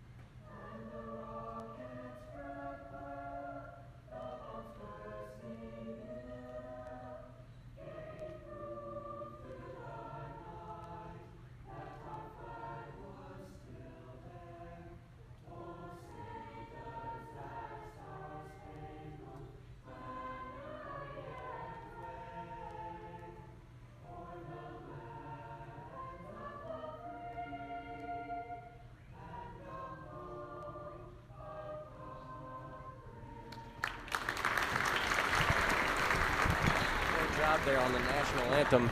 That is our local choir under the direction of Miss Laurel Johnson, and that's one thing I kind of enjoy here at the basketball games. We always have live vocal for the national anthem. And I'm going to get a little bit political. The other thing I like here in this area, I should say, everybody stands for the national anthem, puts their hand on their heart, none of this protest or anything. They respect the flag and the anthem. I'll tell you this much right now. I know definitely at Summersville, it doesn't matter. If you were to try to kneel or whatever for the national anthem, you're probably not going to play that game. Yeah, and that's where I like being in this area. They go Robson Commons. Number 1, Christian Orr. Number 2, Brandon DeWall. Number 4, Chandler Cisco. Number 5, Jaden Hack. And number 15, Ian Montgomery.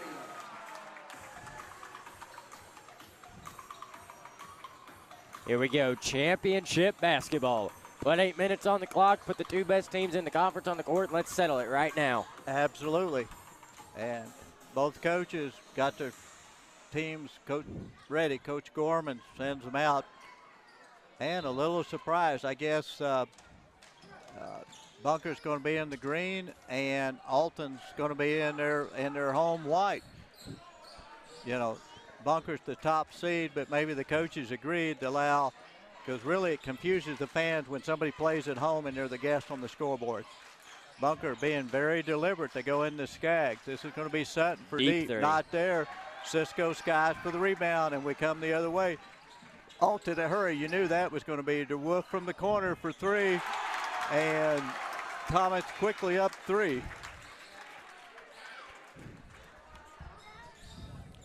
And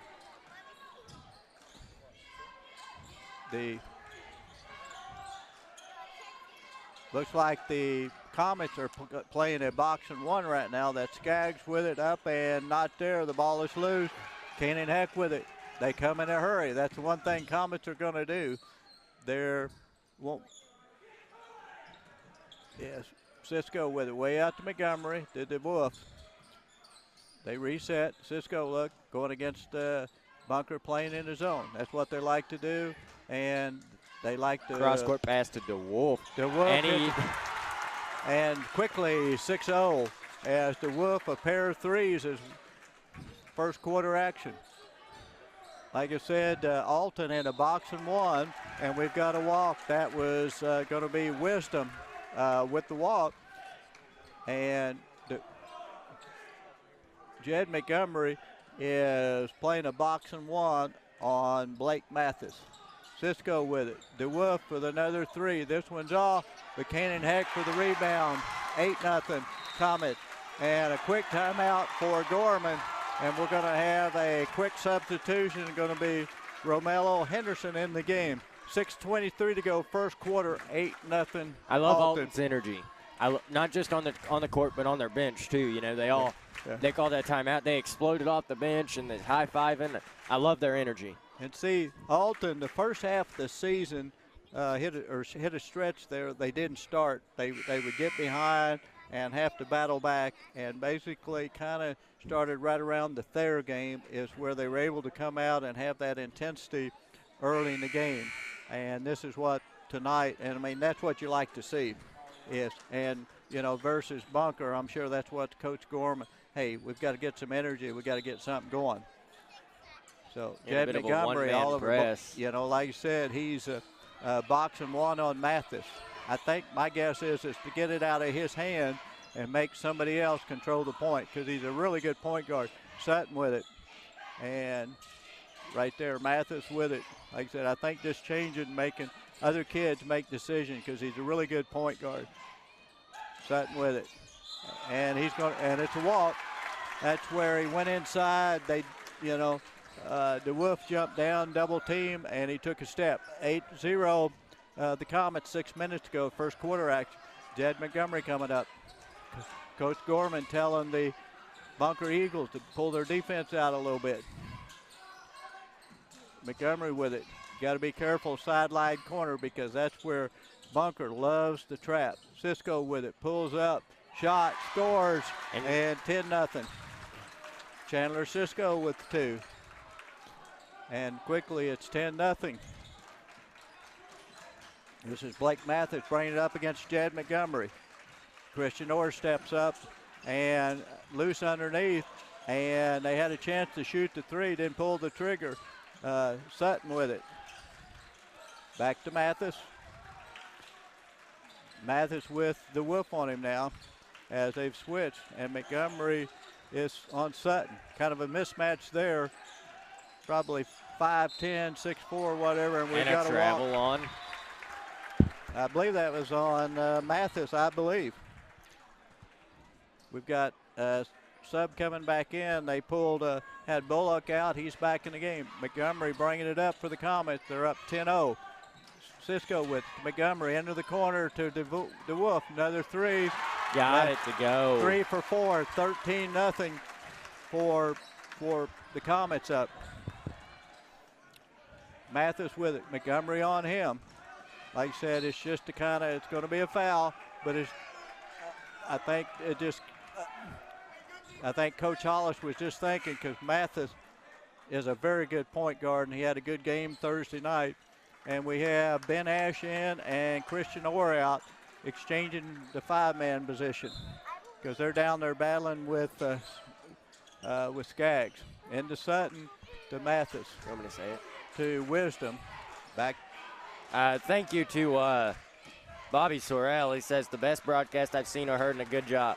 Appreciate it. Seen or heard. Good and job, finally, man. Thank you. Appreciate that a lot. Sutton with it inside score. And DeWolf with another three. Not there. Fight for the rebound. And Ash comes up with it. Him and Heck were there. Cisco with it. Brandon DeWolf is feeling good about his shot. Yep. And Kanan Heck with a short rebound. He gets the rebound, can't finish, is DeWolf, and Bunker coming the other way. Halfway through the first quarter, 13-2, the Alton Comets over the Bunker Eagles.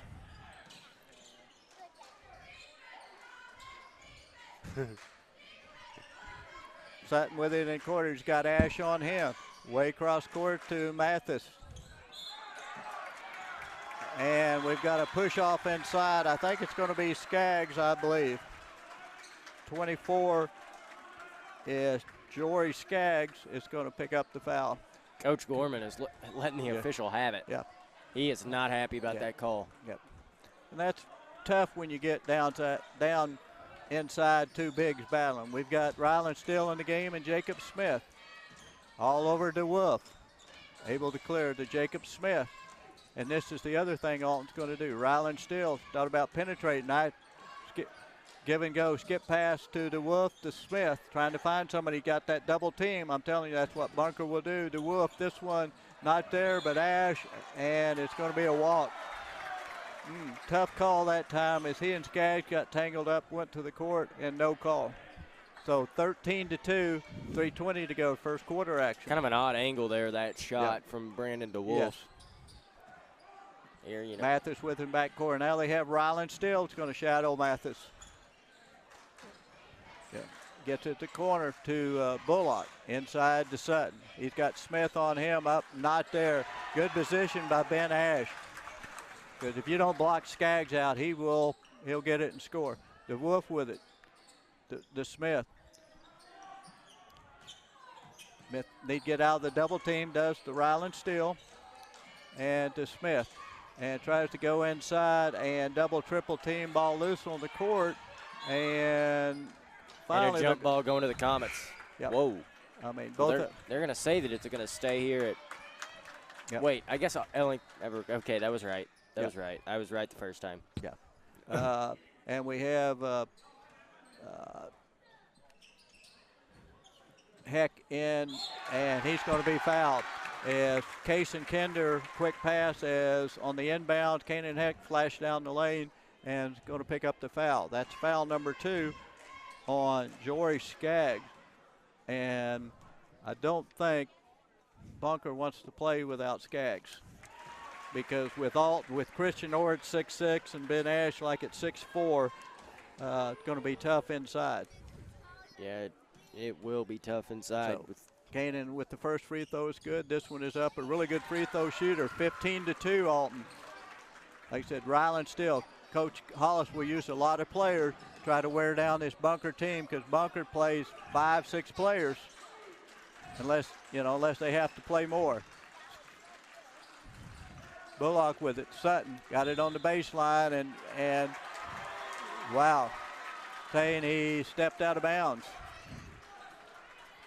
So 2:23 to go, 15-2. The Alton Comets on top of the Bunker Eagles.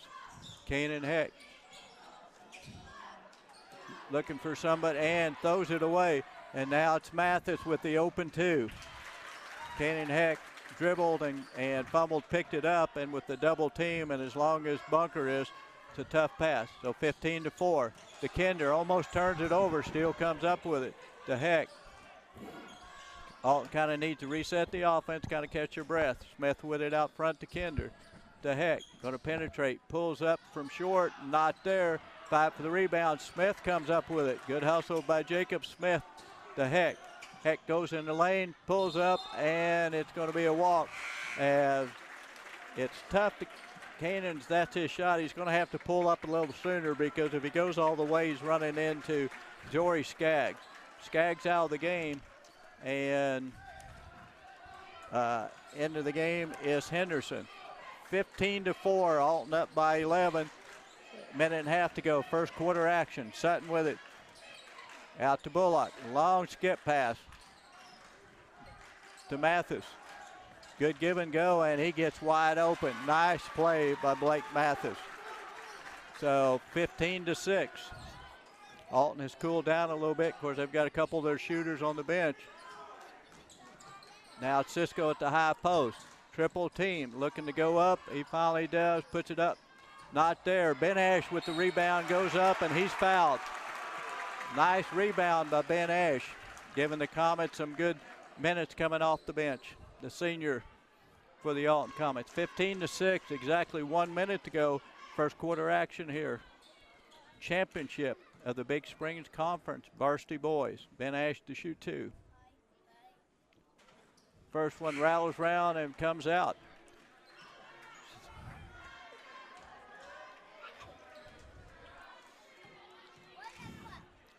Second shot for Ash is up and is short. And Jed Montgomery with the rebound. I mean, Gorman, I'm sure just wants to walk out and just, hit somebody. Heck with it inside, started to shoot. And good defense. Now he's double teamed, gets it to Montgomery. Montgomery the other way. Now Alton's able to get set out front. 45 seconds to go. Alton spread it a little bit. I'm sure would like to go for one, but that's easier said than done because the Bunker Eagles will trap, and they'll force you to take a shot. We're down to 30 seconds to go. First quarter, Alton up 9. Jed Montgomery with it. To Heck. Heck curls, wants to take it down the lane, gets it to Cisco. 20 seconds. To Montgomery Montgomery, Heck. Heck with Mathis on him. That's a tough matchup because Blake is long and athletic. Heck, time to go to the hole, pulls up, jump shot, not there, fight for the rebound, Sutton, and he's going to walk. He was thinking, I've got to get out of the pack in a hurry, took steps. So with 2.5 seconds, Alton ball. Christian Orr in for Ben Ash, and probably if they can, this may be a lob to Christian Orr if they can inside. We'll see what they do. To Cisco, to Heck, he fakes and goes up, and into the first quarter, 15-6, Alton Comets after 1. Fast-paced first quarter, and not really how Bunker wants to play, but when you get down double digits, you really don't have a lot of choice. Right. And Alton, putting pressure on them in the half court, plus, all over Mathis is kind of dictating the tempo, that's what you want to do. But 3 quarters of action to go, a lot to happen here. 15-6, as I said, the Alton Comets leading the Bunker Eagles. And no doubt, Brandon DeWolf leading both teams in scoring as he has 3 threes, as he hit 3 early from downtown. And I'd just say it wouldn't be surprised as he won't be back into the game to start the second quarter. That he shot the ball extremely well. You can. He's one of those. He's a good shooter, but he's a streak shooter, sort of like King and a couple others in the tournament. That if he gets a feeling that it's just he can fill it up. That's what good shooters do. Is it all of a sudden the rim looks like the ocean, and can throw it in anything. So anyway, we're back to for the Comets. It's going to be Montgomery, DeWolf, Heck, Orr, and Cisco. Once again, Mathis with us out front. Jed Montgomery playing the Comets. I don't think the Comets are man-to-man. I think they're zone, just the box and one. We'll see. Montgomery on Mathis. They're definitely, the deal was to slow Mathis down tonight. Henderson with it. And almost a steal. That's going to be a foul on Montgomery as he goes for the steal. Just a second foul against the Alton Comets, and that'll be the first on Jed. No, that's 2 on Jed. So I guess both fouls on Jed. So we have Ryland still in the game for Jed Montgomery, the sophomore, and now DeWolf is going to go after guard Mathis. It looks like we're in the zone now as Eagles. Sutton with it out on the wing, and he's thinking about pulling the trigger. Skaggs with it inside. He's trying to get a shot up, forces it, tough shot, up and not there, and finally slaps it out of bounds. And I think he missed one that time. I thought it might be over the back, but definitely I think Sutton got his fingers on it, slapped it out of bounds. But nevertheless, the official saw it different, and it's going to be Bunker basketball. They get it to Skaggs, and Christian Orr with the block. Bunker will inbound it again underneath their own bucket. 15-6, 7:08 to go. Second quarter action from Alton. Big Springs Conference Tournament, varsity boys. They go inside to Sutton, double team. Mathis with it, goes up floater, and that's the reason they've got somebody guarding, I'm sure, Mathis. Ryland still with it out front to Cisco at the high post. And here come the Bunker Eagles, and Sutton loses it out of bounds.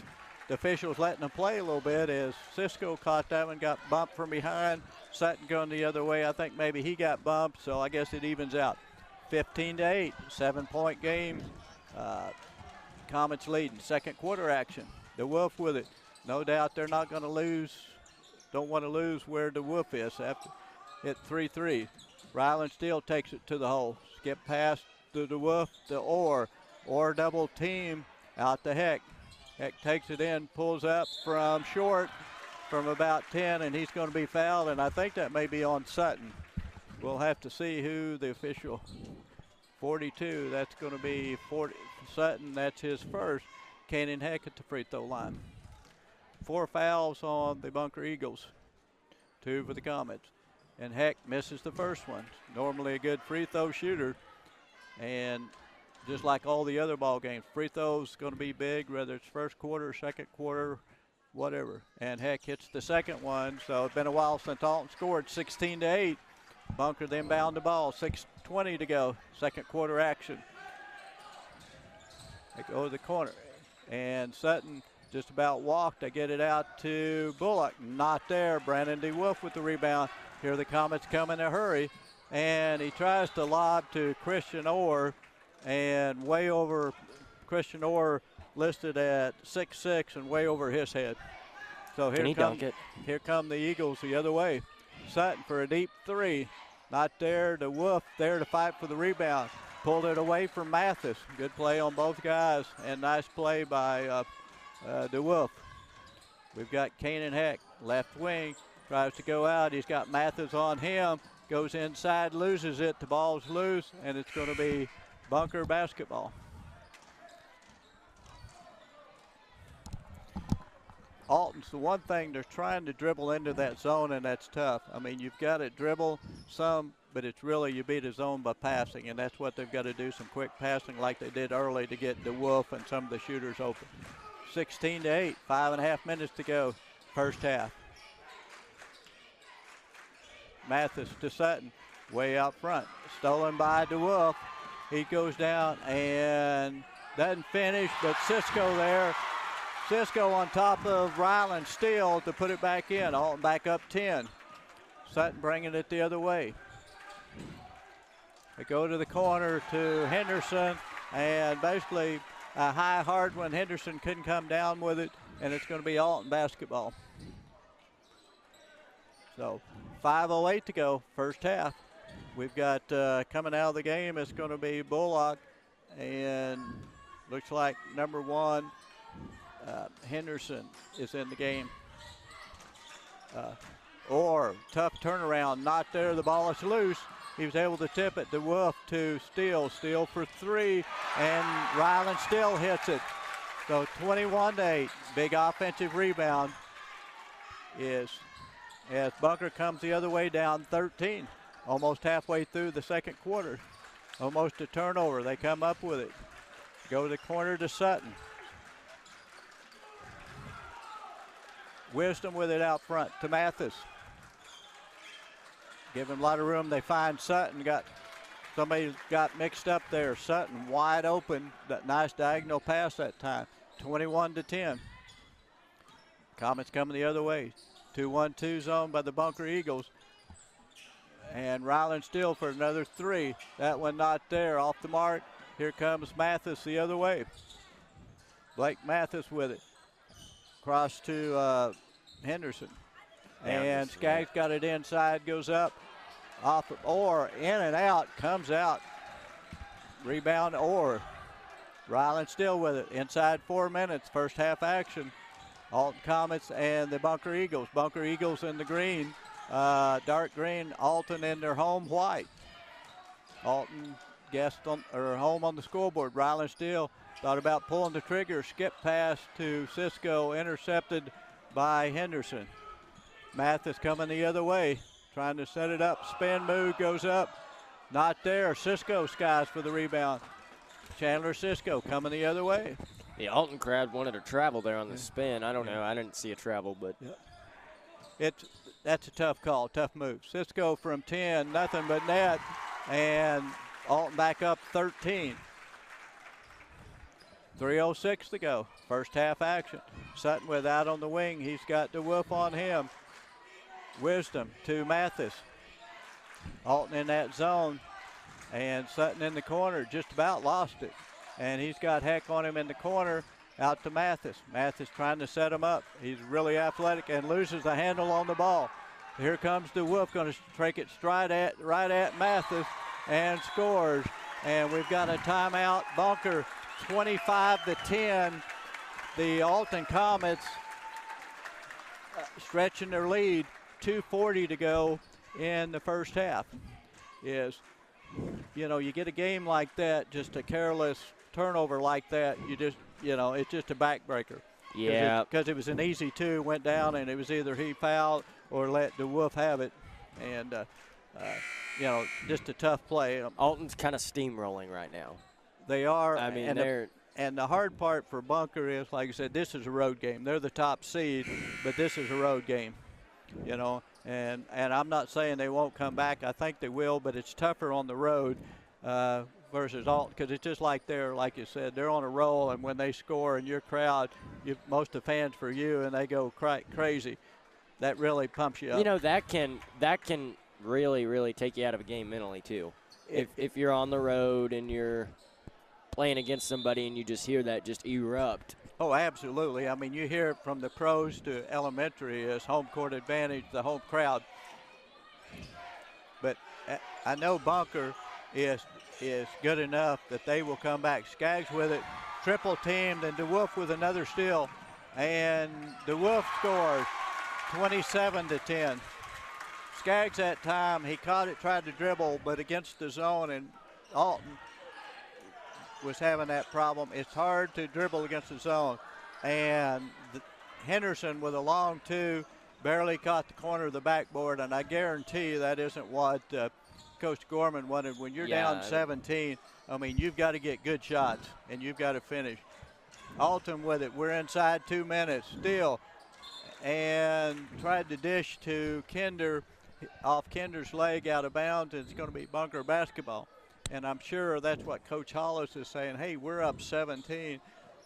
We don't have to get in a hurry, and nothing but good shots. Bunker coming the other way. Bullock to Mathis. Inside to Sutton at the free throw line. He's got Kinder on him, and I think we're going to get a hold on Kinder. So first foul on Kinder, looks like 3 against the Comets. So Bunker will inbound under their own basket. See what they draw up here. Normally, I was going to say, they like to go to the lob to Sutton on that play, and they do, and he scores. Tough play because Kinder's tall enough to match up with him. They still got it in. 27-12, 15-point lead as we approach minute and a half. Ben Ash in the ball game, way out to Steele. Good save, just about threw it in the backcourt. Steele to Kinder. Kinder thought about the 3, which he can shoot it. DeWolf will shoot the 3.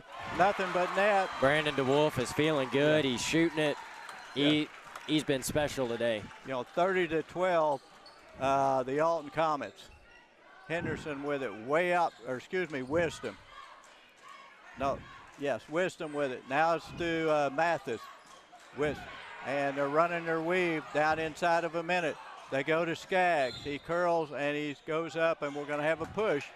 And foul number 4, which is not a bad foul for Alton, is basically inbound. The only thing is they've just got to match up with, you got to find Sutton, because Bunker loves to lob inside to Cade inside. They stop that, and Bullock with it. They go, and nice defense by Kinder. They had Sutton the diagonal pass, and Kinder was able to read it. So with 45 seconds down 18, Bunker's going to inbound it under their own basket. I almost think they might be looking for an alley-oop. That's what they try, and Alton knows what's coming, and Alton's got enough size. Like there, Ben Ash was able to lean on him just enough to make it a little tougher than what he wanted. Now, Bunker can throw an alley-oop, and Cade Sutton can throw it down, but it's going to be very hard in a game like this where Alton is just so long. I was going to say, because he's right now he's going against 6'4" Ben Ash, which is strong, or you're going against 6'6" Chris Orr, Christian Orr, which is long. Here with approaching 10 seconds left in the quarter. Yep. Brandon DeWolf handling the ball, isolating. Who would you want to shoot it? Double teamed. He goes inside. Oh, my word. Goes up, not there. And DeWolf's got it, puts a 3 up, and He hits put it it at up the and buzzer. in at the buzzer. Falling away. And Bunker's going to take a 21 lead. Not Bunker. Alton's going to take a 20-point lead into the halftime locker room. Wow. Yes. What a shot. Yes. I mean, everybody has their night, and Brandon has had several, but I don't think he's ever had a night like he's had tonight. And we're just halfway done. Right. And, I mean, it's just to come up with it and put it in. But some nights that happens. But 32-12, the Alton Comets on top of the top-seeded Bunker Eagles halfway through the championship game. And I don't think anybody, except maybe for Coach Hollis and the players, saw this coming. I mean, it's just, like I said, Bunker, I didn't think the first night played real well, but they came out against, I think they beat Van Buren, and I thought they played really, really well against Van Buren. I mean, they were clicking on all cylinders against Van Buren, and Alton just came out. What's your name? So halftime, 32-12, the Alton Comets. Hey y'all, I gotta take just a second here. I gotta give a shout out to Ty Earls. Ty Earls. He's manning the camera there that you're seeing on the stage. He's doing such a great job. How old are you, buddy? He's 9 years old, and he's getting in here and working these cameras and helping us out. And I'm sure his dad's proud of him. I'm proud of you too, man. And we got Jonathan Clary on the camera. How old are you, Jonathan? I said we got Jonathan Clary on the other camera. Ty's 9. How old is Jonathan? And we appreciate almost 9. He says almost 9. Almost 9. Okay. Boy, you talk about getting taken care of. His wife Adrian bringing him supper. I wouldn't be surprised if he may have a little brisket there. But we appreciate Ty on the stage because it just gives us another angle of what's going on. And the good thing is, Ty may want to look out because the second half, I'm guessing when you're up a bunch, Cisco's going to be looking for a dunk. There's no doubt in my mind if he can get a breakaway, and he's going to be going towards the stage, so it could get real interesting. I think so too, and I'm gonna tell you something else. I need to take some time, and he's, you know, he doesn't ever give himself enough credit, but I got to thank Andy. He's been here working and tons of camera angles. What is there? Probably 6, 7 camera angles here. One all the way up in the rafters. I told him, I said, I'll come help you, and I didn't get over here. I said, but I told him I'll come help you, but I ain't getting up in there. I'm too much of a chicken to put that one up. Yep. And but Andy put so much work in, and we just got to thank him because. Oh, absolutely. Because I was telling him, we were talking before the game. We didn't realize this technology. This was out there. He did the Lady Dog Classic. We got a taste of it, and Jonathan was kind of appointed to be in charge. He got a hold of Andy, and he says, we want you.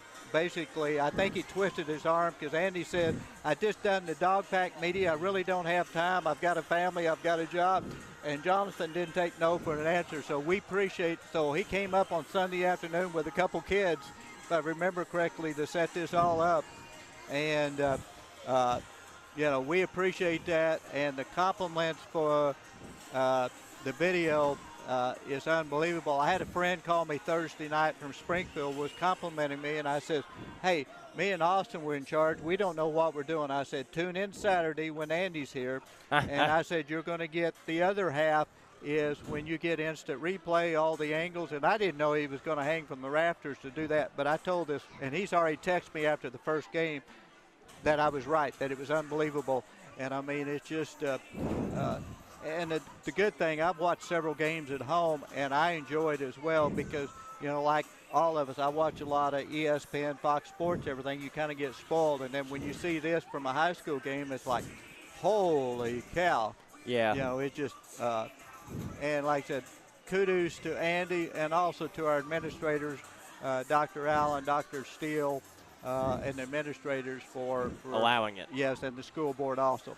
I want to thank our sponsors. We've got the Alton Bank with locations in Alton and Birch Tree. We've got the West Plains Savings and Loan, and we've got Shepherd View Assisted Living in Alton, Missouri, and also Clary Funeral Home. We want to thank those sponsors. They've been here for about half the season and all the way through the tournament to make these games possible. And, because I recognize when you punch in read some of those names away from here, I recognize a lot of the names are former Comets, and it gives them the opportunity to follow Alton Comet basketball. It's one thing, is radio, to be a tune in on your radio, which is cool because K95 has a really good announcer in Mike Crace. But when you get the video, it just blows you away, and especially replays, the different angles, and it just we're spoiled at Alton. We are. Connie Mathis says, "Good luck, Eagles," from the grandma and grandpa of Dad Michael Mathis of number 0 Blake Mathis. Connie Mathis also says, "We love our Bunker Eagles. Watching from Bunker is Grandma and Grandpa and Dad Michael Mathis of number 0 Blake Mathis." Yes, we'd love to see that. It's a few minutes away from here to Bunker, and pretty nasty weather it was whenever I come in. So I could totally understand why. Well, and I guarantee... I can understand why you want to make the trip here. Well, and also I guarantee you've got a lot of the Van Buren people that have had time to get home, because I'm the same way. If it was at Bunker, Van Buren, and my teams were through, I would go home, but I'd still want to watch it, because these kids be in the championship, and it'd be nice to go home, get in your easy chair, bring it up on TV, and watch the championship game.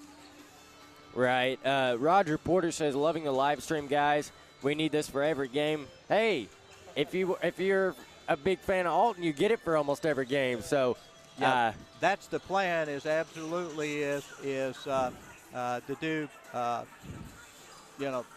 From the rest of the season on out is all of the home games to do them. Absolutely, that's the plan, and that's the reason I want to compliment Andy and our administrators for taking that leap of faith to get with Andy and say, hey, we want the equipment, we want the technology, because we want to do all of our games.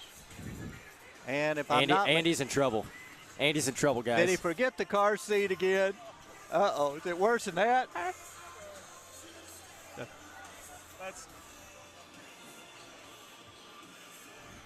I did. Uh-oh. I hate to say it, but Andy took the white knit blanket from the front room, and the wife just noticed it. So my wife gets a kick out of this. The car seat, and now it's going to be the blanket. So is it one of the kids that has to have her blanket? Is that it? Yeah. Okay. It's a long drive, Yeah. I'm sorry, Mrs. Earls. I thought I raised him better. Yeah. So I thought he was going to make it through the night with everything going good. Hey, I'm just kidding. Give me a piece of that bread. We got Mr. Ty here. He's doing a great job. He's the one standing on the stage, giving us some really great angles there, and appreciate that. We got Jonathan Clary on the main court camera going back and forth. So we appreciate all the help. Appreciate Austin here driving down from, I guess you probably came from Mountain View. I was going to say from Summersville, but you probably just on from Summersville to Mountain View to down to Alton. So halftime here, 32-12, the Alton Comets over the Bunker Eagles. The Bunker Eagles came into the top seed as they had wins over Alton, Van Buren, and Ellington. So they were the top seed. Alton had not played Van Buren, had defeated Ellington, so Alton got the 2 seed. And right now, the Alton Comets in the driver's seat will probably, I'd have to say the game will be decided the first 3 or 4 minutes here, because Bunker just about has to make a run here, third quarter, and prevent Alton from just extending the lead, especially being on the road. You know, the top seed, but they are, you know, in the home of the Alton Comets, you know, and a really good crowd from Alton, and they're getting into it. So, you know, we'll see what kind of fight that the Bunker Eagles have in them. So here we go, 8 minutes on the clock. I got to say, that was some good bread from the hospitality room right there. I enjoyed that thoroughly. Alton Comets with the ball, and it's Jed Montgomery. And Bunker brought the pressure out a little bit. Cisco to Heck. Heck looking to penetrate. The Wolf in the corner, they got out on him. No surprise there. Montgomery in the corner to Heck. Penetrate, was going to try to go up. Cisco for 2, short 2, not there. Ball goes out of bounds, and off to Orr, going to be Bunker basketball. Bunker wants to score here. They don't, you know, they don't want to come down and turn it over or take a bad shot. They want to score. Right, all about momentum. And Montgomery was hounding Mathis, and now they've gone to straight zone. Skaggs and Orr battling inside. You like to see bigs do that. Is Skaggs trying to get position, Orr not wanting. Kicked out of bounds, going to be Bunker basketball alongside their bench. Mathis inbounded. Way deep to Wisdom. Chases in the backcourt and brings it back up. Bullock to Sutton. Sutton with it out front. To Mathis. Kind of thought about the 3. Had the Wolf in his face. Back out once again. Looking to dish. Looking for Skaggs. Skaggs got Orr on him. Twist turns, goes. Nice shot. That's tough. That's Skaggs going over 6'6", Christian Orr. They list Skaggs at 6'3", so giving up 3 inches, and Orr is really long. So 32-14, back to 18. Alton being very deliberate. I'm sure, you know, Coach Hall has told him, you know, we want the really good shots. We've got the lead, and that's normally a pretty good shot when Cisco pulls up from 12. So back up 20. Eagles coming the other way. Bullock with it. Sutton at the free throw line, out to Mathis. Thought about the 3, kicks out to Wisdom. Wisdom back to Mathis. Cisco on him. This is try to go inside to Skaggs, and stolen to Wolf with it to Cisco with the dunk. I told you it might be coming, and don't tell me that the replay is full. Yeah. A timeout there, and as they get to let the crowd erupt, that's awesome. You love to see that. Kids getting their moment in a conference tournament. Yeah. You know, and I want to give the officials, I think they did 2 things. First, I think he may have taken an extra step to get his footwork, which to me really didn't gain an advantage. And second of all, they didn't call him for hanging on the rim, which he did, which I'm glad to see, because if I could dunk it, I'd probably swing there for 15 minutes. So, all right, hey, I'm gonna get off the headset for just a second. Andy and I are gonna work out something. So basically 36-14, the Alton Comets in control of the game. Stephanie Kernodle says, truly enjoying Alton Sports Network and the coverage of the Alton Comets. If God has ever answered a prayer for you, press like. I love to see stuff like that. Yeah. But kind of like I was saying. Yeah. Stephanie and Bart raised a couple of comments. Her son just graduated this past year. Great kid, great family. Know the Kernodles. Kind of like I was saying, I'm going to get off the headset for just a second while Tom's doing some really great play-by-play here. And Sutton with it inside. They lose Mathis and scores and got fouled. Blake Mathis went back door, got open, found him, and scored and put it in. So 36-16, 5:41 to go.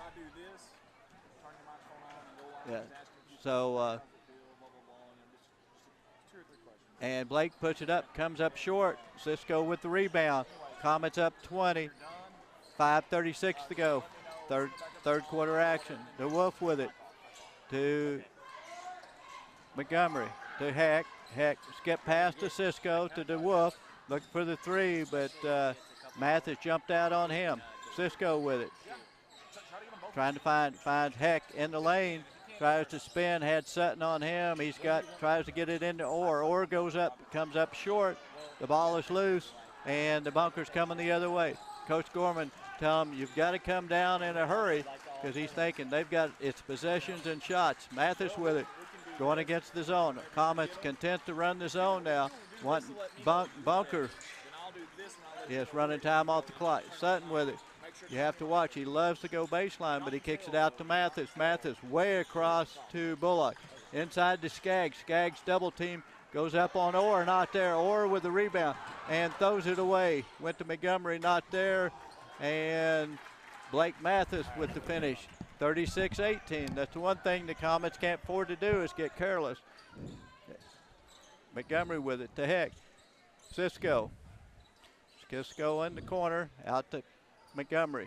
Montgomery back to Cisco. Thought about the three. He's going to go baseline. Pulls up from 10. In and out. Not there. Fight for the rebound. Who's got it? And they're saying off of Orr. It's going to be Bunker basketball. Good minutes from Christian Orr, and we have Ben Ash checking in. Ben Ash, a 6'3" senior. Got a lot of bulk, and I'm sure he's going to be there to battle inside. We have Tucker inside for Skaggs. So another wide body inside for the Bunker Eagles. In fact, they go to him. Sutton for three, and that's a shot he can hit. Unfortunately, hit the rim up over the backboard. So we'll go Alton Comet way. Comets leading by 18. 3:52 to go. Alton Comets in the white, trimmed in the blue. Bunker in their dark green. Shots up and not there by Heck. And Sutton with the rebound. Coming the other way. Inside 4 minutes to go, third quarter. Both teams having trouble scoring here. Sutton misses, goes up, and he's going to be fouled by Ash as Sutton was able to get his own rebound. So 36-18, Comets up by 18. Cade Sutton at the free throw line to shoot.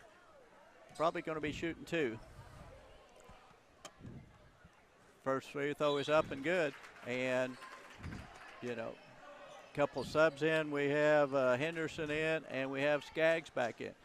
Bunker trying to make a little run here at the Alton Comets. And this is where you need to do it the third quarter, because fourth quarter, if you're down 15, 16, 17, Alton can really spread it out.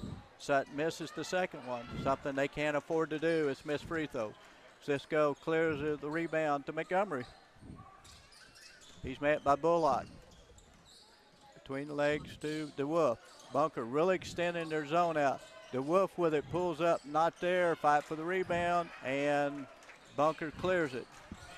Tough shot by DeWolf, couldn't get that one to go. He hadn't missed many tonight, though. Mathis with it out front. Lob to Sutton. Into the corner to Bullock. And not there. And ball loose on the floor. The Eagles come up with it. Back to the corner. This is going to be the three from the corner. Not there. Cisco with the rebound. That was Henderson with the miss. Kanan Heck with it. Goes inside. Almost. Bunker wanted to walk, not there. Then Montgomery throws it away, but it goes off of Mathis's leg out of bounds. The Comets dodged the bullet there as Blake was headed the other way and probably would have thrown it down. 36-19, 2:41 to go. Cisco in to Kinder. DeWolf had Sutton on him, hard to get the three off. Bunker really extended their zone. Kinder at the free throw line, short two, and that's what happened. Nice little mid-range jump shot there. Right, and when you extend your zone, that's what happened. The middle's going to be open. So 38-19, Alton hadn't scored in a while.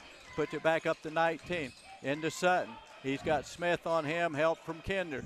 Back to Mathis. Mathis penetrating goes, puts it up, not there, but he's going to be fouled.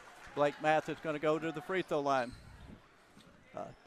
Coach Hollis not happy with his help defense on there as he put it in the floor.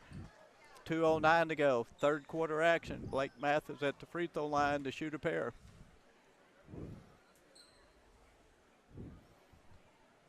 And the first one is good. Pulls them within 18. Blake Mathis shoot a second one. 2:09 to go. Third quarter action. This one is up and as good as well. So 38-21. Ben Ash coming out. Christian Orr back in. So we have Heck, Smith, Kinder, Orr, and DeWolf in the game. And I think maybe missed Montgomery. Smith to Montgomery. Montgomery with Henderson on him. Gets to DeWolf. Cuts the double team. Lobs into Orr, and Orr can't come down with it. And the Bunker Eagles headed the other way. Down 17. Mathis with it. Goes up and shot won't go. Fight for the rebound. And Smith comes up. I'm not for sure in the land with the Giants how Smith came up with it, but he did. DeWolf with it. Tries to go inside. Lots of contact. And we've got a foul on Henderson. Here with 1:33 left. And we have DeWolf coming out, and not for sure who came out. We have Smith, Steele, Orr, Kinder, and Heck in the ball game. Trying to get it inbound, get it into Smith. Heck thought about the three. Now just Ryland Steele, Jacob Smith, Kinder with it to Heck out front. Minute 20 to go, and we've got a foul out front. That's going to be Henderson again. Got him with the knee, and that's foul number, I think maybe Number two. So they'd played quite a while without any fouls. 3 on the Comets, 2 on the Eagles. Chandler Cisco into Steele. Back to Cisco. They were looking at Orr. Kinder throws it away, goes out of bounds, and got lucky there. Almost a steal by the Bunker Eagles, but couldn't control it. Chandler Cisco then bounded to Steele to Heck. Heck thought about the three. They pump fake to Steele. Just approaching 1 minute to go, third quarter action. That's Ryland Steele with it to Kinder at the free throw line. Pulls up that short shot again. And here we come the other way. Down 17 are the Eagles. That's Bullock with it into Skaggs. Goes up, misses the shot. Kinder with the offside rebound. That's tough to shoot over 6'6" Orr.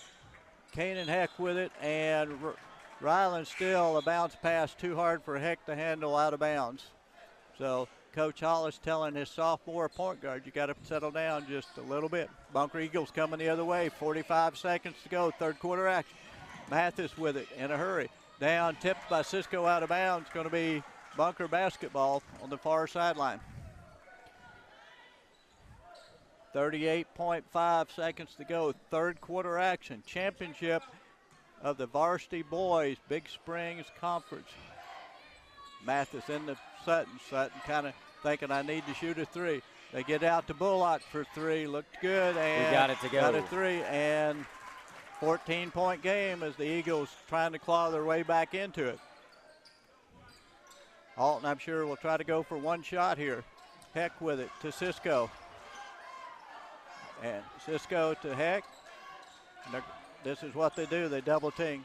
Heck penetrates, gets it to Kinder, to Cisco, and going to be a foul on Chandler Cisco. I didn't hear the whistle. They need to blow there's so much noise in there, hard to hear the whistle. I thought maybe 5.4 seconds. This could be big if Bunker should score here. With 2. As they're trying to, and he goes up, and we end 3 quarters of play, 38-24. The Alton Comets with a 14-point lead. But if you're Bunker, there is some hope there as they were down 20 2 or 3 times. So 38-24, 1 quarter to go to see who takes home the first place plaque from the varsity action here. So both coaches, as you can see in the huddles, got their clipboards out, drawing this, drawing that, and a lot of it is just encouraging their players to this is what you got to do. You got to block out. You can't turn the ball over, just the fundamentals. Right. Yeah. You're exactly right. And then part of it also, I think, is, if it's Bunker, it's stay in the fight. Don't roll over, don't quit. And Alton's saying don't take your foot off the pedal. Right. And Bunker, no doubt, is the key on the Bunker is make Alton take a tough shot, block out, and one shot, get the rebound. No offensive rebounds. And when they come down, they've got to get a good shot. Alton, you're right, is Coach Hollis going to be, hey, we can't turn it over. Let's go down, either get a good shot or make them foul. But all of that's easier said than done, easy up here. Once again, our sponsors, Alton Bank, West Plains Savings and Loan, Shepherd's View Assisted Living. Thanks always for their support. And Alton, looks like it's going to be Bunker basketball as we start the fourth quarter, 38-24. Fourth quarter for all the marbles in the varsity portion of the Big Springs Conference Tournament. Skaggs with it out front to Mathis. Mathis with Montgomery on him. They go to the corner, and the three is up, and it's not there. And that was Henderson. Henderson has struggled with a shot tonight, and, some nights that happens. Cisco at the high post, dribbles, puts it up, and he's going to be fouled. Tough defense is, I'm not sure, there was contact. It's just he slashed, and going to be a foul on 24. That's Skaggs. That's his third. He just slid a little bit sideways to get in front of Cisco because that's about all you can do. Chandler hits the first one. Been a while since the Comets had scored. 39-24. That's something Comets, when they lost to the rival Thayer Bobcats, did not hit free throws well. They're going to have to hit free throws tonight because I guarantee you they're going to shoot a lot of them. Because at some point, Bunker's probably going to have to start fouling, unless they can really hit some threes and get back into this. Bullock with it out front. Bunker down 16. They get the Skaggs at the high post, trying to make something happen. Going against Orr, got like the spin move. Orr blocks it, and it goes out of bounds. Heck couldn't get to it, but nice block by Christian Orr to not foul and just slap it out of there. 7:15 to go, 40-24, fourth quarter. Mathis, the inbounded, looking for Skaggs. They get it to Henderson. Montgomery on him. They get it to Mathis. Once again into Skaggs. And across to Bullock. Penetrates, goes, gets it to Sutton. And blocked by Cisco. Maybe somebody got it, tipped it up and up off the backboard. Long pass. Cisco slowed it down, and Heck was able to come up with it. Out. And Cisco, turnover by Heck. And Bunker turns around and throws it away, going the other way.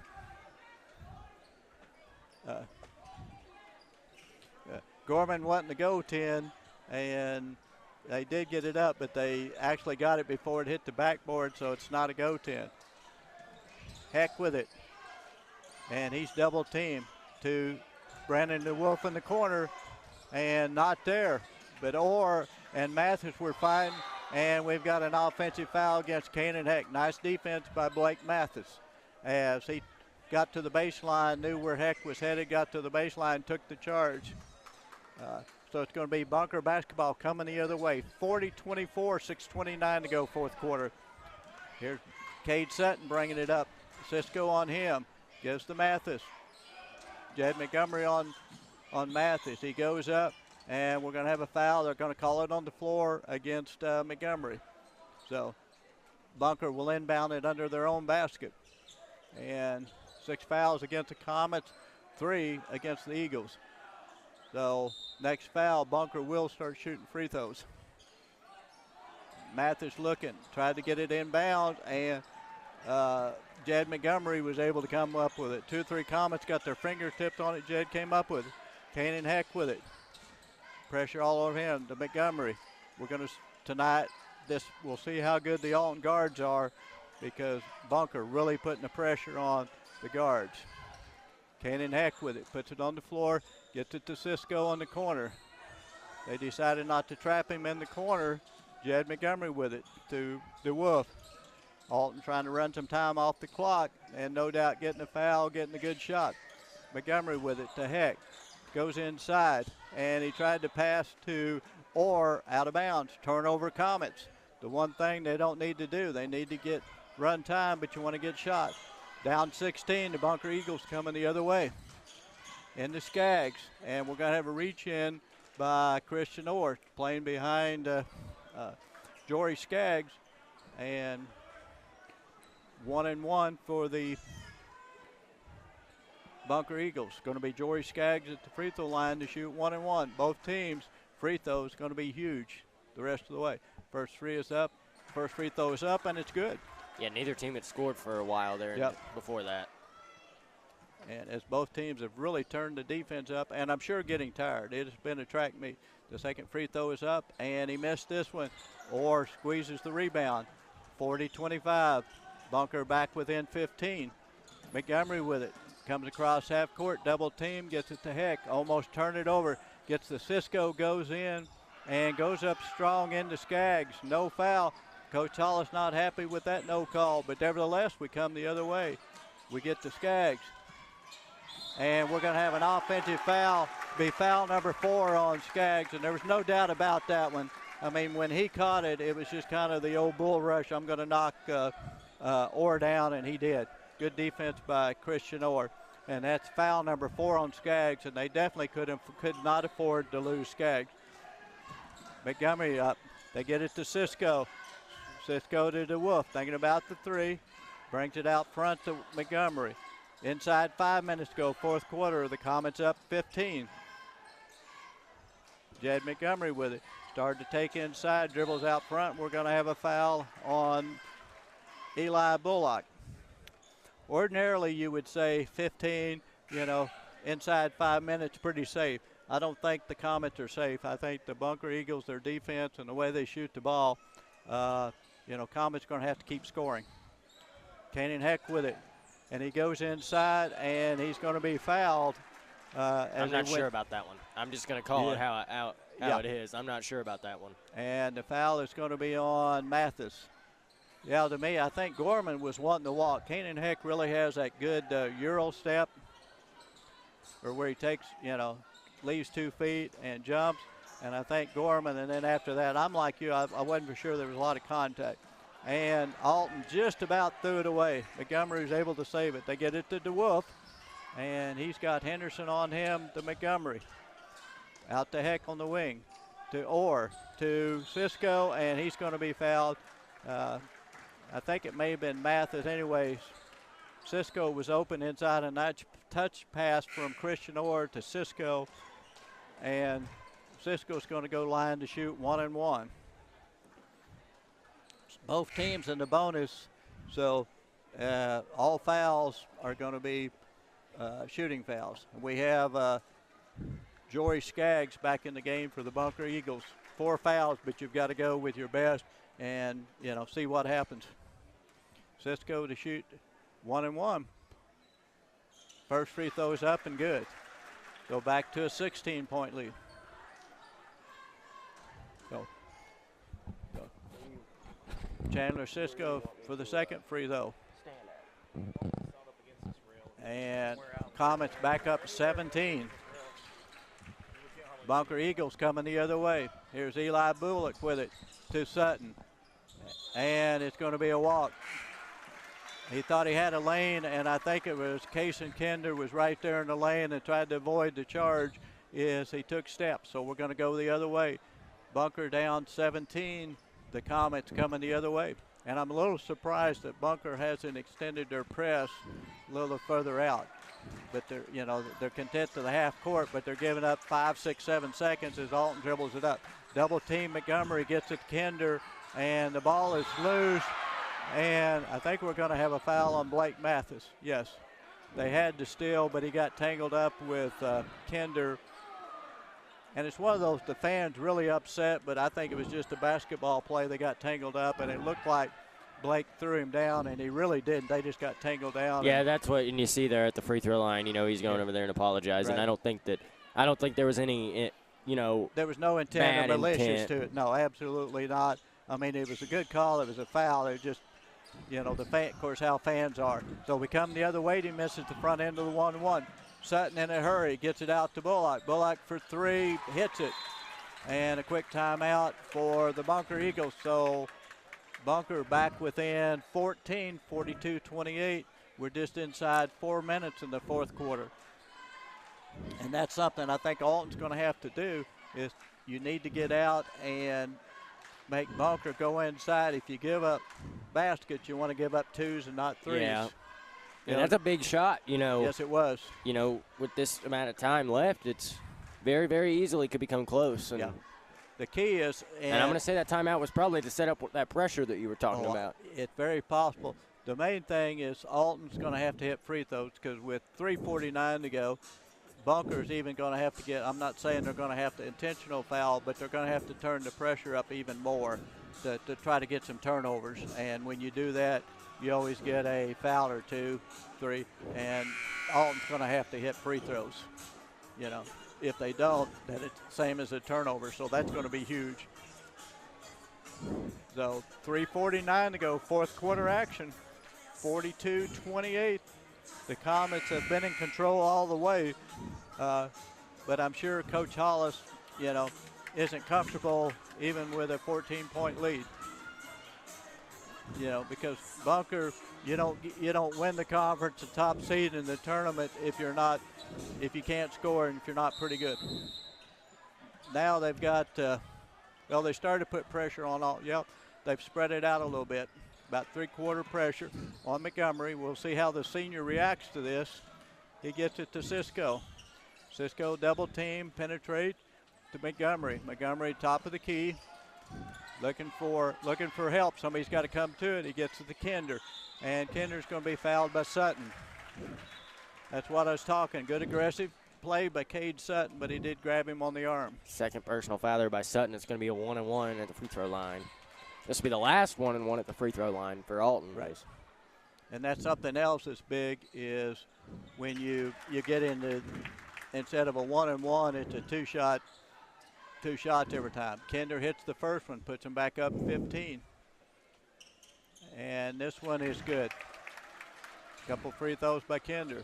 Alton, Montgomery was trailing Mathis, now backs off. Sutton with it, going to the hole, and almost a steal.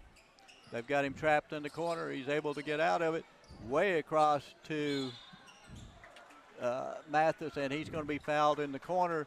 So Mathis will go to the line to shoot 1-and-1. Not exactly, I'm sure, what Coach Hollis would like to send him to the free throw line, scoring without the clock. 44-28, 3:16 to go. Blake Mathis' first free throw is good.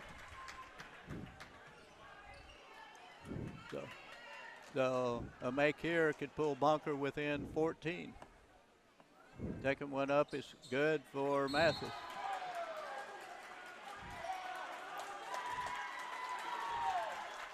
And we're going to have a technical foul on Ben Ash for an elbow.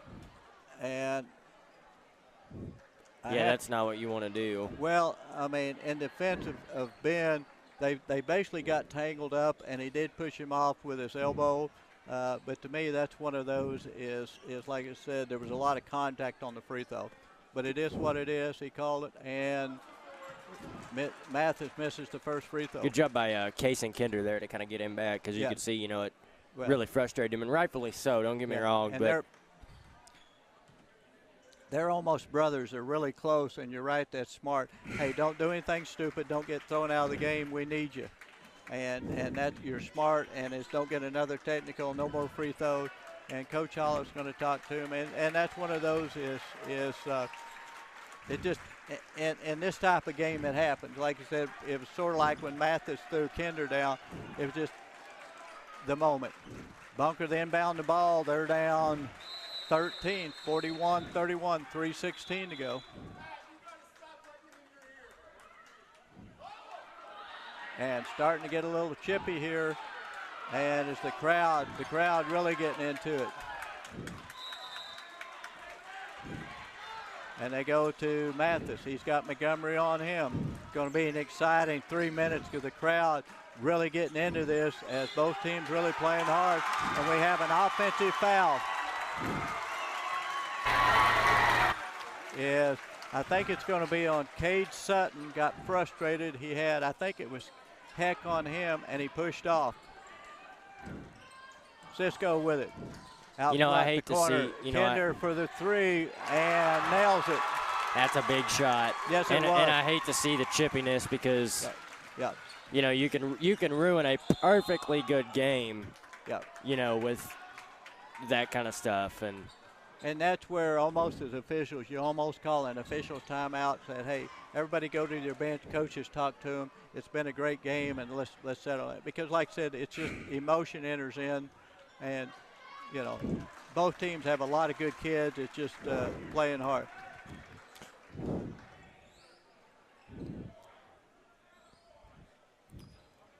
So we have sub tried to go in too early, Ryland Steele, and it's going to be Blake Mathis at the free throw line. 2:53 to go, and that one couldn't decide. Got if it that one wanted to roll down. Couldn't decide if it wanted to go or not. Now Ryland still in, Jed Montgomery out.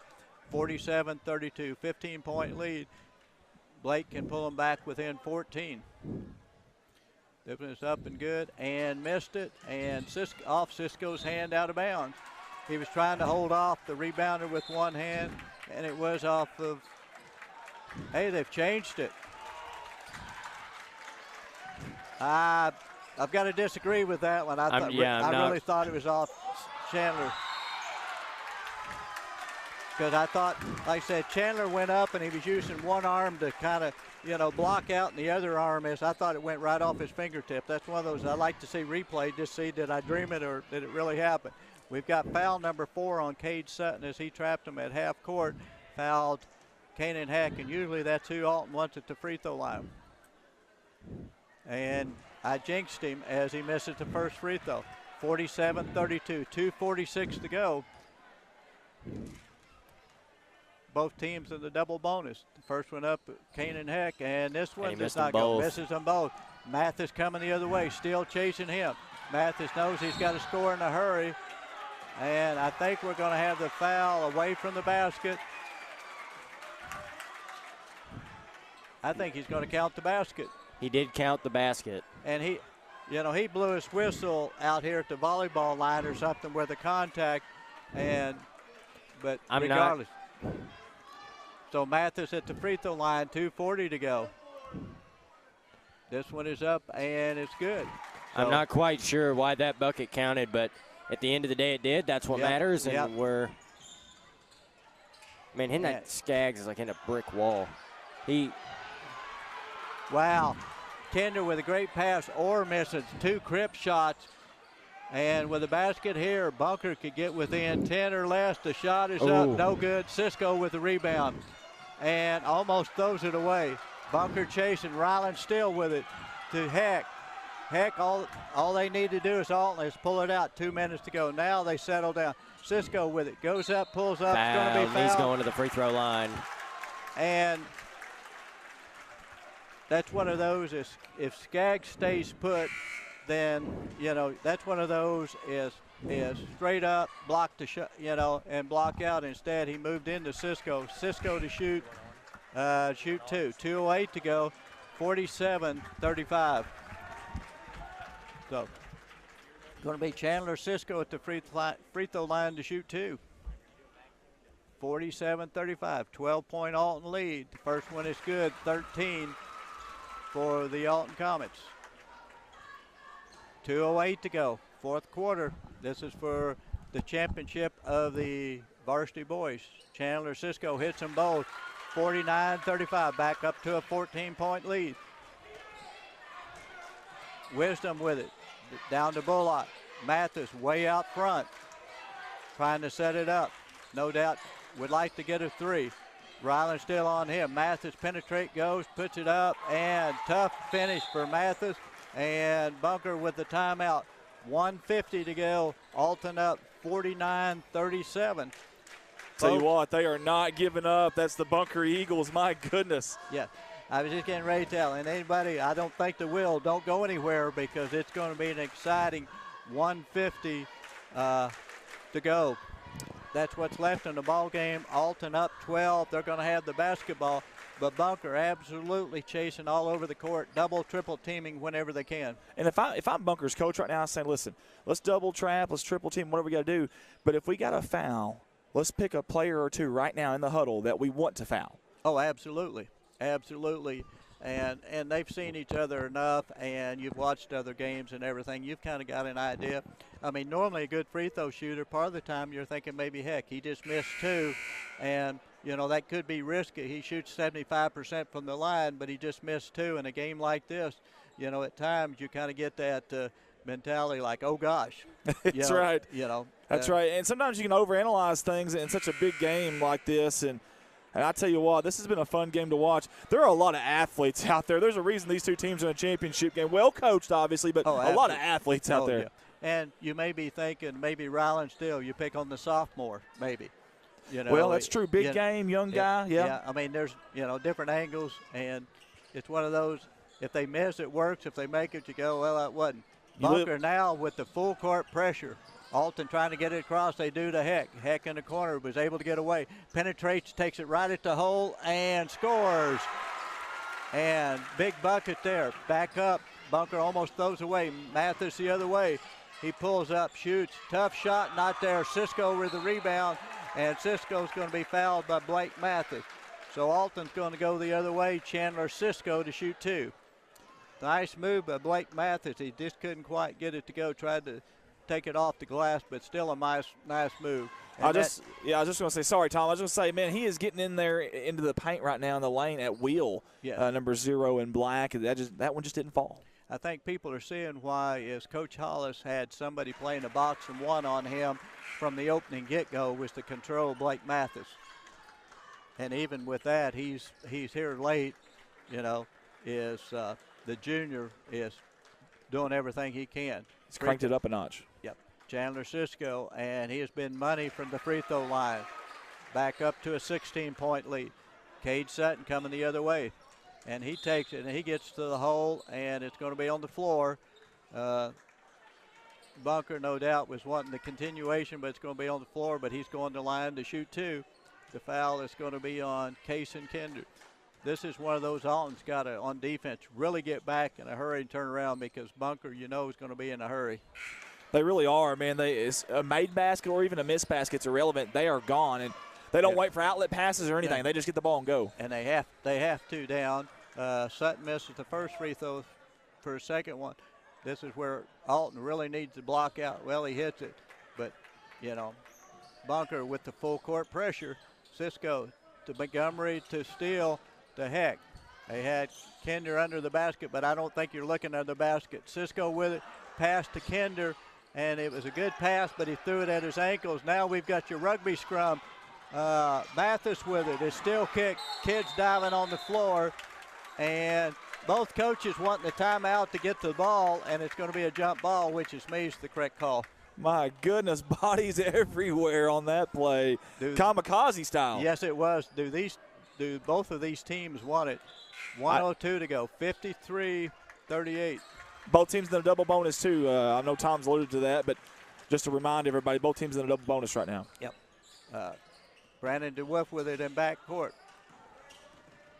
Trying to find somebody. Double team to Montgomery to Cisco. Cisco surrounded by black jerseys.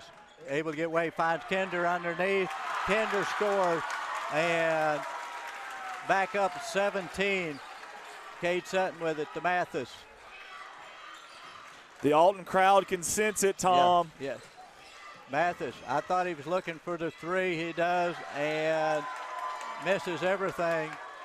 But great game out of Blake Mathis. They've hounded him for 32 minutes. Great game, in fact, for all the Bunker Eagles. It's just Alton came out on fire, got him down, and it's just hard to come back, especially on the road. Kanan Heck with it, and he's going to be fouled, and I think maybe that was on Cade Sutton. And I think maybe that's 5 on Sutton. It is. Nice ball game for Cade Sutton. Cade played very well, and give Alton credit as well for containing him. They didn't let him go crazy tonight like we've seen and heard of him doing before. Yes. And he's a sophomore. Great player, and, people in the conference, it's one of those that's going to have to face him for 2 more years. He's a competitor. He really is. Yes, you can tell when he come off the court there, he did not want to come off that court. No. And Heck hits the first free throw. Bunker will be good again next year. They lose Wisdom, Tucker, and Bullock, and Skaggs, but they've still got a good core coming back. So for a 1A team, they'll be good. Yeah, Mathis and Sutton, my goodness. That's a pretty good pair to build around, isn't it? You ain't kidding. You ain't a kidding. And we have Cisco coming out of the game, the high fives to the bench. 22.4, Alton up 19. Of course, the home crowd really plotting for them, and they should. Great effort by the Comets, and the Bunker Eagles just ran into a buzzsaw early. Mathis with his turnaround, tough shot for Blake Mathis. That was nice, silky smooth. Yes, it was. Yes, it was. Montgomery with it, and he's going to dribble it out, and good ball game for the Alton Comets as they're going to take home the championship trophy of the Big Springs Conference. Nice ball game. And I like to see this, Andy. The first time I've seen it in a long time, both coaches said, let the players shake hands. Let the players shake hands. I like it. Yep. We're going to go out to the audio after our PA guy. Varsity tournament goes to, ladies and gentlemen, your Alton Comets.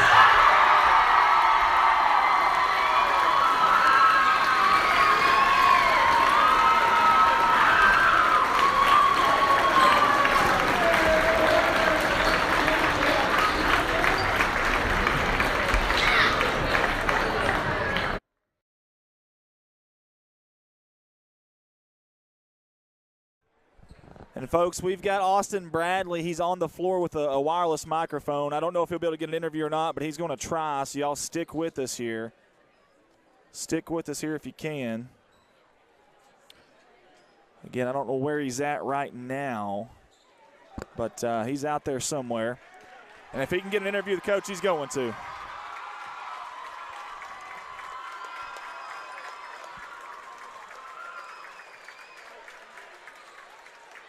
There's the trophy, and it looks like Lord Stanley's cup. Look how big that trophy is, my goodness.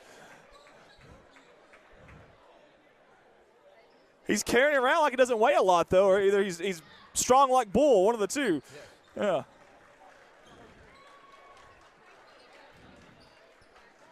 They're getting down there and getting their team pictures right now. I just want to thank some folks real quick. Jonathan Clary on the camera. He's been awesome. He's been awesome the entire week. Tom Clary on the head-to-head or the play-by-play. Let's give out to the PA announcer real quick. All school district, everyone that made this another great tournament. The fans were great. Everyone represented themselves well. Appreciate it so much. Come on, coach.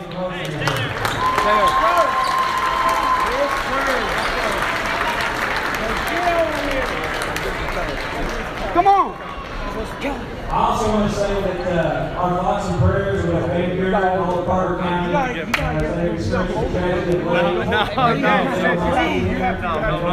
That's you guys. No. We'll still announce them and honor them for their accomplishments this past year. If you will, when I call your name, if you want something, just come out to the center circle. You can go down there and take pictures. Hey, that's awesome. I'll be right back, Coach. So, obviously, this past year, there were several things we generally get to crown a champion for that we didn't get to have last spring. So, we're a little shorter than usual. But the champions that were determined after the Big Springs Conference basketball tournament last year, the junior varsity boys basketball champion for last year in the regular season was the Alton Comets.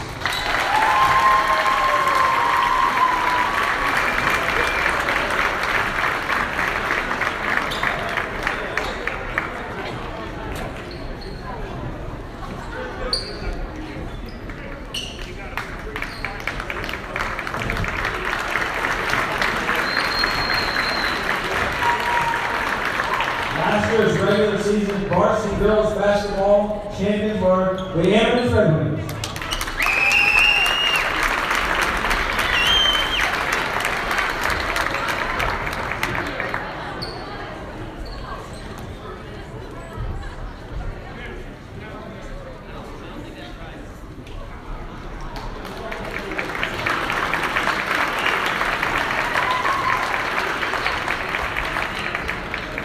The regular season varsity boys basketball champion was the Van Buren Bulldogs.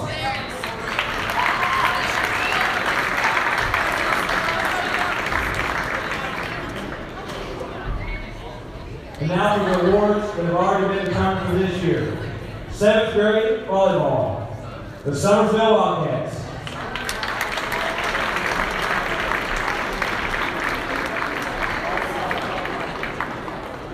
Everyone from Summersville here?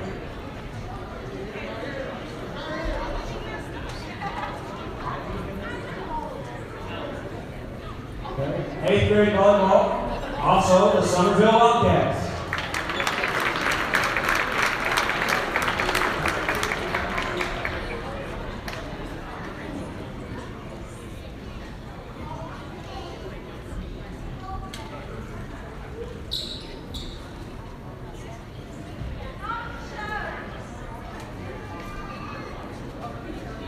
Junior high girls basketball, the Alton Comets.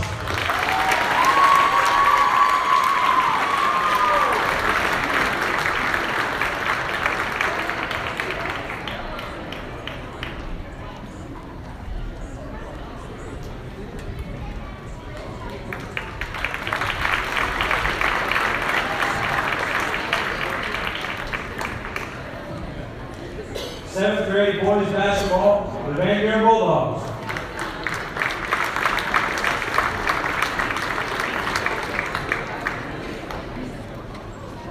Eighth grade boys basketball, the Alton Comets.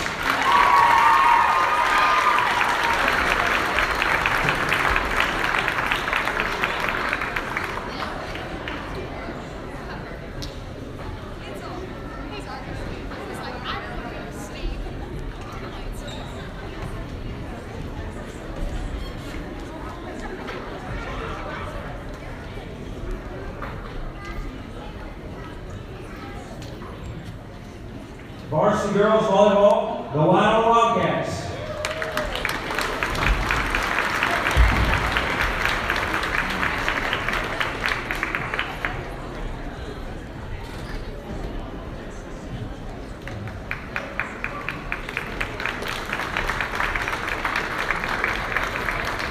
High school baseball, the Ellington Women's.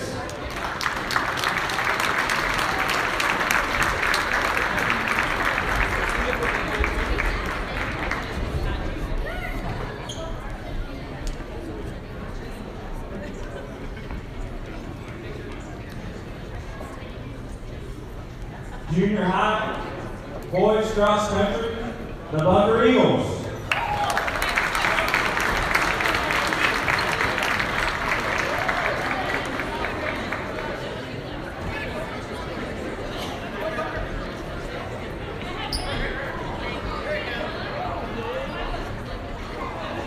High school girls cross country, the Van Buren Bulldogs.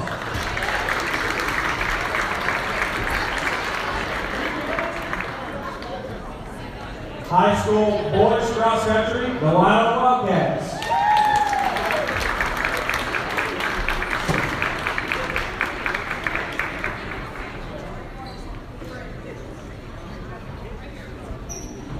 Now for the champions that have been decided today. Third place in the junior varsity boys, the Bunker Eagles.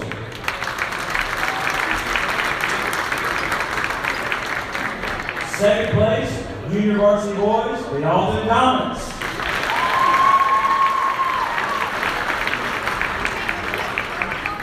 First place, junior varsity boys, the Ellington Women's.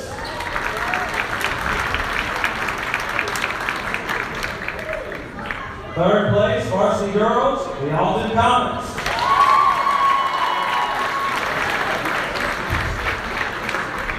Second place, varsity girls, M&S Red Wings.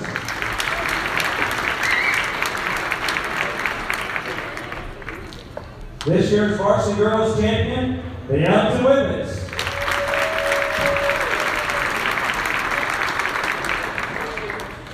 Third place, varsity boys, the Van Buren Bulldogs. Second place, varsity boys, the Bunker Eagles.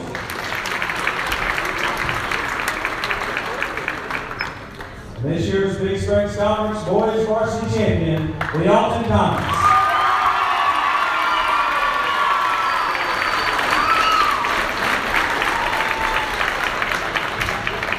And now recognition for the all-tournament teams.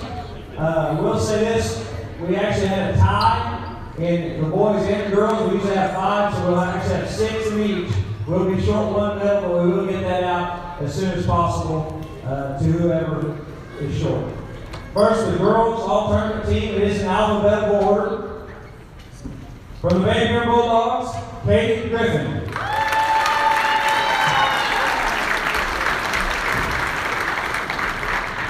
From the Ellington Women's, Haley King.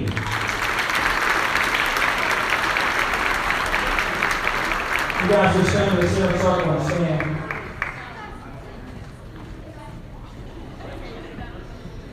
From the Ellington Women's, Dylan Price.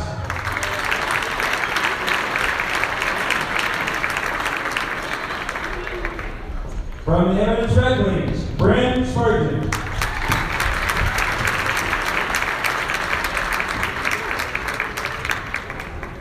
From the Eminence Red Wings, Savannah Victor.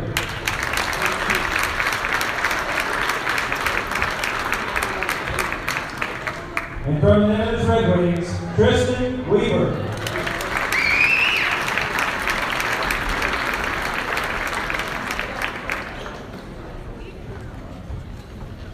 That is your girls all-tournament team.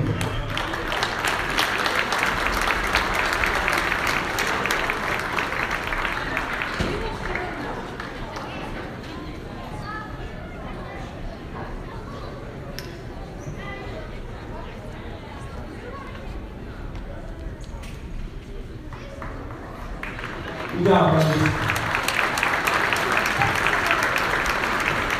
Now for the boys all-tournament team. From the Van Buren Bulldogs, Hayden Barnes. From the Alton Comets, Cannon Peck.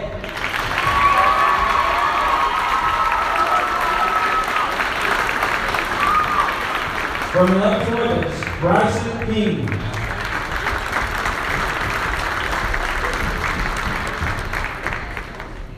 From the Bunker Eagles, Blake Mathis.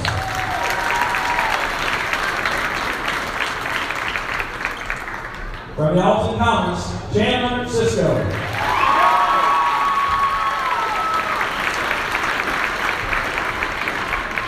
And from the Bunker Eagles, Cade Sutton.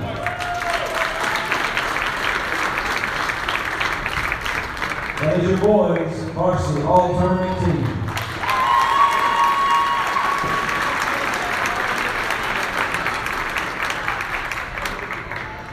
Guys, it's really a pleasure to get to watch all these athletes and coaches perform the way that they do. We're truly blessed to be in this area of the kind of people we have leading our kids and the kind of kids we have representing our future. Thank you all very much. Have a wonderful, wonderful rest of the weekend.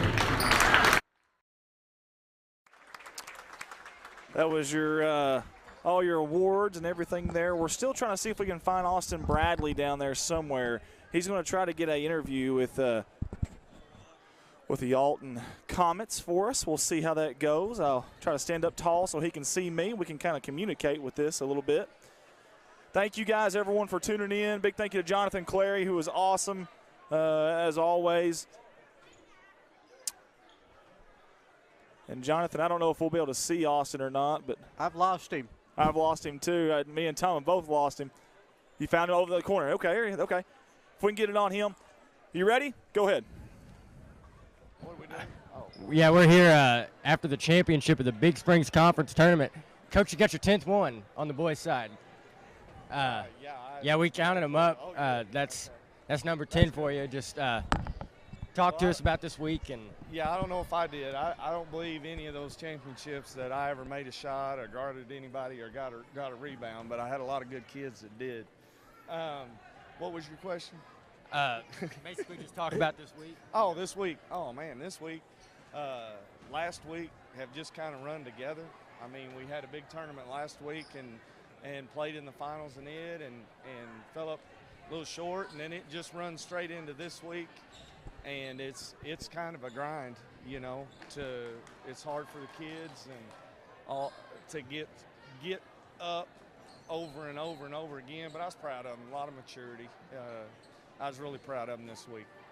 You guys come out in the first quarter, I mean, just smoking. Brandon DeWolf hit, 3 threes just kind of right there at the beginning of the game, and he never looked back. Just talk about how when you get up that big, how you don't get complacent and you just keep playing hard. Usually in games like this, there's ups and downs. It's not always going to go good, but it's such a battle. It helps so much to get off to a good start because then you're not having to work so hard to get back there, and it makes the game. It doesn't really decide the game. You don't win the game in the first 5 minutes. I guess theoretically you could lose it, but it sure makes things a lot easier. It lets me be in a little bit more control rather than the other team. All right, thank you, Coach. Congratulations. Hey, thank you guys for doing all you're doing. Thank you. Appreciate it. All right, I got Chandler Cisco here. How are you, man? That's a good win. Talk a little bit about this week. This week was rough. Bunker beat us early in the season. We wanted to get them back this week. Nothing better than doing it in the championship. Definitely. You got to dunk this game. You got to have your conference tournament moment. Just talk about that. And I guess there's not a lot of thinking goes into it, I don't guess. No. But just kind of as you were doing it, what were the thoughts going in your head, It felt good. I knew as soon as I caught the pass what I was going to do, and I knew that it would get us hyped up. And as soon as I dunked it, I knew it was over. We were going to win it. All right, thank you. Enjoy your win, sir. All right, guys, that was Austin Bradley there doing a great job. He had Chandler Cisco, the head coach there of the Alton Comets. Tom, what do you think, buddy? I'm glad he asked him what it feels like, what you're thinking when you go to dunk, because I have no idea. I didn't know that either. So I'm thinking that is a really good question. Let us mortal people know what, and I like that. I knew what I was going to do. I did it, and I knew it was over. You talk about confidence. Yes, sir. I love it. Listen, you got to have that killer instinct like that, and have that confidence, and I love that because we always say thoughts influence actions. You want to be an overachiever, you better be an overbeliever first, and Cisco is definitely an overbeliever. Thank you, Jonathan Clare. He's leaving. A big thanks to him. And Tom, this was I tell you what, this was a sweet little revenge game here for the Alton senior boys. It was. You noticed Chandler alluded to that basically they beat him here, and that's where they say you don't get up for certain teams, certain games. You knew that was in his mind when you ask him 3 questions, and that's the comment is, hey, they beat us early in the year. That's awesome too, and that kid. Listen, these are still kids. Let's don't kid ourselves. No pun intended there. But these are still kids, and to have the kind of moxie like that, to think of that's pretty neat there from Cisco. And it's been a long, grueling week for everybody. I know it's anytime you have tournament time, there's so much that goes into it. And speaking of that, I want to mention the faculty here and the staff here at Alton High School. Man, they did a phenomenal job. They really, really did a phenomenal job with this tournament. I thought it was a well put together tournament, Tom. Well, and they basically, the school here, the gentleman on the mic was Coach Voiles. He's from Winona. Originally, he's at Emnitz now. And they just do a great job of the conference. Regardless, it was at Bunker last year. You've been to Van Buren, some tournaments. Sir. They put on great tournaments. I'm proud to be a Comet, but also a member of the Big Springs Conference, because not only the tournaments and the games they put on, the sportsmanship. I mean, we saw 6 games tonight, everybody laying it out on the line, helping each other up after the game, shaking hands. And to me, that's what because on the news, when you watch sports, it's always about, somebody being a jerk, this and that, parent coming out of the stands, hitting a fish, all of this. You saw none of that. I mean, it got a little, I don't want to say chippy because the kids were just playing hard. You had it's championship basketball. I mean, that's going to happen. Right. You had about 2 minutes there, and everybody settled down, and we got back to playing. And that's what it's all about, and I'm proud to be from this area and to see that kind of basketball. Well, not only that, but the support of these teams and their sports in this area. I talk about Arkansas a lot because we got a lot of football around that area, and over in this area, and especially this Big Spring Conference, very little football at all. And it's really neat to see how people really support basketball in such a strong way. It's almost their bread and butter, and it's really neat to see that. This place was packed, very smart crowd. When the free throws came up, they got quiet. When they needed a defensive stop, they got loud. You love that. Oh, absolutely. And if it wasn't for the pandemic, there probably would have been another several hundred here. Yeah. Because, I mean, you saw on just how many people text that's not that far away. Yep. And for various reasons, mainly the pandemic is just staying away, and that's where it's good to have this. But a great crowd, and like you said, very little booing, nothing at the kids, and that's what you like. I mean, I'm one of those is occasionally you holler at a referee. That's just part of the emotion. And the referees understand that, but I'm saying the fans were super because you had nothing. Because I'm one of these, I don't like to see student sections trashing the other team and stuff like I'm not into that. I just think it needs to be root for your team, be positive. Now, if the other kid for the other team, the good kid fouls out, you may want to clap. But to me, at times it gets overboard, and I don't like that because you're dealing with 15, 16, 17-year-old kids, and they are kids. Exactly. Austin's back up here. Austin, I'm going to let you have the headset. Maybe some final thoughts from you as well. Yeah, guys, that was an action-packed week of basketball. I'm thankful to have been able to get to speak with Coach Hollis. He'd never say it himself, but he's a legend around here. He's a great coach. He's won a lot of conference championships, and I'm sure that he's going to keep winning them until he decides to go back into retirement. And whenever he does, Alton's losing a good one as far as that goes. But props to all the teams that come out here and played this week, and especially the ones that were, persevered and made it to the final day and come out and won the championship and won their third place. And just congratulations to all the team and the school, and congratulations to the school for putting on a heck of a tournament. Here, Rachel Gore says, thank you for streaming. I listened on my way to Ellington from Cape Girardeau. Hey, we're welcome, and I had a gentleman approach me a minute ago. There was kind of, I don't want to say he was very he told me, he's like, we got to be sure to get them all up and make sure the internet's running, and I know that we had some effort. We had some things that were out of our control on Thursday, and we are sorry for that, and it's out of the school's control too, but we got it back up and going, and I think we got through today problem free, didn't we? We had just one little hiccup, but it was only about 2 minutes. And that's part of the problem being in the rural area, not to make excuses. If in the city, it's easier here when you rely on the internet and see, people's used to TV, Fox, NBC, and none of those rely on the internet. We're at internet, more nets, mercy, if there's a problem, and then it is what it is. And because I guess I'm kind of on down the road, if we lose the signal, could happen, and it's just, the faculty here does everything they can to get it on, but at times, and I think everybody at home or on your cell phone has ran into the same problem. You drop a signal at home, the internet goes weak, especially in a rural area. That's just kind of part of it. But I think we persevered. I felt sorry for Austin Thursday night. He spent the first 3 quarters on the phone with Andy, punching buttons on the laptop. I had no idea if he was playing, pyramid, what he was doing, but he about the third quarter, he says, I'm about ready to go home. He was ready to leave me and go home, and finally they got it up. I was frustrated. We got it up, and that's nothing. Andy helped us. He wasn't even here, and he was helping us. So thank you to him, and thank you to Tom for being here this week. He's great. He's great at play-by-play. He does a very good job, and I think everybody in Alton is super happy whenever you're here to help us out. And I appreciate the opportunity to get to do it, to help out. And as I tell people, I like to talk and I like basketball, so it's just kind of a good combination. So I've had fun this week and look forward to hopefully on down the road we can work together again, both of you guys, because I've had a blast. Man, I want to tell you something. You guys both rocked. I had so many compliments. Real quick before we get off here, I had so many compliments about you two. It was unreal. We forget that this is such a small town. It's less than 1,000 population, I think, isn't it? Yes. And to have as many people tuning in, the thousands of people that we have tuning in, and then on top of that, 2 guys that y'all haven't worked together. I mean, when's the last time you've done radio, Tom? Probably 30 years ago. That's what I'm saying. And you guys come in here like naturals, and you take over, and it's just awesome. And I sure appreciate you guys. I hope everybody at home appreciates them too. And, man, this was a lot of fun, guys. I hope y'all enjoyed it. You guys got any last words you'd like to get out there?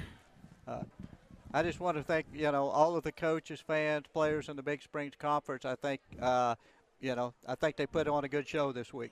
I have to second that.